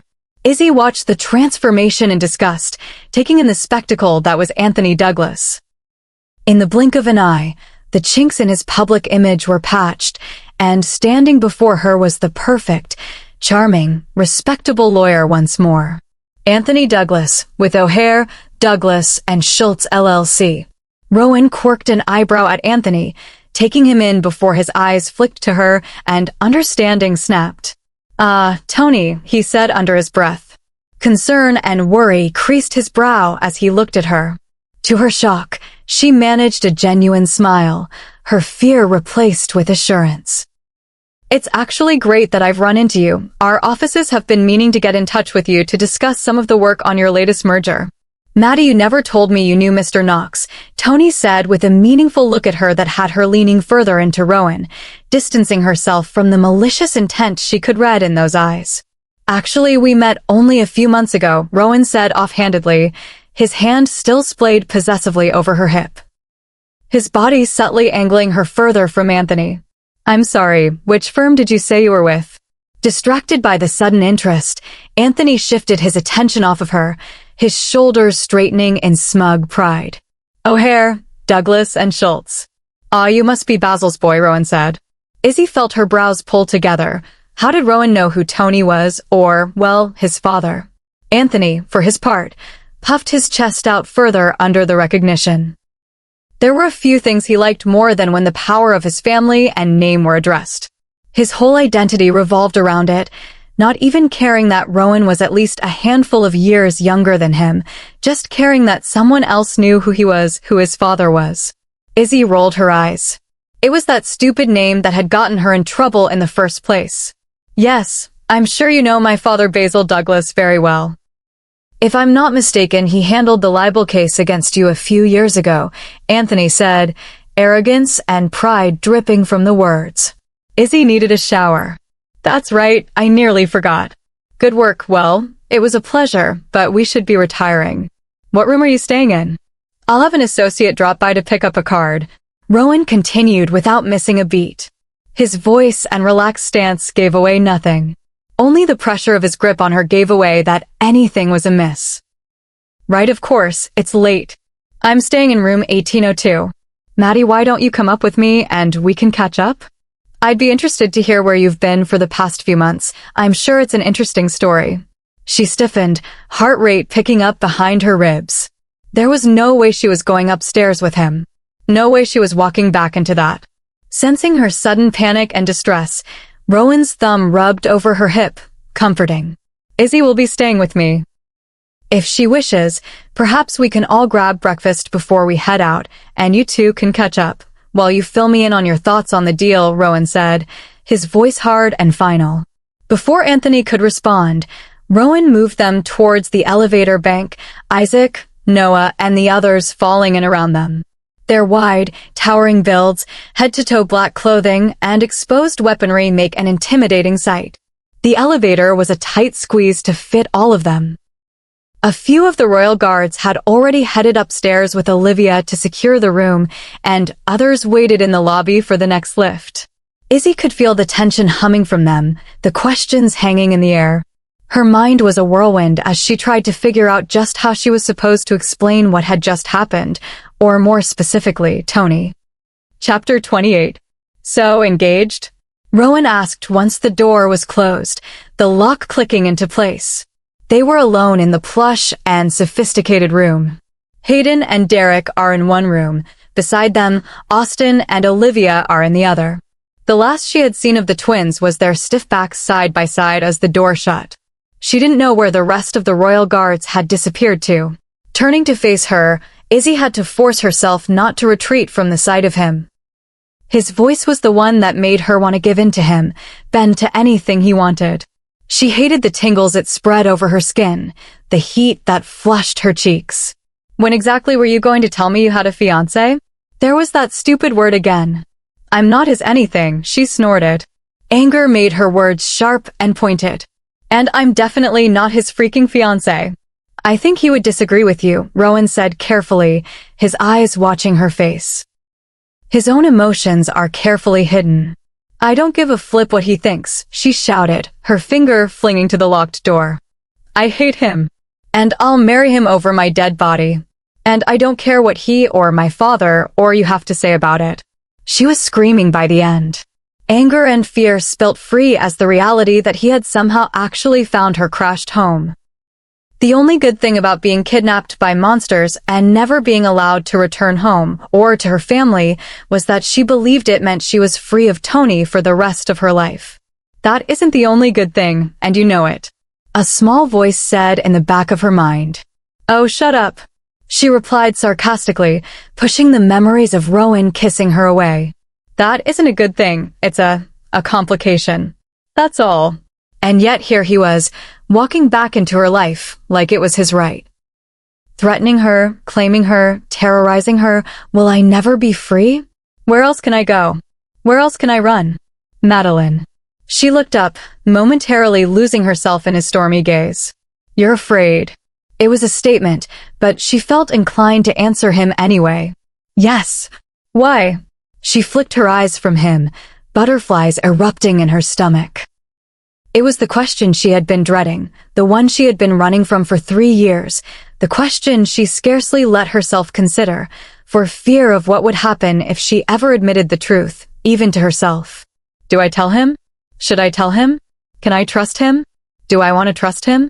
The questions pulled at her as she stared at the darkly patterned, thick carpet, her arms curling around herself protectively. Rowan stayed quiet, but she knew he was still there, The full intensity of his attention focused solely on her. His patience was winning out over his curiosity as he let her think. Then out of nowhere, the thought hit, leaving her slightly stunned in its wake. I want to tell someone I need to. And I want it to be him. I want to trust him. I grew up in a small town. My dad was the mayor. His dad was before him. We were always considered an influential family, but my dad always wanted more. Craved it. Her voice shook, and she couldn't raise her eyes to meet his, the words tumbling out of the place she had kept locked up for so long. My mom was a state beauty pageant winner. She competed in the Miss USA pageant when she was 20. She always thought Dad would amount to more than just being mayor. She had her sights on the governor's mansion. She jumped as Rowan's hand landed on the small of her back, guiding her further into their suite and towards the small cream sofa.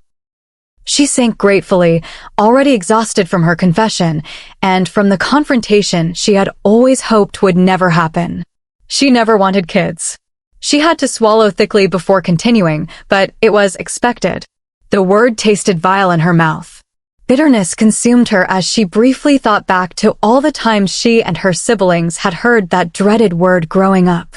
Their mother never forgot to remind them exactly what they were. Expectations, window dressing, necessary adornments for their family photos. But then the oil came. She was transported back, her mind filling with the memory of the dinner table, the silent, stiff meal before their father had excitedly broken the news. She had still been so young, so naive. Listening to her father go on about words she didn't understand, she had felt hope bloom in her chest. A tiny flame that held all the dreams for the family she had always wanted. She could still remember thinking, maybe this was the answer to all their problems, her mother's disappointment and drinking, her father's anger and late nights. But she had been wrong, and looking back now, she could see how much of what had come could be traced back to that night. It changed everything. Suddenly my dad was important. He knew important people. He went golfing with them, had meetings with them, we went to their houses for dinner. Later I researched the laws he passed, the accusations of the bribes he accepted. But at the time I just knew I had to look pretty, wear the dresses my mother kept buying, and stay quiet. Tears filled her eyes, but she fought them back. Always stay quiet.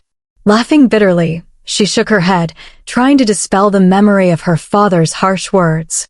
The command is given over and over. How she had held her little sister as she shook in fear under his harsh, liquor-fueled tirades. And then he met Mr. Douglas. He was the lead attorney for one of the fracking companies.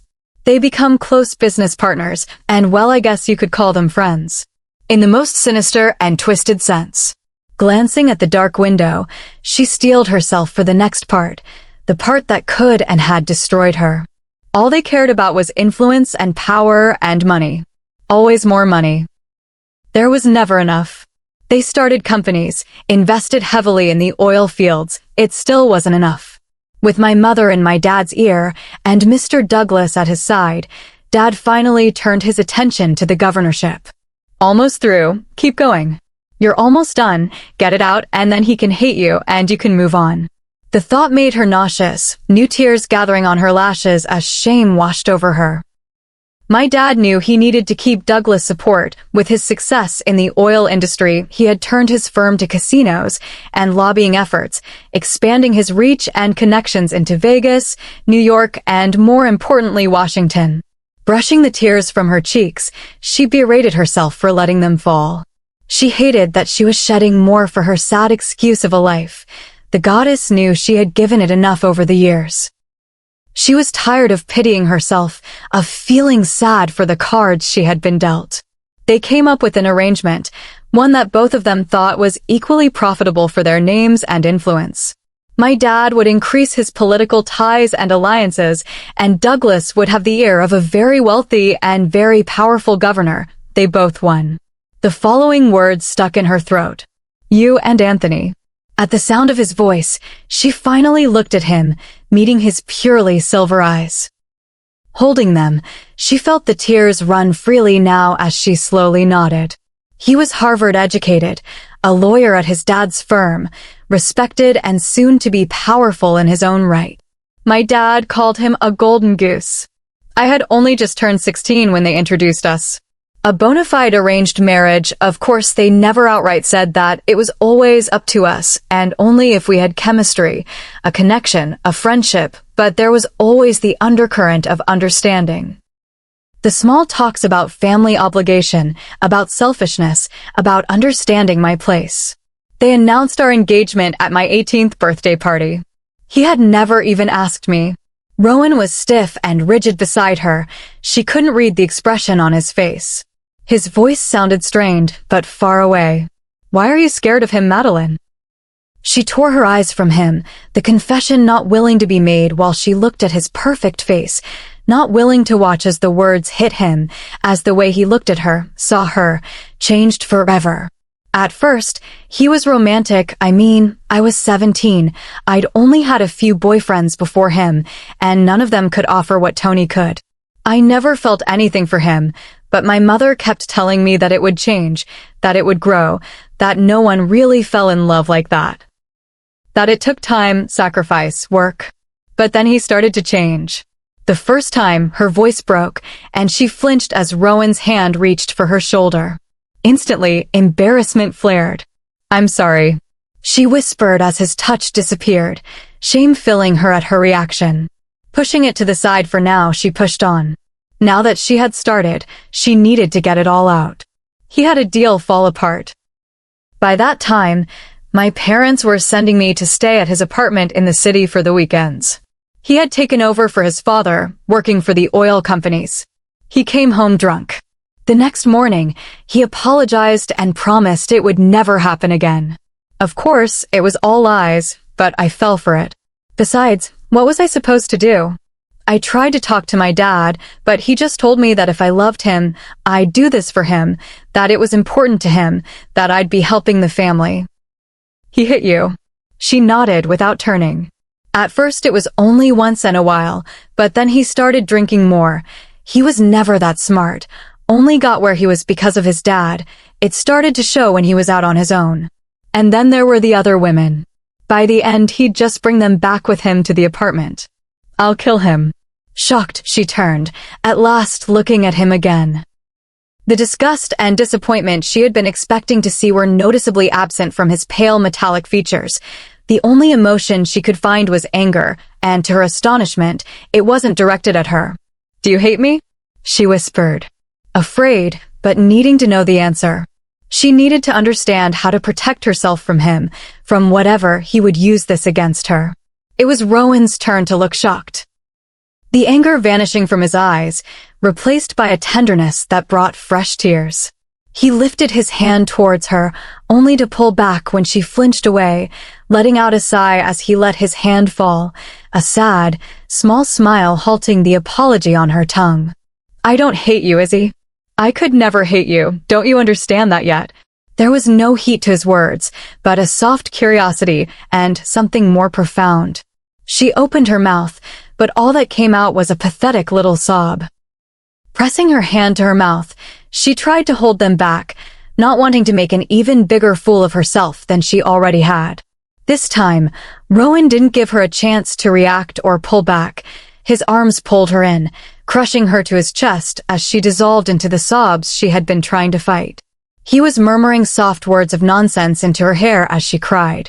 All of the fear, pain, shame, and disappointment she had been carrying at last being released. I'm going to kill him for this. Izzy pulled back, tipping her head back, tears still streaming down her cheeks as she stared at Rowan in horror. You can't kill him. As if remembering she was there, his eyes flicked down to her.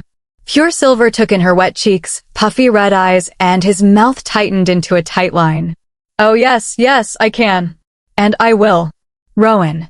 She scrambled to her feet, grabbing at his arm as he flicked for the door. Stop. What are you doing? I'm going to kill the son of a gun that hurt you. That laid a hand on you. He said seriously. Izzy shook her head at his words. He was always so violent. Every other time he spoke, it seemed he was threatening to kill someone. Rowan, he's human and important. He can't just up and disappear. And I am more important and not human, and I say he can. Turning, he looked at her.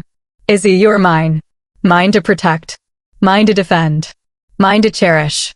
So let me do my job and deal with this scum. You called me Izzy, she said, stunned, eyeing the wolf curiously. That's all you focus on when I declare myself for you? He asked, voice deep and husky, a trace of amusement and tenderness swirling in those silver pools. Well, I mean, you always call me Madeline, even though I hate it. His eyes shifted again. Now it was pure tenderness looking out at her. That was before I understood. She wiped at her eyes, batting away the tears his words brought. You shouldn't kill him, Rowan. I will keep you safe, I will not have you afraid, and I will not let someone like that move on to hurt another, he said with complete conviction. Besides, he's seen you, with me. Do you think he will let you go? The words brought back flashes of the fights that had taken place in the months leading up to her disappearance. The fear of revealing her acceptance to school. Her plans to move to the East Coast, as far from her family and Tony as she could get. It had been one of those fights that had driven her into the woods that fateful August afternoon, anger clouding her judgment as she headed out without any supplies and without telling anyone where she went. No, he won't. She reluctantly. Then let me deal with it. She wouldn't concede and wouldn't endorse this course, but she could see where Rowan was coming from. Tony, or more correctly, his father, had the means and the reach to track her down, no matter where she ran. Tony could probably be bought off, but he'd use this knowledge against Rowan. He was not above blackmail. Izzy knew that all too well, too. So she remained silent. Just as he turned the doorknob, his earlier words came rushing back. Wait. He paused, turning and looking over his shoulder at her. Yeah, Cupcake. What the heck did you mean when you said I was yours? He sighed, a frown tugging at his mouth. I shouldn't have said that. The heck you shouldn't have. Now spill. What the heck exactly do you mean by that?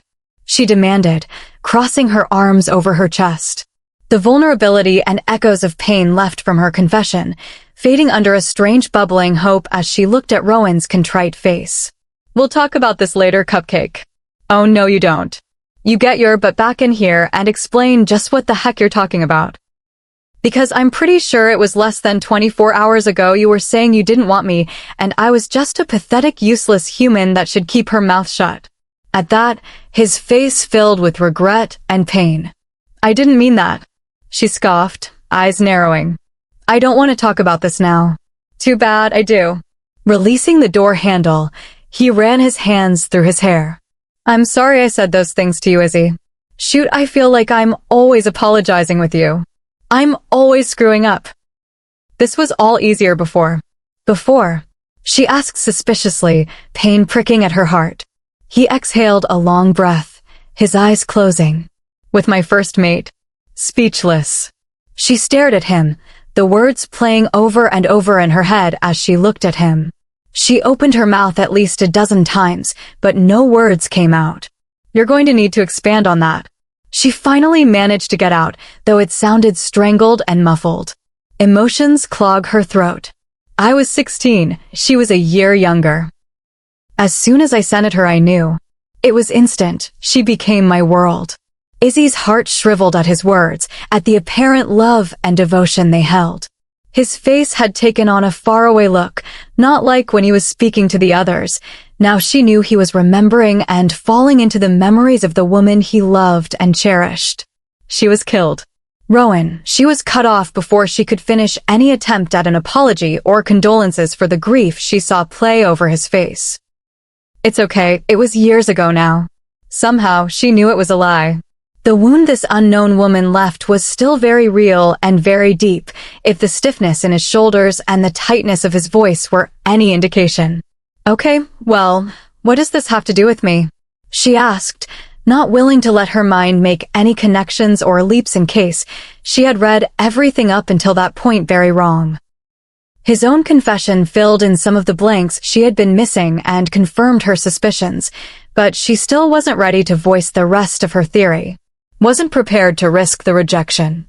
I mean, it's crazy, he's a prince, a god. And I'm just me, just Izzy. His eyes snapped open, and the unrestrained force of the hope and awe contained in them had her taking a step back. Her breath catches. You're my second chance. Chapter 29. She didn't know how much more she could take. She was still reeling from Tony showing up, confused over Rowan pushing her away, her heart tired from all the questions and uncertainty. These latest words were just too much to process. She stared at him stupidly, her mind blank. He gave her one of those crooked smiles, one of the real ones where the corners of his eyes crinkled. It's the truth is, I didn't want to admit it, or even believe it at first.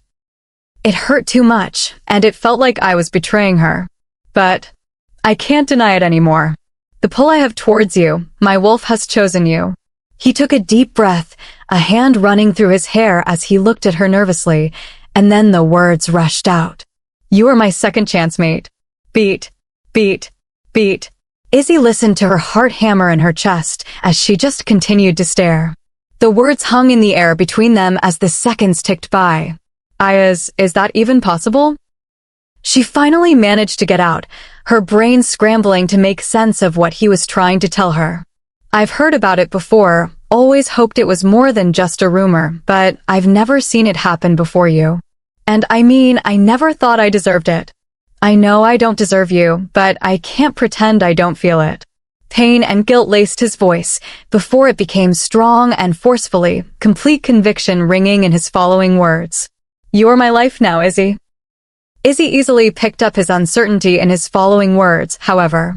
Well, that is if you'll have me. She felt like she was falling, the air rushed past her ears, her stomach tumbling and rolling, making it challenging to think, adrenaline tingling in her veins as her heart leapt. It was overwhelming, dread, lust, want, desire, affection, fear, nervousness, anxiety, denial, joy, all of it pulled at her, battling for space as she tried to make sense of what this meant. I can't be yours. I'm just a human and I just can't. The words tumbled out, her thoughts a mess. Insecurities and doubts are consuming her. You're rejecting me? You're deciding my life. You're just claiming me. Just like Tony. And my dad. You're no different. And I'm just some tool to fill your dead mate's spot. You aren't a tool. Then what am I? Why me? She asked, her chest heaving. Cupcake, you aren't a substitute for anyone. And as for why you? Because you're strong and witty, and you don't put up with my stuff, and you aren't afraid to be vulnerable. But you also stand up for yourself and your beliefs, and you fight for others. I think my wolf decided it was you that first day in the office. But it has been so much more than that since then. It isn't like it was with her. It isn't some fated connection, and I'm not deciding your life. That's not how second chance mates work. It can't be one-sided. You have to feel it too. You have to choose me. She looked at him skeptically, her expression guarded and unsure, weighing the truthfulness in his words. Feeling the anxiety that had been tightening around her chest, the trapped feeling that had consumed her life before she had been kidnapped and locked away, eased as his words sank in. I've chosen you, Izzy. You're mine, and that is the end of it for me. But you get to decide if I am yours. It's up to you. I won't force you to accept me. You have to know I'd never do that. I would never do what they did to you. This time, he couldn't hide the hurt and disappointment as he looked at her earnestly. She thought back to all their time together. Sure, he had been pushy and overbearing, but he had never forced anything more than his presence on her. Never his affection, and had always respected the lines she set. It finally hit her just how vulnerable she had actually been with him. Sharing a room, a bed, and yet he had never taken advantage of her, never forced anything that she had not been receptive to, even though he easily could have, even though, with what he was admitting, he must have wanted to. No, you're right. I know you aren't like them.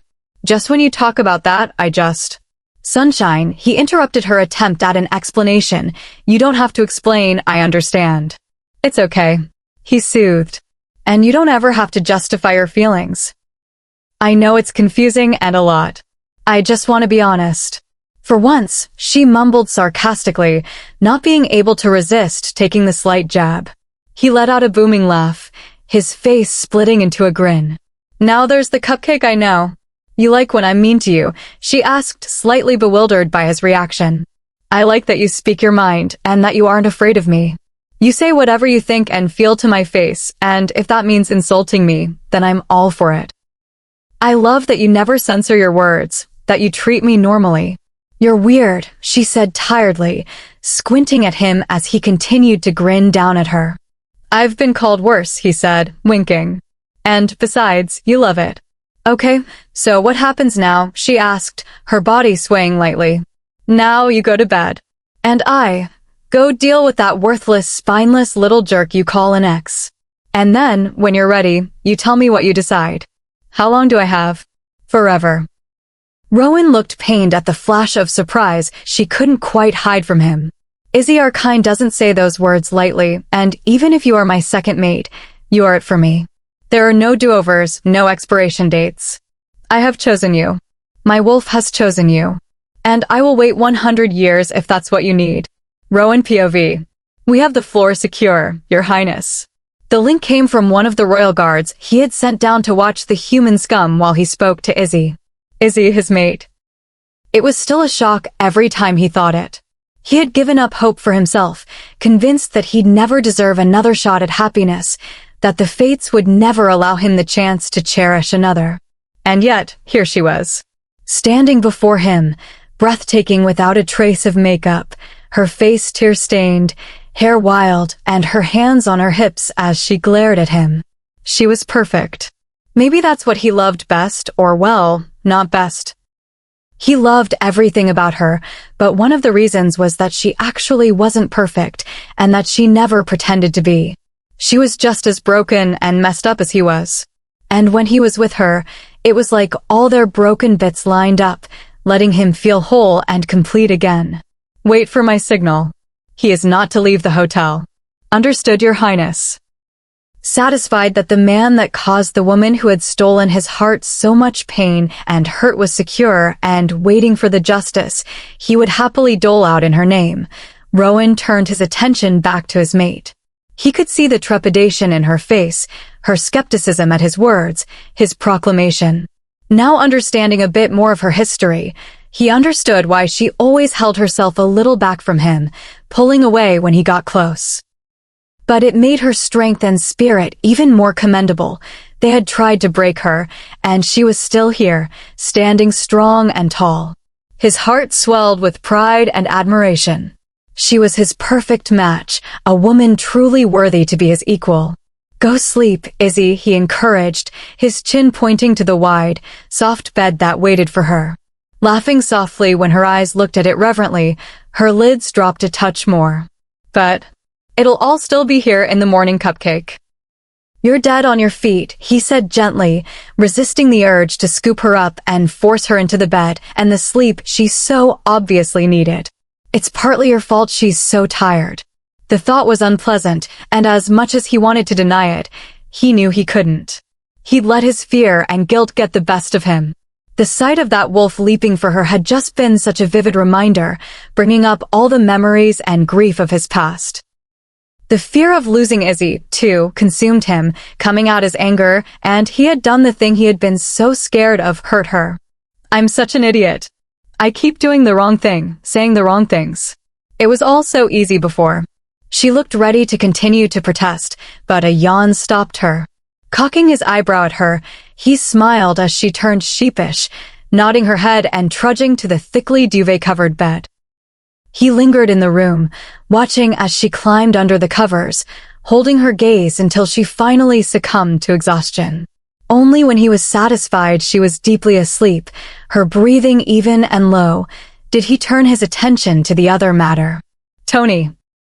He growled the name in his mind, anger and hate filling him as he recalled the admission she had finally given, the fear and shame he had easily picked up in her vague words how she had refused to look at him, holding herself as if she expected him to lash out at her or shove her away because of the actions of another. What had they done to her? It was a problem for another time. For now, he could deal with one of the bags of garbage that called himself a man. I'm coming down. Is he still inside? He asked, opening the door to Noah and Isaac's backs. Nodding at them as he passed, he felt Austin fall into position at his shoulder. Derek and Hayden are behind him.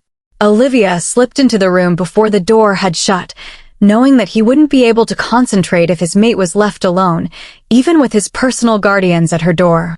She'll need her own set of guardians assigned as soon as we get back to our territory. He sent the thought to Austin as they entered the elevator, the beta wolf pressing the 11th floor button. "How did it go?" Austin sent back. Rowan rolled his eyes. Of course, they all knew what he and Izzy had spoken about. Noisy werewolves. He couldn't get that angry at them, though. If he were excited and happy about finding Izzy, they were over the moon. A new bounce had even found its way into Hayden's steps, and the lingering edge of grief and hopelessness had even eased from his eyes over the past few weeks. It felt like Rowan finally had his cousin back. Not that Izzy was a substitute for either of their lost mates, but she was a ray of hope and sunshine, a small bit of happiness to lift the cloud of grief and pain that had been slowly covering the royal household. "As well as I could expect," Rowan said, grimacing as he recalled his mate's reaction at the news. Not that he had exactly been expecting her to jump into his arms much, but still, he had been hoping for at least a bit of joy or acceptance. Sighing, he shook his head. "She hasn't rejected me yet. That's probably all I can ask for at this point." Austin snorted as the elevator dinged. "At this point?" "At this point, you're lucky that girl hasn't beaten the stuff out of you and then rejected you." "Shut up, Austin," Derek, Hayden, and Rowan said simultaneously. Austin threw up his hands, shooting Rowan a grin before stepping out into the hall. "How do you want to do this?" he asked, scouting the hall as he easily switched roles, the others following him out. Personally, Rowan muttered, silver taking over his eyes, the plush, expensive carpet muffling the sound of their footsteps. Chapter 30. It was a struggle for Rowan to hold himself outside the door, the hand still curled into a fist at his side from knocking, wanting desperately to drop all the pleasantries and bash the thing down. He could easily pick up the movements through the thick door, his enhanced senses telling him the room was still occupied and that his target was awake. A power play, he thought, eyes narrowing as his wolf's instincts pushed forward.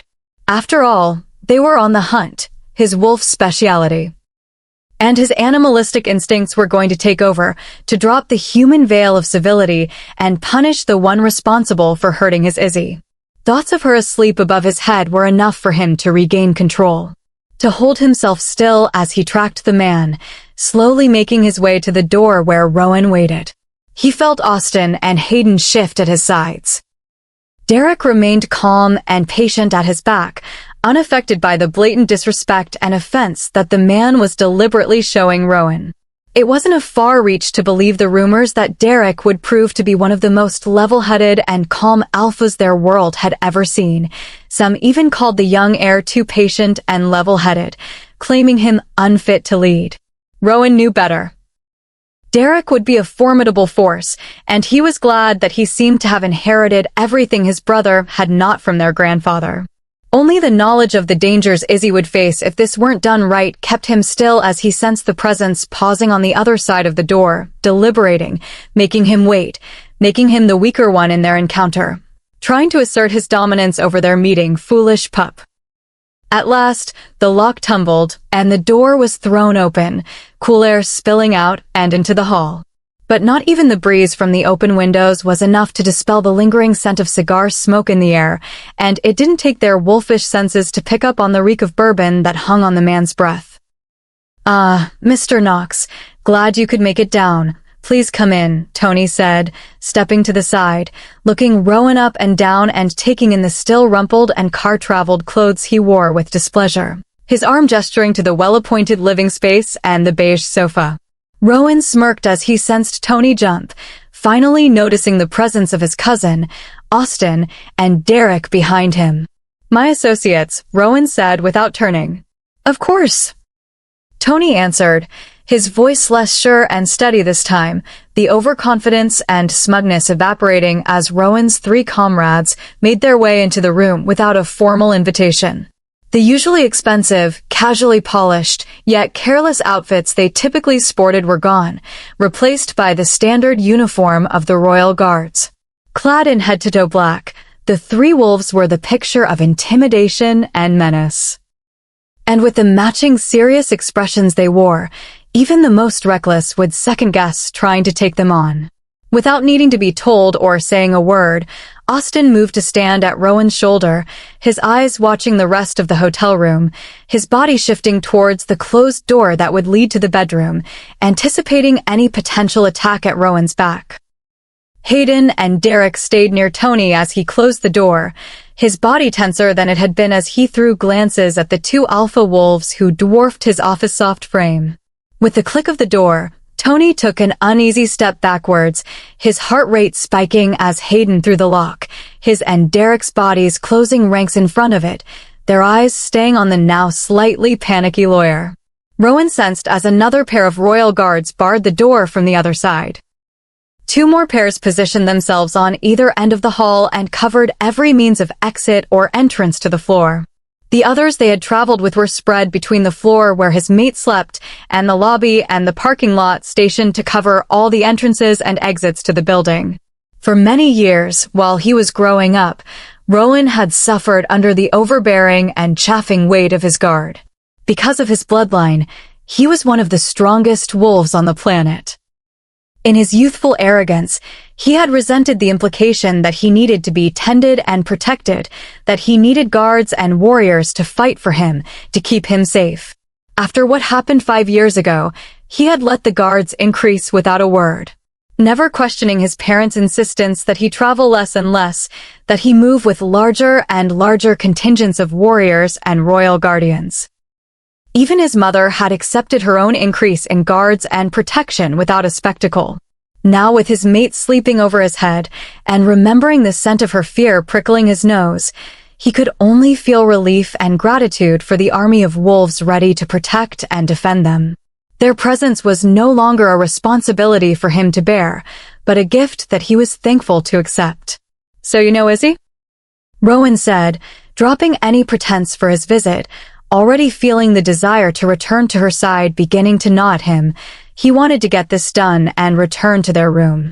Tony started at the question, his gaze ripping from Hayden and Derek and onto the lounging prince on the sofa. Well, yeah. I mean, Izzy and I have been engaged for the last year. Our families are extremely close. We grew up together. Quite a boring story, really. What I wanted to talk to you about was... See, now she tells a different story there, Tony, Rowan said, cutting off Tony's attempt to steer the conversation to other topics. Pulling an ankle across his knee, Rowan let his arms stretch across the back of the sofa, the picture of ease. He could see as the wheels started to turn in the man's head that the alcohol was making him a bit sluggish. Still, Rowan had dealt with enough businessmen and lawyers in his career in his father's booming financial empire that he knew the signs of someone who knew what he was doing. "You know women," Tony said, throwing a conspiratorial grin at Rowan and a wink for extra show. They were brothers in the same game and dance, partners in crime, the victims of the dramatics of the cruel female. Booming laughter accompanied his own joke as he tried to regain the confidence and swagger that had swindled so many into believing his lies. He stuttered a bit as the four others remained stonily silent, but plowed ahead, confident he could charm his way through whatever mess this was, like always. "I tried to put my foot down about the wedding budget, but she just wasn't having it. Gotta keep the missus happy. Guess it's going to be the grand ballroom after all." He recovered and played the part perfectly. If Rowan weren't ready to rip his throat out for how he spoke of Izzy, he'd actually be impressed with the man's performance. He could see how a young, hopeful girl, sheltered and starved for affection, could have been swindled into believing such a silver-tongued. Of course, as it was, he wanted to rip that tongue from the beast's mouth through his eye sockets. "Did you know she has nightmares about you?" Rowan asked, his voice light and friendly, conversational. Cries out your name in terror, pleading and begging you to stop, for someone to save her. He felt Hayden and Austin start at his revelation, not having heard Izzy's admission or her constant night terrors. This was news to them, and he could feel their own anger spiking as they put the pieces together. "I don't know what you are talking about. Maddie is young and childish. She's probably still afraid of the dark and monsters under the bed." Tony said, hiding the glimmer of fear in his eyes by turning towards the tray of alcohol on the bar and pouring a stiff drink in one of the crystal rock glasses. Gesturing towards it, he shrugged when Rowan shook his head, belting back his drink in one gulp. "Is Izzy afraid of monsters under the bed?" Austin sent through the link, chuckling. "I don't know if we're talking about the same girl here, Ro. I mean, Izzy threatened to castrate you over coffee. I don't think she's afraid of a monster under her bed." The joke was enough to soothe Rowan's hackles, just as Austin knew it would. Settling himself once more, he stayed silent, just watching the man who had terrorized his Izzy.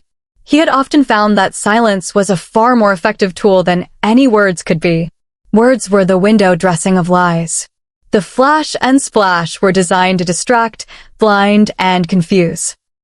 Silence left little room for but the truth. He let himself open up to his friends a bit more, still shielding all that Izzy had shared, but letting them see the parts of her confession that they needed to understand what needed to be done. Not that they required a reason, they would follow Rowan with or without one. But they had come to care for his mate, too, in the last weeks, and they deserved to know. Hayden let out a low growl as he watched Izzy flinch from Rowan's touch, as her words tumbled out coated in shame. Austin cursed lowly. Derek's eyes flashed to black quickly before they resettled to honey brown. Rowan felt as Olivia's eyes welled as she sat beside the sleeping girl, her fingers combing through her hair. Austin was instantly reaching across the link to comfort her from the onslaught of her own memories at the hands of the worst the world had to offer. Rowan retreated from the mind link, trusting Austin to make sure Olivia was okay, refocusing on Tony, who had begun to babble in an attempt to fill the silence. This time, there was an edge that had crept into his voice, his words slurring just the slightest as the warm liquid worked its way through his body. "Wrong foot. Maddie and I have our problems, but now that we've had this time to work on ourselves, we'll be stronger together. The firm was taking up so much of my time, but now that we've brought on more partners, I'll be able to focus on my most important clients and, of course, have more time to spend on Maddie. Perhaps the three of us can grab some drinks and discuss the merger the rumors are hinting at."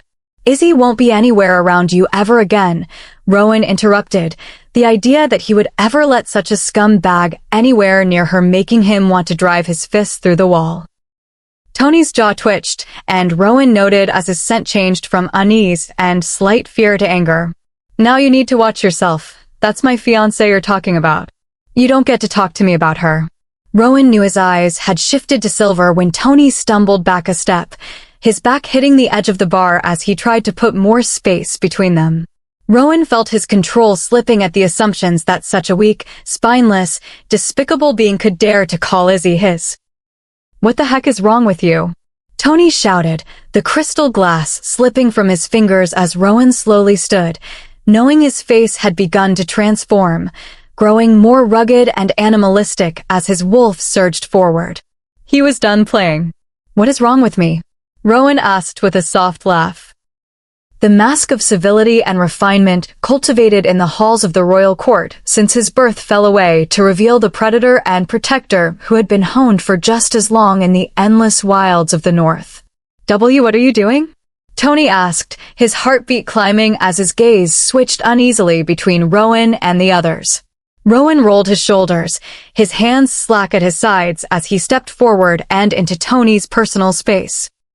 He had a few inches on the man, but it felt like 3 feet as the stink of fear and terror burned Rowan's nose. He was weak, and beneath Rowan's efforts, his instincts were screaming that he wasn't worth considering a threat, but then his mind pulled up the picture of Izzy in the lobby. As she finally confessed what had her crying out and shaking in her sleep night after night, and it was easy to convince the animal side that the weakling before him was definitely worth the time and effort.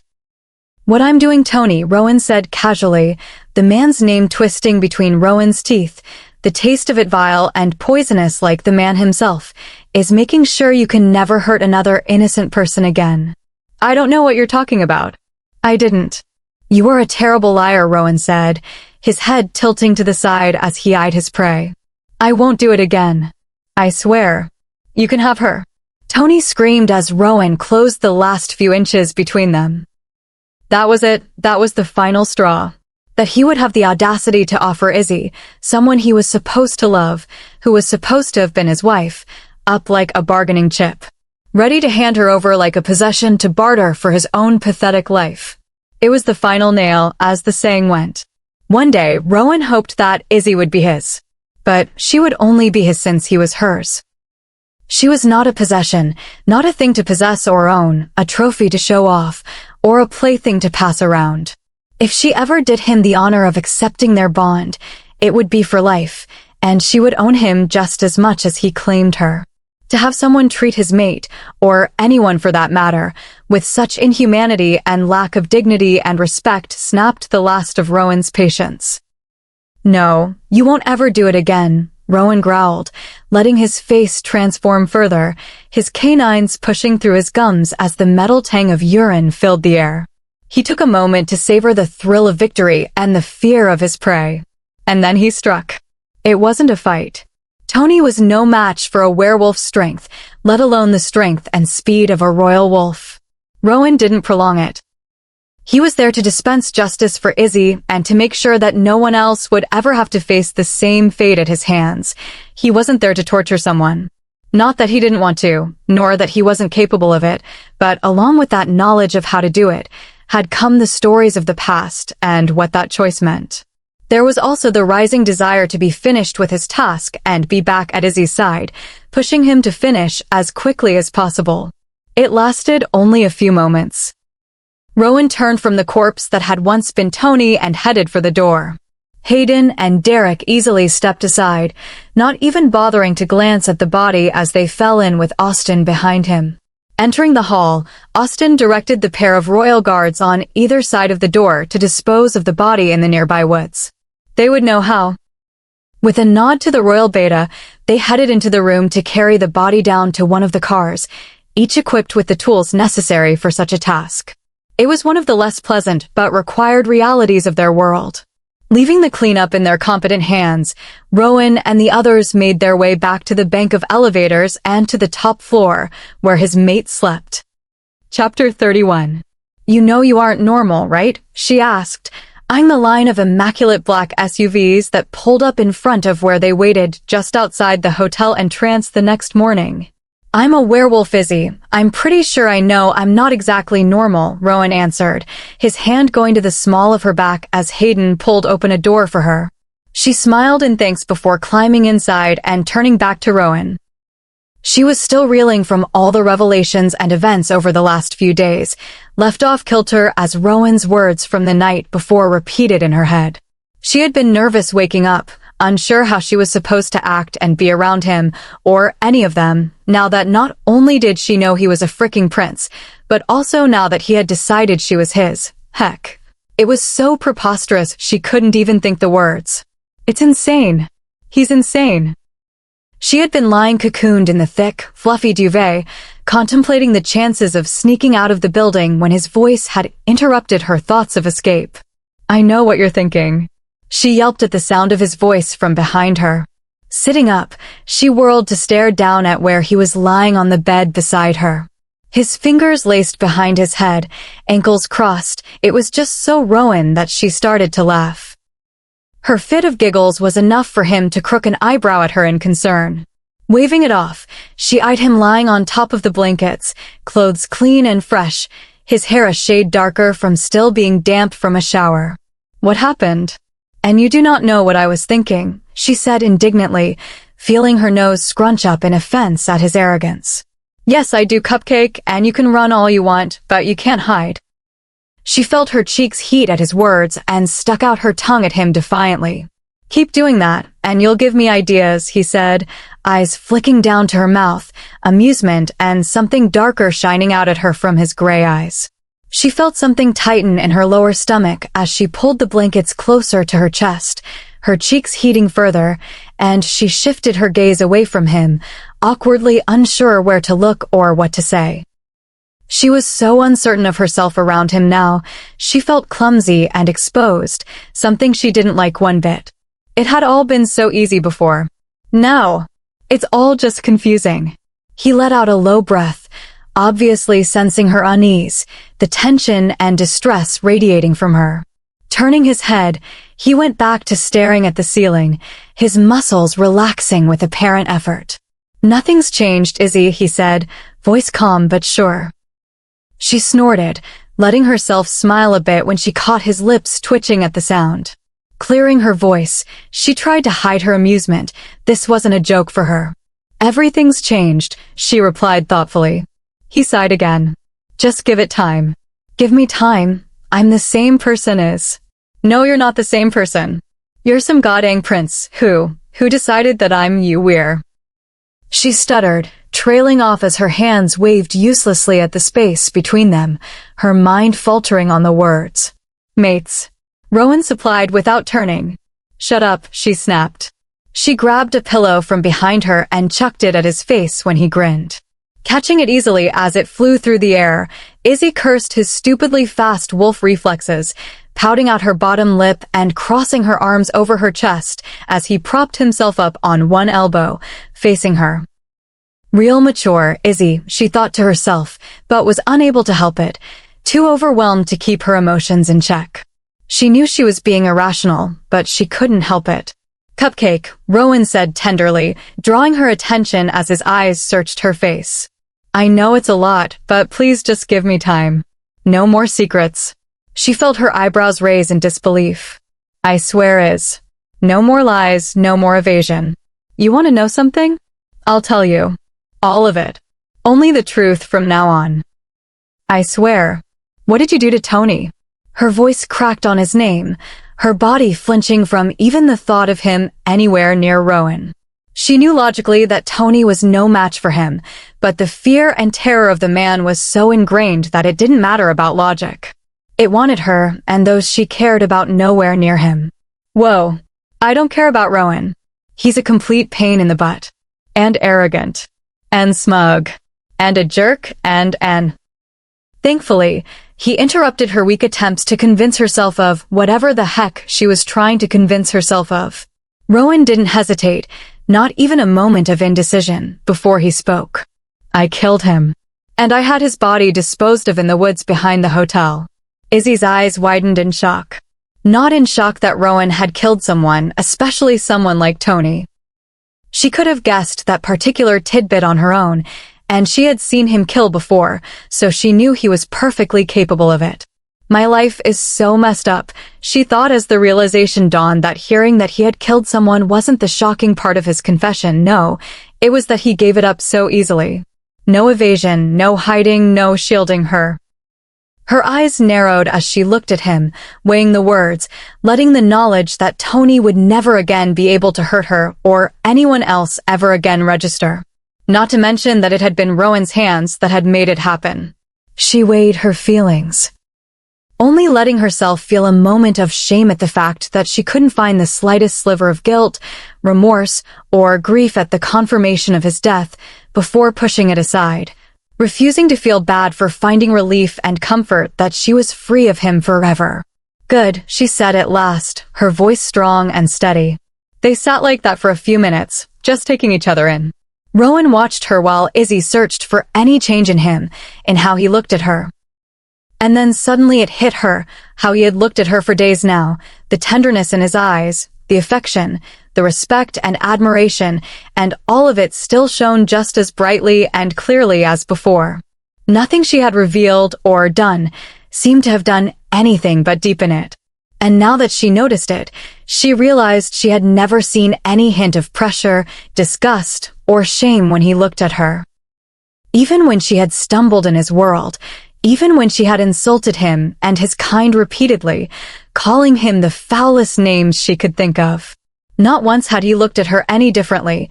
Not once had he seemed to regret his choice to protect her, spare her, choose her. He had given her nothing but time and space, slowly chipping away at her fear and anger, earning her respect and, eventually, her complete trust. "Okay." The word broke the silence. His eyebrows pulled together in apparent confusion. "Okay, I'll give you your time. I won't promise anything, and I don't want you to promise anything, but I'll give you time. I'll give whatever this is you think is here time. But just don't get your hopes up." She couldn't look him in the eye as she added the last part, But the small part of her that was still so broken from Tony demanded that she add it even as she could feel his frown. The cruel mocking voice of her father echoed in her head, telling her that it was true despite what he had said. I'm not anything special, and if you change your mind. Izzy. Rowan interrupted her, his voice thick with emotion. She waved him off, swallowing around the lump in her throat, but needing to get the words out even if they were causing something to crack in her chest. I just need to say this, Rowan. Just let me say it. I just want you to know that if you decide you made a mistake, I'll understand, and I don't expect anything. But I'll give you your time for as long as you want me to. Rowan made a sound in his throat as she lost the battle, and a tear rolled down her cheek. She let out a tiny squeak as suddenly his strong arms were pulling her across the ocean of bed between them, crushing her to his chest, the duvet tangling around her legs as he wrapped his arms around her, his face pressing into her hair. You aren't a mistake, Izzy. Never. But thank you, Izzy, thank you, I'll show you. I'll prove it to you, what you mean to me. How special you are. Just give me the chance, and I'll show you. Okay, she said, the word mumbled into his chest, the protests that she wasn't good enough, wasn't what he should want, crumbling under the feel of him holding her. Relaxing into him, she let her eyes close as his breath fanned over her neck, and in that moment, she let all her fears and hesitation go. And let herself believe for just a moment she was exactly where she was supposed to be. Pulling herself from the memories, she focused on the present as the doors slammed shut around her, encasing her in the luxurious silence of the SUV. The engines are roaring to life beneath them. No, besides that. All this, it isn't normal, she said, gesturing around to the SUVs, the plush, expensive interiors, the line of identical vehicles stretching ahead of them. Rowan, she said, exasperation creeping in at his bemused look. People don't just drive around in a convoy of $100,000 vehicles with a battalion of guards, it's just weird. Letting out a little laugh, he shrugged his shoulders. I'm who and what I am. And I'm not going to hide it from you anymore. Rolling her eyes, she rested back as they started forward, the line of cars rolling out of the parking lot. Well, I guess I can't complain about that. It's just I don't fit in here. Now it was his turn to roll his eyes. You belong with me, he said with a tone of finality, as if that's all there was to it. Rowan, you're a prince. I am very well aware of that, Isabel, as you so helpfully already pointed out. Could you be serious for a minute? Could you not be serious for a minute? He argued back, grinning at her. Stop worrying about it all, and just look at your feelings. I'm not demanding or asking you to be anything that you don't want. You need a princess, someone well, I don't actually know what the heck it is you do. And see, that's the problem. Did I ever ask you to? Rowan asked softly, his brow arching. She thought back to the few times they had spoken about them. Well, no, but Izzy, I asked you to decide if you chose me. You are my mate. That's all I'm asking from you. If you don't want to lead, or take over the pack, or deal with the politics of my world, then you won't. But how? It's your job. So I leave it. He said matter-of-factly, cutting off her following argument and catching her off guard. She stared at him for a beat, the words settling around them. What? She demanded when she regained the ability to speak. Izzy, if you don't want to be a princess, or queen, or Luna, or whatever, then you won't, I won't. Do you think I'd put a title, a job above you? You'd walk away? He didn't even hesitate. For you?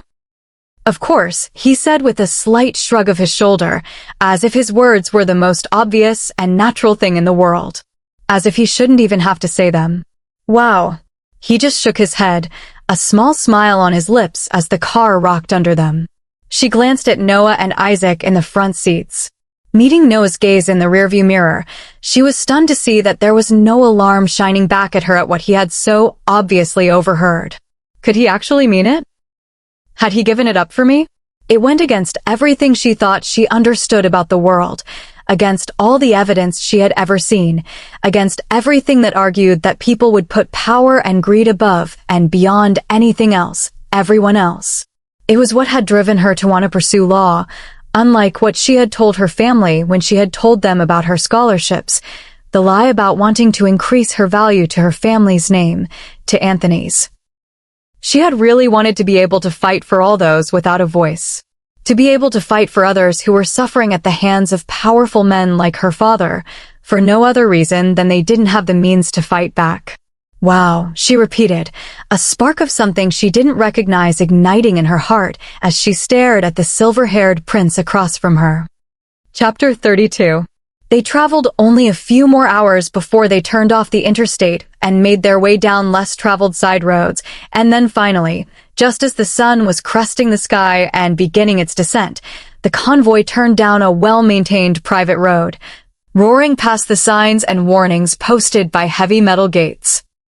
Following the curved road, Izzy stared through the darkly tinted glass as they passed by a second pair of towering gates that sat this time open before a sprawling estate. The main building was an old colonial house with a wide wraparound porch filled with wicker chairs, and there was even a porch swing hanging in one corner, overlooking the lush garden that made up most of the front yard.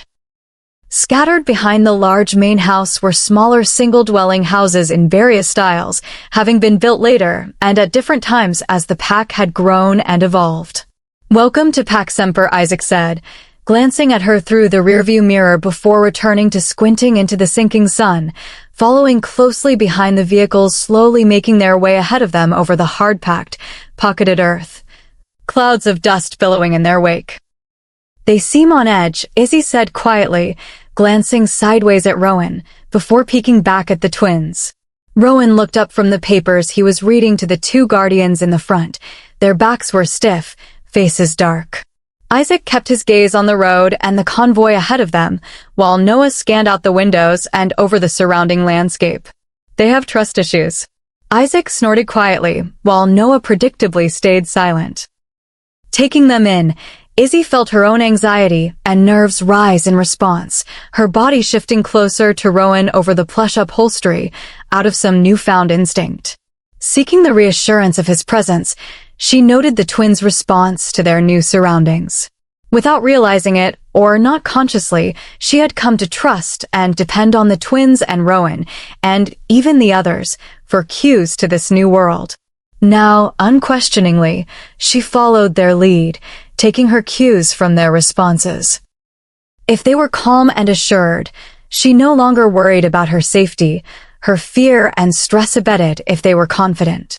But like now, when she could sense their wariness increasing the closer they came to this new pack's lands, Izzy found her own emotions rising in response.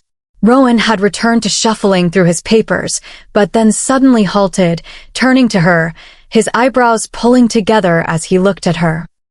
Reaching out a hand, he brushed a strand of hair that had fallen forward from her face, his hand brushing over her shoulder, causing a shiver to spread out from his simple touch. Turning, she was pulled from her thoughts and panic, falling into the concerned gray of his gaze. "Izzy," he started gently, searching her face. "You don't need to worry, you're safe with me." Her mouth had gone dry in response to her rising fear, thoughts and images of her first encounter with werewolves and Alpha Vance's pack filling her mind. Her body responded to the threat that was so inherent in the twins' own response. If they were on edge, she had reason to be terrified. Picking up on more of her emotions, Rowan's eyes became stormy. Turning to face her fully, his body filled even the ample space of the luxury SUV easily. "Why are you so afraid?" At his words, Noah twisted to look at her, Isaac looking through the mirror in concern, sniffing the air, their faces darkening in harmony as they, too, finally picked up on her fear. Their already stiff frames tensed even further as they took in her obvious alarm and concern. Eyes flashing black and matching growls starting to rumble from their chests. Their response only fueled Izzy's own terror, her mind equating their increased unease with danger and an imminent threat. Her heartbeat rose, hands shaking as she curled them into fists on her thighs. Rowan called to her.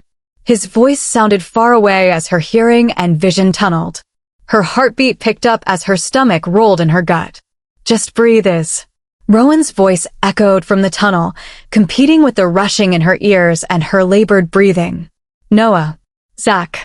Rowan snapped at the twins, whose growls had grown louder as her panic built, now feeding off of each other into a growing frenzy. At Rowan's command, the twins cut off, falling quiet though they remained stiff and tense, eyes alert as they feverishly scanned the tree line and road. The convoy was pulling up around the curved drive, coming to a stop in front of the main rambling building in a cloud of dust. At their arrival, the front door of the Colonial opened to pour out a group of people. The doors of the SUV stayed closed and locked as the Semper pack gathered on the slightly sagging, but maintained front porch, faces anxiously and expectantly waiting to take in the royal arrival. The dust began to settle around the parked convoy, and yet still the doors stayed closed and shut.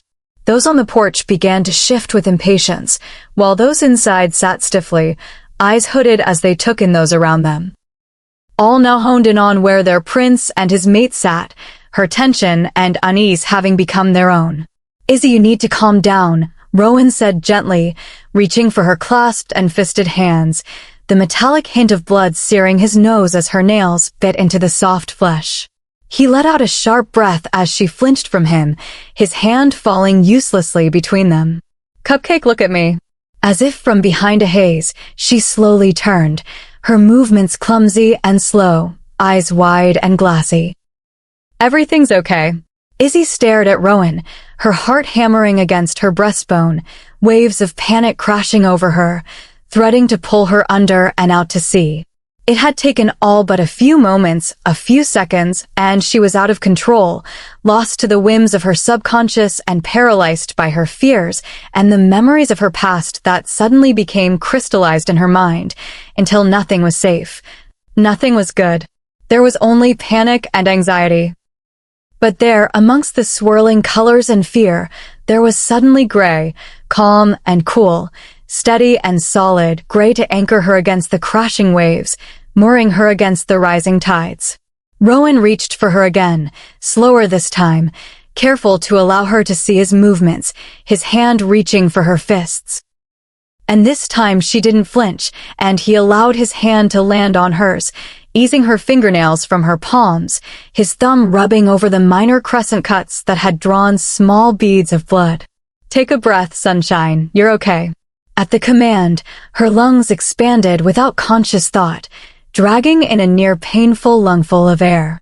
Slowly, the panic abated as she kept breathing, heat seeping into her frozen fingers from Rowan's strong hands. "You'll be okay." Rowan's words became more distinct as she calmed. Tears pricked her eyes, embarrassment and lingering panic and anxiety mixing now as she glanced through the window to realize there was a pack waiting on the porch for them, that the doors had remained shut and closed as they all waited for her. Faces grew more impatient and curious as the minutes dragged on and the black vehicle's doors remained closed. "Noah and Zach just have some history with Semper, but you'll be fine here." "I wouldn't have brought you if you wouldn't be safe." "What happened?" she asked, curiosity eking out a bit more of her anxiety. "Semper was behind the rebellion that tried to destroy my mother's pack and steal her crown," Rowan said carefully. "Those responsible were dealt with, but it's still difficult for some to forget the role they played and the pain they caused." Isaac made a noise from the front, a low growl rumbling from his twin's chest at the same time, but neither refuted Rowan's words. Their eyes flashed black at the reminder of where they were. "We'll all be on guard while we're here, and there may be more tension and prompt than at Tenebris, but I can keep you safe." "Okay." Izzy pulled her gaze from the window, where she had taken to staring at the pack waiting for their arrival, to look at Rowan. She nodded slowly, her heartbeat calming further as she stared at him. "If it gets too much, then we'll just leave," Rowan continued. Cautiously, she smiled when he winked at her. "The twins are just worrywarts." Izzy didn't believe the lie he handed her for a second, but let it go, allowing it to do what Rowan had hoped, erasing the last of her panic. "Ready?" he asked gently, overseeing her. She nodded more confidently this time. Her hands were still held in his firm grasp. "Let's get this over with. Then it's home." Izzy's heart thudded, panic refilling her veins as his words hit her. "Home." At Rowan's laughter, Izzy reached out and punched his arm, ignoring the pain in her knuckles as she connected with pure muscle. "You're too easy," Isaac said from the front, chuckling lightly as she growled at the three men's looks of amusement at her apparent panic at the thought of having to travel to Rowan's home. "You got almost as scared as you were about the wolfies that want to eat you here. Not that we can blame you," Noah added to his twin's words, stealing a glance back at her with a wink. "Our sister-in-law is terrifying." Izzy felt her eyes narrow as she glared at the twins, her arms folding over her chest, dropping Rowan's hand from hers, ignoring his sound of displeasure at the loss. "Ignore them," Rowan said, turning towards the door, his hand reaching for the handle. "She'll love you. Or destroy you," Isaac sang, swinging his door open and leaping from the front seat. At the same time, the doors of the two vehicles ahead and behind opened, spilling out black-clad royal guardians. Those on the porch, who had begun to murmur in agitation and anticipation, fell silent, their annoyance easily forgotten as they focused on the royal convoy. Rowan's hand stayed still on the handle.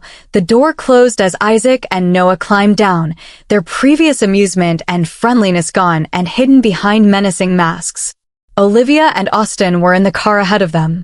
Derek and Hayden climbed out of the car behind a conversation still raging between them as they rounded the car to stand just beside Rowan's door. Isaac stayed on his side until two guards had moved to take his place, blocking and shielding her door as he made his way around the front, eyes alert as he joined his twin. Together, they moved to Rowan's door, Zach's hand reaching to open it as Noah's rested on the weapon at his side. Izzy felt the panic begin to build again at the careful movements and tension that filled Rowan's contingent. Before she could be consumed again, Rowan's hand was wrapping around hers, prying it from her bicep and easing her tensed fist. With a soft smile in her direction, he turned to the door, swinging open, revealing them at last to the Semper Pack. Rowan POV. With Isaac and Noah's backs to him, he took a moment to stare through the open door to look out over the assembled pack. The smallest and weakest of the 8 packs on the continent, it was here at Semper that his wolf was the most on edge, the reminder of the betrayal to his family and bloodline never forgotten and never fully forgiven. His father had wanted him to skip the pack altogether, leave it from his trip, claim it was too far out of the way. It had led to one of the worst arguments they had ever had. The king's protective instincts clash against Rowan's sense of duty. They both understood that Semper, and indeed the other packs as well, would see it as a slight no matter what excuse they gave, and that it would be viewed as an insult and offense. The king had been willing to risk it, Rowan was not. Not when it could potentially put his family in more danger. He'd be willing to risk himself to stop that. It was his job, his role, his obligation. Of course, that was before. Before Izzy. Before he had a second chance. Before his life had meaning and light again. When he didn't have a chance at love and happiness, and all he had been able to offer his pack and family was a noble death. If he had known that he would find her, would he have let his father convince him not to come? Should he turn away now? The questions ripped at his heart, pulling at his concentration and sense of duty as he stared out at the pack that had masterminded and prodded the rebellion against his family decades before. Keeping the thoughts and doubts from his face, he turned back to the open car, his hand still tightly gripping hers. He offered his mate another smile, needing to keep her calm and confident when facing this new pack. Once again, he found himself mesmerized by her strength and determination as she scooted across the seat towards him, all of her earlier panic and fear gone as she held onto him tightly. Keeping his body in front of hers, shielding the sight of her from the eyes on the porch, Rowan steadied her as she jumped from the high seat. A hand on her waist as her feet landed, her body close enough to brush along his, the contact as reassuring as it was stimulating. He had to fight back the urge to close that small gap between them. Ever since he had attempted the words to her, had allowed himself to say them out loud, making his claim of her known and understood, it was becoming increasingly difficult to keep his distance. But he knew he had to, no matter how difficult. He had promised her all the time she needed, and he'd be darned if he'd lose her because of some reckless hormones. He was still a man, and a man can control himself. Allowing himself just a moment to indulge in the sight of her, Rowan turned to the waiting pack, making sure to keep his body screening as much of Izzy's as possible. Dropping her hand, he kept his other resting on her hip, ensuring her body was close to his and his claim obvious. His Royal Highness Prince Rowan Knox of Pac Argentum Sanguinis. Your Majesty, Pac Semper Numquam Obliviscar. Prince Rowan, welcome. Came a deep voice as a man who appeared to be only in his mid-30s maneuvered through the crowd and to the front. His dark skin caught beautifully in the last rays of sunlight from the late autumn sunset. His black hair cropped short to his head, a hand stretching forward for Rowan as he leapt down the front porch steps, ignoring the hostility emanating from those gathered around the royal couple. A few of the wolves on the porch shifted nervously as the man moved closer to Rowan and his guards, but his own deep chocolate eyes remained open and friendly. "Ah, Alpha Jackson, a pleasure," Rowan said pleasantly, reaching forward to grasp the shorter man's hand. Isaac and Noah both shifted closer, the only visible reaction they allowed at the contact of this other alpha to their charge. "And Beta Austin and Runner Olivia. It has been too long, welcome back to Semper." The Alpha, Jackson, continued turning to the two who stood less stiffly, but as equally unimpressed at Noah's side. "Thank you, Alpha Jackson. A pleasure as always to be back on friendly Semper lands," Austin said, accepting Jackson's hand for a shake, while Olivia smirked at some of the assembled wolves who let out small growls at his words. Her eyes flashing at the few who made the mistake of trying to glare at her in open challenge. Her smirk grew when they fell away after only a few seconds. "It's a pleasure to have the presence of the royal pack and its court among our own," Jackson said, not missing a beat and ignoring the continued grumblings of some of his own members, though the meaningful look he shared with Austin made it clear none of it truly slipped his attention. "And please let me introduce you to my mate," Jackson said, turning to look at someone still hidden amongst the crowd on the porch, his hand beckoning her forward. "She found me just last year, thank the goddess." Rowan shifted his weight, his foot sliding out so he was blocking more of Izzy, and was between her and the approaching she-wolf.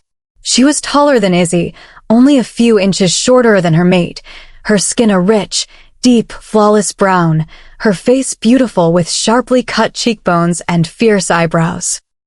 Her hair was short, only a few inches long and left untamed to frame her face in a brilliance of wild, glossy black curls, a look that set off her enchanting eyes, that, accented with her heavily winged liner, gave her a slightly feline appearance, which suited her perfectly. Even though she moved, she had a smooth feline grace about her, more slinky and delicate than the predatory characteristic of their actual canine natures. When the she-wolf got to Jackson's side, he wrapped an arm around her slim waist, his hand landing on her flat, taut stomach, a gesture Rowan didn't miss. Together they made a stunning pair, strong and striking. They fit together in a way that made Rowan's heart clench, his arms still around Izzy, tightening and pulling her closer to his own body. "Prince Rowan, may I present my mate Katie." "Katie, this is His Royal Highness Prince Rowan of Pac Argentum Sanguinis." At the introduction, Katie bent her neck in a show of submission, her eyes lowered.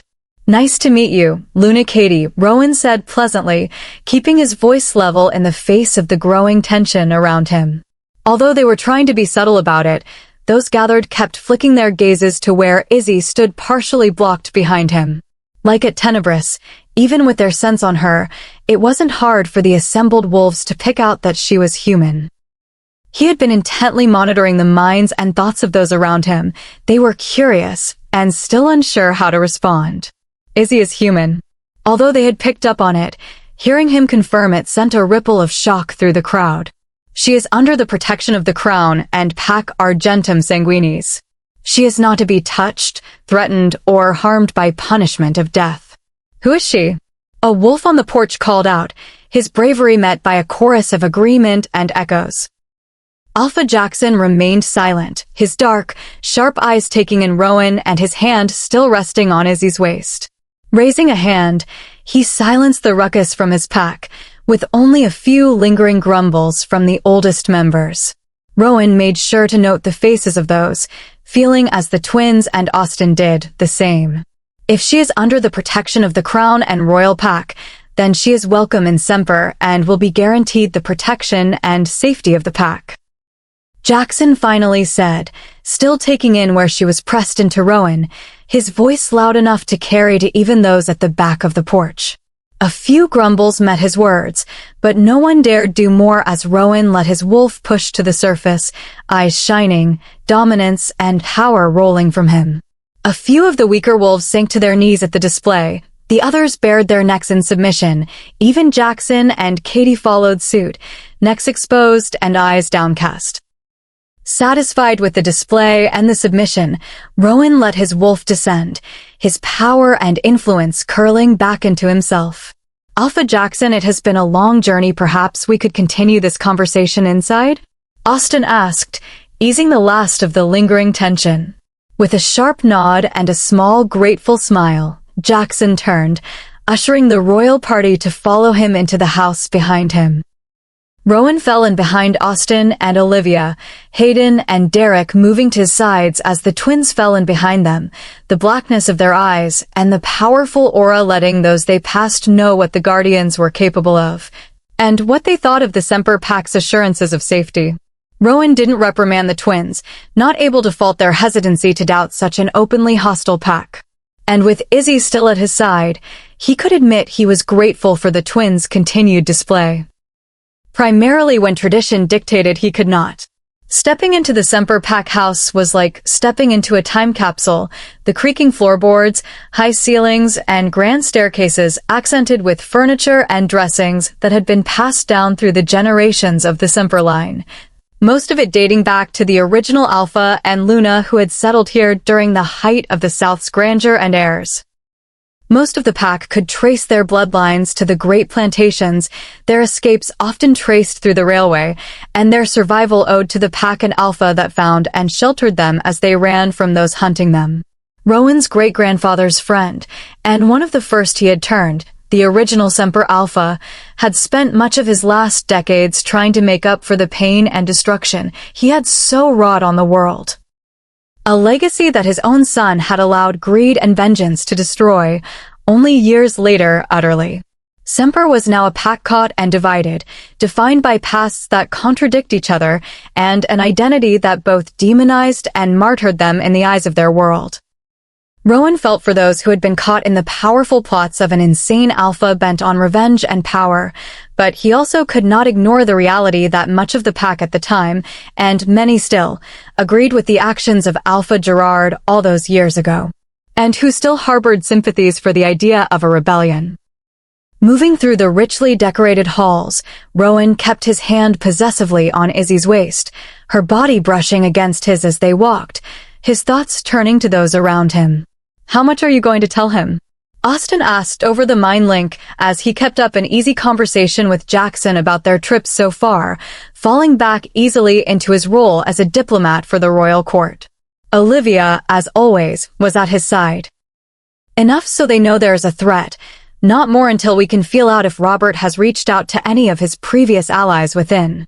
Rowan sent back. "You think Jackson would have missed it?" Hayden questioned from Izzy's other side. His spine was rigid, and a hand was resting on the weapon hanging at his hip. Without having to turn, Rowan knew Derek was a matching copy of Hayden at his side.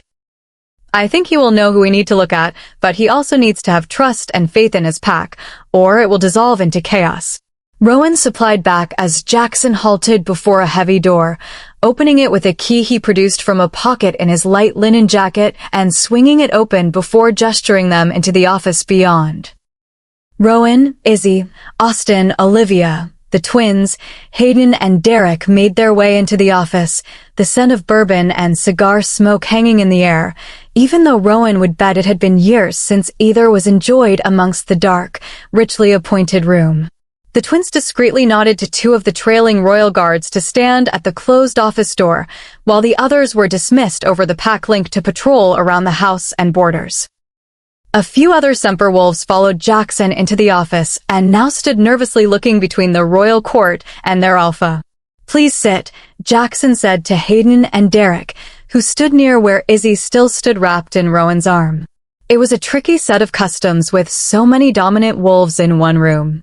Hayden and Derek were too young to have their own packs, but were not yet alphas in their own right. However, they were also traveling with the royal court. Austin was a beta wolf, but was a royal beta wolf and therefore nearly, if not stronger, than all 8 of the pack's alphas. The twins were guardian wolves, but were also direct blood relatives of the current king, uncles of the future king, and heads of the crown prince's protection.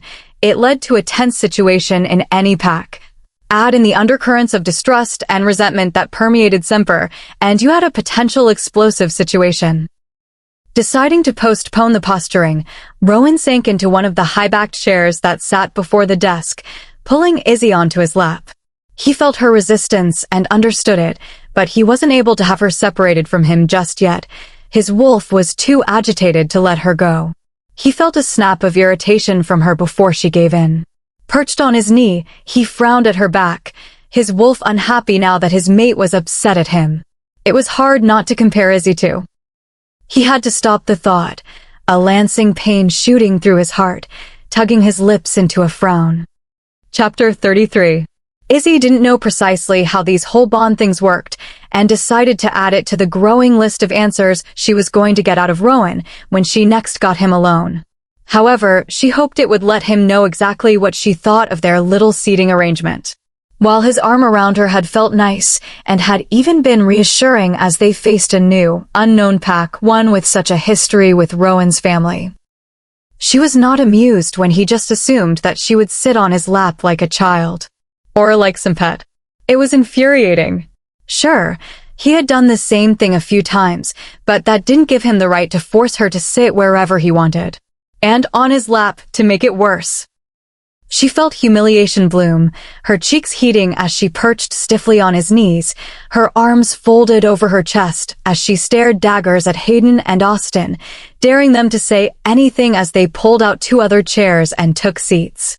Thankfully for their own hides, they kept their faces blank, showing no amusement at her current position in front of these strangers. They were acting almost as if it was expected that she would sit where she was. The thought hit her, and her eyes narrowed instantly. She knew they sensed it when their gazes flicked to her, both jerking at the fury that met their curious looks. Her irritation was sidetracked when Rowan spoke, interrupting and sidetracking her internal ranting and anger for the moment. Will she be safe here? The bluntness and directness seemed to throw the Semper wolves, who now glanced between her and Rowan. Jackson took it in stride. Whatever resistance still exists doesn't have enough support to risk acting openly. Mostly they like to meet in backrooms to alternately daydream about the old days and plot to kill me.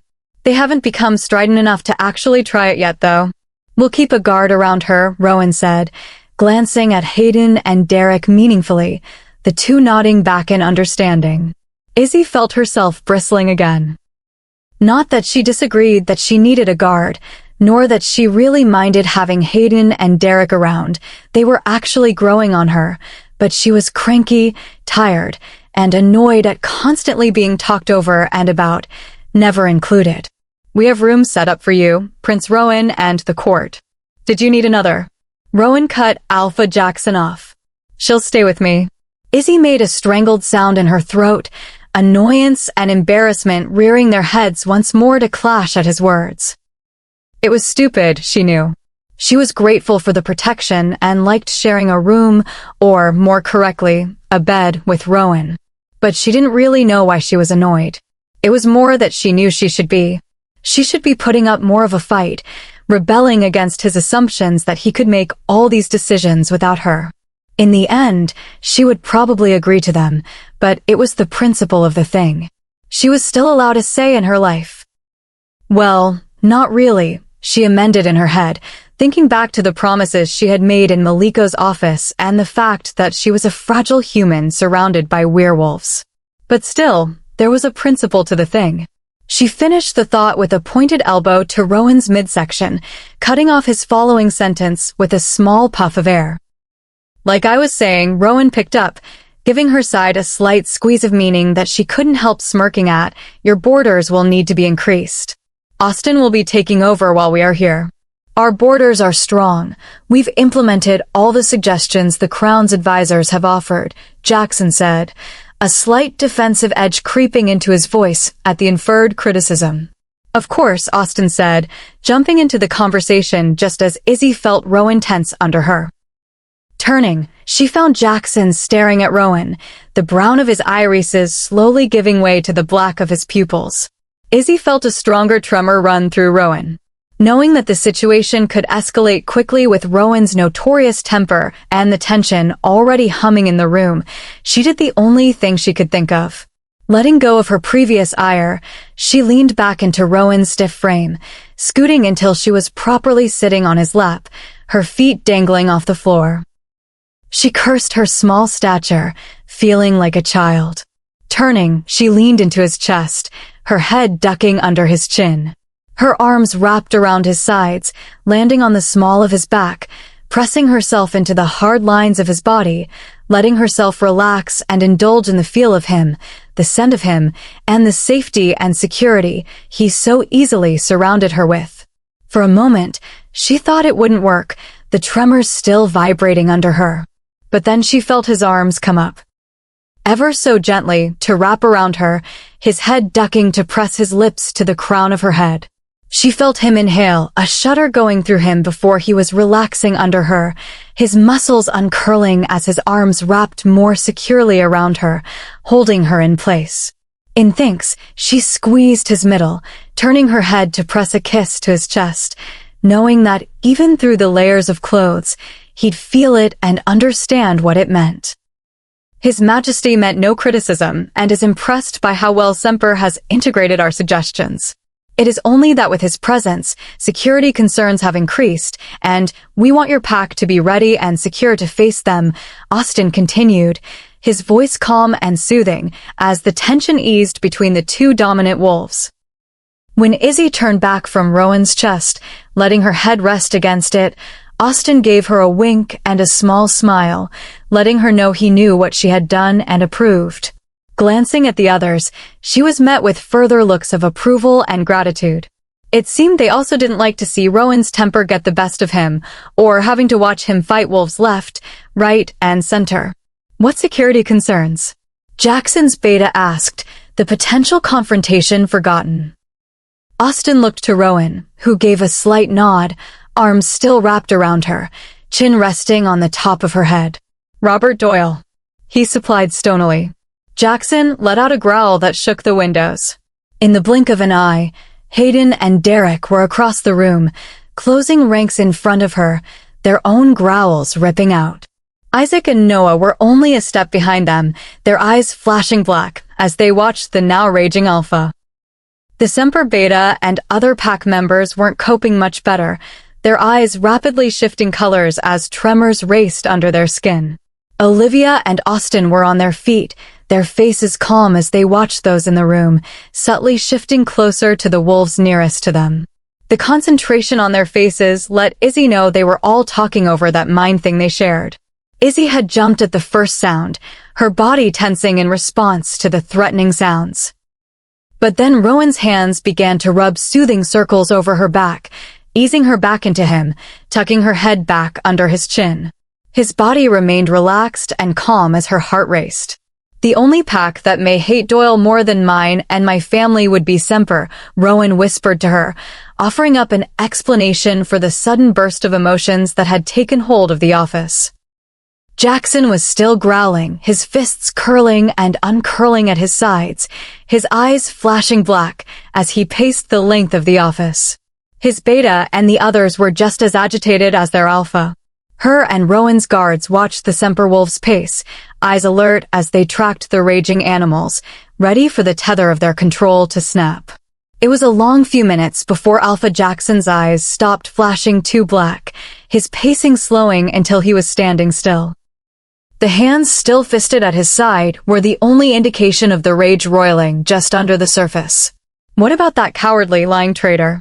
Jackson bit out, his eyes flashing before he took a deep breath, and they settled back to their normal brown, though the warmth and welcome that had shone from them before was notably absent. He's been making some moves in the past few months. There was a small attack at Tenebris, Austin said carefully, watching the Alpha for a reaction to the news. He wasn't disappointed. It was another few minutes before Jackson and the others had calmed enough for the meeting to continue, the discussion of the borders and the concern for security while they visited raging between them. When they were finally done and had retreated to the rooms Jackson had set up and provided for them, Izzy asked the question that had been nagging her. Why do they all hate this Doyle guy so much? I mean, I get that he's a bad guy, but that felt like a lot more than just that. Rowan had been in the bathroom washing up as she sat cross-legged on the wrought iron antique king-size bed that dominated the period-appointed room. Her hair was messily tied in a bun on the top of her head as she waited for her turn in the washroom. At her question, he stuck his head out the door, offering her a sliver of a glance at his chiseled chest. A view that had her biting her lip. I saw that. Her eyes snapping up, she met his laughing ones with a glare, her cheeks warming. You didn't see anything. Sure I didn't, Cupcake, Rowan said indulgently, laughing at her snort of indignation. As for Semper and Doyle, they have a lot of unfinished business. To say the least, Rowan answered, popping his head back into the bathroom. Izzy tried to recall what she had learned about Doyle and his rogues as she listened to the tap turn on, water splashing against the porcelain bowl. Of course, then she got sidetracked picturing the droplets of water running down his chest. I heard that, Rowan called out, his voice garbled around a toothbrush, but not enough to hide the laughter from it. Sticking her tongue out at the open door, she called back, You didn't hear anything, you blockhead. And stop listening to my thoughts. It's creepy. Stop shouting them at me if you don't want me to hear them, Sunshine, he called back. The tap shut off before he sauntered into the room, shirt still off. As her eyes were drawn down, he let out a laugh. She knew he'd done it on purpose to get a reaction from her. Grabbing one of the lace-trimmed pillows from behind her, she whipped it at his head. Of course, she missed as he easily ducked out of the way. Crossing her arms, she glared at the wall angrily. Stupid werewolves, and their foolish heads, and their stupid chests, and their stupid mind-reading. Okay, I'm sorry, Rowan said, still quietly laughing and ratcheting up her anger another notch.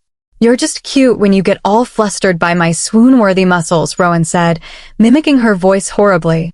A strangled noise caught in her throat, her mouth falling open as she spun to stare at his grinning face. That's it. I'm going to kill him, she thought, eyes narrowing before she launched herself off the bed and at him. Throwing herself, she hit him in the chest, her fists landing on his shoulders as she let out an oomph at the impact. Of course, being Rowan, her attack did little to him. He merely took a small step back to absorb the impact, arms coming up to catch her before she inevitably fell to the ground. I'm going to make you pay for that, you imp.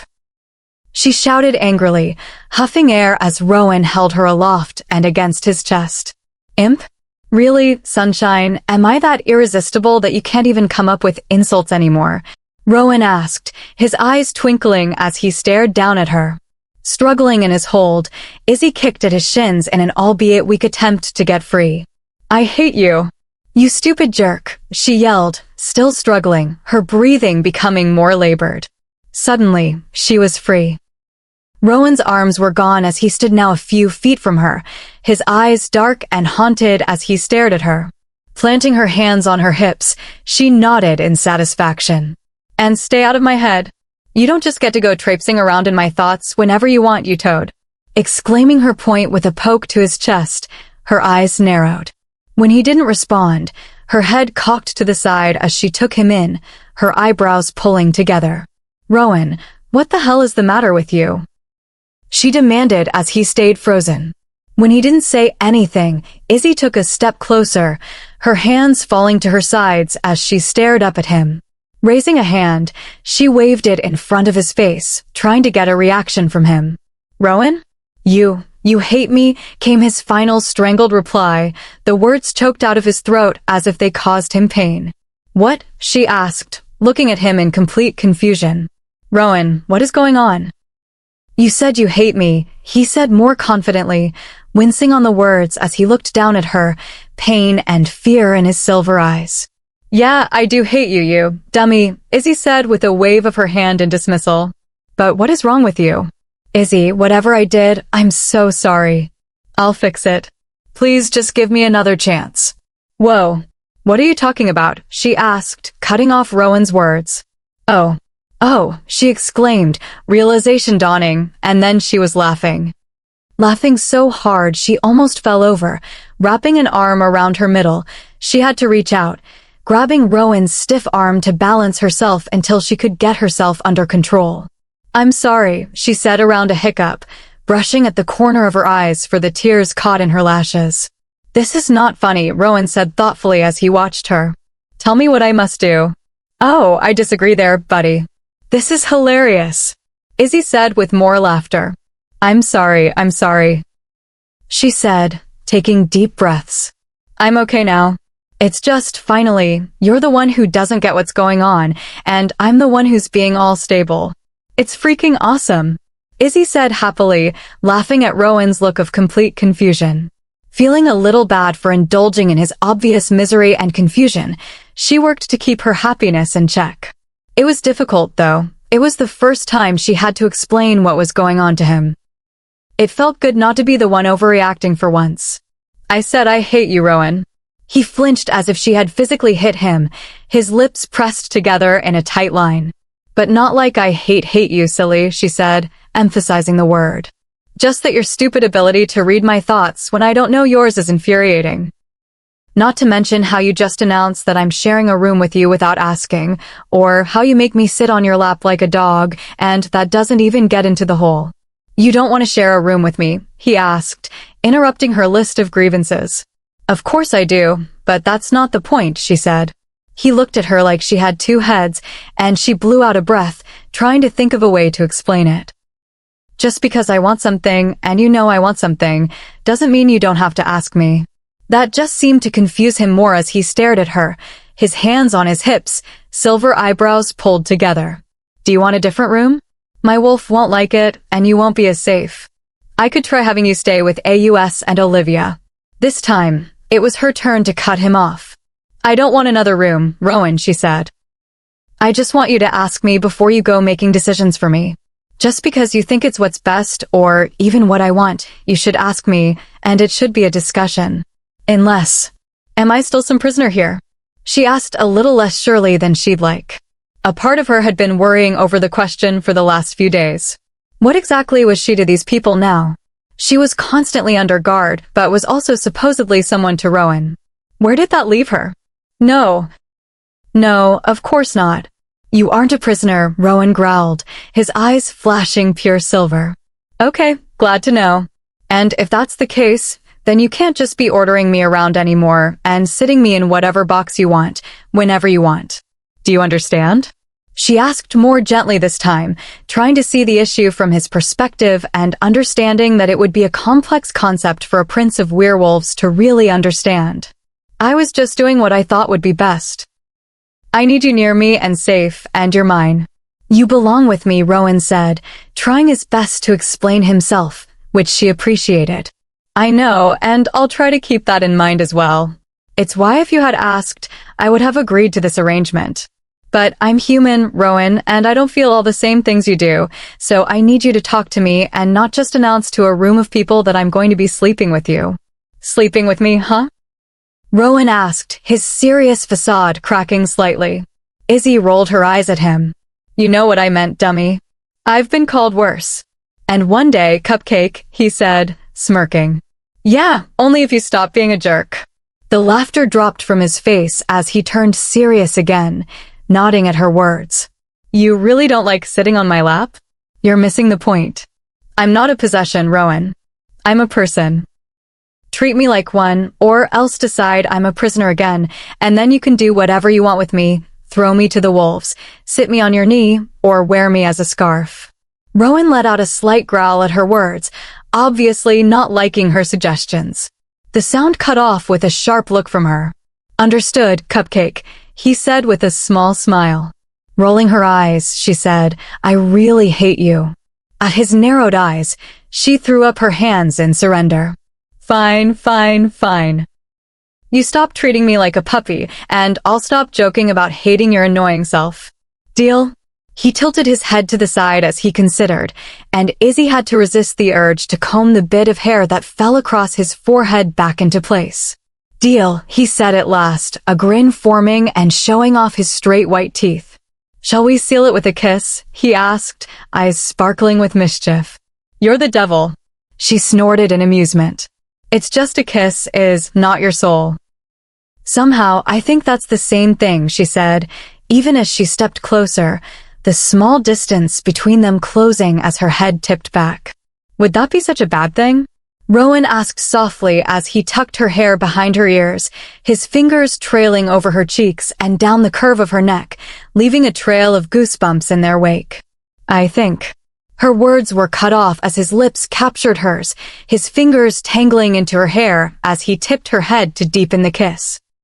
She let out a sigh against his mouth as her eyes closed, her body melting into his as every thought and fear disappeared under his touch. Her hands gripped his biceps, clinging to him as she pressed herself into his frame. His lips moved over hers in a soothing motion, and without hesitation, she started to open for him, wanting to see where this next step would lead. But before they could discover it, he was taking a small step back. A sound of displeasure left her as her eyes fluttered open to find him staring down at her. She licked her lips as she blinked, trying to right the world he had just tilted. His thumb stroked her cheeks, hands still tangled in her hair. Leaning forward, he pressed his lips to her forehead gently, inhaling as he did. And then he was stepping back, hands falling from her, her own grasp on him breaking under his strength as he forced space between them. The bathroom's all yours, he said, his voice a little huskier than it had been only a few minutes before. She looked at him blankly. His lip twitched up into a half smirk, his chin nodding to the open bathroom door behind her as he ran a hand through his hair. Snapping herself out of whatever trance had been holding her frozen, she whipped around and fled for safety, his laughter trailing behind her. Chapter 34. They had been at Pax Semper for the last few days and had fallen into a routine, if not a tense and slightly uncomfortable one. Rowan, AUS, and Olivia spent the days and most of the nights involved in pack business, hounding out treaties, resolving conflicts, and generally going through what it seemed like to Izzy was every minute of the pack's history since the last royal visit, 10 years ago. Since that first night, she and Rowan had barely had the chance to speak. He was up and gone before dawn every morning and usually only flopped onto the mattress next to her, bouncing her awake every night around midnight. She would wake enough to ask him how his day was, only to be met with an irritated growl of annoyance before he'd reach across the expanse of blankets, snagging an arm around her waist to pull her into his chest, tucking her into his chest and caging her against his body before soft snores would start up. They shared breakfast and dinner along with the rest of the royal court and top members of Pax Semper, but unlike at Tenebris, it was consumed with more talk of pack business, rules, and regulations that the royal pack was planning to enforce and the resistance of the pack's older members. Dinners usually ended in near fist fights between Jackson and his own pack mates or Austin and the others and them.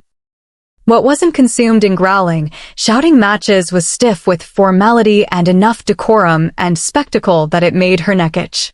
Thankfully, she had an excuse to stay away from it all, and instead spent her days with Hayden, Derek, and a few other guards exploring the expansive ranch that surrounded the pack and which provided them with their main source of income.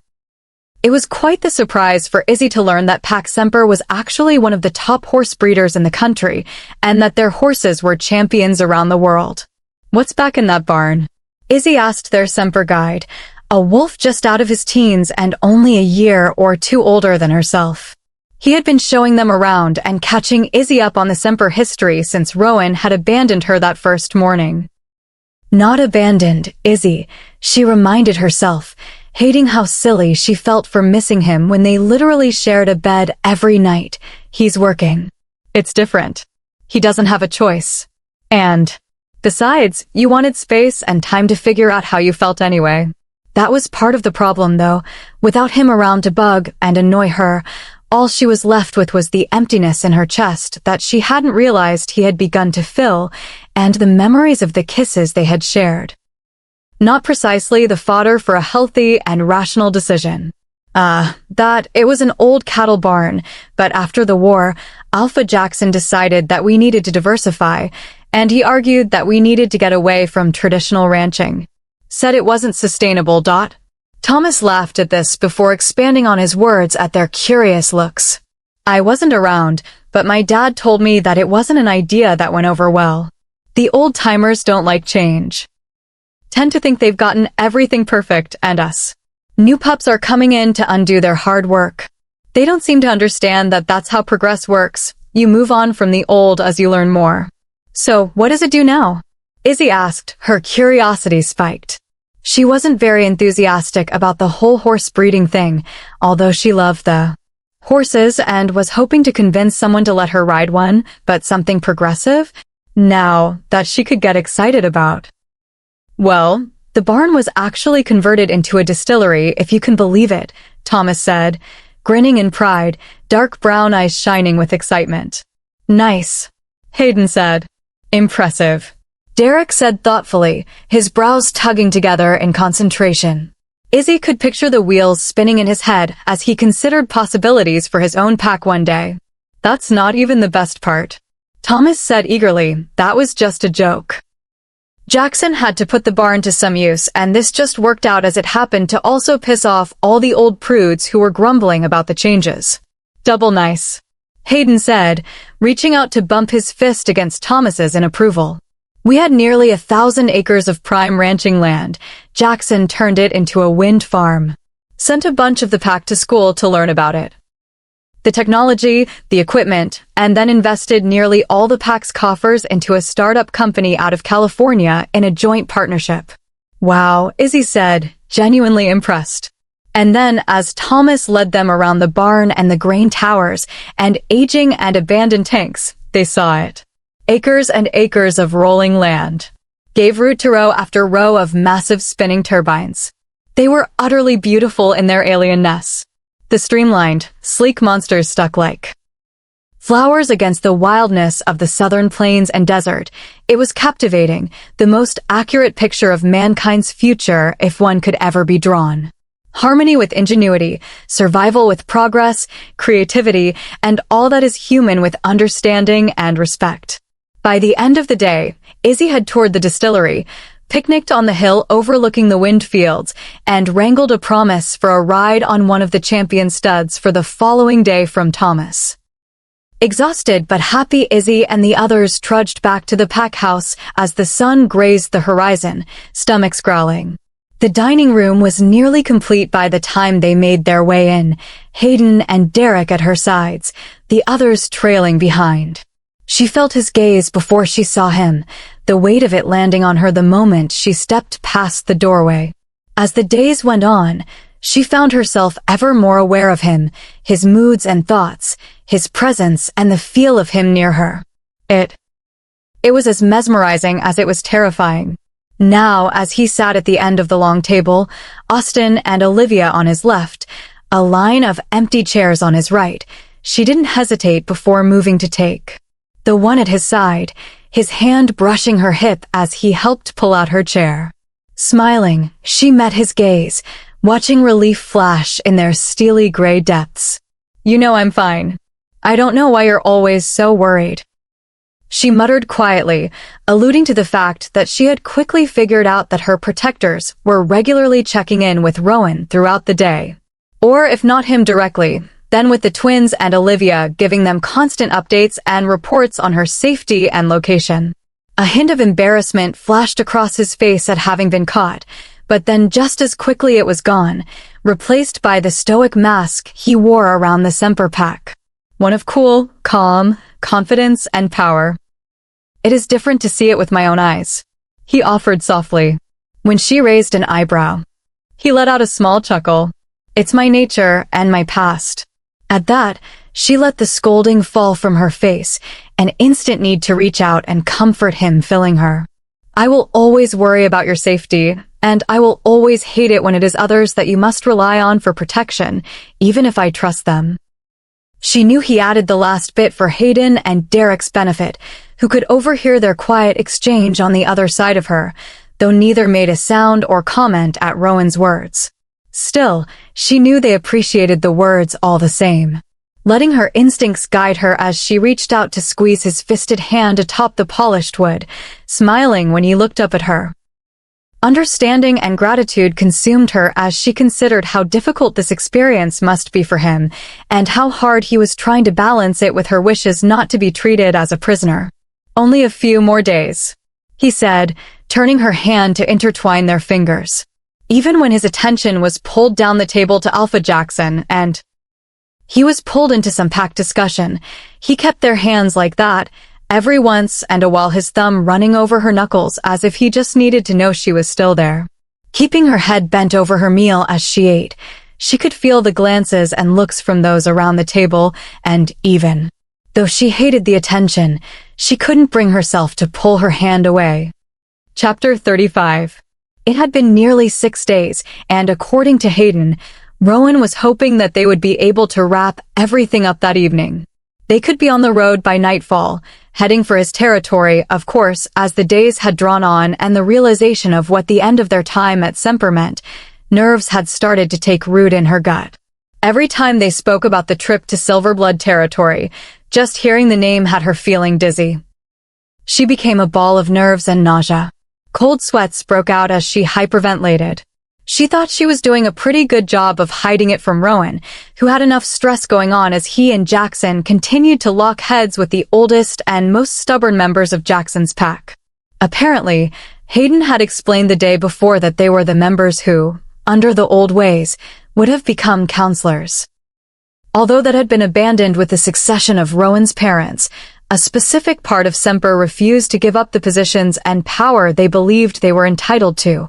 It was creating quite a headache for the young prince and Alpha. So far, only Hayden and Derek had become aware of her continued anxiety and panic attacks, and she had sworn both to silence. They didn't like it, especially the lying to Rowan part whenever he managed to pick up on her feelings, but her threat was enough to keep them silent, for now at least. "You really should tell him," Derek said again, his face screwing up in a scowl as he studied her when she bent over, eyes closing in an attempt to ease the tightness in her chest. He was particularly prickly about the whole keeping anything from your mate nonsense. "I told you, Derek, he has enough going on without me adding to it," Izzy said between deep, slow breaths. "You're his mate. It's different." "He'd want to know," Derek added, rubbing her back soothingly, even though displeasure coated his tone. It hadn't taken Izzy long to warm up to the wolf. Like Austin, his bark was worse than his bite, or at least for her it was. Underneath his stony exterior, she found a loyal and very principled man. Over the past few days, she had received quite a few lengthy lectures on mates and their roles in society and to each other. He was not impressed that she was opposing the mate bond and keeping things from Rowan. Hayden just made what she considered could be taken as a noise of either agreement or amusement at Derek's continued argument. He was more accepting of her decision. Izzy thought it was because he had tasted the mate bond before and therefore understood the feel of its loss. He also looked at her differently now, though. A new hope and light shone in his eyes, an easiness in his shoulders that hadn't been there before. On the surface, he spoke and seemed the same, but there was a feel in the energy around him that had shifted. It wasn't quite so dark and violent. That didn't mean he liked this one bit. Every time she started to experience one of her attacks, which was more and more frequent as the days went on, he would become quiet, his arms crossing as he just watched her.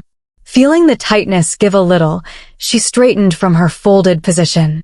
Just as every time since she had collapsed to the ground with her head spinning, Derek was quick to grab her hands, steadying her. Being careful to go slow, she opened her eyes one at a time, only to find Hayden watching her every move. Rolling her eyes at him, she huffed and stuck out her tongue.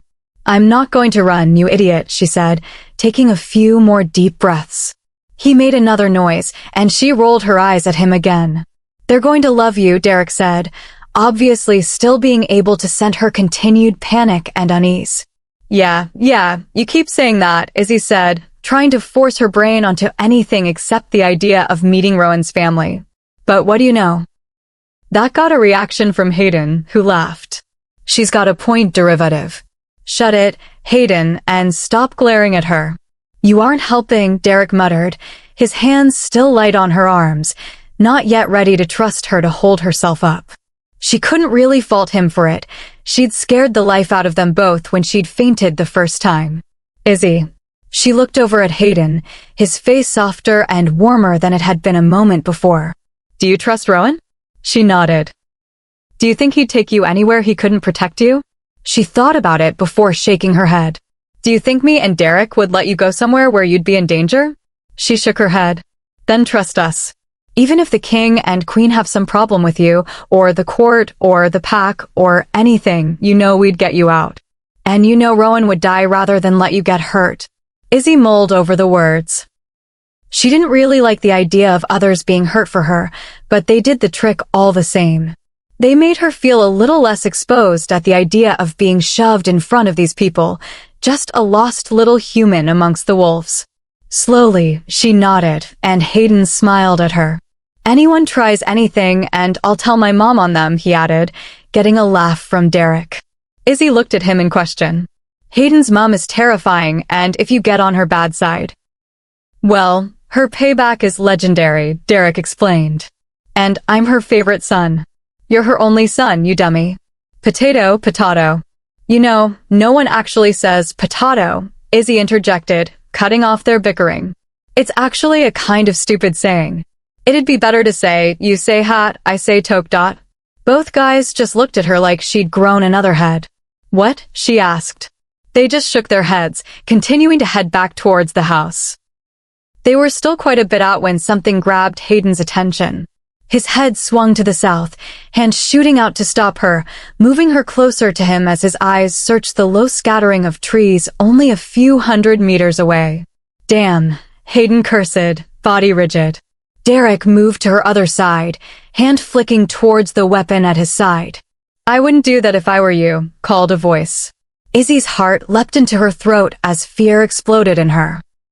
She wanted to run, but her feet were rooted to the spot. Just stay calm, Hayden murmured, his eyes glued to where the voice had come from. And then, watching, she saw them. Close to a dozen men appeared from behind the towering ash trees. They weren't dressed in uniform and were scruffier and more haggard-looking than the others she had met, but there was something about them that told her that these men were werewolves. Some feralness, a sense of power and danger that even her human mind could pick up on. Her heart was racing, sweat prickling her upper lip and scalp, fresh waves of terror crashing over her until she was nearly as dizzy as before. And who do we have here? Asked that same languid, deep male voice, an accent Izzy couldn't place peeking through in his words. Two young alphas. Well, now, what a treat to make your acquaintance. You are trespassing on pack lands, Derek said, his voice stronger and more even than Izzy would have expected. Taking a moment to look, she realized both men wore stormy, icy expressions, muscles taut and alert, but other than that, they seemed unfazed and unconcerned at the appearance of these dozen foreign wolves. I wouldn't do that if I were you, the man who had spoken snapped, his gaze shifting to Hayden, whose eyes flashed black at the words. The man was dressed much more nicely than the others around him. His clothes were unwrinkled and looked in good repair, his hair was washed and trimmed, his beard neatly kept, and he lacked the overall appearance of unkemptness of the others. There was something else about him, something that drew your eye, that commanded your attention, your focus. The others nearly faded into the background, unnoticeable, but not him. Do what? Hayden asked. Izzy picked up something in Hayden's voice. She looked at him from the corner of her eye and saw his eyes narrow into two slits. Call your princeling, of course, the man said as if it were the most obvious thing in the world. Doyle, Hayden snarled in response, taking a small step forward. "At your service," the man said with an indulgent and smug smile, accompanying it with a flourished bow that looked like it would be more in place at a medieval reenactment than in the middle of a field during a werewolf standoff. Hayden went to take another step forward, but his arm, still resting on her forearm, stopped him, snapping him from his anger with a reminder of her presence amongst the enemy. Shifting closer, he snarled lowly at the man Doyle. Now, no need for the threats. I'm merely here for a little chat. And besides, you wouldn't want the little human to get caught in the crossfire, now would you? Doyle finally looked and addressed her presence between Derek and Hayden. But Izzy wasn't fooled for a second. There hadn't been a moment since probably before Hayden realized they weren't alone that Doyle hadn't been fully aware of her presence, or of who she was, well, not who, but what she was. "She isn't your concern," Hayden said, shifting to try and block more of her from Doyle. The name kept ringing in her ears, over and over. The words Rowan had finally confided in her, the war, his mate's death, the man behind so much of it. And now here he was standing in front of her. She felt dirty just being near him, and found herself wishing that it was Rowan and not Hayden standing beside her. That it was Rowan's arm that was steadying her and not Derek's, and that if this were her final moments, it was Rowan's voice and his face that would be the last things she would hear and see. "A new member for my dear niece's family? That is always a concern of mine," Doyle purred, not shifting his eyes from her. "The Queen no longer holds any ties to you, nor you to her." "You made sure of that," Hayden snarled back, his hands fisting. "An unfortunate accident," Doyle said with a wave of his hand. "A subject gets it into his head to take things into their own hands. Rest assured, the parties responsible were dealt with adequately." "Unfortunate accident?" Hayden repeated in disbelief. "You are insane. And if you think Ashlyn will ever forgive you, she will forgive me." Doyle roared, his eyes flashing pitch black. Catching himself, he ran his hands through his hair, rolling his shoulders. "She will forgive me because I am all the family she has left," he finished calmly and with absolute conviction. "What do you want, Doyle?" Derek said, cutting off Hayden's next retort. Izzy squeezed his wrist in thanks for shifting the focus before Hayden lost his cool, and they all ended up dead. "It's your highness to those not of royal descent, but for the grandson of the infamous Maliko, I can offer a pass," Doyle said, his voice back to that of the unhurried, indulgent one of before. Izzy was getting the distinct impression that whatever Robert Doyle had been before the war, he was most certainly not that anymore. "I'm flattered," Derek said flatly. "You should be. There are not many I tolerate disrespect from.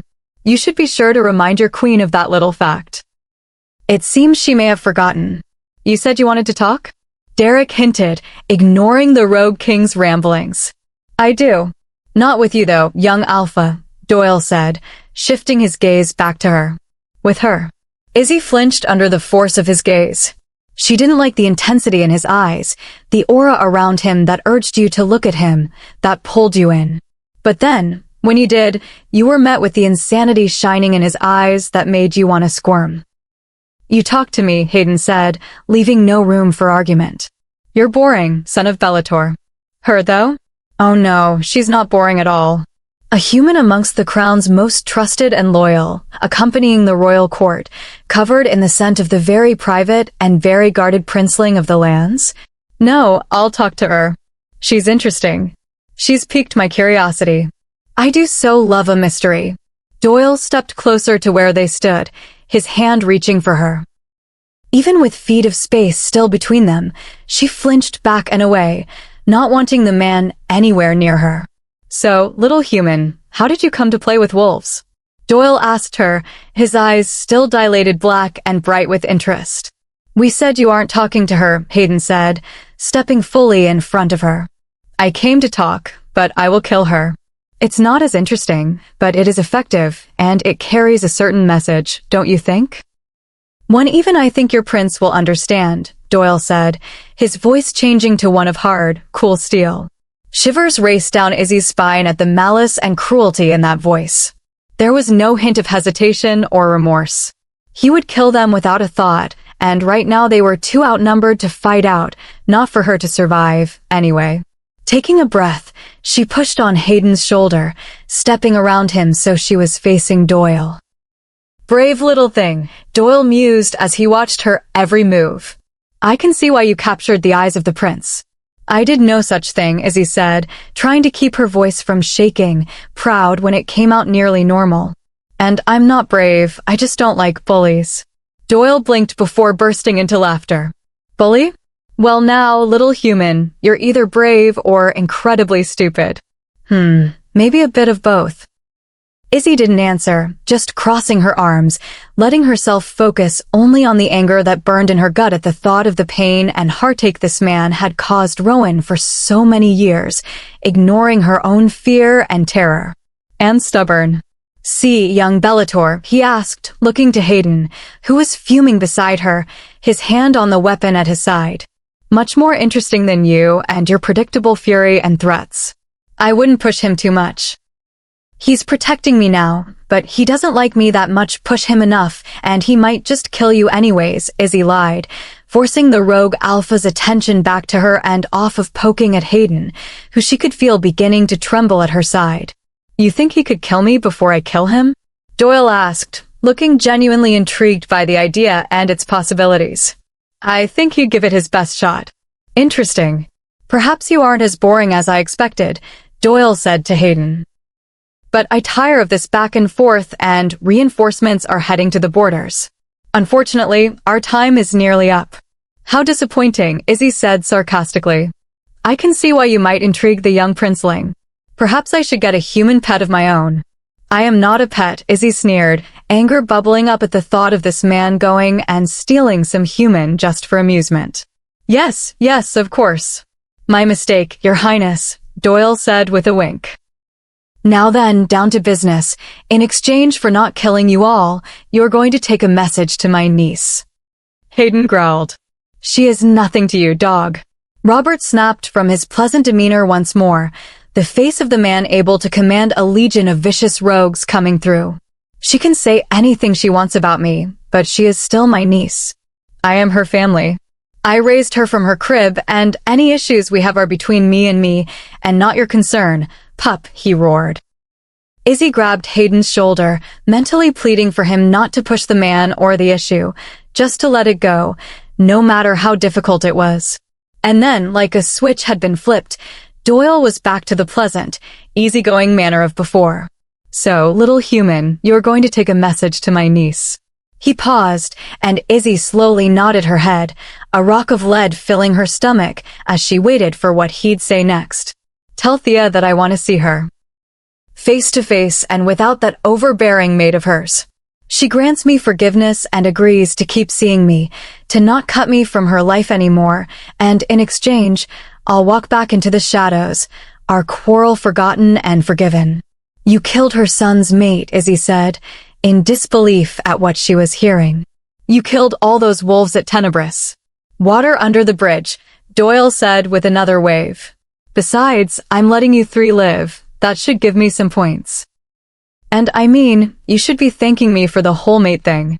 You wouldn't have the prince if I hadn't gotten rid of the first one." Izzy felt her mouth drop at the callousness with which he spoke of murder, at the lack of remorse, at the audacity of the man. She didn't even know where to start with how messed up in the head he was. "You're insane." Doyle shrugged, unimpressed by her charge.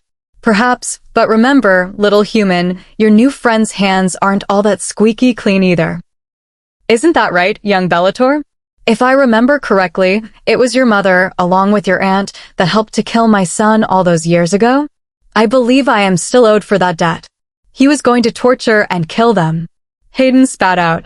Yes, and he was so beautiful at it. A shame really. They would have been privileged to go under his knife. Such skill, so regretful. I had big plans for him, all lost." He sighed dramatically before continuing. "And now I'm just left with these idiots," gesturing to the rogues behind and around him, who didn't so much as flinch at their supposed king's words nor obvious disappointment. "Boss, we should be going. A patrol is only a few clicks out," one of the rogues piped up, speaking for the first time. "Well, that's my cue." "It's been a pleasure, my dear." I'm glad we got to speak, and I'll be counting down the days until we meet again, Doyle said with another extravagant and flourished bow. Boys, he said, nodding to Derek and Hayden, before spinning on his heels, his rogues falling in around him as he took long, powerful strides towards Semper's borders. Turning his head, he called over his shoulder, catching Izzy's gaze once more. Make sure the Queen gets my message, little human.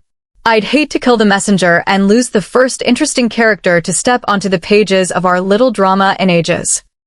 His laughter was the last thing they heard before he and his rogues disappeared. Unbelievable, Hayden said, breaking the stunned silence that suddenly engulfed them. Damn, Derek added angrily. He was right there, and we just let him walk away. Hayden continued. We didn't have a choice, Derek said more calmly, but Izzy didn't miss how his fists clenched at his sides. I know we didn't, but what the hell? How did he get in here? Rowan is going to lose his mind. Unbelievable. Hayden raged. And as if realizing at once she was still standing stunned and mute between them, they turned, looking her up and down as if they hadn't actually witnessed the whole thing and somehow could have been physically hurt. Both frowned at whatever they found on her face. We need to get her out of here, Hayden said to Derek, anxiously looking around them, instantly back on alert. We need to get to Rowan, Derek concurred. We need to get out of here is what we need to do. Damn it, I knew we shouldn't have come here.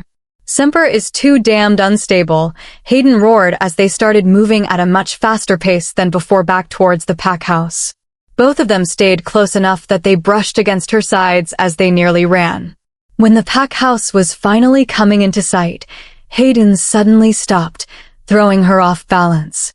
She would have gone sprawling if not for Derek's quick hands to grab her. What is it, Hayden? He demanded, turning to look at him. Izzy did as well, thinking perhaps he had been hurt or attacked. What she found was somehow worse. Hayden's face had gone completely white. His eyes were glazed, far away, and completely black. Hayden, she asked gently, not understanding what was happening, but knowing it wasn't good. Hayden, she tried again when he didn't respond. No. The word tore from his throat as he suddenly spun, his hand reaching back for her unconsciously as he started sprinting full speed for the house. Her shorter legs couldn't keep up, but his grip was relentless. Derek was swearing and screaming at his side, as clueless as she was as to what was happening. Without breaking stride or another word after that single cry of no, Hayden reached back and picked her up, swinging her around his body. His other arm caught her legs as he held her across his chest and took off at full speed, his chest rumbling against her shoulder. Her hair whipped around her face as she clung to Hayden's shoulders, fear and anxiety clawing at her at what could have happened that would have set Hayden off. Still unsettled from the confrontation with Doyle, her mind kept bringing up more and more horrendous and gruesome scenarios. As the seconds flew by, she found herself repeating the same thought over and over. Please don't let it be Rowan. Please not Rowan. The pack house was in chaos when they arrived. People were screaming and crying. Armed wolves, most of them clad in the black uniforms of the Royal Guard, were pushing and urging people from the house. Spotting her in Hayden's arms and Derek just behind them, they waved them forward, clearing a path for them. One pointed to the back of the house, towards where Jackson's office was, but Hayden didn't seem to need the direction, already heading for the partially ajar doors at the end. With every step, Izzy's heart dropped. She knew her nails were digging into Hayden's shoulders. It felt like time slowed down, the laws of the universe themselves changing to try and shield them from what was beyond those doors, from whatever horror had the sounds of heartbreaking ringing in their ears. With each step, the hallway grew longer, the world narrowing until it was just the crack of light spilling across the worn wood floor. However long those few feet were, they weren't nearly far enough. Time did what it could, shielding her for as long as it was able, but before she was ready, Hayden's large calloused hand was pressed to the worn and polished door. The hinges squeaked, protesting, offering one last resistance, one last warning, but it was futile. Hayden pushed it open with enough force that it hit the wall with a bang, the wall behind shaking, the noise making her jump in his arms. And as if it shattered the spell that had been holding them, everything sped back up. Time focused around her in crystal, brutal clarity, and her brain fumbled to make it out, to understand. Denial pushed back against what her eyes took in. She refused to blink as the tears welled. Olivia was kneeling on the ground, her hands clenched around his. Noah was kneeling beside her, his arms around her as she sobbed against him. Isaac was nowhere to be seen, the thought that she had never seen the twins apart filtering through her mind absently as she tried to make what she was seeing make sense. Her heart was hammering, jumping into her throat, a strangled cry catching as she finally found him. Struggling in Hayden's arms, his body rigid and stiff under her, she jumped from his hold, unable to worry about his reaction until she was sure. She flew across the room, sidestepping around the broken desk, the tipped chairs and strewn papers, debris and glass, launching herself at him. A moment before she was about to hit him, he looked up. His head raised from his hands, fingers releasing his hair, broken silver eyes meeting hers. His movements were slow and jerky, but he was able to catch her just before she would have tumbled to the floor. His arms wrapped around her, pulling her into his chest and burying his face into her shoulder. She felt him take a deep breath before a single shuddering sob racked him. She felt her heart break, her mind flashing to the scene that met her at the entrance, but then worry for him took over. She pushed against his shoulders, forcing him to put space between their bodies. She had to be sure. Blood covered him. 3 deep claw marks were bleeding heavily from his shoulder. His fast healing was already starting to repair the damage the move to catch her had done to reopen the wound. His dark blue shirt was in tatters, his hair disheveled, and a deep bruise had bloomed and was already fading over his cheekbone. Satisfied, she met his gaze, tears welling again as she took in the unfathomable depth of pain she found in their gray depths. What happened? Her voice broke on the words, hitching around the sobs that were threatening to consume her. But she fought them back. She needed to be strong. She needed to be there for him.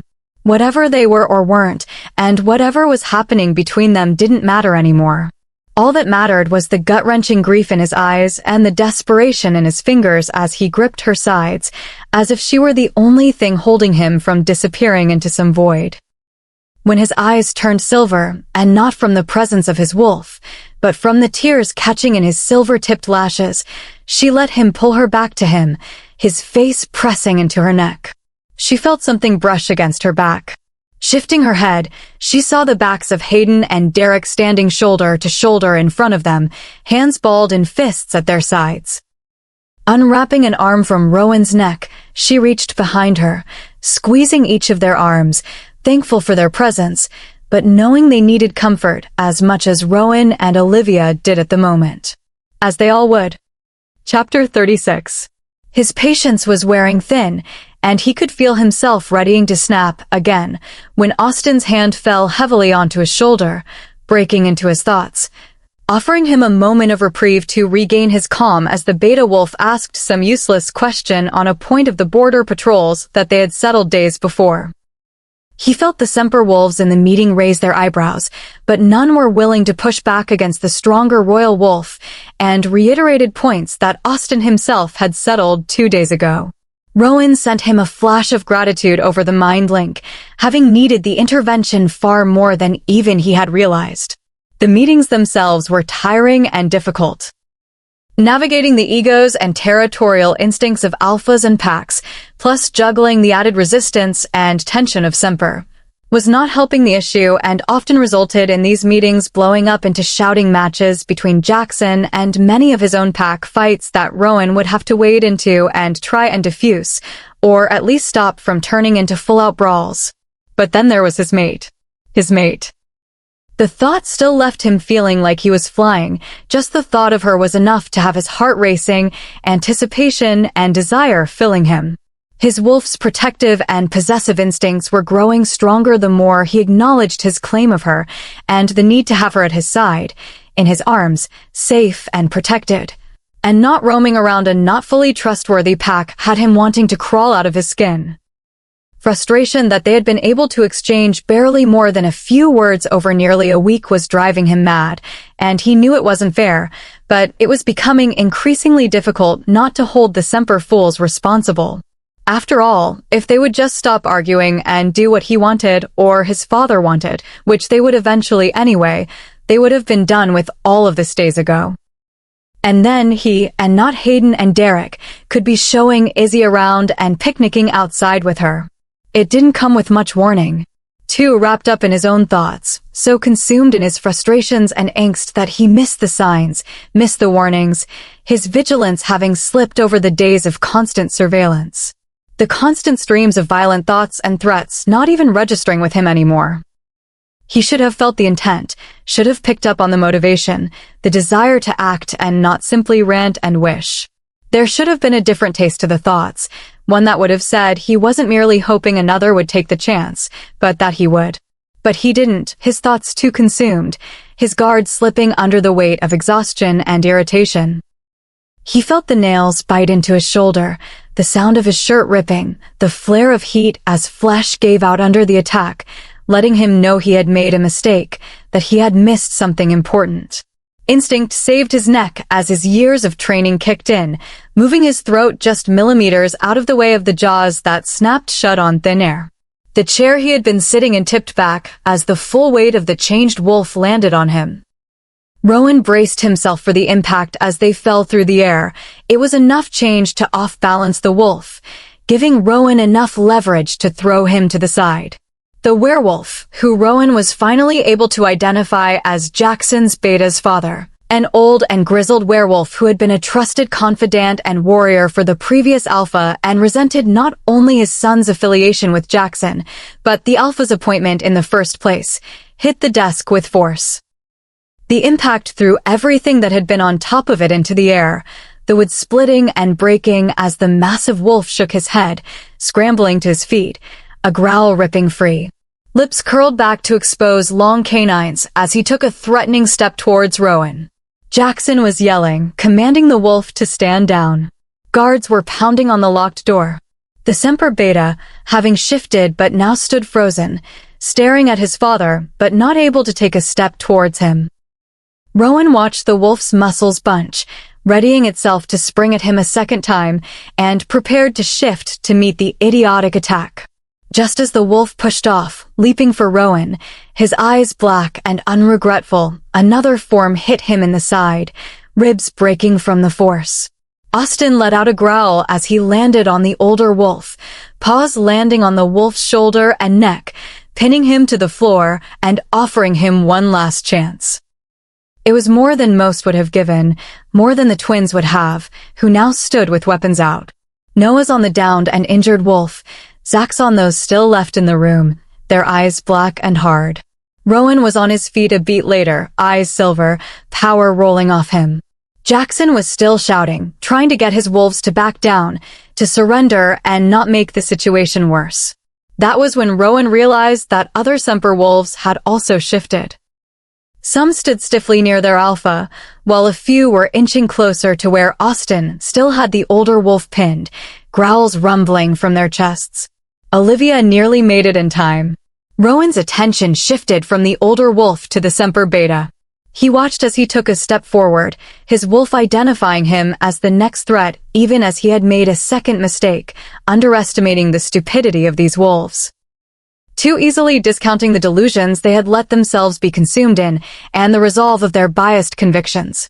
Olivia tackled the wolf, her human hands not quite fast enough to intercept the powerful wolf's jaws before they were able to sink into vulnerable skin. The sound of flesh tearing mixed with the roar of pain and surprise from Austin. Olivia was thrown from the wolf's back, the force of her assault enough to roll him across the room as well. But not enough to completely save Austin from his attack. The scent of blood erupted in the air. Rowan didn't care who killed the wolf that had attacked. At the moment, he didn't care if they put down every single wolf in the room. He didn't care about anything at that moment, nothing except the blood spilling across the floor, soaking into the woven rug under his feet, staining the planks of wood that had stood for so many generations. It was less than a second before he was at Austin's side, Olivia on the other, her hands already covered in blood as she tried to stop the flow, to stymie the loss, to repair the unrepairable. Her screams were deafening, her pleas falling on deaf ears as chaos erupted around them. The door finally gave out under the royal guard's strength and persistence, the wood splitting and cracking, letting a barrage of black-clad guards pour in as Zack shoved a now naked and silver-cuffed beta wolf from the room in front of him. Dropping to his knees, Rowan reached for his uncle, delving into the well of power his mother's birth line gave him access to, and poured it through the mind link and into Austin, willing it to be enough for him to be enough. He felt Austin's wolf across the expanse of space perk at the tidal rush of power he sent, but the small flicker stuttered and began to fade nearly as quickly. Rowan poured everything he had and was, eyes glazing as he commanded Austin's wolf to shift. Humans should have been better. If there had been a chance, it would have been when Austin was human. Rowan felt himself shout for the pack doctor, even as his heart broke as he took in the injury against Austin's bare neck. Even without any training, he knew it was too late. The damage is too extensive. Maybe his mother might have been able to do something. Maybe if she had been at his side the moment it had happened. Maybe if Olivia had been closer, quicker, if Rowan was stronger, maybe then they would have had a chance. But he wasn't, she wasn't, they didn't. Olivia was sobbing as Austin turned his head weakly to look at her, his eyes growing dim as he stared into hers for the last time, her name the last thing they heard as his body went limp, the light extinguishing from his hazel eyes. Rowan lost count of the seconds after that, time slowing down or speeding up around him. He didn't know or care. He knew there was activity, that he should be doing something, but he was lost to the utter silence, to the blackness of loss and rage. He didn't remember moving to the chair, didn't remember Noah holding Olivia back from destroying the pack, taking the blows that she wanted to rain down on those around them instead. He didn't hear her screams turn to sobs, the orders from the guards, the pleas from Jackson for mercy, the retching of his mate as she scrambled to try and figure out what had happened. Her scent hit him a moment before she did. Only instinct had him moving in his dazed form to catch her, pull her into his body, the heavy scent of blood, violence, and death clogging his nostrils and mind. Everything snapped into place around him as her body pressed into his, the fog clearing as he stared into her green eyes, reality hitting him as hers confirmed everything he already knew. But then there was the relief as she looked over him, relief that it wasn't him, and in that moment his heart broke. Because he should have been willing to give up anything, should have wished with everything he had to switch places with his father's beta. But holding her, hearing her heartbeat, and seeing her worry, all he could feel was thankful and, in its wake, gut-wrenching guilt. Her voice cut into his self-loathing and regret. What happened? Such an innocent question, but how could he even begin to put into words everything that had just destroyed his world and yet saved it? He's dead. It was the first time he had said the words, and they nearly destroyed him. It was only the feel of her sitting so vulnerably in his lap that kept him calm and still. Only the smell of her that kept him from giving over to his wolf completely, from running from the horror of it. She couldn't hold back the stream of tears as his words confirmed what she had already figured out, his pain so evident and palpable it felt like it had a life and force of its own. Rowan. She started, even though she had no idea what she could possibly say, what she could possibly offer him that would ease any of it. Your Highness. Isaac cut her off, striding into the room, his face dark with anger, his eyes pinching in pain as they swept over Austin's body, still sprawled on the office floor, his brother still offering what comfort and support he could to the sobbing Olivia. Rowan reluctantly pulled his eyes off her and to his uncle and guard. Go, Zack. His voice was gruff and slightly harsh. A small frown was the only response from the Guardian. The beta is contained in a cell in silver. Our men are clearing the house of all, but the essential Semper members and have all collapsed from the borders. I have preliminary reports that there has also been a security breach.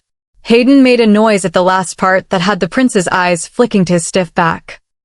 Izzy was pressing a piece of cloth that someone had handed her into the wound on Rowan's neck, though already the blood flow was easing, the flesh knitting together.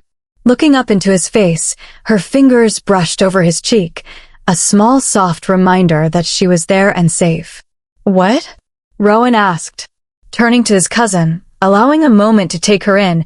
His face softened a touch before hardening once more to land on Hayden's back, who tensed as if he felt the weight of it. Hayden didn't turn, but Izzy didn't need to see his face to know his eyes had flashed black, and there would be a flash of sharpened canines. Doyle. Chapter 37. The last few hours had been a whirlwind. With the attack on Rowan, Austin's death, the reappearance of Doyle, and now a quick departure from Semper lands, they were surrounded by grim, sullen activity. The Semper pack itself had been in chaos since news of what had happened had begun to spread. Jackson and his mate were on lockdown inside the pack house, and only the very few most trusted members of their pack were allowed near them. The beta that had been in the middle of the attack was still locked and bound in the cells below, and brawls were starting to erupt outside between pack mates as sides were drawn. The twins had taken control of the situation, wrangling in the guards and issuing hushed orders.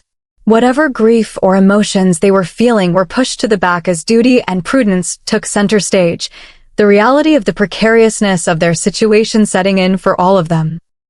Izzy remained in Rowan's lap as Austin's body was wrapped in a set of sheets someone had found. Olivia was pried away so he could be moved and laid in one of the SUVs that were being hurriedly packed and guarded in front of the house.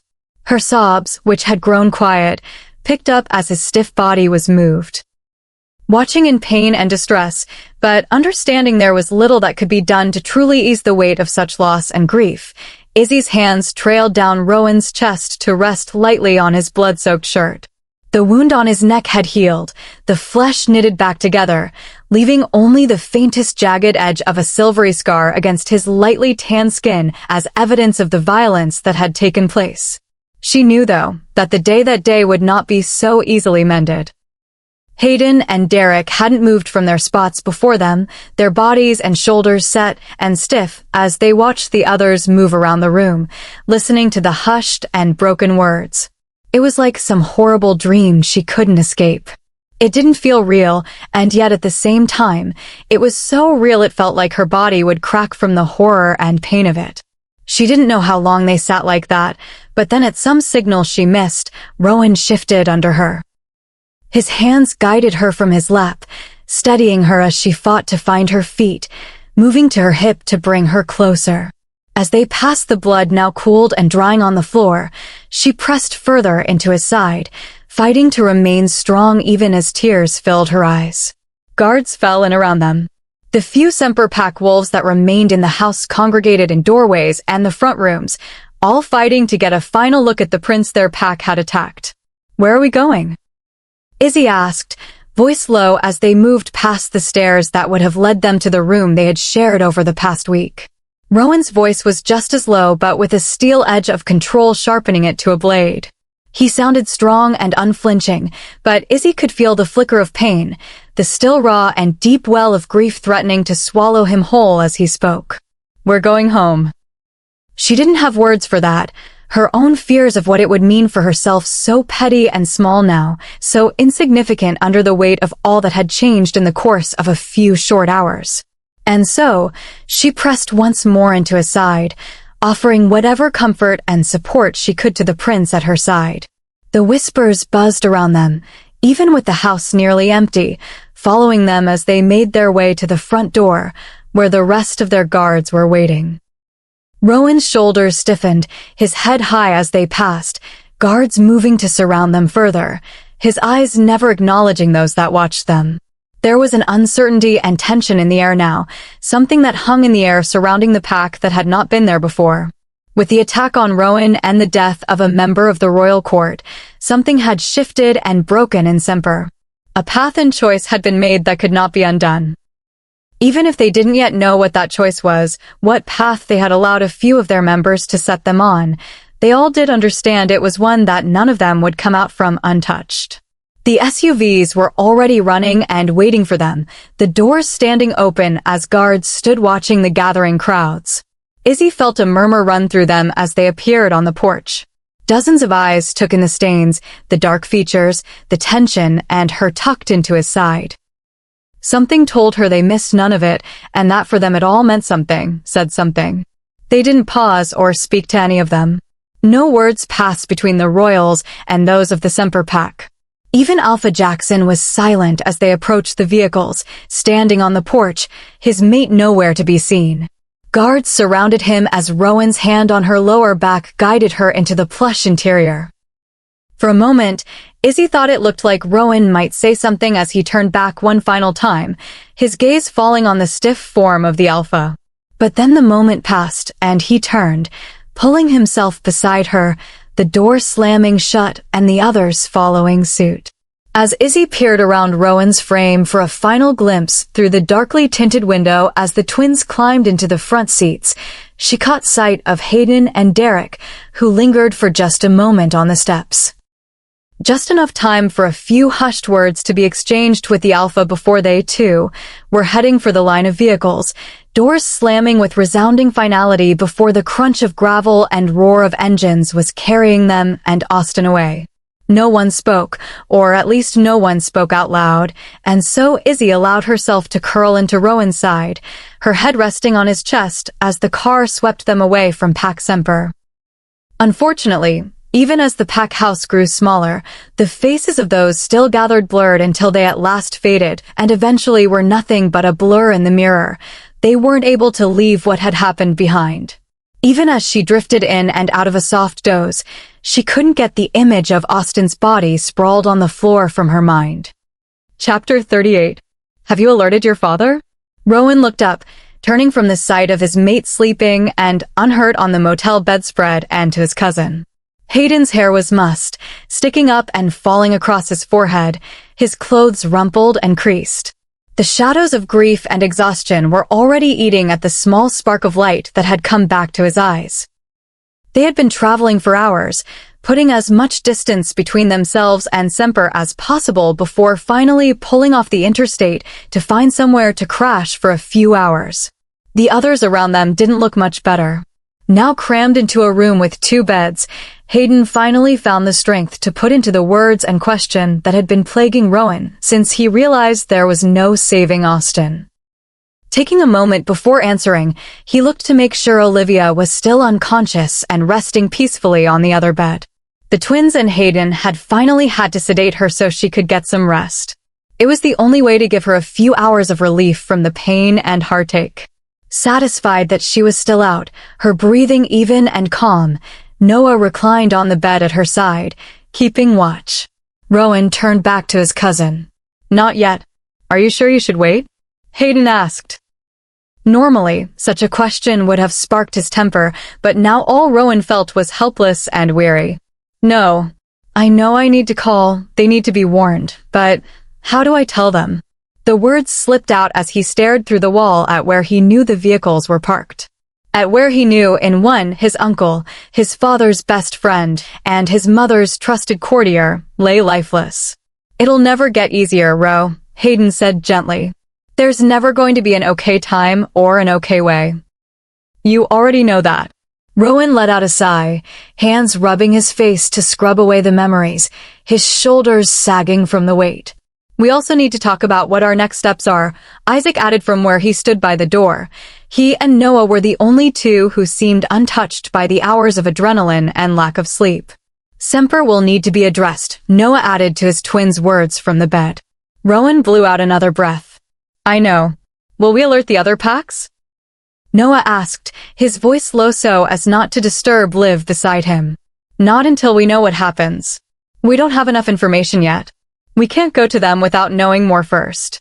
It's an act of war, Rowan. I know, Hayden, Rowan said unhappily. But we owe Jackson the benefit of the doubt.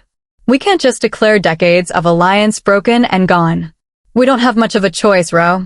They're either in open rebellion with the crown, or else have splintered and are at civil war. Either way, they are unstable and the others deserve to know. Hell, Jackson might have already lost control of the pack. He won't risk civil war, Zach said. Not with his mate in her condition, Noah agreed. She's too vulnerable pregnant. He can't have the pack and the house insecure. He needs to keep the internal threats out. So he'd risk war with the crown? Hayden asked in repulsed disbelief. He survived it once before. He might think he can do it again. Noah answered with a shrug of his shoulders, his attention moving to Olivia when she let out a small cry of distress in her sleep. He might think it's strategic. Let us handle the threats and rebellion. He knows we know he wasn't behind it, and that we'd also need someone to eventually lead whatever is left of the pack. Playing both sides, he might see it as his only option, Isaac added, thinking it out loud. He won't get out of it that cleanly this time, Derek said, looking at Rowan. My grandfather and the other packs won't agree to letting the traitors survive if they rebel a second time. Even if Jackson risks civil war and splitting the pack, the others might think it's too big of a risk to let them continue. Rowan ran his hands through his hair again, fingers pulling on the ends in frustration. Rowan? Her voice was soft and thick from sleep. The others fell quiet as he turned to his mate. Her lids fluttered, still heavy with exhaustion. Concern and agitation clawed at him. He wouldn't be able to properly relax until she was safe on his mother's lands, until he was sure she was away from the threats circling them. Right here, Cupcake. He smiled just a little as her nose wrinkled at the nickname. Is it time to go? She asked, blinking now so she could look at him.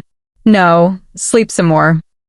We'll leave in a few hours, he said, brushing a few strands of red hair from her face as she burrowed back into the pillows with a long sigh, eyes closing once more. His heart twisted. She asked for so little, her body and mind not used to the demands of his world, a world that his choice had thrust her into without her consent. A choice that put her at the center of the danger, that made her a target and pawn to the most powerful and ruthless of their kind. It was taking everything in him to block any thoughts of what Hayden and Derek had revealed of their encounter at Semper. If he thought too much about it, he'd lose his mind.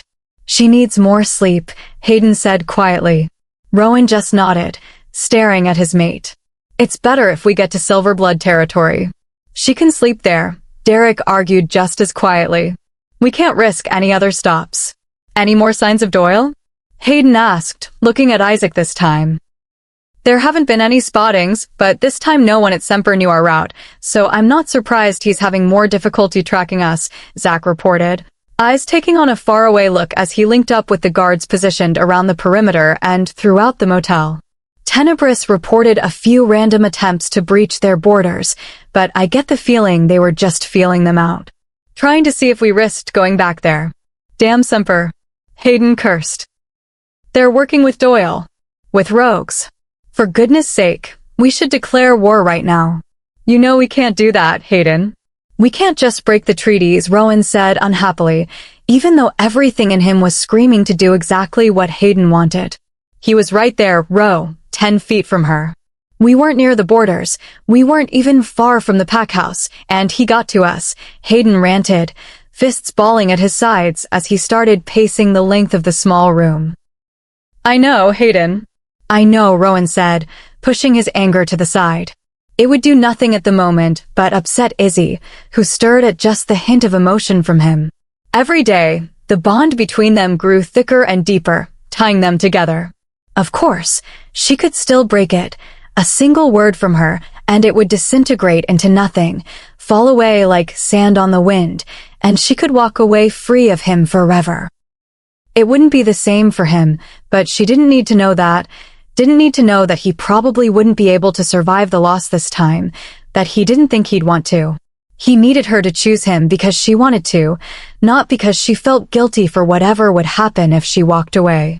A real smile broke out over his face for the first time in what felt like days as she started muttering in her sleep. The others had fallen into soft conversations around them, Derek and Noah using the opportunity to stretch out and nod off, catching a bit of shut-eye before they took over driving for the last long leg of the trip. Rowan eased further onto the bed, sighing in relief as Izzy shifted closer in her sleep, curling into his side. As he listened, he felt his heart soar as he picked up his name mixed into her soft babbles. The first time he had heard her sleep-talking, another man's name on her lips, he'd nearly gone on a murderous rampage. Now, knowing the story behind the low cries didn't do much for his temper, but over the last few nights, they had become fewer, his and the others taking over center stage in her nighttime mumblings. Tonight, he wasn't surprised that it was Austen's name that was nearly as constant as his own, her face scrunching in pain as she called out for him.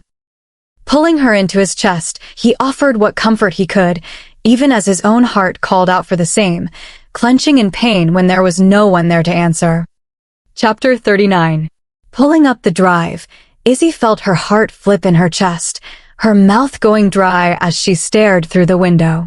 This is it, Rowan's home, the royals of the werewolf world. The words were still so bizarre, even after so many weeks with them. Even after everything she had seen and experienced, sometimes it still struck her how impossible this all was. She'd think about it, and suddenly have to rub her eyes, make sure she wasn't just dreaming, caught in a fascinating nightmare that had somehow turned into something more. You're nervous. Rowan chuckled from beside her. She threw him a glare, but inside, she was relieved to see the tension and weight easing from his shoulders the closer they drew to the sprawling glass and rock house that had appeared a few minutes ago in the distance. Although the house was a bit of an understatement, it was modern, simple, elegant, sleek, and refined, but it was more than a house, it was a palace.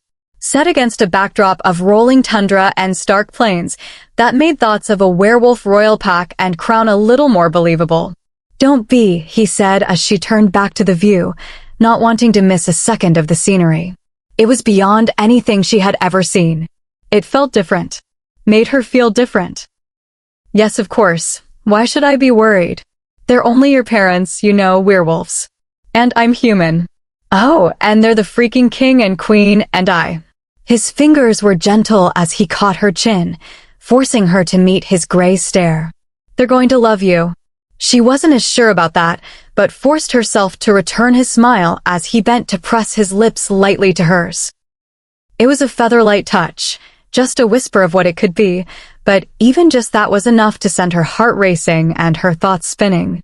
They were pulling up before the stone steps that led to the towering wood doors too quickly for Izzy's comfort. The doors to the SUV opened around them, the others escaping the confines they had been stuck in for the better part of 3 days as quickly as possible. Suddenly, she found herself not minding the small, dark confines at all. Ignoring the thought, she gulped down a deep breath and eased towards Rowan's waiting hand, letting him guide her down from the safety of the SUV, her feet landing on his homeland with a small thud. Looking up, she was nearly knocked to the ground by the look on his face as he stared down at her. The tenderness and absolute happiness hit her like a physical blow, and if it wasn't for his grip, she might have truly collapsed under it.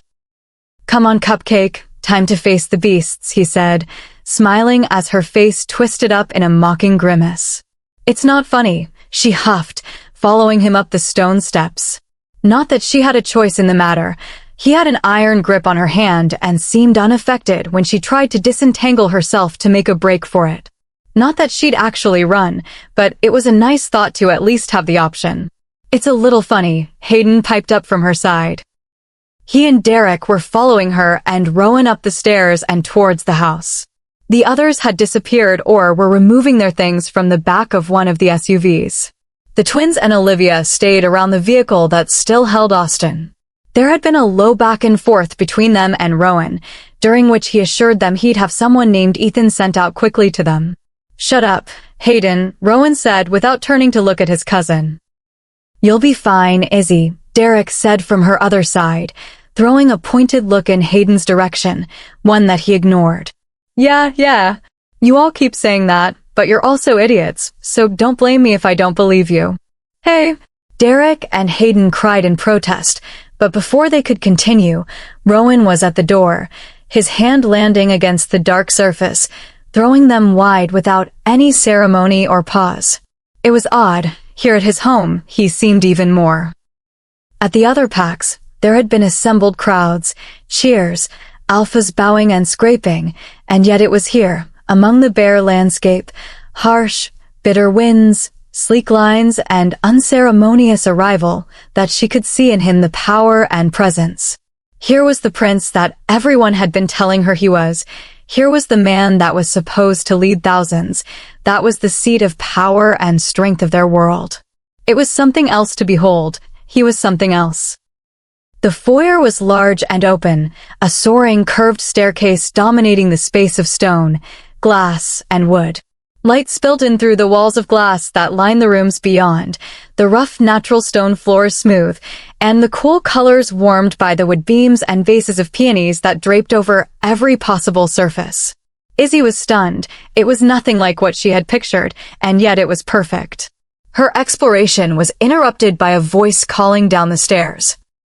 Her heart skipped a beat as wonder and fascination gave way to reality and anticipation. Rowan?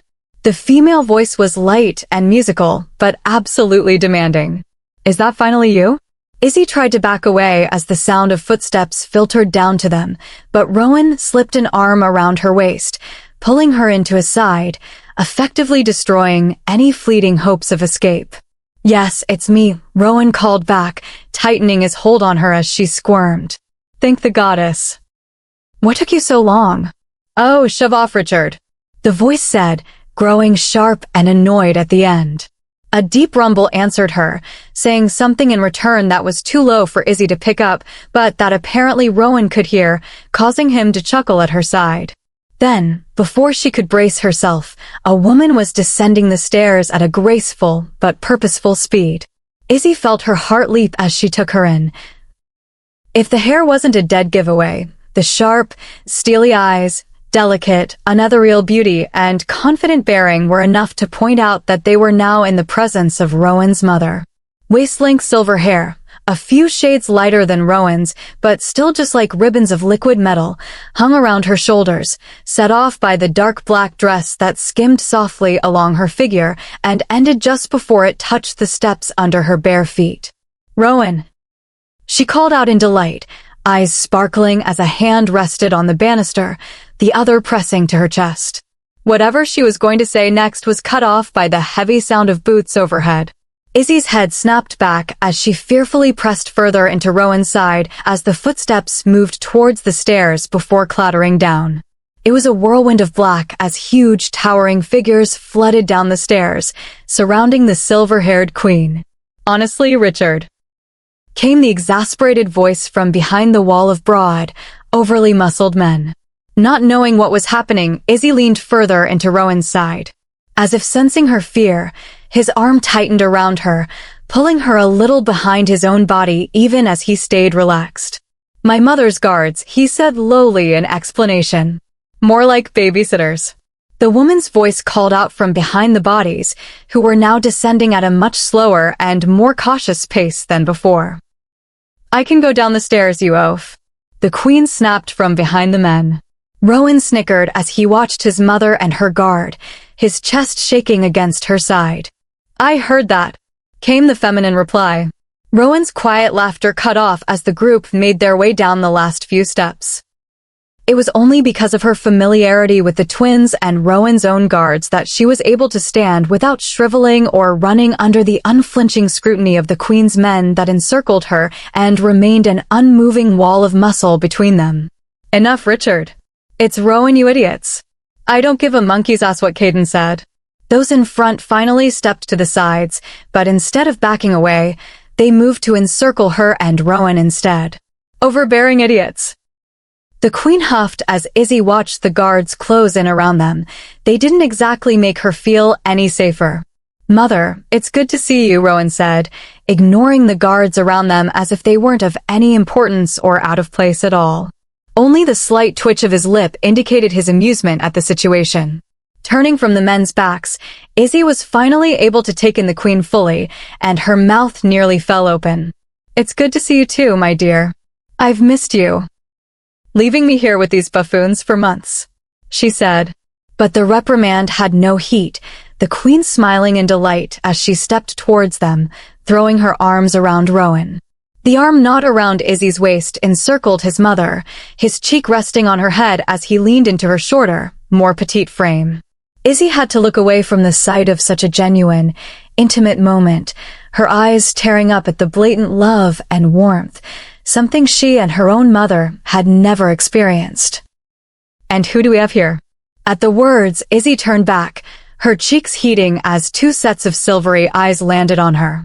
Rowan's were a shade darker, a little less unsettling and a touch more human, whereas the Queen's looked like swirling pools of metal and like nothing of this world.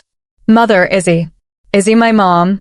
Feeling as if they were waiting for her to say something, she cleared her throat, looking to Rowan, who was smiling at her.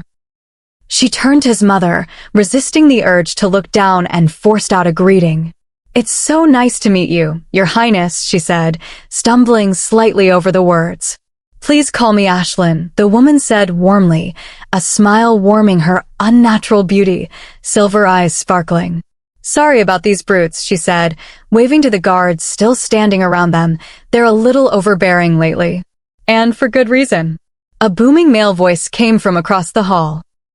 Rowan grinned, turning to stare in the direction as the guards at last relaxed their positions, moving further out into the room as a towering and possibly the most imposing man Izzy had ever encountered made his way towards them, a trail of others, including Olivia and the twins at his back. "Father," Rowan said, his arm dropping from around her as he closed the space between his father, the two men embracing warmly with much backslapping. "Don't encourage him, Rowan." Ashlyn scolded from Izzy's side, making her jump. The Queen, sensing it, turned smiling at her gently. "They have good hearts, but they can get a little carried away. Males are too protective for their own good." Her voice was not quiet enough to pull off the conspiratorial wink she threw Izzy. Not sure what to say, Izzy just looked down, watching the Queen's hands rub over the swollen stomach not concealed behind her fitted dress. With a laugh, the midnight-haired king let go of his son, moving to his mate's side, receiving an audible sigh of relief from the guards still tensely surrounding the royals. "It is special circumstances, my love," he said, an arm wrapping around her waist, the other hand also settling on her rounded belly. Yes, you keep telling me that. But I can go down the stairs on my own, Cade.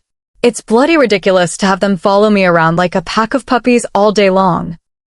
"Oh, shut up, Richard," she said to one of the tattooed and serious-faced men who stood nearby and growled in annoyance at her words.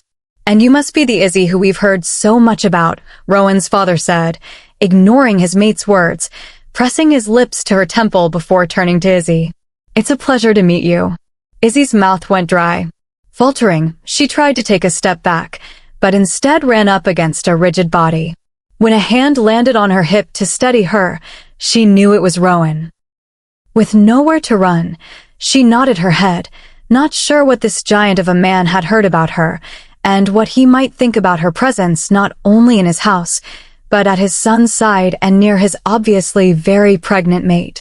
She may not have known werewolves existed a few months ago, but that didn't mean she wasn't learning about them, and fast. "It's nice to meet you as well," Izzy got out, shifting uncomfortably as Rowan's father scrutinized her. "I'm glad you're unhurt." "I've been told you had quite the journey." "Caden," Ashlyn snapped. The king's eyebrows rose as he looked at his mate. "What? Don't interrogate the poor girl. Can't you see you're freaking her out? Honestly, you're so blind sometimes." "Here comes dear. Let's go find somewhere more comfortable," Ashlyn said, turning away from the mate who was now staring at her, perplexed, hands on his hips. Reaching out a slim, pale hand, the Queen beckoned Izzy away from Rowan. Not sure what to do, and not wanting to cause any conflict or frankly piss off a werewolf, she looked to Caden, who was now watching his mate closely, before looking to Rowan, who smiled at her, nodding at his mother's offered hand. "You should rest, mate," Caden finally spoke as Izzy let the Queen wrap her cooler hand around her own. His voice was soft but commanding, and to Izzy's human ears left no room for argument. Apparently, the Queen didn't hear it or else disagreed. "I'm fine," Ashlyn said without turning, ignoring the obvious command and taking a step towards what looked like a spacious and stunning sitting room off to the side, the walls of glass allowing the breathtaking landscape to dominate the space. But then, suddenly, two of the guards that had previously eased to the edges of the room stepped in front of them, halting their progress. "Mate." The word was accompanied by a low growl that had Izzy flinching, fear instantly filling her at the sound, heart jumping in her chest. Without dropping her hand, Ashlyn spun towards the sound. Izzy only caught a glimpse, but it looked like her eyes were blazing rings of silver flames. Ashlyn, the queen, cut her mate off with a raised hand. Caden sighed as he squinted at her, crystal blue eyes concerned and heavy with worry under thick dark lashes. "You need to rest." "You growled," Ashlyn said coldly, her face stone and unmoving. "Mom." At Rowan's voice, she finally shifted her gaze from her mate, who let out an exasperated breath, grumbling lowly as he ran a hand through his hair, thoroughly disheveling the midnight locks until they were spiked and sticking up all over his head. "Izzy could probably use a rest," Rowan said neutrally, "and I need to speak with Dad." For a moment, Izzy thought the queen was going to buck against the force and weight of their combined concern, not to mention the rest of the room around them. It was palpable, the tension, the worry, the nervous glances shifting between the royal family, guards, and court. Every pair of eyes was drawn over and over to the round stomach of the silver-haired woman.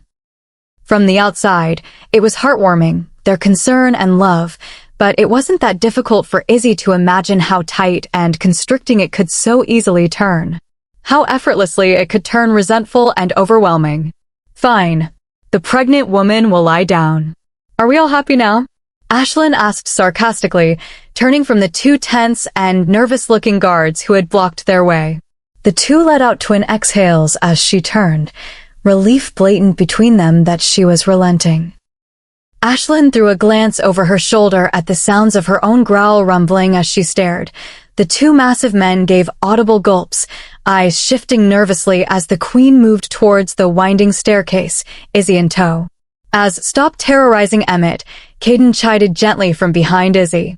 His eyes sparkling, Izzy looked over her shoulder at him and met his smile with a small one of her own, relieved not to find a trace of anger or rage on his face.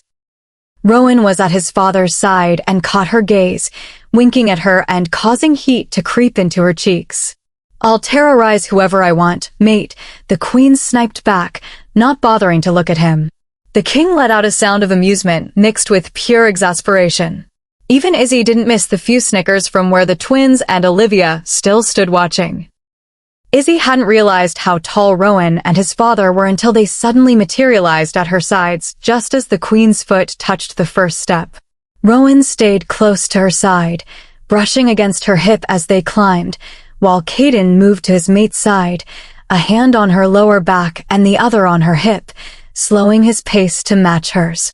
Ashlyn ignored the king, keeping her grip on the handrail and Izzy, but let his hand stay. With Rowan at her side, she felt confident to take her eyes from the stairs, instead choosing to go back to admiring the space, the stunning landscapes beyond the glass, and the trail of people and guards coming up behind them. A mix of happiness, grief, relief, and tension on their faces as they watched the royal couple climb. "No one outside the royal court knows," Rowan said. Izzy quirked an eyebrow at him, shifting from staring out the window at the barren, stark tundra. "About my mom's." "If you say condition Rowan, I swear I will put you outside with the dogs," Ashlyn snapped. "Don't mind her, she's." "Say hormonal, Caden, I dare you." The queen growled, at last turning to the towering maid at her side, eyes bright. Those behind them took a collective breath. But Caden just smiled, leaning in to press a kiss to her forehead. "I was going to say tired," he offered with a wink. Ashlyn eyed him for another moment before nodding and turning back to the stairs. "I'm not hormonal." "Of course you aren't, love," someone snorted. "Shut up, Richard." Ashlyn snarled, her mate's hands steadying her and propelling her forward instead of towards those behind them. Finally making it to what Izzy was assuming was the top floor, she was completely thrown. This was not the greeting she had been expecting, not that she had any idea of what to expect, but a pregnant growling woman who had towering ferocious-looking werewolves squirming under her foot, who was not only accepting of her presence, but also of her, was not anywhere in the realm of possibilities she had conceived on the drive there. At the top of the stairs, Caden's hands fell from his mate, letting himself ease back into step with his son. A slight tug on her hand had her at the queen's side instead. "So, Izzy, you're my son's mate?" The directness, not to mention the question, completely threw her. She stared at the queen, mouth gaping as she tried to figure out what and how she was possibly supposed to respond. Looking over her shoulder frantically to Rowan for help. His eyes twinkled with amusement, but at her obvious discomfort, he let out an exhale before attempting to reprimand his mother. Something Izzy was beginning to see was beyond even the prince's considerable abilities. "Mother. Don't mother me," she snapped before he could even finish, and Izzy gulped as Rowan fell silent, his shrug letting her know she was effectively on her own. Even the king seemed content to stay out of the way, instead picking up a quiet conversation with his son as they continued down the tall, airy hallways. Izzy said, trying to think of something to say. I see," the queen said with a knowing look in her direction. It was an odd experience, having someone so sure and powerful looking up at her, even if it was only a few inches. Izzy felt like the queen towered over her, not that she actually had an inch or two of height advantage. Compared to the silver-haired she-wolf, she was dwarfed. "Mom, please don't do that," Rowan said, still engaged in a deep conversation with his father. Izzy let loose a quiet breath at the knowledge that he hadn't totally thrown her to the wolves, so to speak. "Do what?" the queen asked a little too innocently for Izzy's liking. "As really? I thought we weren't to interrogate the poor girl," the king asked, frowning at his mate's back. "Well, she isn't going to tell me anything. That brute Vince has her terrified," Ashlyn said, a slight defensive note creeping into her voice as she pushed open two towering wood doors to reveal a spacious, simple, but comfortably appointed sitting room. Looking around, Izzy spotted a second set of doors that stood open, leading off to a matching bedroom. "You're the one who picked him," the king said. "Doesn't mean he isn't a brute," the queen shot back, dropping Izzy's hand and crossing her arms over her protruding stomach. "Although I do love that mate of his. We should plan a visit soon." The king scratched his chin as he took in his mate, before exhaling and reaching for her and pulling her into his chest, easily enfolding her slight frame, even with the belly. "Of course, darling," he murmured indulgently, snuggling her closer into him. "What happened?" Izzy whispered to Rowan, who moved to her side. Rowan rolled his eyes. "Mom read your thoughts." The words were harsh, but there was a soft, affectionate edge that Izzy couldn't help but pick up. They truly loved her. All of them, she noted, gazing around. Even the guards and the others who had trailed behind them seemed unable not to smile and to find any reason to look at the queen, their eyes always lighting up as they first took her in before shifting to her round stomach, so prominently displayed. If she weren't already beyond her ability to be freaked out, mind reading would have put her there, but as it was, it seemed to be fitting. This woman was not some normal, typical being. She was beyond anyone or anything Izzy had ever encountered, and that included the dozens of shape-shifting werewolves, of course. She could read minds. "Can you?" she asked, peering up at him, her mind replaying all their interactions, a sudden pit of fear opening in the bottom of her gut. Had he been playing her this whole time? "No," Rowan said without hesitation. "The gift is rare," Caden said from over the queen's head, who was still nestled into his arms. Guards had moved to stand stationed around the room. The twins, Olivia, and a few others moved to the seating area, a quiet conversation flowing between them. It wasn't hard to guess what they discussed. Rowan picked up others from the royal bloodline. "He is his grandfather," came the queen's murmured voice. Izzy wasn't sure what it was about the words, but the room fell silent, the guards tensing around them, a few soft growls slipping out. The others around them were shifting uncomfortably, eyes suddenly dark and menacing. Rowan has inherited many of the gifts Ashlyn's father had, ones that were distinct from his own father before him. However, with such a limited family tree, it's hard to know how the gifts they are given are passed along, or which their mates will also be granted, the king said, and although the words were for her, he was giving pointed looks to those stationed around the room as he spoke. Slowly, the tension eased and low conversation resumed. Izzy was left confused, but some deep instinct that she was learning to trust urged her to keep her questions unspoken for the time being. Chapter 40. After some coaxing from the king, Ashlyn headed to the open double doors, guards moving swiftly to enter and sweep the room before her. Izzy was sure they had already secured both rooms and the entire house, but even here with the king, Rowan, and the royal court standing in the next room, their voices now a soft babble behind them, guards moved to stand around the edges of the room.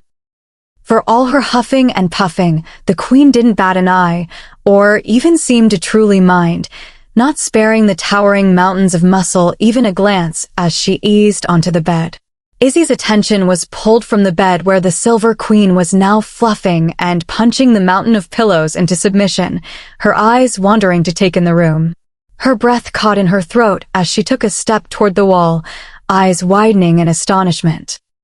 Those around her ignored her, so she stepped closer, fingers raising to hesitantly skim the frame, careful not to touch the rough paper held within. Mesmerized, she moved along the wall, taking in frame after frame. Like the halls and floors below, the walls were soaring and painted in a crisp, clean white, but here in the king and queen's bedroom, stunning sketches 2 and 3 high adorned the walls, not taken by glass windows or doors. Izzy didn't even realize she was grinning as a perfectly detailed sketch of a gangly gray wolf caught the corner of her eye. It wasn't hard to figure out who it had captured. The queen's voice was warm, full of pride and love. Rowan after his first shift. Izzy looked over her shoulder, smiling at the queen, then back at the rendered sketch. Even though she had only seen him when he was older, more filled out and used to his other self, it was easy to spot the cocky confidence and spark of what was only Rowan in the wolfish grin and eyes that, even on paper and charcoal, seemed to see straight into her heart. Who did them? She asked in awe, moving to the 2 beside the young Rowan, stunning depictions of an intimidating midnight black demon wolf. Everything about the wolf in the picture screamed that he was a threat. Powerful jaws exposed to showcase gleaming teeth ready to draw blood, hackles raised, and muscles bunched ready to spring an attack. Every line was strength and dominance, and yet Izzy felt comforted and not scared. Drawn to the night, the black wolf instead of turning away. His eyes. Came the queen's words. When Izzy turned, she found the queen looking at the black wolf as well, her face adoring and soft. Izzy had to look away, turning back to the sketch. He can never get the eyes. Even ripping out the throats of our enemies, his eyes always gave away his heart. The words clicked, and Izzy gasped, the king. Ashlyn's laugh was light and warm. Indeed. He always hates when I sketch him. You drew these? Izzy asked, shocked, taking in the stunning sketches again, eyes widening with new appreciation. Taking in the lines and detail, so realistic and precise, such depth and emotion in every stroke, so breathtaking that black and gray burst with color and life. The queen hummed in answer. When Izzy turned needing more assurance, she found the queen staring at frames on the other wall, her face far away as she stared at the black and white pictures. Moving cautiously and eyeing the guards, she had to slide by to get a better look. Izzy moved to the sketches that held the queen's attention. The frames here held paper that had started to yellow with time and age, the paper slightly folded and curled beneath the frames and panes of glass that protected those on this wall. Nearly floor to ceiling, sketches of every size were displayed. Some were barely begun, crude outlines of wolves alone or in the forest, some sleeping or running. Others were done in such detail that they looked like photographs. Wolves under the moon and stars, a pair lying curled together, for blending until it was hard to distinguish where one started and the other ended. There was a great wolf, eyes of pure silver, elegance, strength and kindness captured against the stark tundra behind him, curled and dozing comfortingly before a fireplace, the sight so intimate and private. Another had him running through towering forests, a great pack at his heels. Over and over, the wolves repeated, Izzy's eyes learning their slight differences and traits. The smaller size of the female, the younger males, the staunch guards, the friends and family who leapt in play and joy, the eyes that showed love and laughter, that danced with kindness and pride. Her eyes prickled, a lump filling her throat because as her eyes skimmed the dozens and dozens of sketches, straying to those that were never completed, to those left abandoned, the effort to finish too hard. She didn't need the Queen's words to understand what this was. A memorial. Hand-drawn renditions of all that was lost, the last and only reminders of a family and life that had been destroyed. Your family? She knew the answer, but asked anyway, voice cracking on the words as she continued to take them all in, neck arching to stare at those above her head. Yes, the Queen said, a hint of sadness now in her words. The guards shifted around the room, reacting to the shift of emotion. I used to draw them so I wouldn't forget them. So that the world wouldn't forget them. Later I started drawing Rowan's father, and then the others. Confused, Izzy pulled herself from the Queen's work and moved to where she now rested. I never meant to draw the man, the Queen said with a playful smile. He was rather insufferable when he first found me. At Izzy's look, the Queen laughed, the haunted grief in her eyes lifting as she patted the spot beside her. Yes, I'm sure you've had a similar experience. Rowan can be like his father. Mother. I heard that. Came the twin replies from the next room before roaring laughter was cut off with an oomph and a curse from Hayden. Ashlyn ignored the outbursts, continuing, but even at the beginning when he was being an overbearing ass and trying to boss me around all the time, the bond wouldn't be ignored. Stupid mutt got into my head and somehow I couldn't stop drawing him. It's because I'm gorgeous. This kind of charm cannot be resisted, came the King's response from the other room. Izzy nearly fell off the bed when the Queen actually rolled her eyes in response. You can see why I didn't tell him that little bit of information right away. Who's that? Izzy asked, looking at a wolf that had popped up in a lot of the pictures with Rowan and the King and even the court, but that Izzy felt didn't quite belong. She couldn't exactly put her finger on what it was, but something about the figure stood out to her amongst the other werewolves. Oh, that's Keo. The Queen said in answer, laughing at Izzy's confused expression.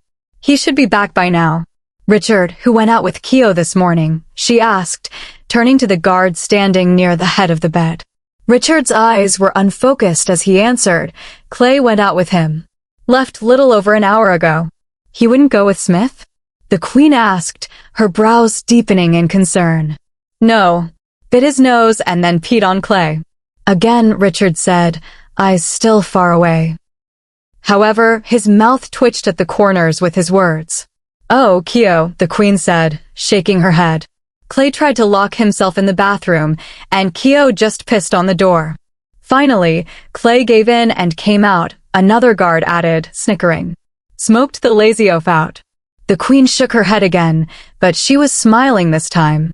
They just got back, Richard said, eyes snapping clear with laughter. Clay's spitting mad. He reported gleefully. Ashlyn. The King roared. Yes, darling. She asked sweetly, winking at Izzy. What the hell did he do to my warrior? Did something happen? Don't play innocent with me, mate. The King said, stalking into the room, standing at the end of the bed, hands on his hips as he stared at his pregnant mate, who was doing a horrible job of looking innocent. Keo's lonely, she said, throwing her hands up. And he loves Clay. He peed on him. Again, the King growled. Now I have to deal with a sulking, annoyed Clay all day. His angry mask cracked into one of great pain and suffering. Mate, you're the most great and powerful king. You can deal with a little upset warrior, Ashlyn purred. The King didn't seem to buy it for a minute. Tomorrow you're dealing with Clay. I'm taking Emmett. The King said before turning and ignoring Ashlyn's sputtering protests at the threat. Darn it. The Queen grumbled, flipping Richard off, who was laughing uncontrollably. Clay and Keo have a love-hate relationship, the Queen said to Izzy in explanation, her voice heavy with great pain. More like hate and revenge, Richard supplied, grinning at Izzy. Stop that, Richard. You know Clay is Keo's favorite. Yeah, because he knows it annoys Clay to no end. I swear that wolf is smarter than any of us. Ashlyn's eyes darkened as she looked to her guard, but then, suddenly, her expression turned excited at the sound of paws and nails against stone. A small ruckus was ended as doors opened, and then, Before Izzy could prepare herself, a massive gray and white wolf was bounding into the room. Tongue lolling out the side of his mouth, he leapt onto the bed. Izzy braced for impact, but then, in contrast to his uncontrolled entrance, the wolf slowed himself, lowering his powerful and sleek body to the mattress before gently crawling and easing himself up and towards Ashlyn. Curling around her stomach, he nuzzled his snout into her neck. The queen threw her arms around the wolf, burying her face into his fur and pulling the wolf closer until he was practically lying on top of her. Keo, Richard supplied for Izzy when the queen stayed quiet, face buried in soft, dense fur. Is he? No.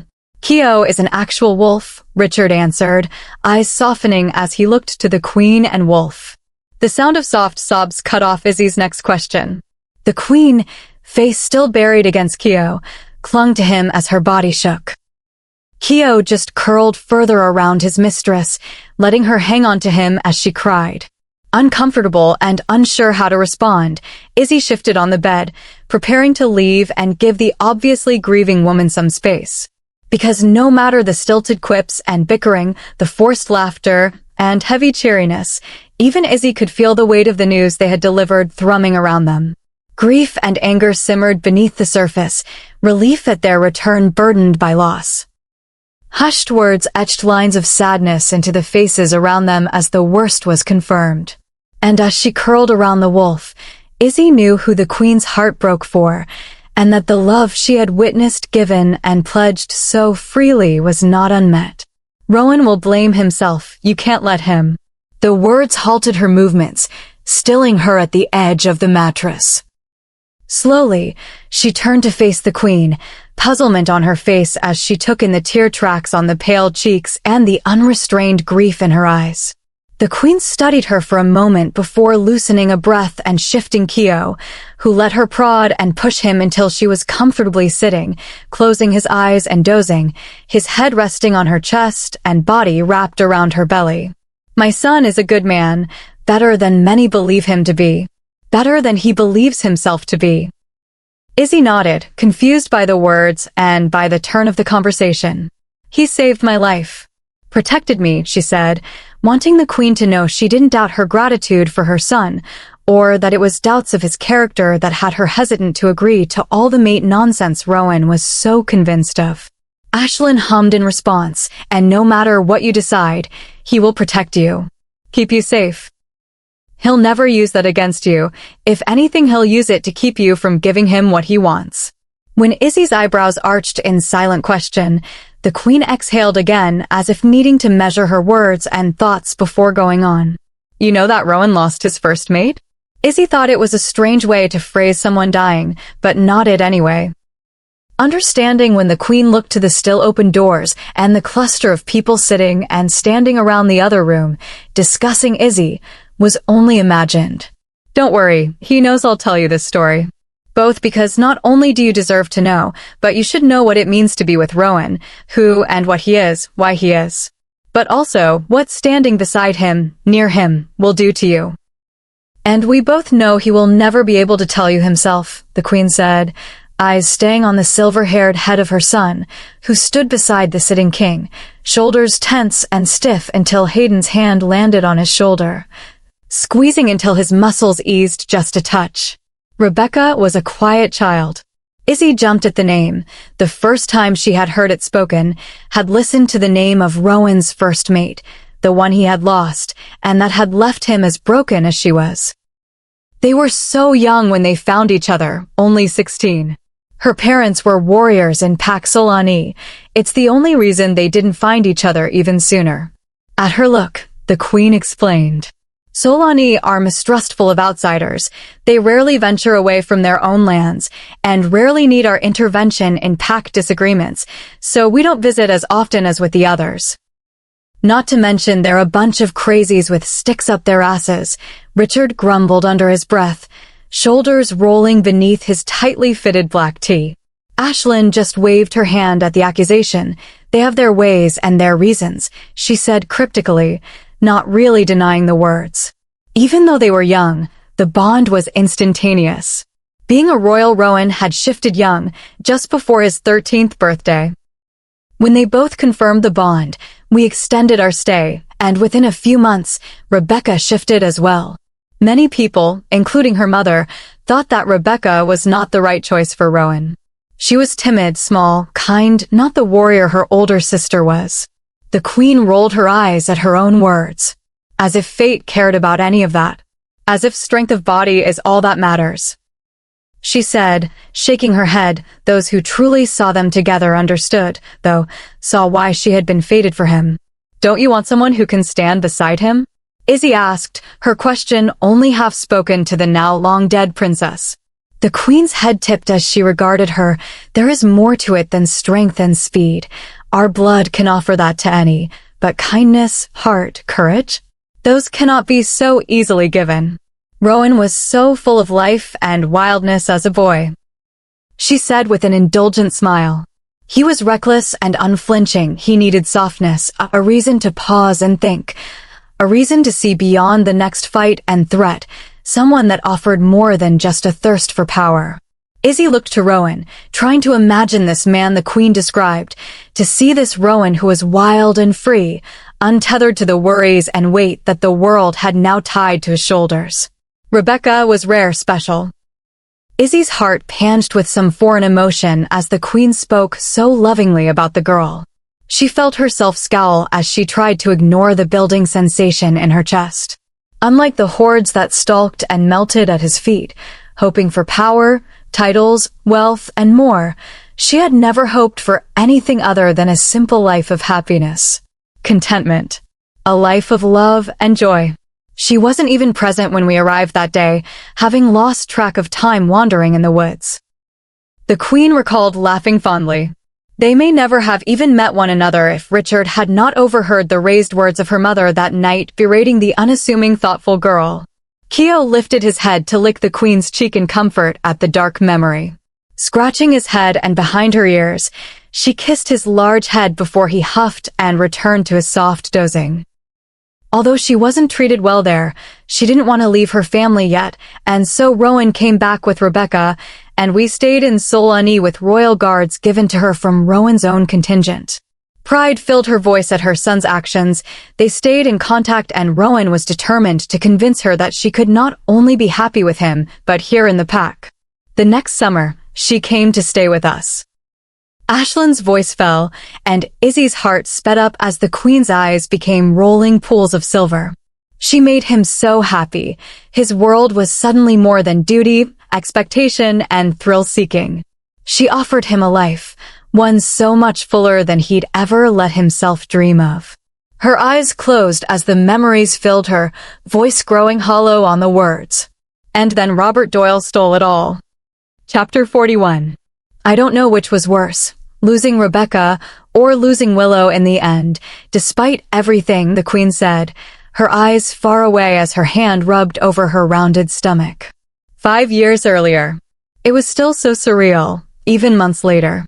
Stepping outside and not being met by the dense, thick forests of her packlands, but the barren and harsh tundra of the north, she didn't know if she'd ever get truly used to it. She had never before traveled from her homeland, and the day-long drive to Silver Blood territory had been a nauseating mix of thrill and terror. She had nearly burst into tears at the sight of the royals waiting for her as they pulled up to the house. So elegant and sure of themselves, standing so confidently, unwavering beacons of power and strength. She had felt like a mouse, an imposter, and a fraud as she had stepped from the car. Her heart was hammering against her ribs, and her hands were shaking as she slid into a low bow. She knew they could scent the fear on her. She held her breath, head bent as she had waited for them to finally realize who she was, what she was, and send her back. The whole trip, she had played the words classmates, packmates, and even her family over and over in her head. Her fear and embarrassment mounted with each mile they traveled, with each minute that brought her closer to the mate that could not possibly be hers. It's just a mistake. They'll realize, and I can go home. Here, away from the pack, they'll see how much I don't fit. Her face was blank as she tried to ready herself for the rejection, for the explanation they would offer to placate the wounds and pain, the excuses they would make to ease their own guilt at getting out of what was obviously a giant blunder. Holding her breath, not able to meet their eyes, she waited. But then the prince's grinning face was coming towards her, his eyes shining with nothing but happiness and relief.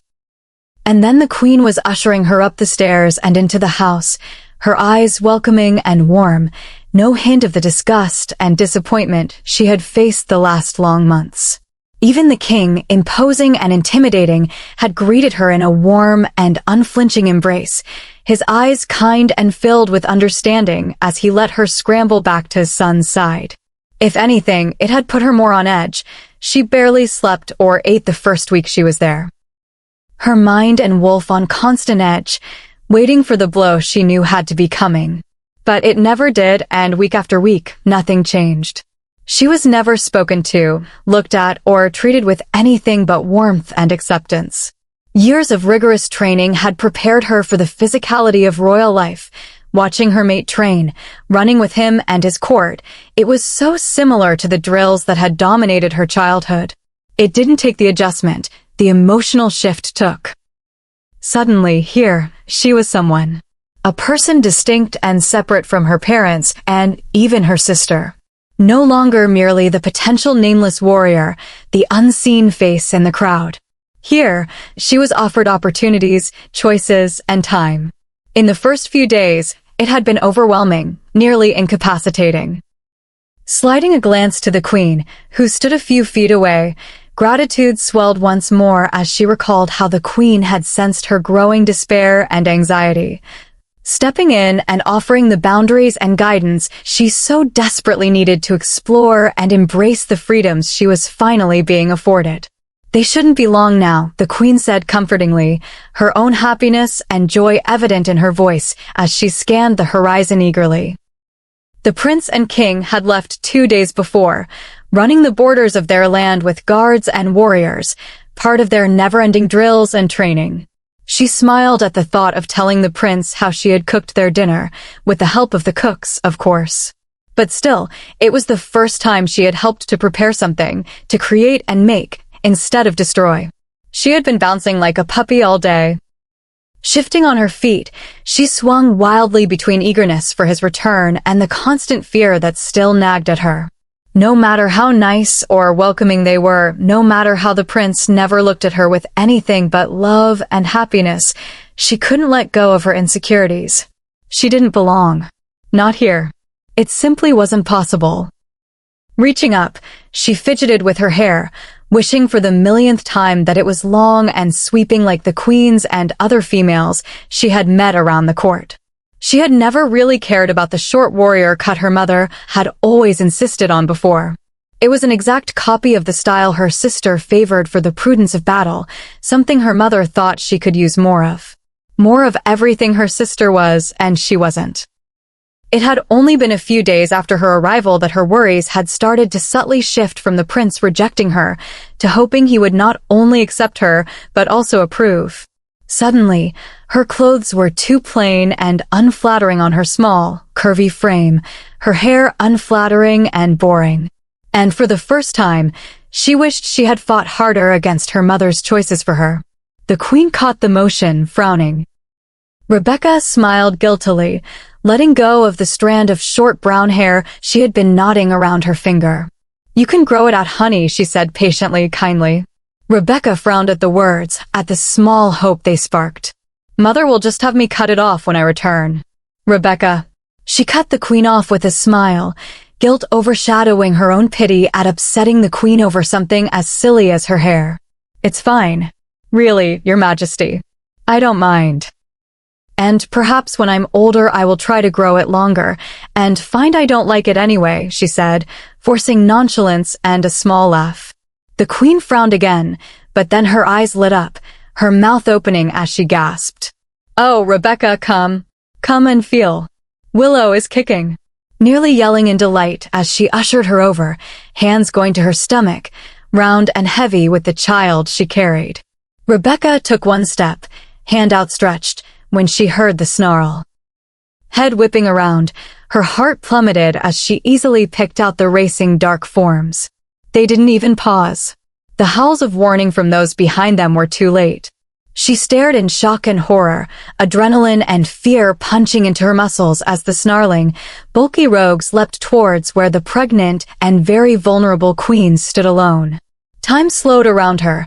She watched in slow, dragging seconds, everything too fast and too slow all at once. The queen's body, slowed and sluggish, turned towards the threat, her hands, useless against claws and teeth, wrapped around her stomach, genuine fear filling her bright silver eyes. Rebecca felt as the queen's wolf pushed forward, desperately trying to force the shift, but pregnancy made it difficult. This late in her term, it was nearly impossible. The guards were too far away, their weapons useless with the two of them in the center of the fray. Their shouting and growls not penetrating the bubble her mind had thrown up as she stood watching the unthinkable unfold. The rogues didn't even bother with her, not a single one headed for her, and the few that had glanced her way dismissed her presence easily. Her small size and baggy clothes gave the impression of a non-threatening, childlike and innocent, nothing worthy of their limited time. Almost half a dozen had broken the southern border of the main property. Rebecca knew that if that many had made it this far and deep, then the attack had to have been massive and calculated. Most had split off, racing to cut off any attempt to aid or defend the queen, meeting the rushing guards head-on with snapping jaws. Snarls and growls filled the air, fights erupting as each side aimed for death over and over. It filled the air, the screams and shouts, but all she could hear was the warmth and acceptance of the queen's words. The understanding and softness that had suddenly replaced the anger and coldness she had always known. All she could see was the world of love and joy that shone on the horizon because of her, only because of her. She acted before she could doubt herself. Before she could second-guess what she was doing. She didn't have time for doubt or fear. She had to be good enough, strong enough, fast enough. Just this once. She shifted mid-leap, something that would have made even her own mother finally proud. Every ounce of will and strength she had was pushed into her legs, into reaching the queen before the wolf whose canines were open and hurtling for her throat did. It hurt. The teeth and claws that bit into fur and flesh, that tore into her unprotected belly and throat. Hers and not the queen's. That was all she could focus on. She knew if she was hurting, if her body was falling, then she had been fast enough. Not to attack. No. Even with her training, she was too small, too weak, too late to attack, to defend. Her only hope was that she was enough to buy a reprieve, a moment for others to make it to them. Others who could fight. Crashing to the ground, suddenly the sound rushed back in, punching into her eardrums and exploding against her skull. The scream of pain ripped at her heart. It pulled at her very soul, her very being. Something so deep and primal, so very pure at the essence of who and what she was, pushed her to answer it, to rise to its call. Her eyelids were so heavy and slow to open reluctantly, she was suddenly so tired. Her head rolled to the side, and she spotted the blood first. So much blood. Too much blood. She cried out, a brutal gurgling sound from her mangled throat and snout at the sight. She had failed. The queen lay on the grass, silver hair fanned around her, blood coating her skin as she desperately held onto the gash that dug deeply into her abdomen. Her view was cut off as massive wolves descended upon them. Fights erupted as the guardians and warriors at last arrived. But they were too late. They were all too late. Rebecca's eyes closed. She didn't even have the strength to open them as twin howls of agony and anger split the world around them. The ground shook under her broken body, but she didn't have the strength to wonder at it. She had tried and failed. It was the only thing that kept her from the oblivion tugging at her, the weight that pressed so heavily on her mind.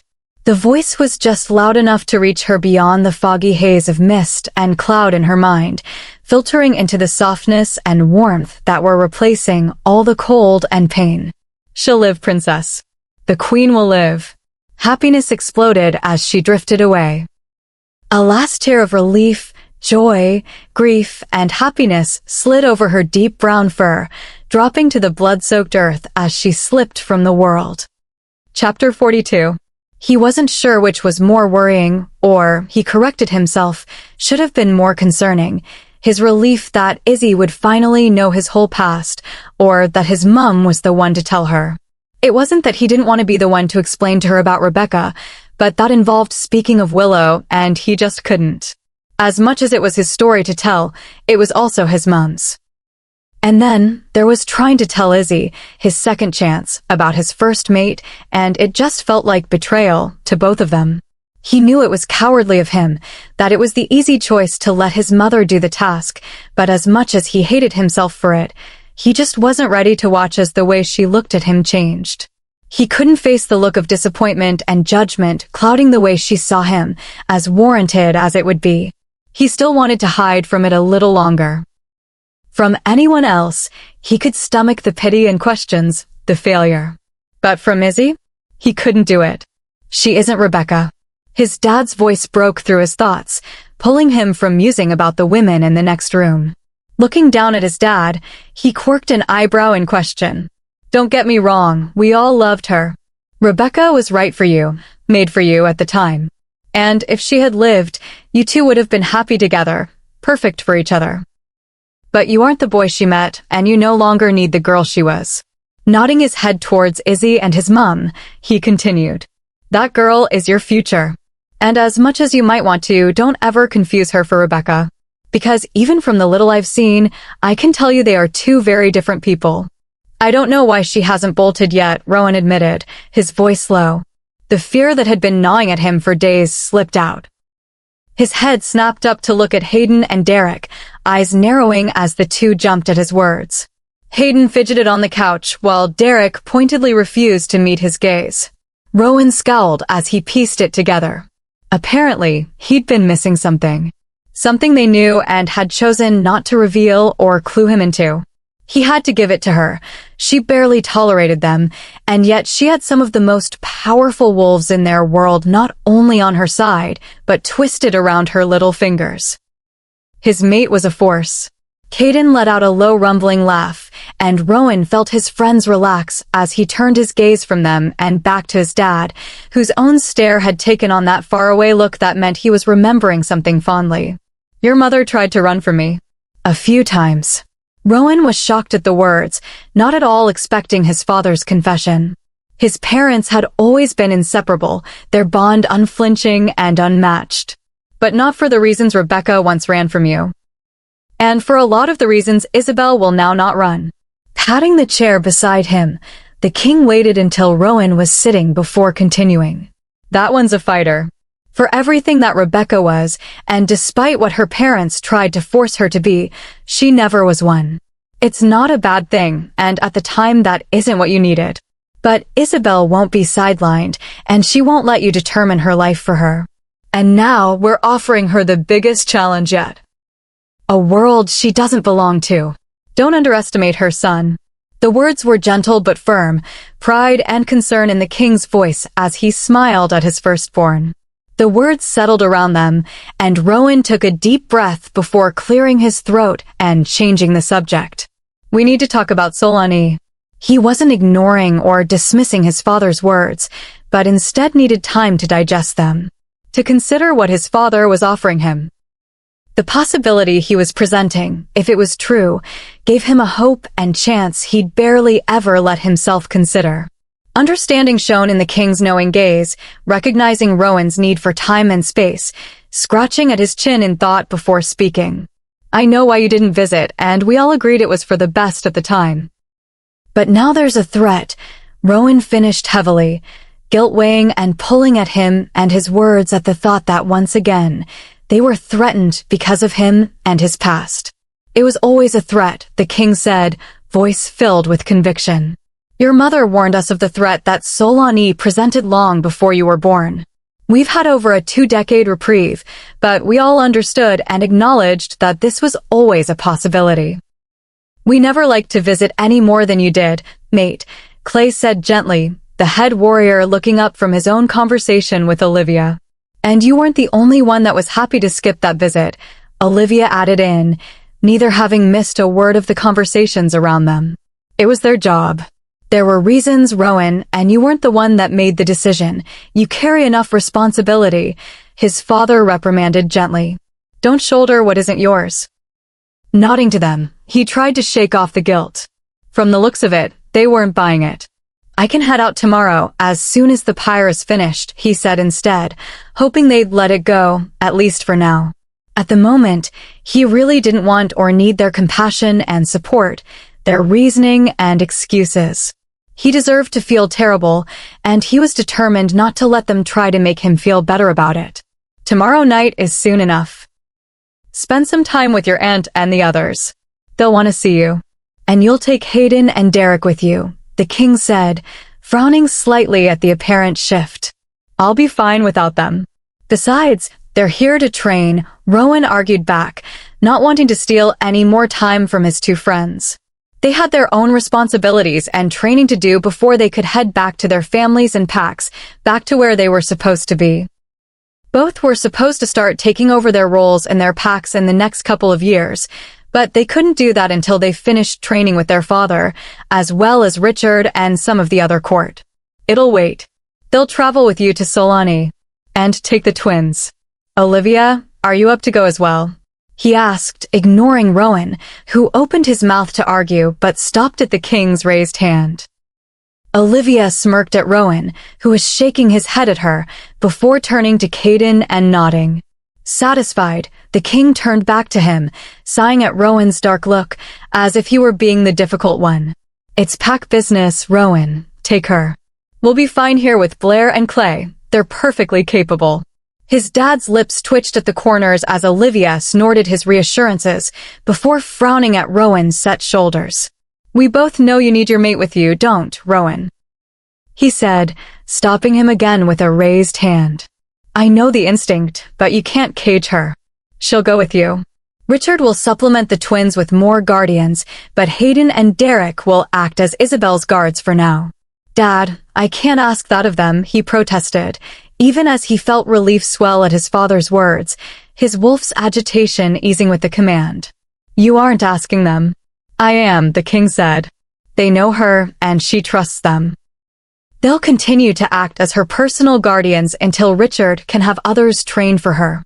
And if you think they'd have it any other way, then you don't know them as well as I thought. Turning to the two, Rowan was met with matching challenging stares from both males. Exhaling, he nodded, gratitude at his cousin and friend flowing over the link. He would have tried to hide it, but he wouldn't have been able to truly trust Izzy's safety to anyone but those in this room, and they knew it as much as his dad did. So, to Mordor then, Hayden said darkly. They won't talk easily, especially to me, Rowan said, ignoring his cousin, who began to hum the death march under his breath. You'll just have to make them, the king said almost regretfully. For what, though, Rowan wasn't wholly sure. Regret for what he was asking of him, what was going to come, or the path they were being forced down. Perhaps it was some combination of all three. We've let them continue on in their ways for all these years, but now it's time to take back what is rightfully ours. Their guard was only as good as their anonymity. But if Doyle knows of them now, then we can't take the chance. The rumors could be a ruse to get us to lead him to it, Blair said, piping up from his father's other side. It's a possibility, and we'll have to be prepared that it's a trap. But your mother isn't going to give in to his demands, even if I wanted her to, so an attack is coming either way, and we can't risk that happening with it falling into his hands. Better we confirm its existence than let him discover it on his own. The king's words were thoughtful and careful. The decision was anything but rash. Every step was carefully weighed and considered. They had tried to find any other way, but in the end, it was the only choice they had. The best we can do is recover it and find a way to destroy it. If that's even possible, Richard said thoughtfully. He had fallen silent after arguing Hayden out of a harebrained plan to try and confront the rogues head-on.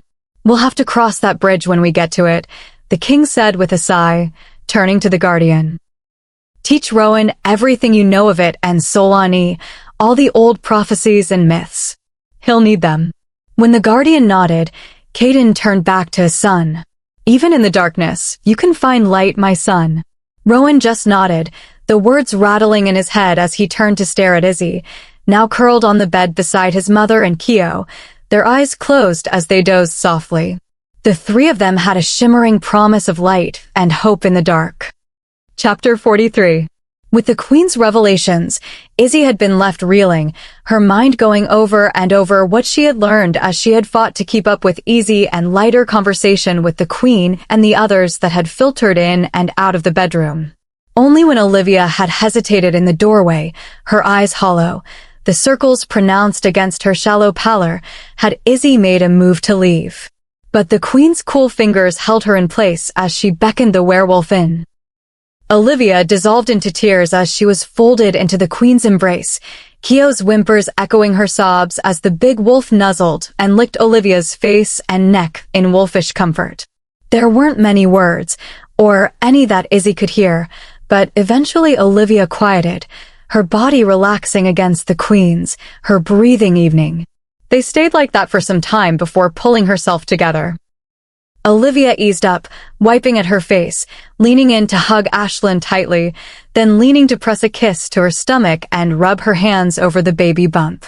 Looking up and meeting Izzy's gaze, she said, "You can't let him blame himself." It was the exact words that had been whispered over and over to her, a promise that each of them had wrangled from her, not to let the stubborn silver-haired prince blame himself for Austin's death.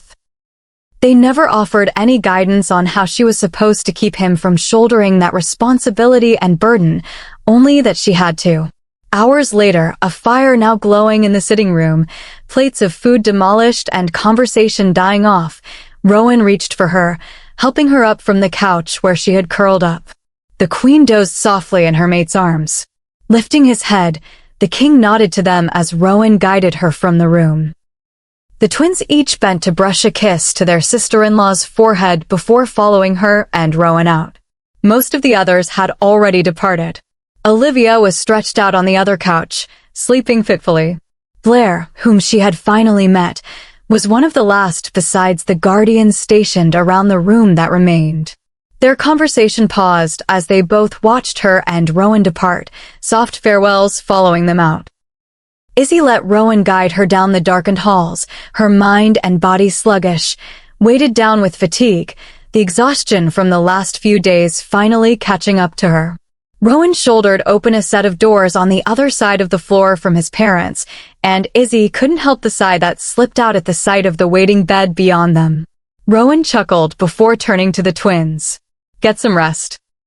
When it was apparent they were going to protest the order, Rowan continued, "I'm sure Richard will send someone. Go. Sleep." This time, he left no room for argument, and though they both slid no-so-subtle glances at her, worry creasing their brows, they nodded. Satisfied, Rowan ushered them inside, closing the doors on the twins' backs. At her pointed look, he shrugged. "They'll stay until whichever guardians Richard has sent arrive."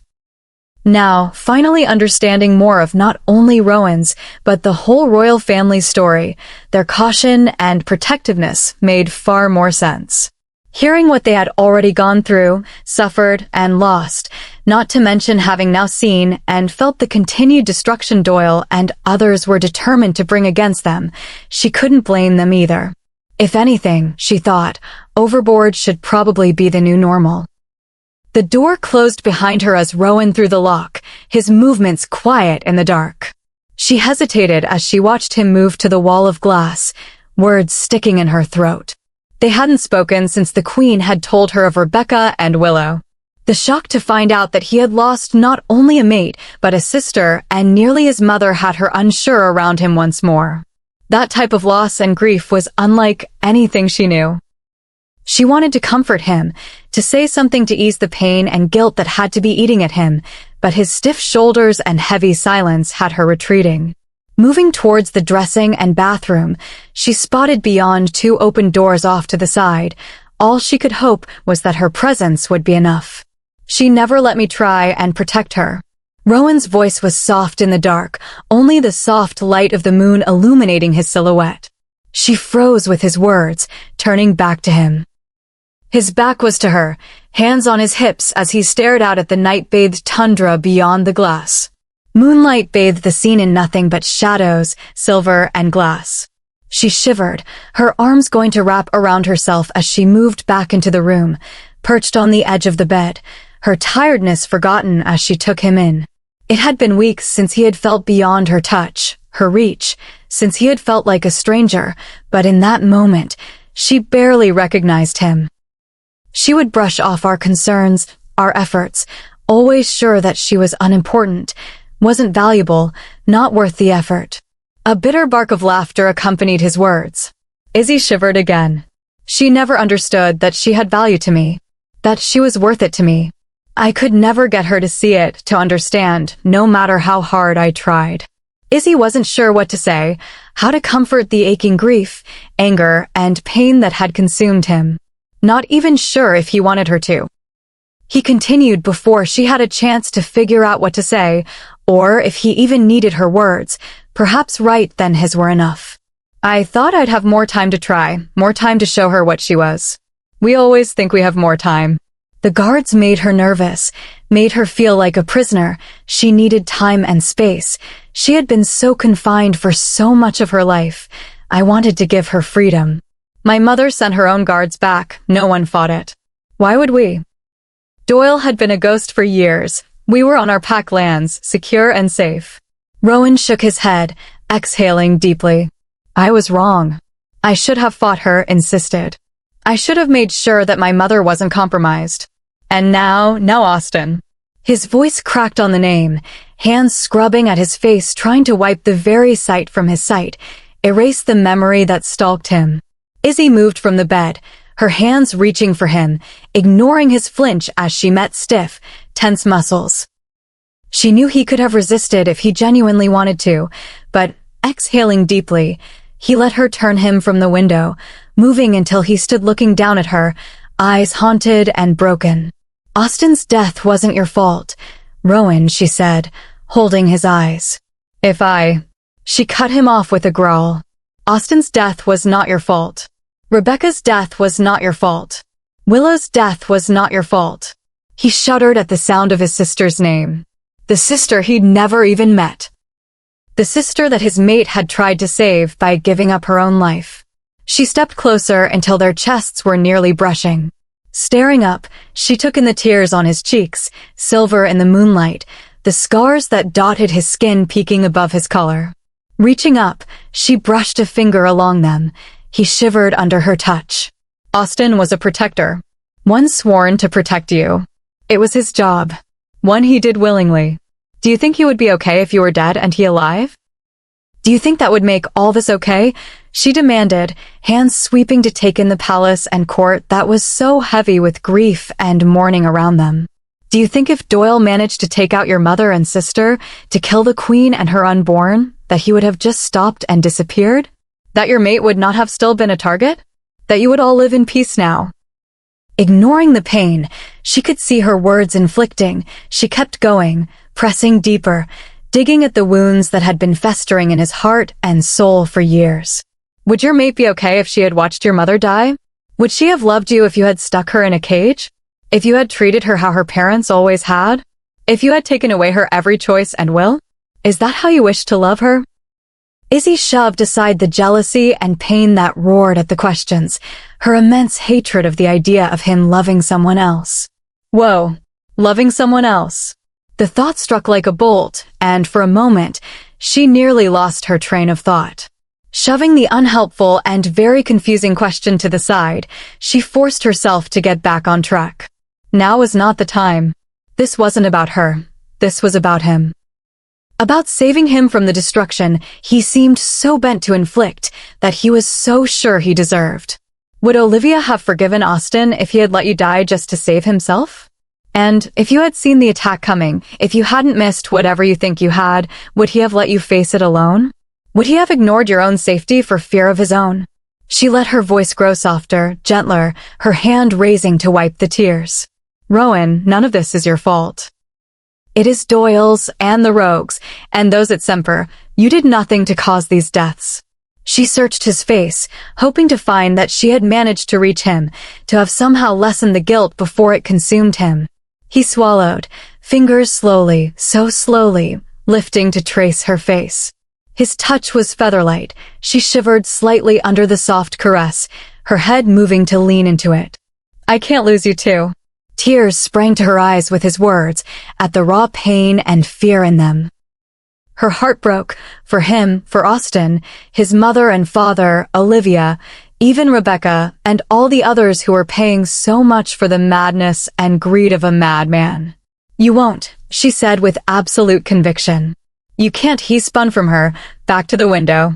She was cold without his nearness, her warmth now so connected to him.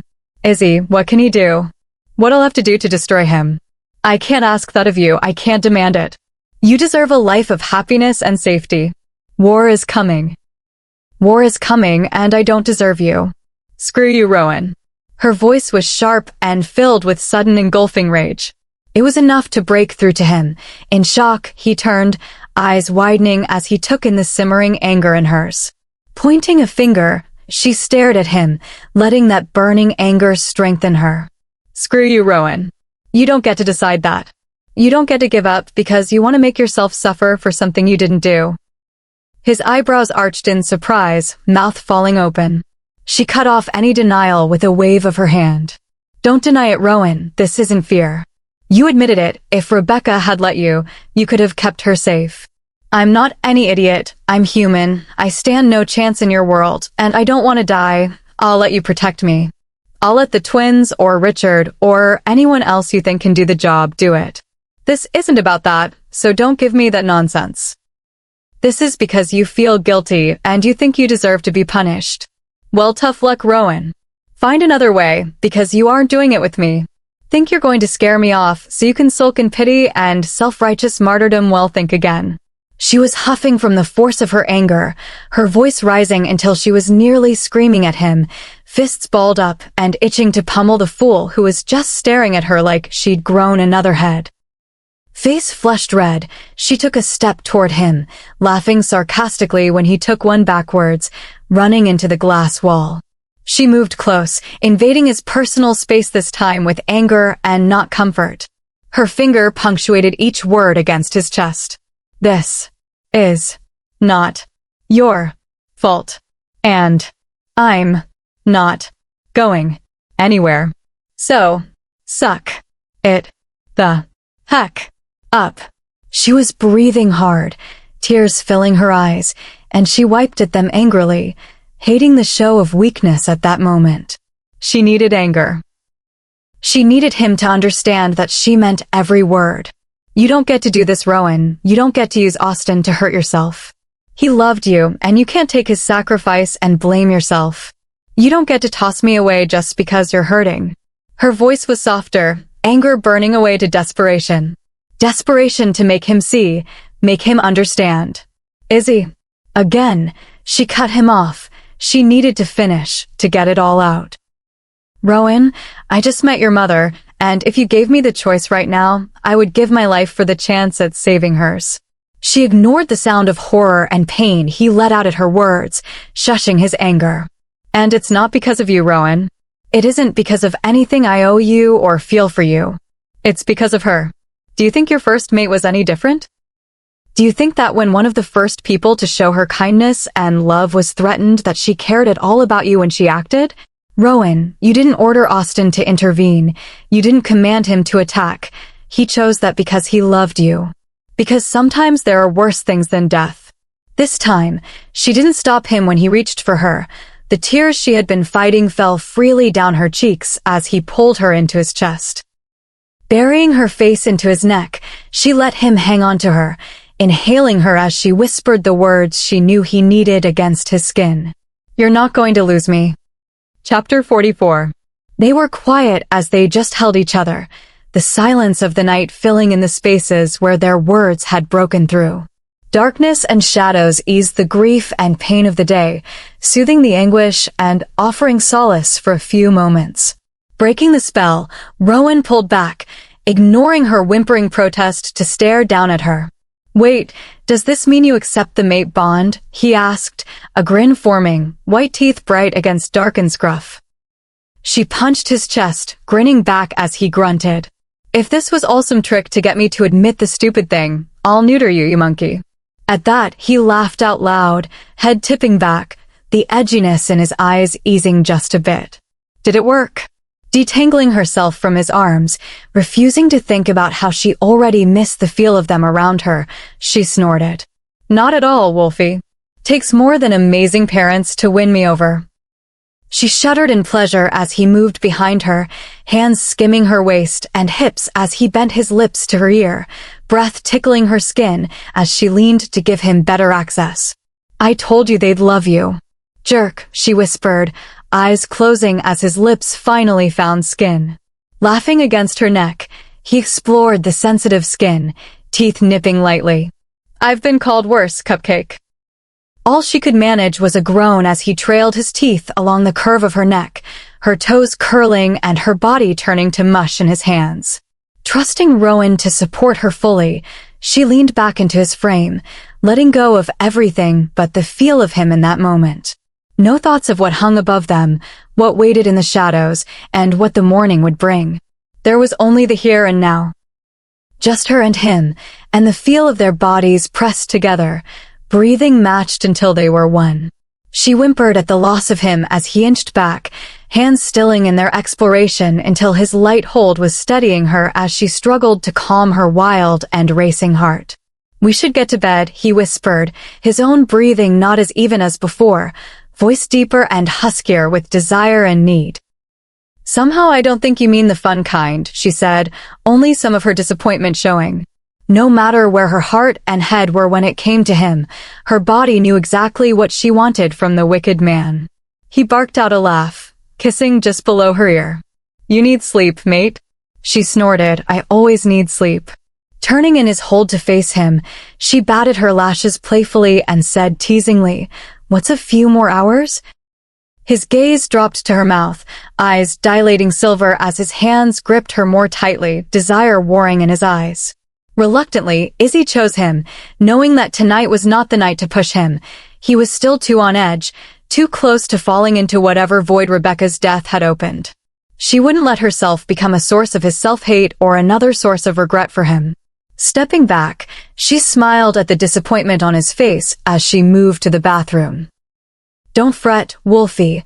One day I'll let you compete to be my best, she said with a wink, spinning and laughing at his thunderous growl, slamming the door and throwing the lock just as his fists landed against it, shaking it in its frame. That's not funny, Izzy. He fumed through the door, still growling. She could hear him pacing as she jumped in the shower, needing to remove the feel of grime and dirt before she could really relax. Only when she was brushing her teeth did she open the door to his insistent knocking, laughing at his dark look as he grumbled and growled his way past her into the bathroom. Not funny. I think I'm hilarious. Thank you very much, she sang sweetly as he growled again. Yeah, laugh it up, Chuckles, he said. And then it was her turn to jump as he pulled his shirt up and off in one quick movement, offering her a view that knocked the wind from her lungs. She'd seen him before, but now? Knowing what she did, or at least what he said about them, that he was hers? That she was allowed to stare and soak him up as much as she wanted, no shame or guilt required, it was so much better. Looking over his shoulder at her, he winked before his hands moved to the waist of his black jeans. Spinning away, she faced her beet-red reflection in the mirror as he laughed behind her. The sound of the material against her skin had her hairline on fire and her toes curling as she clung to the sink. Biting her lip, she forced herself not to turn around, instead meeting Rowan's eyes through the mirror, cursing the amusement and wicked delight that shone back at her. Imbecile, she said, cursing again as her eyes dipped to his chest and her heart stuttered. You started it, sunshine. Don't pout just because I'm better, he said, a crooked smirk on his face as his eyes ran over her hungrily. For a split second, she considered turning around and answering the question that shone so clearly in his eyes, to match that hunger that shone with one of her own. But in a last moment of sanity, she grabbed her hairbrush, chucking it at him as she fled the bathroom, diving under the covers and muttering curses the whole time he showered. With the door open. And very unnecessary and vivid commentary. "You're a twadbuckle," she snarled as he came out of the bathroom, steam curling around him, towel hung low on narrow hips.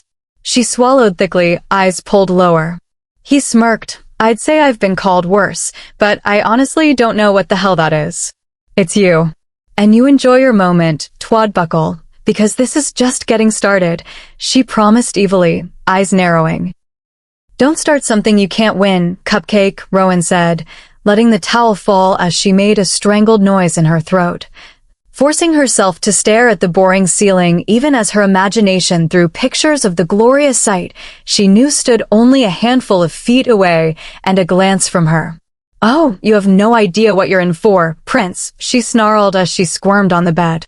Mind not cooperating as she continued to fantasize about exactly what the said prince looked like. The bed dipped with his weight, and she didn't fight as his arms snaked around her waist, pulling her across the sea of white duvet and pillows and into his bare and far too sculpted chest. "Is it war then, sunshine?" he whispered, cuddling her into him, breath softening as she relaxed into his hold, nuzzling closer. Chuckling when he jumped as she pressed her cold feet to his legs, she mumbled into his chest, "Oh, it's war, princeling, and by the end I'll have you groveling on your knees for mercy, so be warned." Yawning, she pressed her cold nose to his neck, relaxing under his touch and scent. His chest rumbled under her as he choked out a laugh, still chuckling lowly. His arms tightened around her, snuggling her even closer. Sighing with contentment, she let her eyelids close, feeling herself slip into consciousness as he pressed a kiss to her temple, his breath stirring her hair as he muttered, "I look forward to it, cupcake." Chapter 45. Stretching, Izzy smiled as she opened her eyes, only to meet Rowan's clear gray ones just above her. "Morning, cupcake." "I really hate when you watch me sleep," she yawned, stretching out like a cat and purring in ecstasy. "It's creepy." "It isn't creepy," Rowan protested snottily. "It's romantic."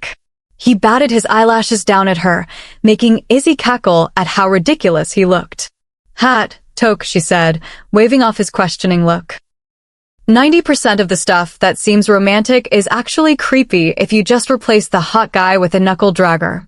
The words barely left her mouth before she was being suffocated, Rowan's body caging her in, pinning hers against the bed as he let out a deep growl, chest rumbling above her. "Oi, wolf boy. Chill," she barked, whacking at his chest, both of which he ignored. "Of course." His eyes were molten silver. Realizing she was going to have to ride out the wave, Izzy slumped back against the sheets, letting Rowan scan the room before easing back from her. His body was tenser than a minute ago, the hand that had moved under the thick duvet remaining possessively on her hip. Rough fingers brushed softly over the bare slip of skin where her shirt had ridden up, raising goosebumps. Her previous complaints about his overbearingness evaporated in a sudden and intense burst of flames. "Well, thank you for that image," he muttered sarcastically down at her, eyes only partially settled into their more normal gray. "And for ruining my golden mate moment there, sunshine." Izzy snorted. "You think creepily staring at me and watching me drool is a golden moment? I think taking in your majestic beauty while you slumber unaware, waiting to throw myself at any potential danger that should happen upon you, is not only romantic and golden, but also pretty hot," Rowan argued, scowling when she laughed at him.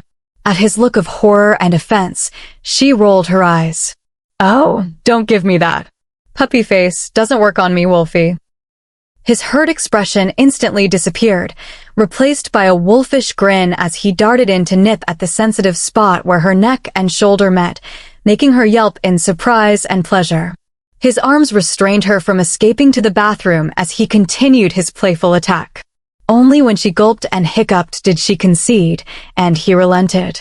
He hovered over her, hands on either side of her head as dark silver hair fell across his forehead. "You have something to say, sunshine?" He prodded innocently. Sticking out her tongue at him, she let out another squeal as his teeth grazed her earlobe. Okay, she huffed, trying to catch her breath. He stilled on top of her, still close enough that each breath tickled her skin, her heart ricocheting around her chest at each flutter of hair. Her body turned to mush as the tip of his tongue dragged along the curve of her ear.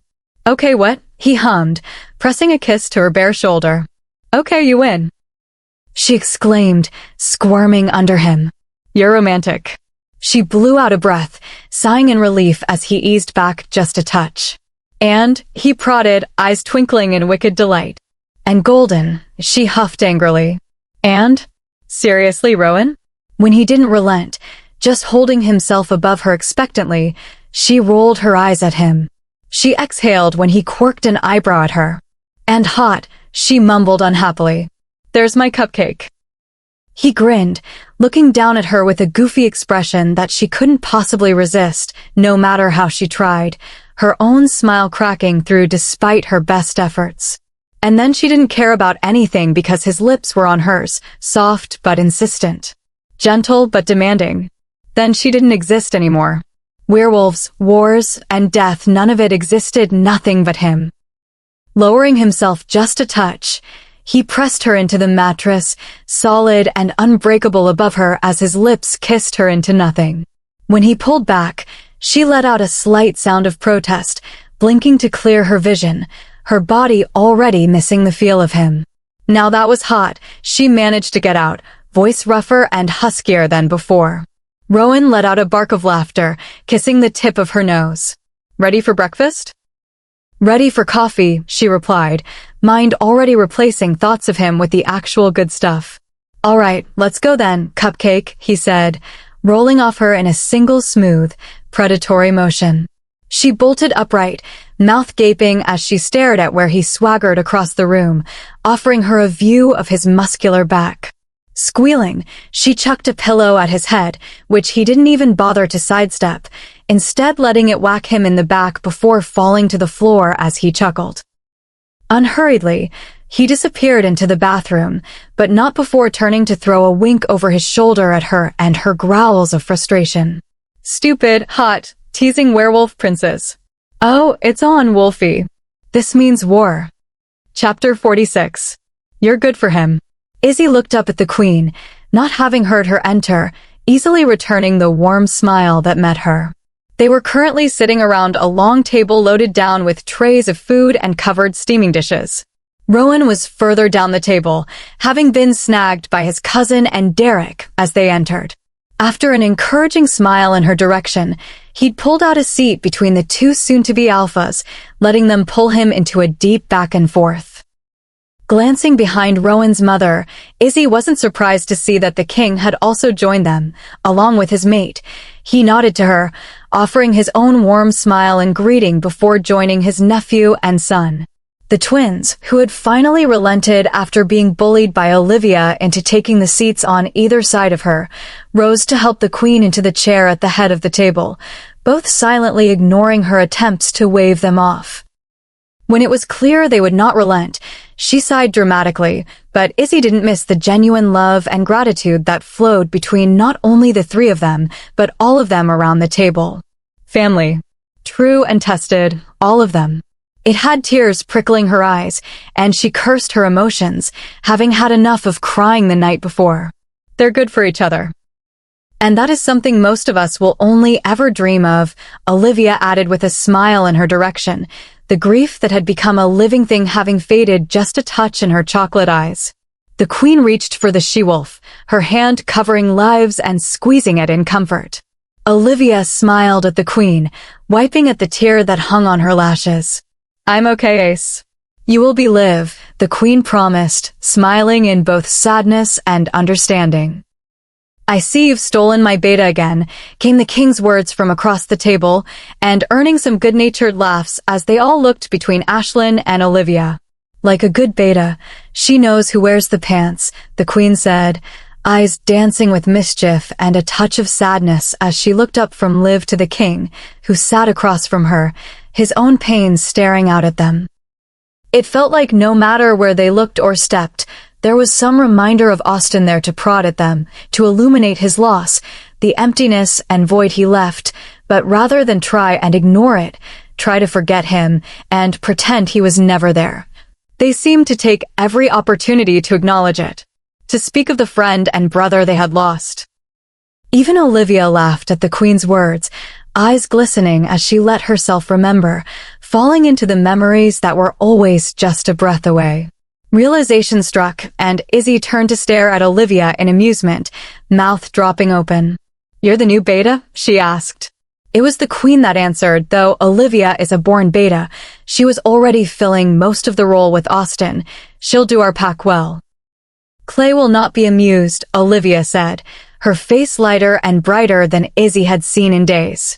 "Clay's never amused," Blair said from beside her, the two sharing a conspiratorial look. "Why would Clay care?" Rowan asked, having also missed whatever had amused the others so much. Hayden and Derek wore matching expressions of confusion as they looked around at the others. "Because Clay is a lazy ass." Liv becoming Beta means he'll have to head the runners and her network of informants, as well as his other duties, until they can find a replacement. "He hates dealing with her spies," a new female voice answered from the doorway, a dark humor turning her light voice wicked with glee. "Sierra." "Mom." The cries of excitement erupted from around the table as wolves rose and rushed to greet the newcomer. Izzy watched, amused, as the Queen moved with a speed and agility that she didn't think she was capable of, towards the small, dark-haired woman who was laughing and smirking at their surprise. Blair and Derek managed to get to her first, but she sidestepped them with gentle touches to their shoulders, even ignoring Ashlyn, as the small woman moved to Olivia, who had remained sitting in her chair. Reaching for her, the woman pulled her into a tight embrace, whispering lowly to her as Olivia let herself relax into her for a minute before pulling back and brushing at her cheeks. When Olivia nodded, the woman let her go with a final quick hug before turning to Ashlyn with a watery smile, pulling her into a hug despite the belly between them. The two held onto each other for a few quiet seconds before Sierra pulled back, reaching down and pressing a kiss to her stomach. "I can't believe how big you are," she squealed as she patted the Queen's belly. The Queen just laughed, running her hands over her stomach and grinning at the woman. "Hi, Mom. Nice to see you too. I've missed you as well. I know you must be so happy to finally see your favorite son after these long, lonely months apart," Hayden said from beside them, crossing his arms and pouting, his voice sarcastic. Izzy almost laughed at his face. "You only think you're my favorite son," came his mom's response without turning from Ashlyn. "Ouch, Mom. That one really hurt. You're lucky I know how awesome I am. Also, I'm an only child," Hayden said, moving towards a man that Izzy had missed coming in behind Sierra, only noticing him as Hayden embraced the man. "What up, Dad?" he said to the man who repaid it with an equally warm one. "Don't egg your mom on Hayden, or she'll start talking about replacing you." Again, the man chuckled, eyes cutting to his mate before looking his son over proudly. Hayden laughed, unworried or affected by the advice. "You know you can't replace me. You guys hit it out of the park on the first shot.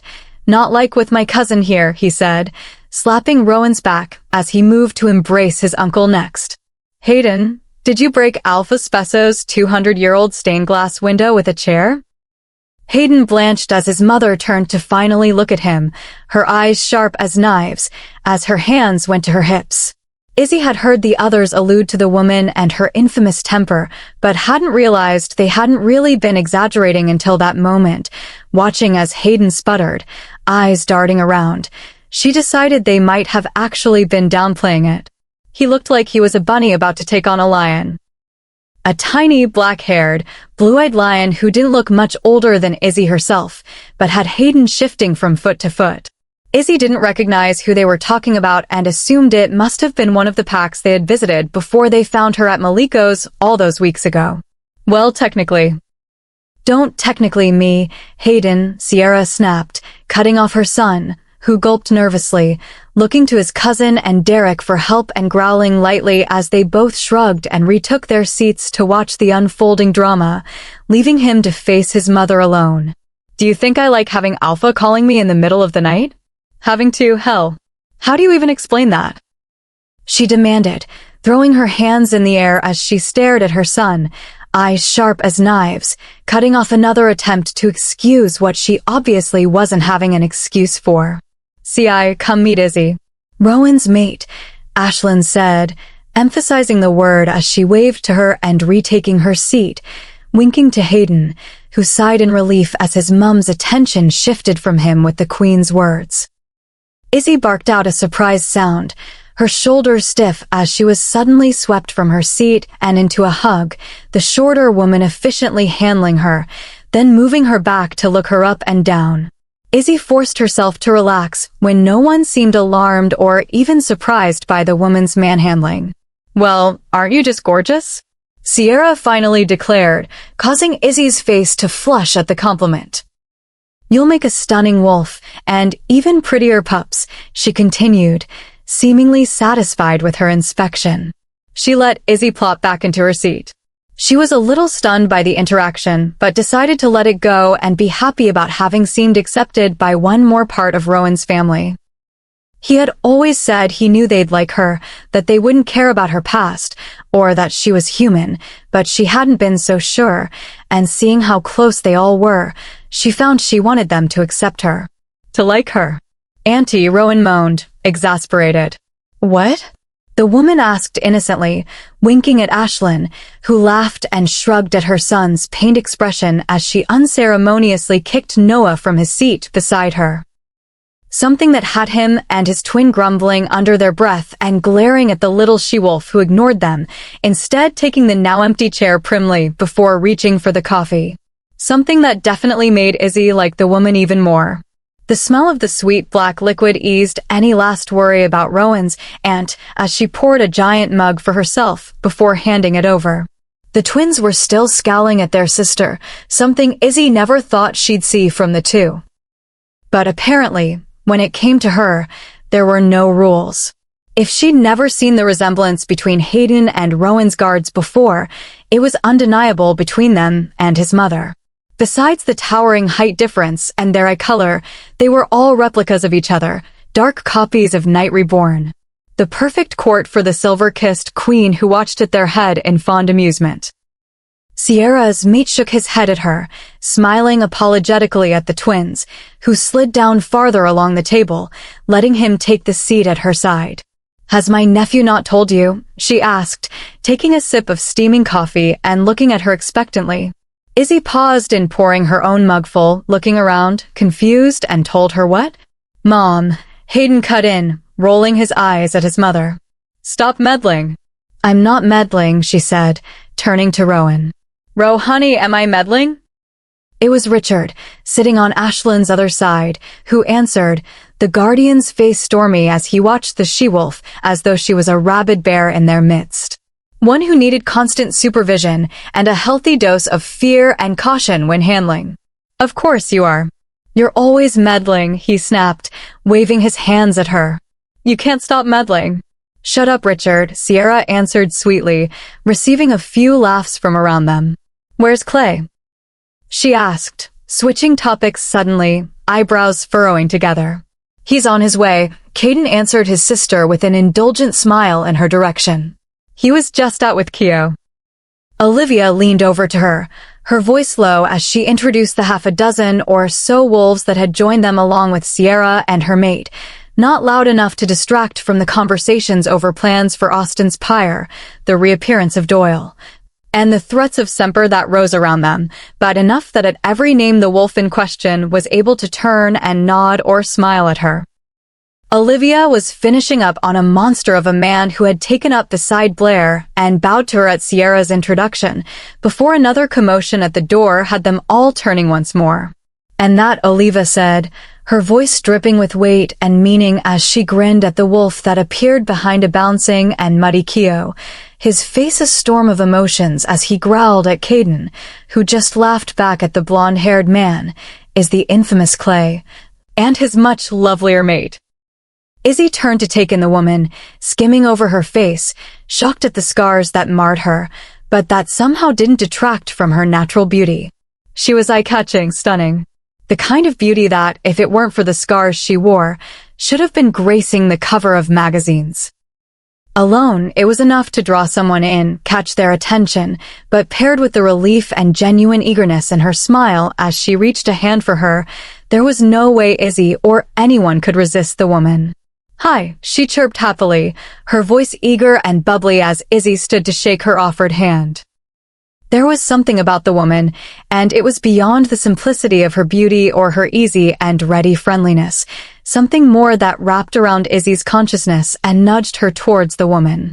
That drew her in and made her want to sigh in relief, easing any lingering feelings of not belonging, and urged her to let down her guard. "I'm so glad to finally meet you. I'm Clayton's mate,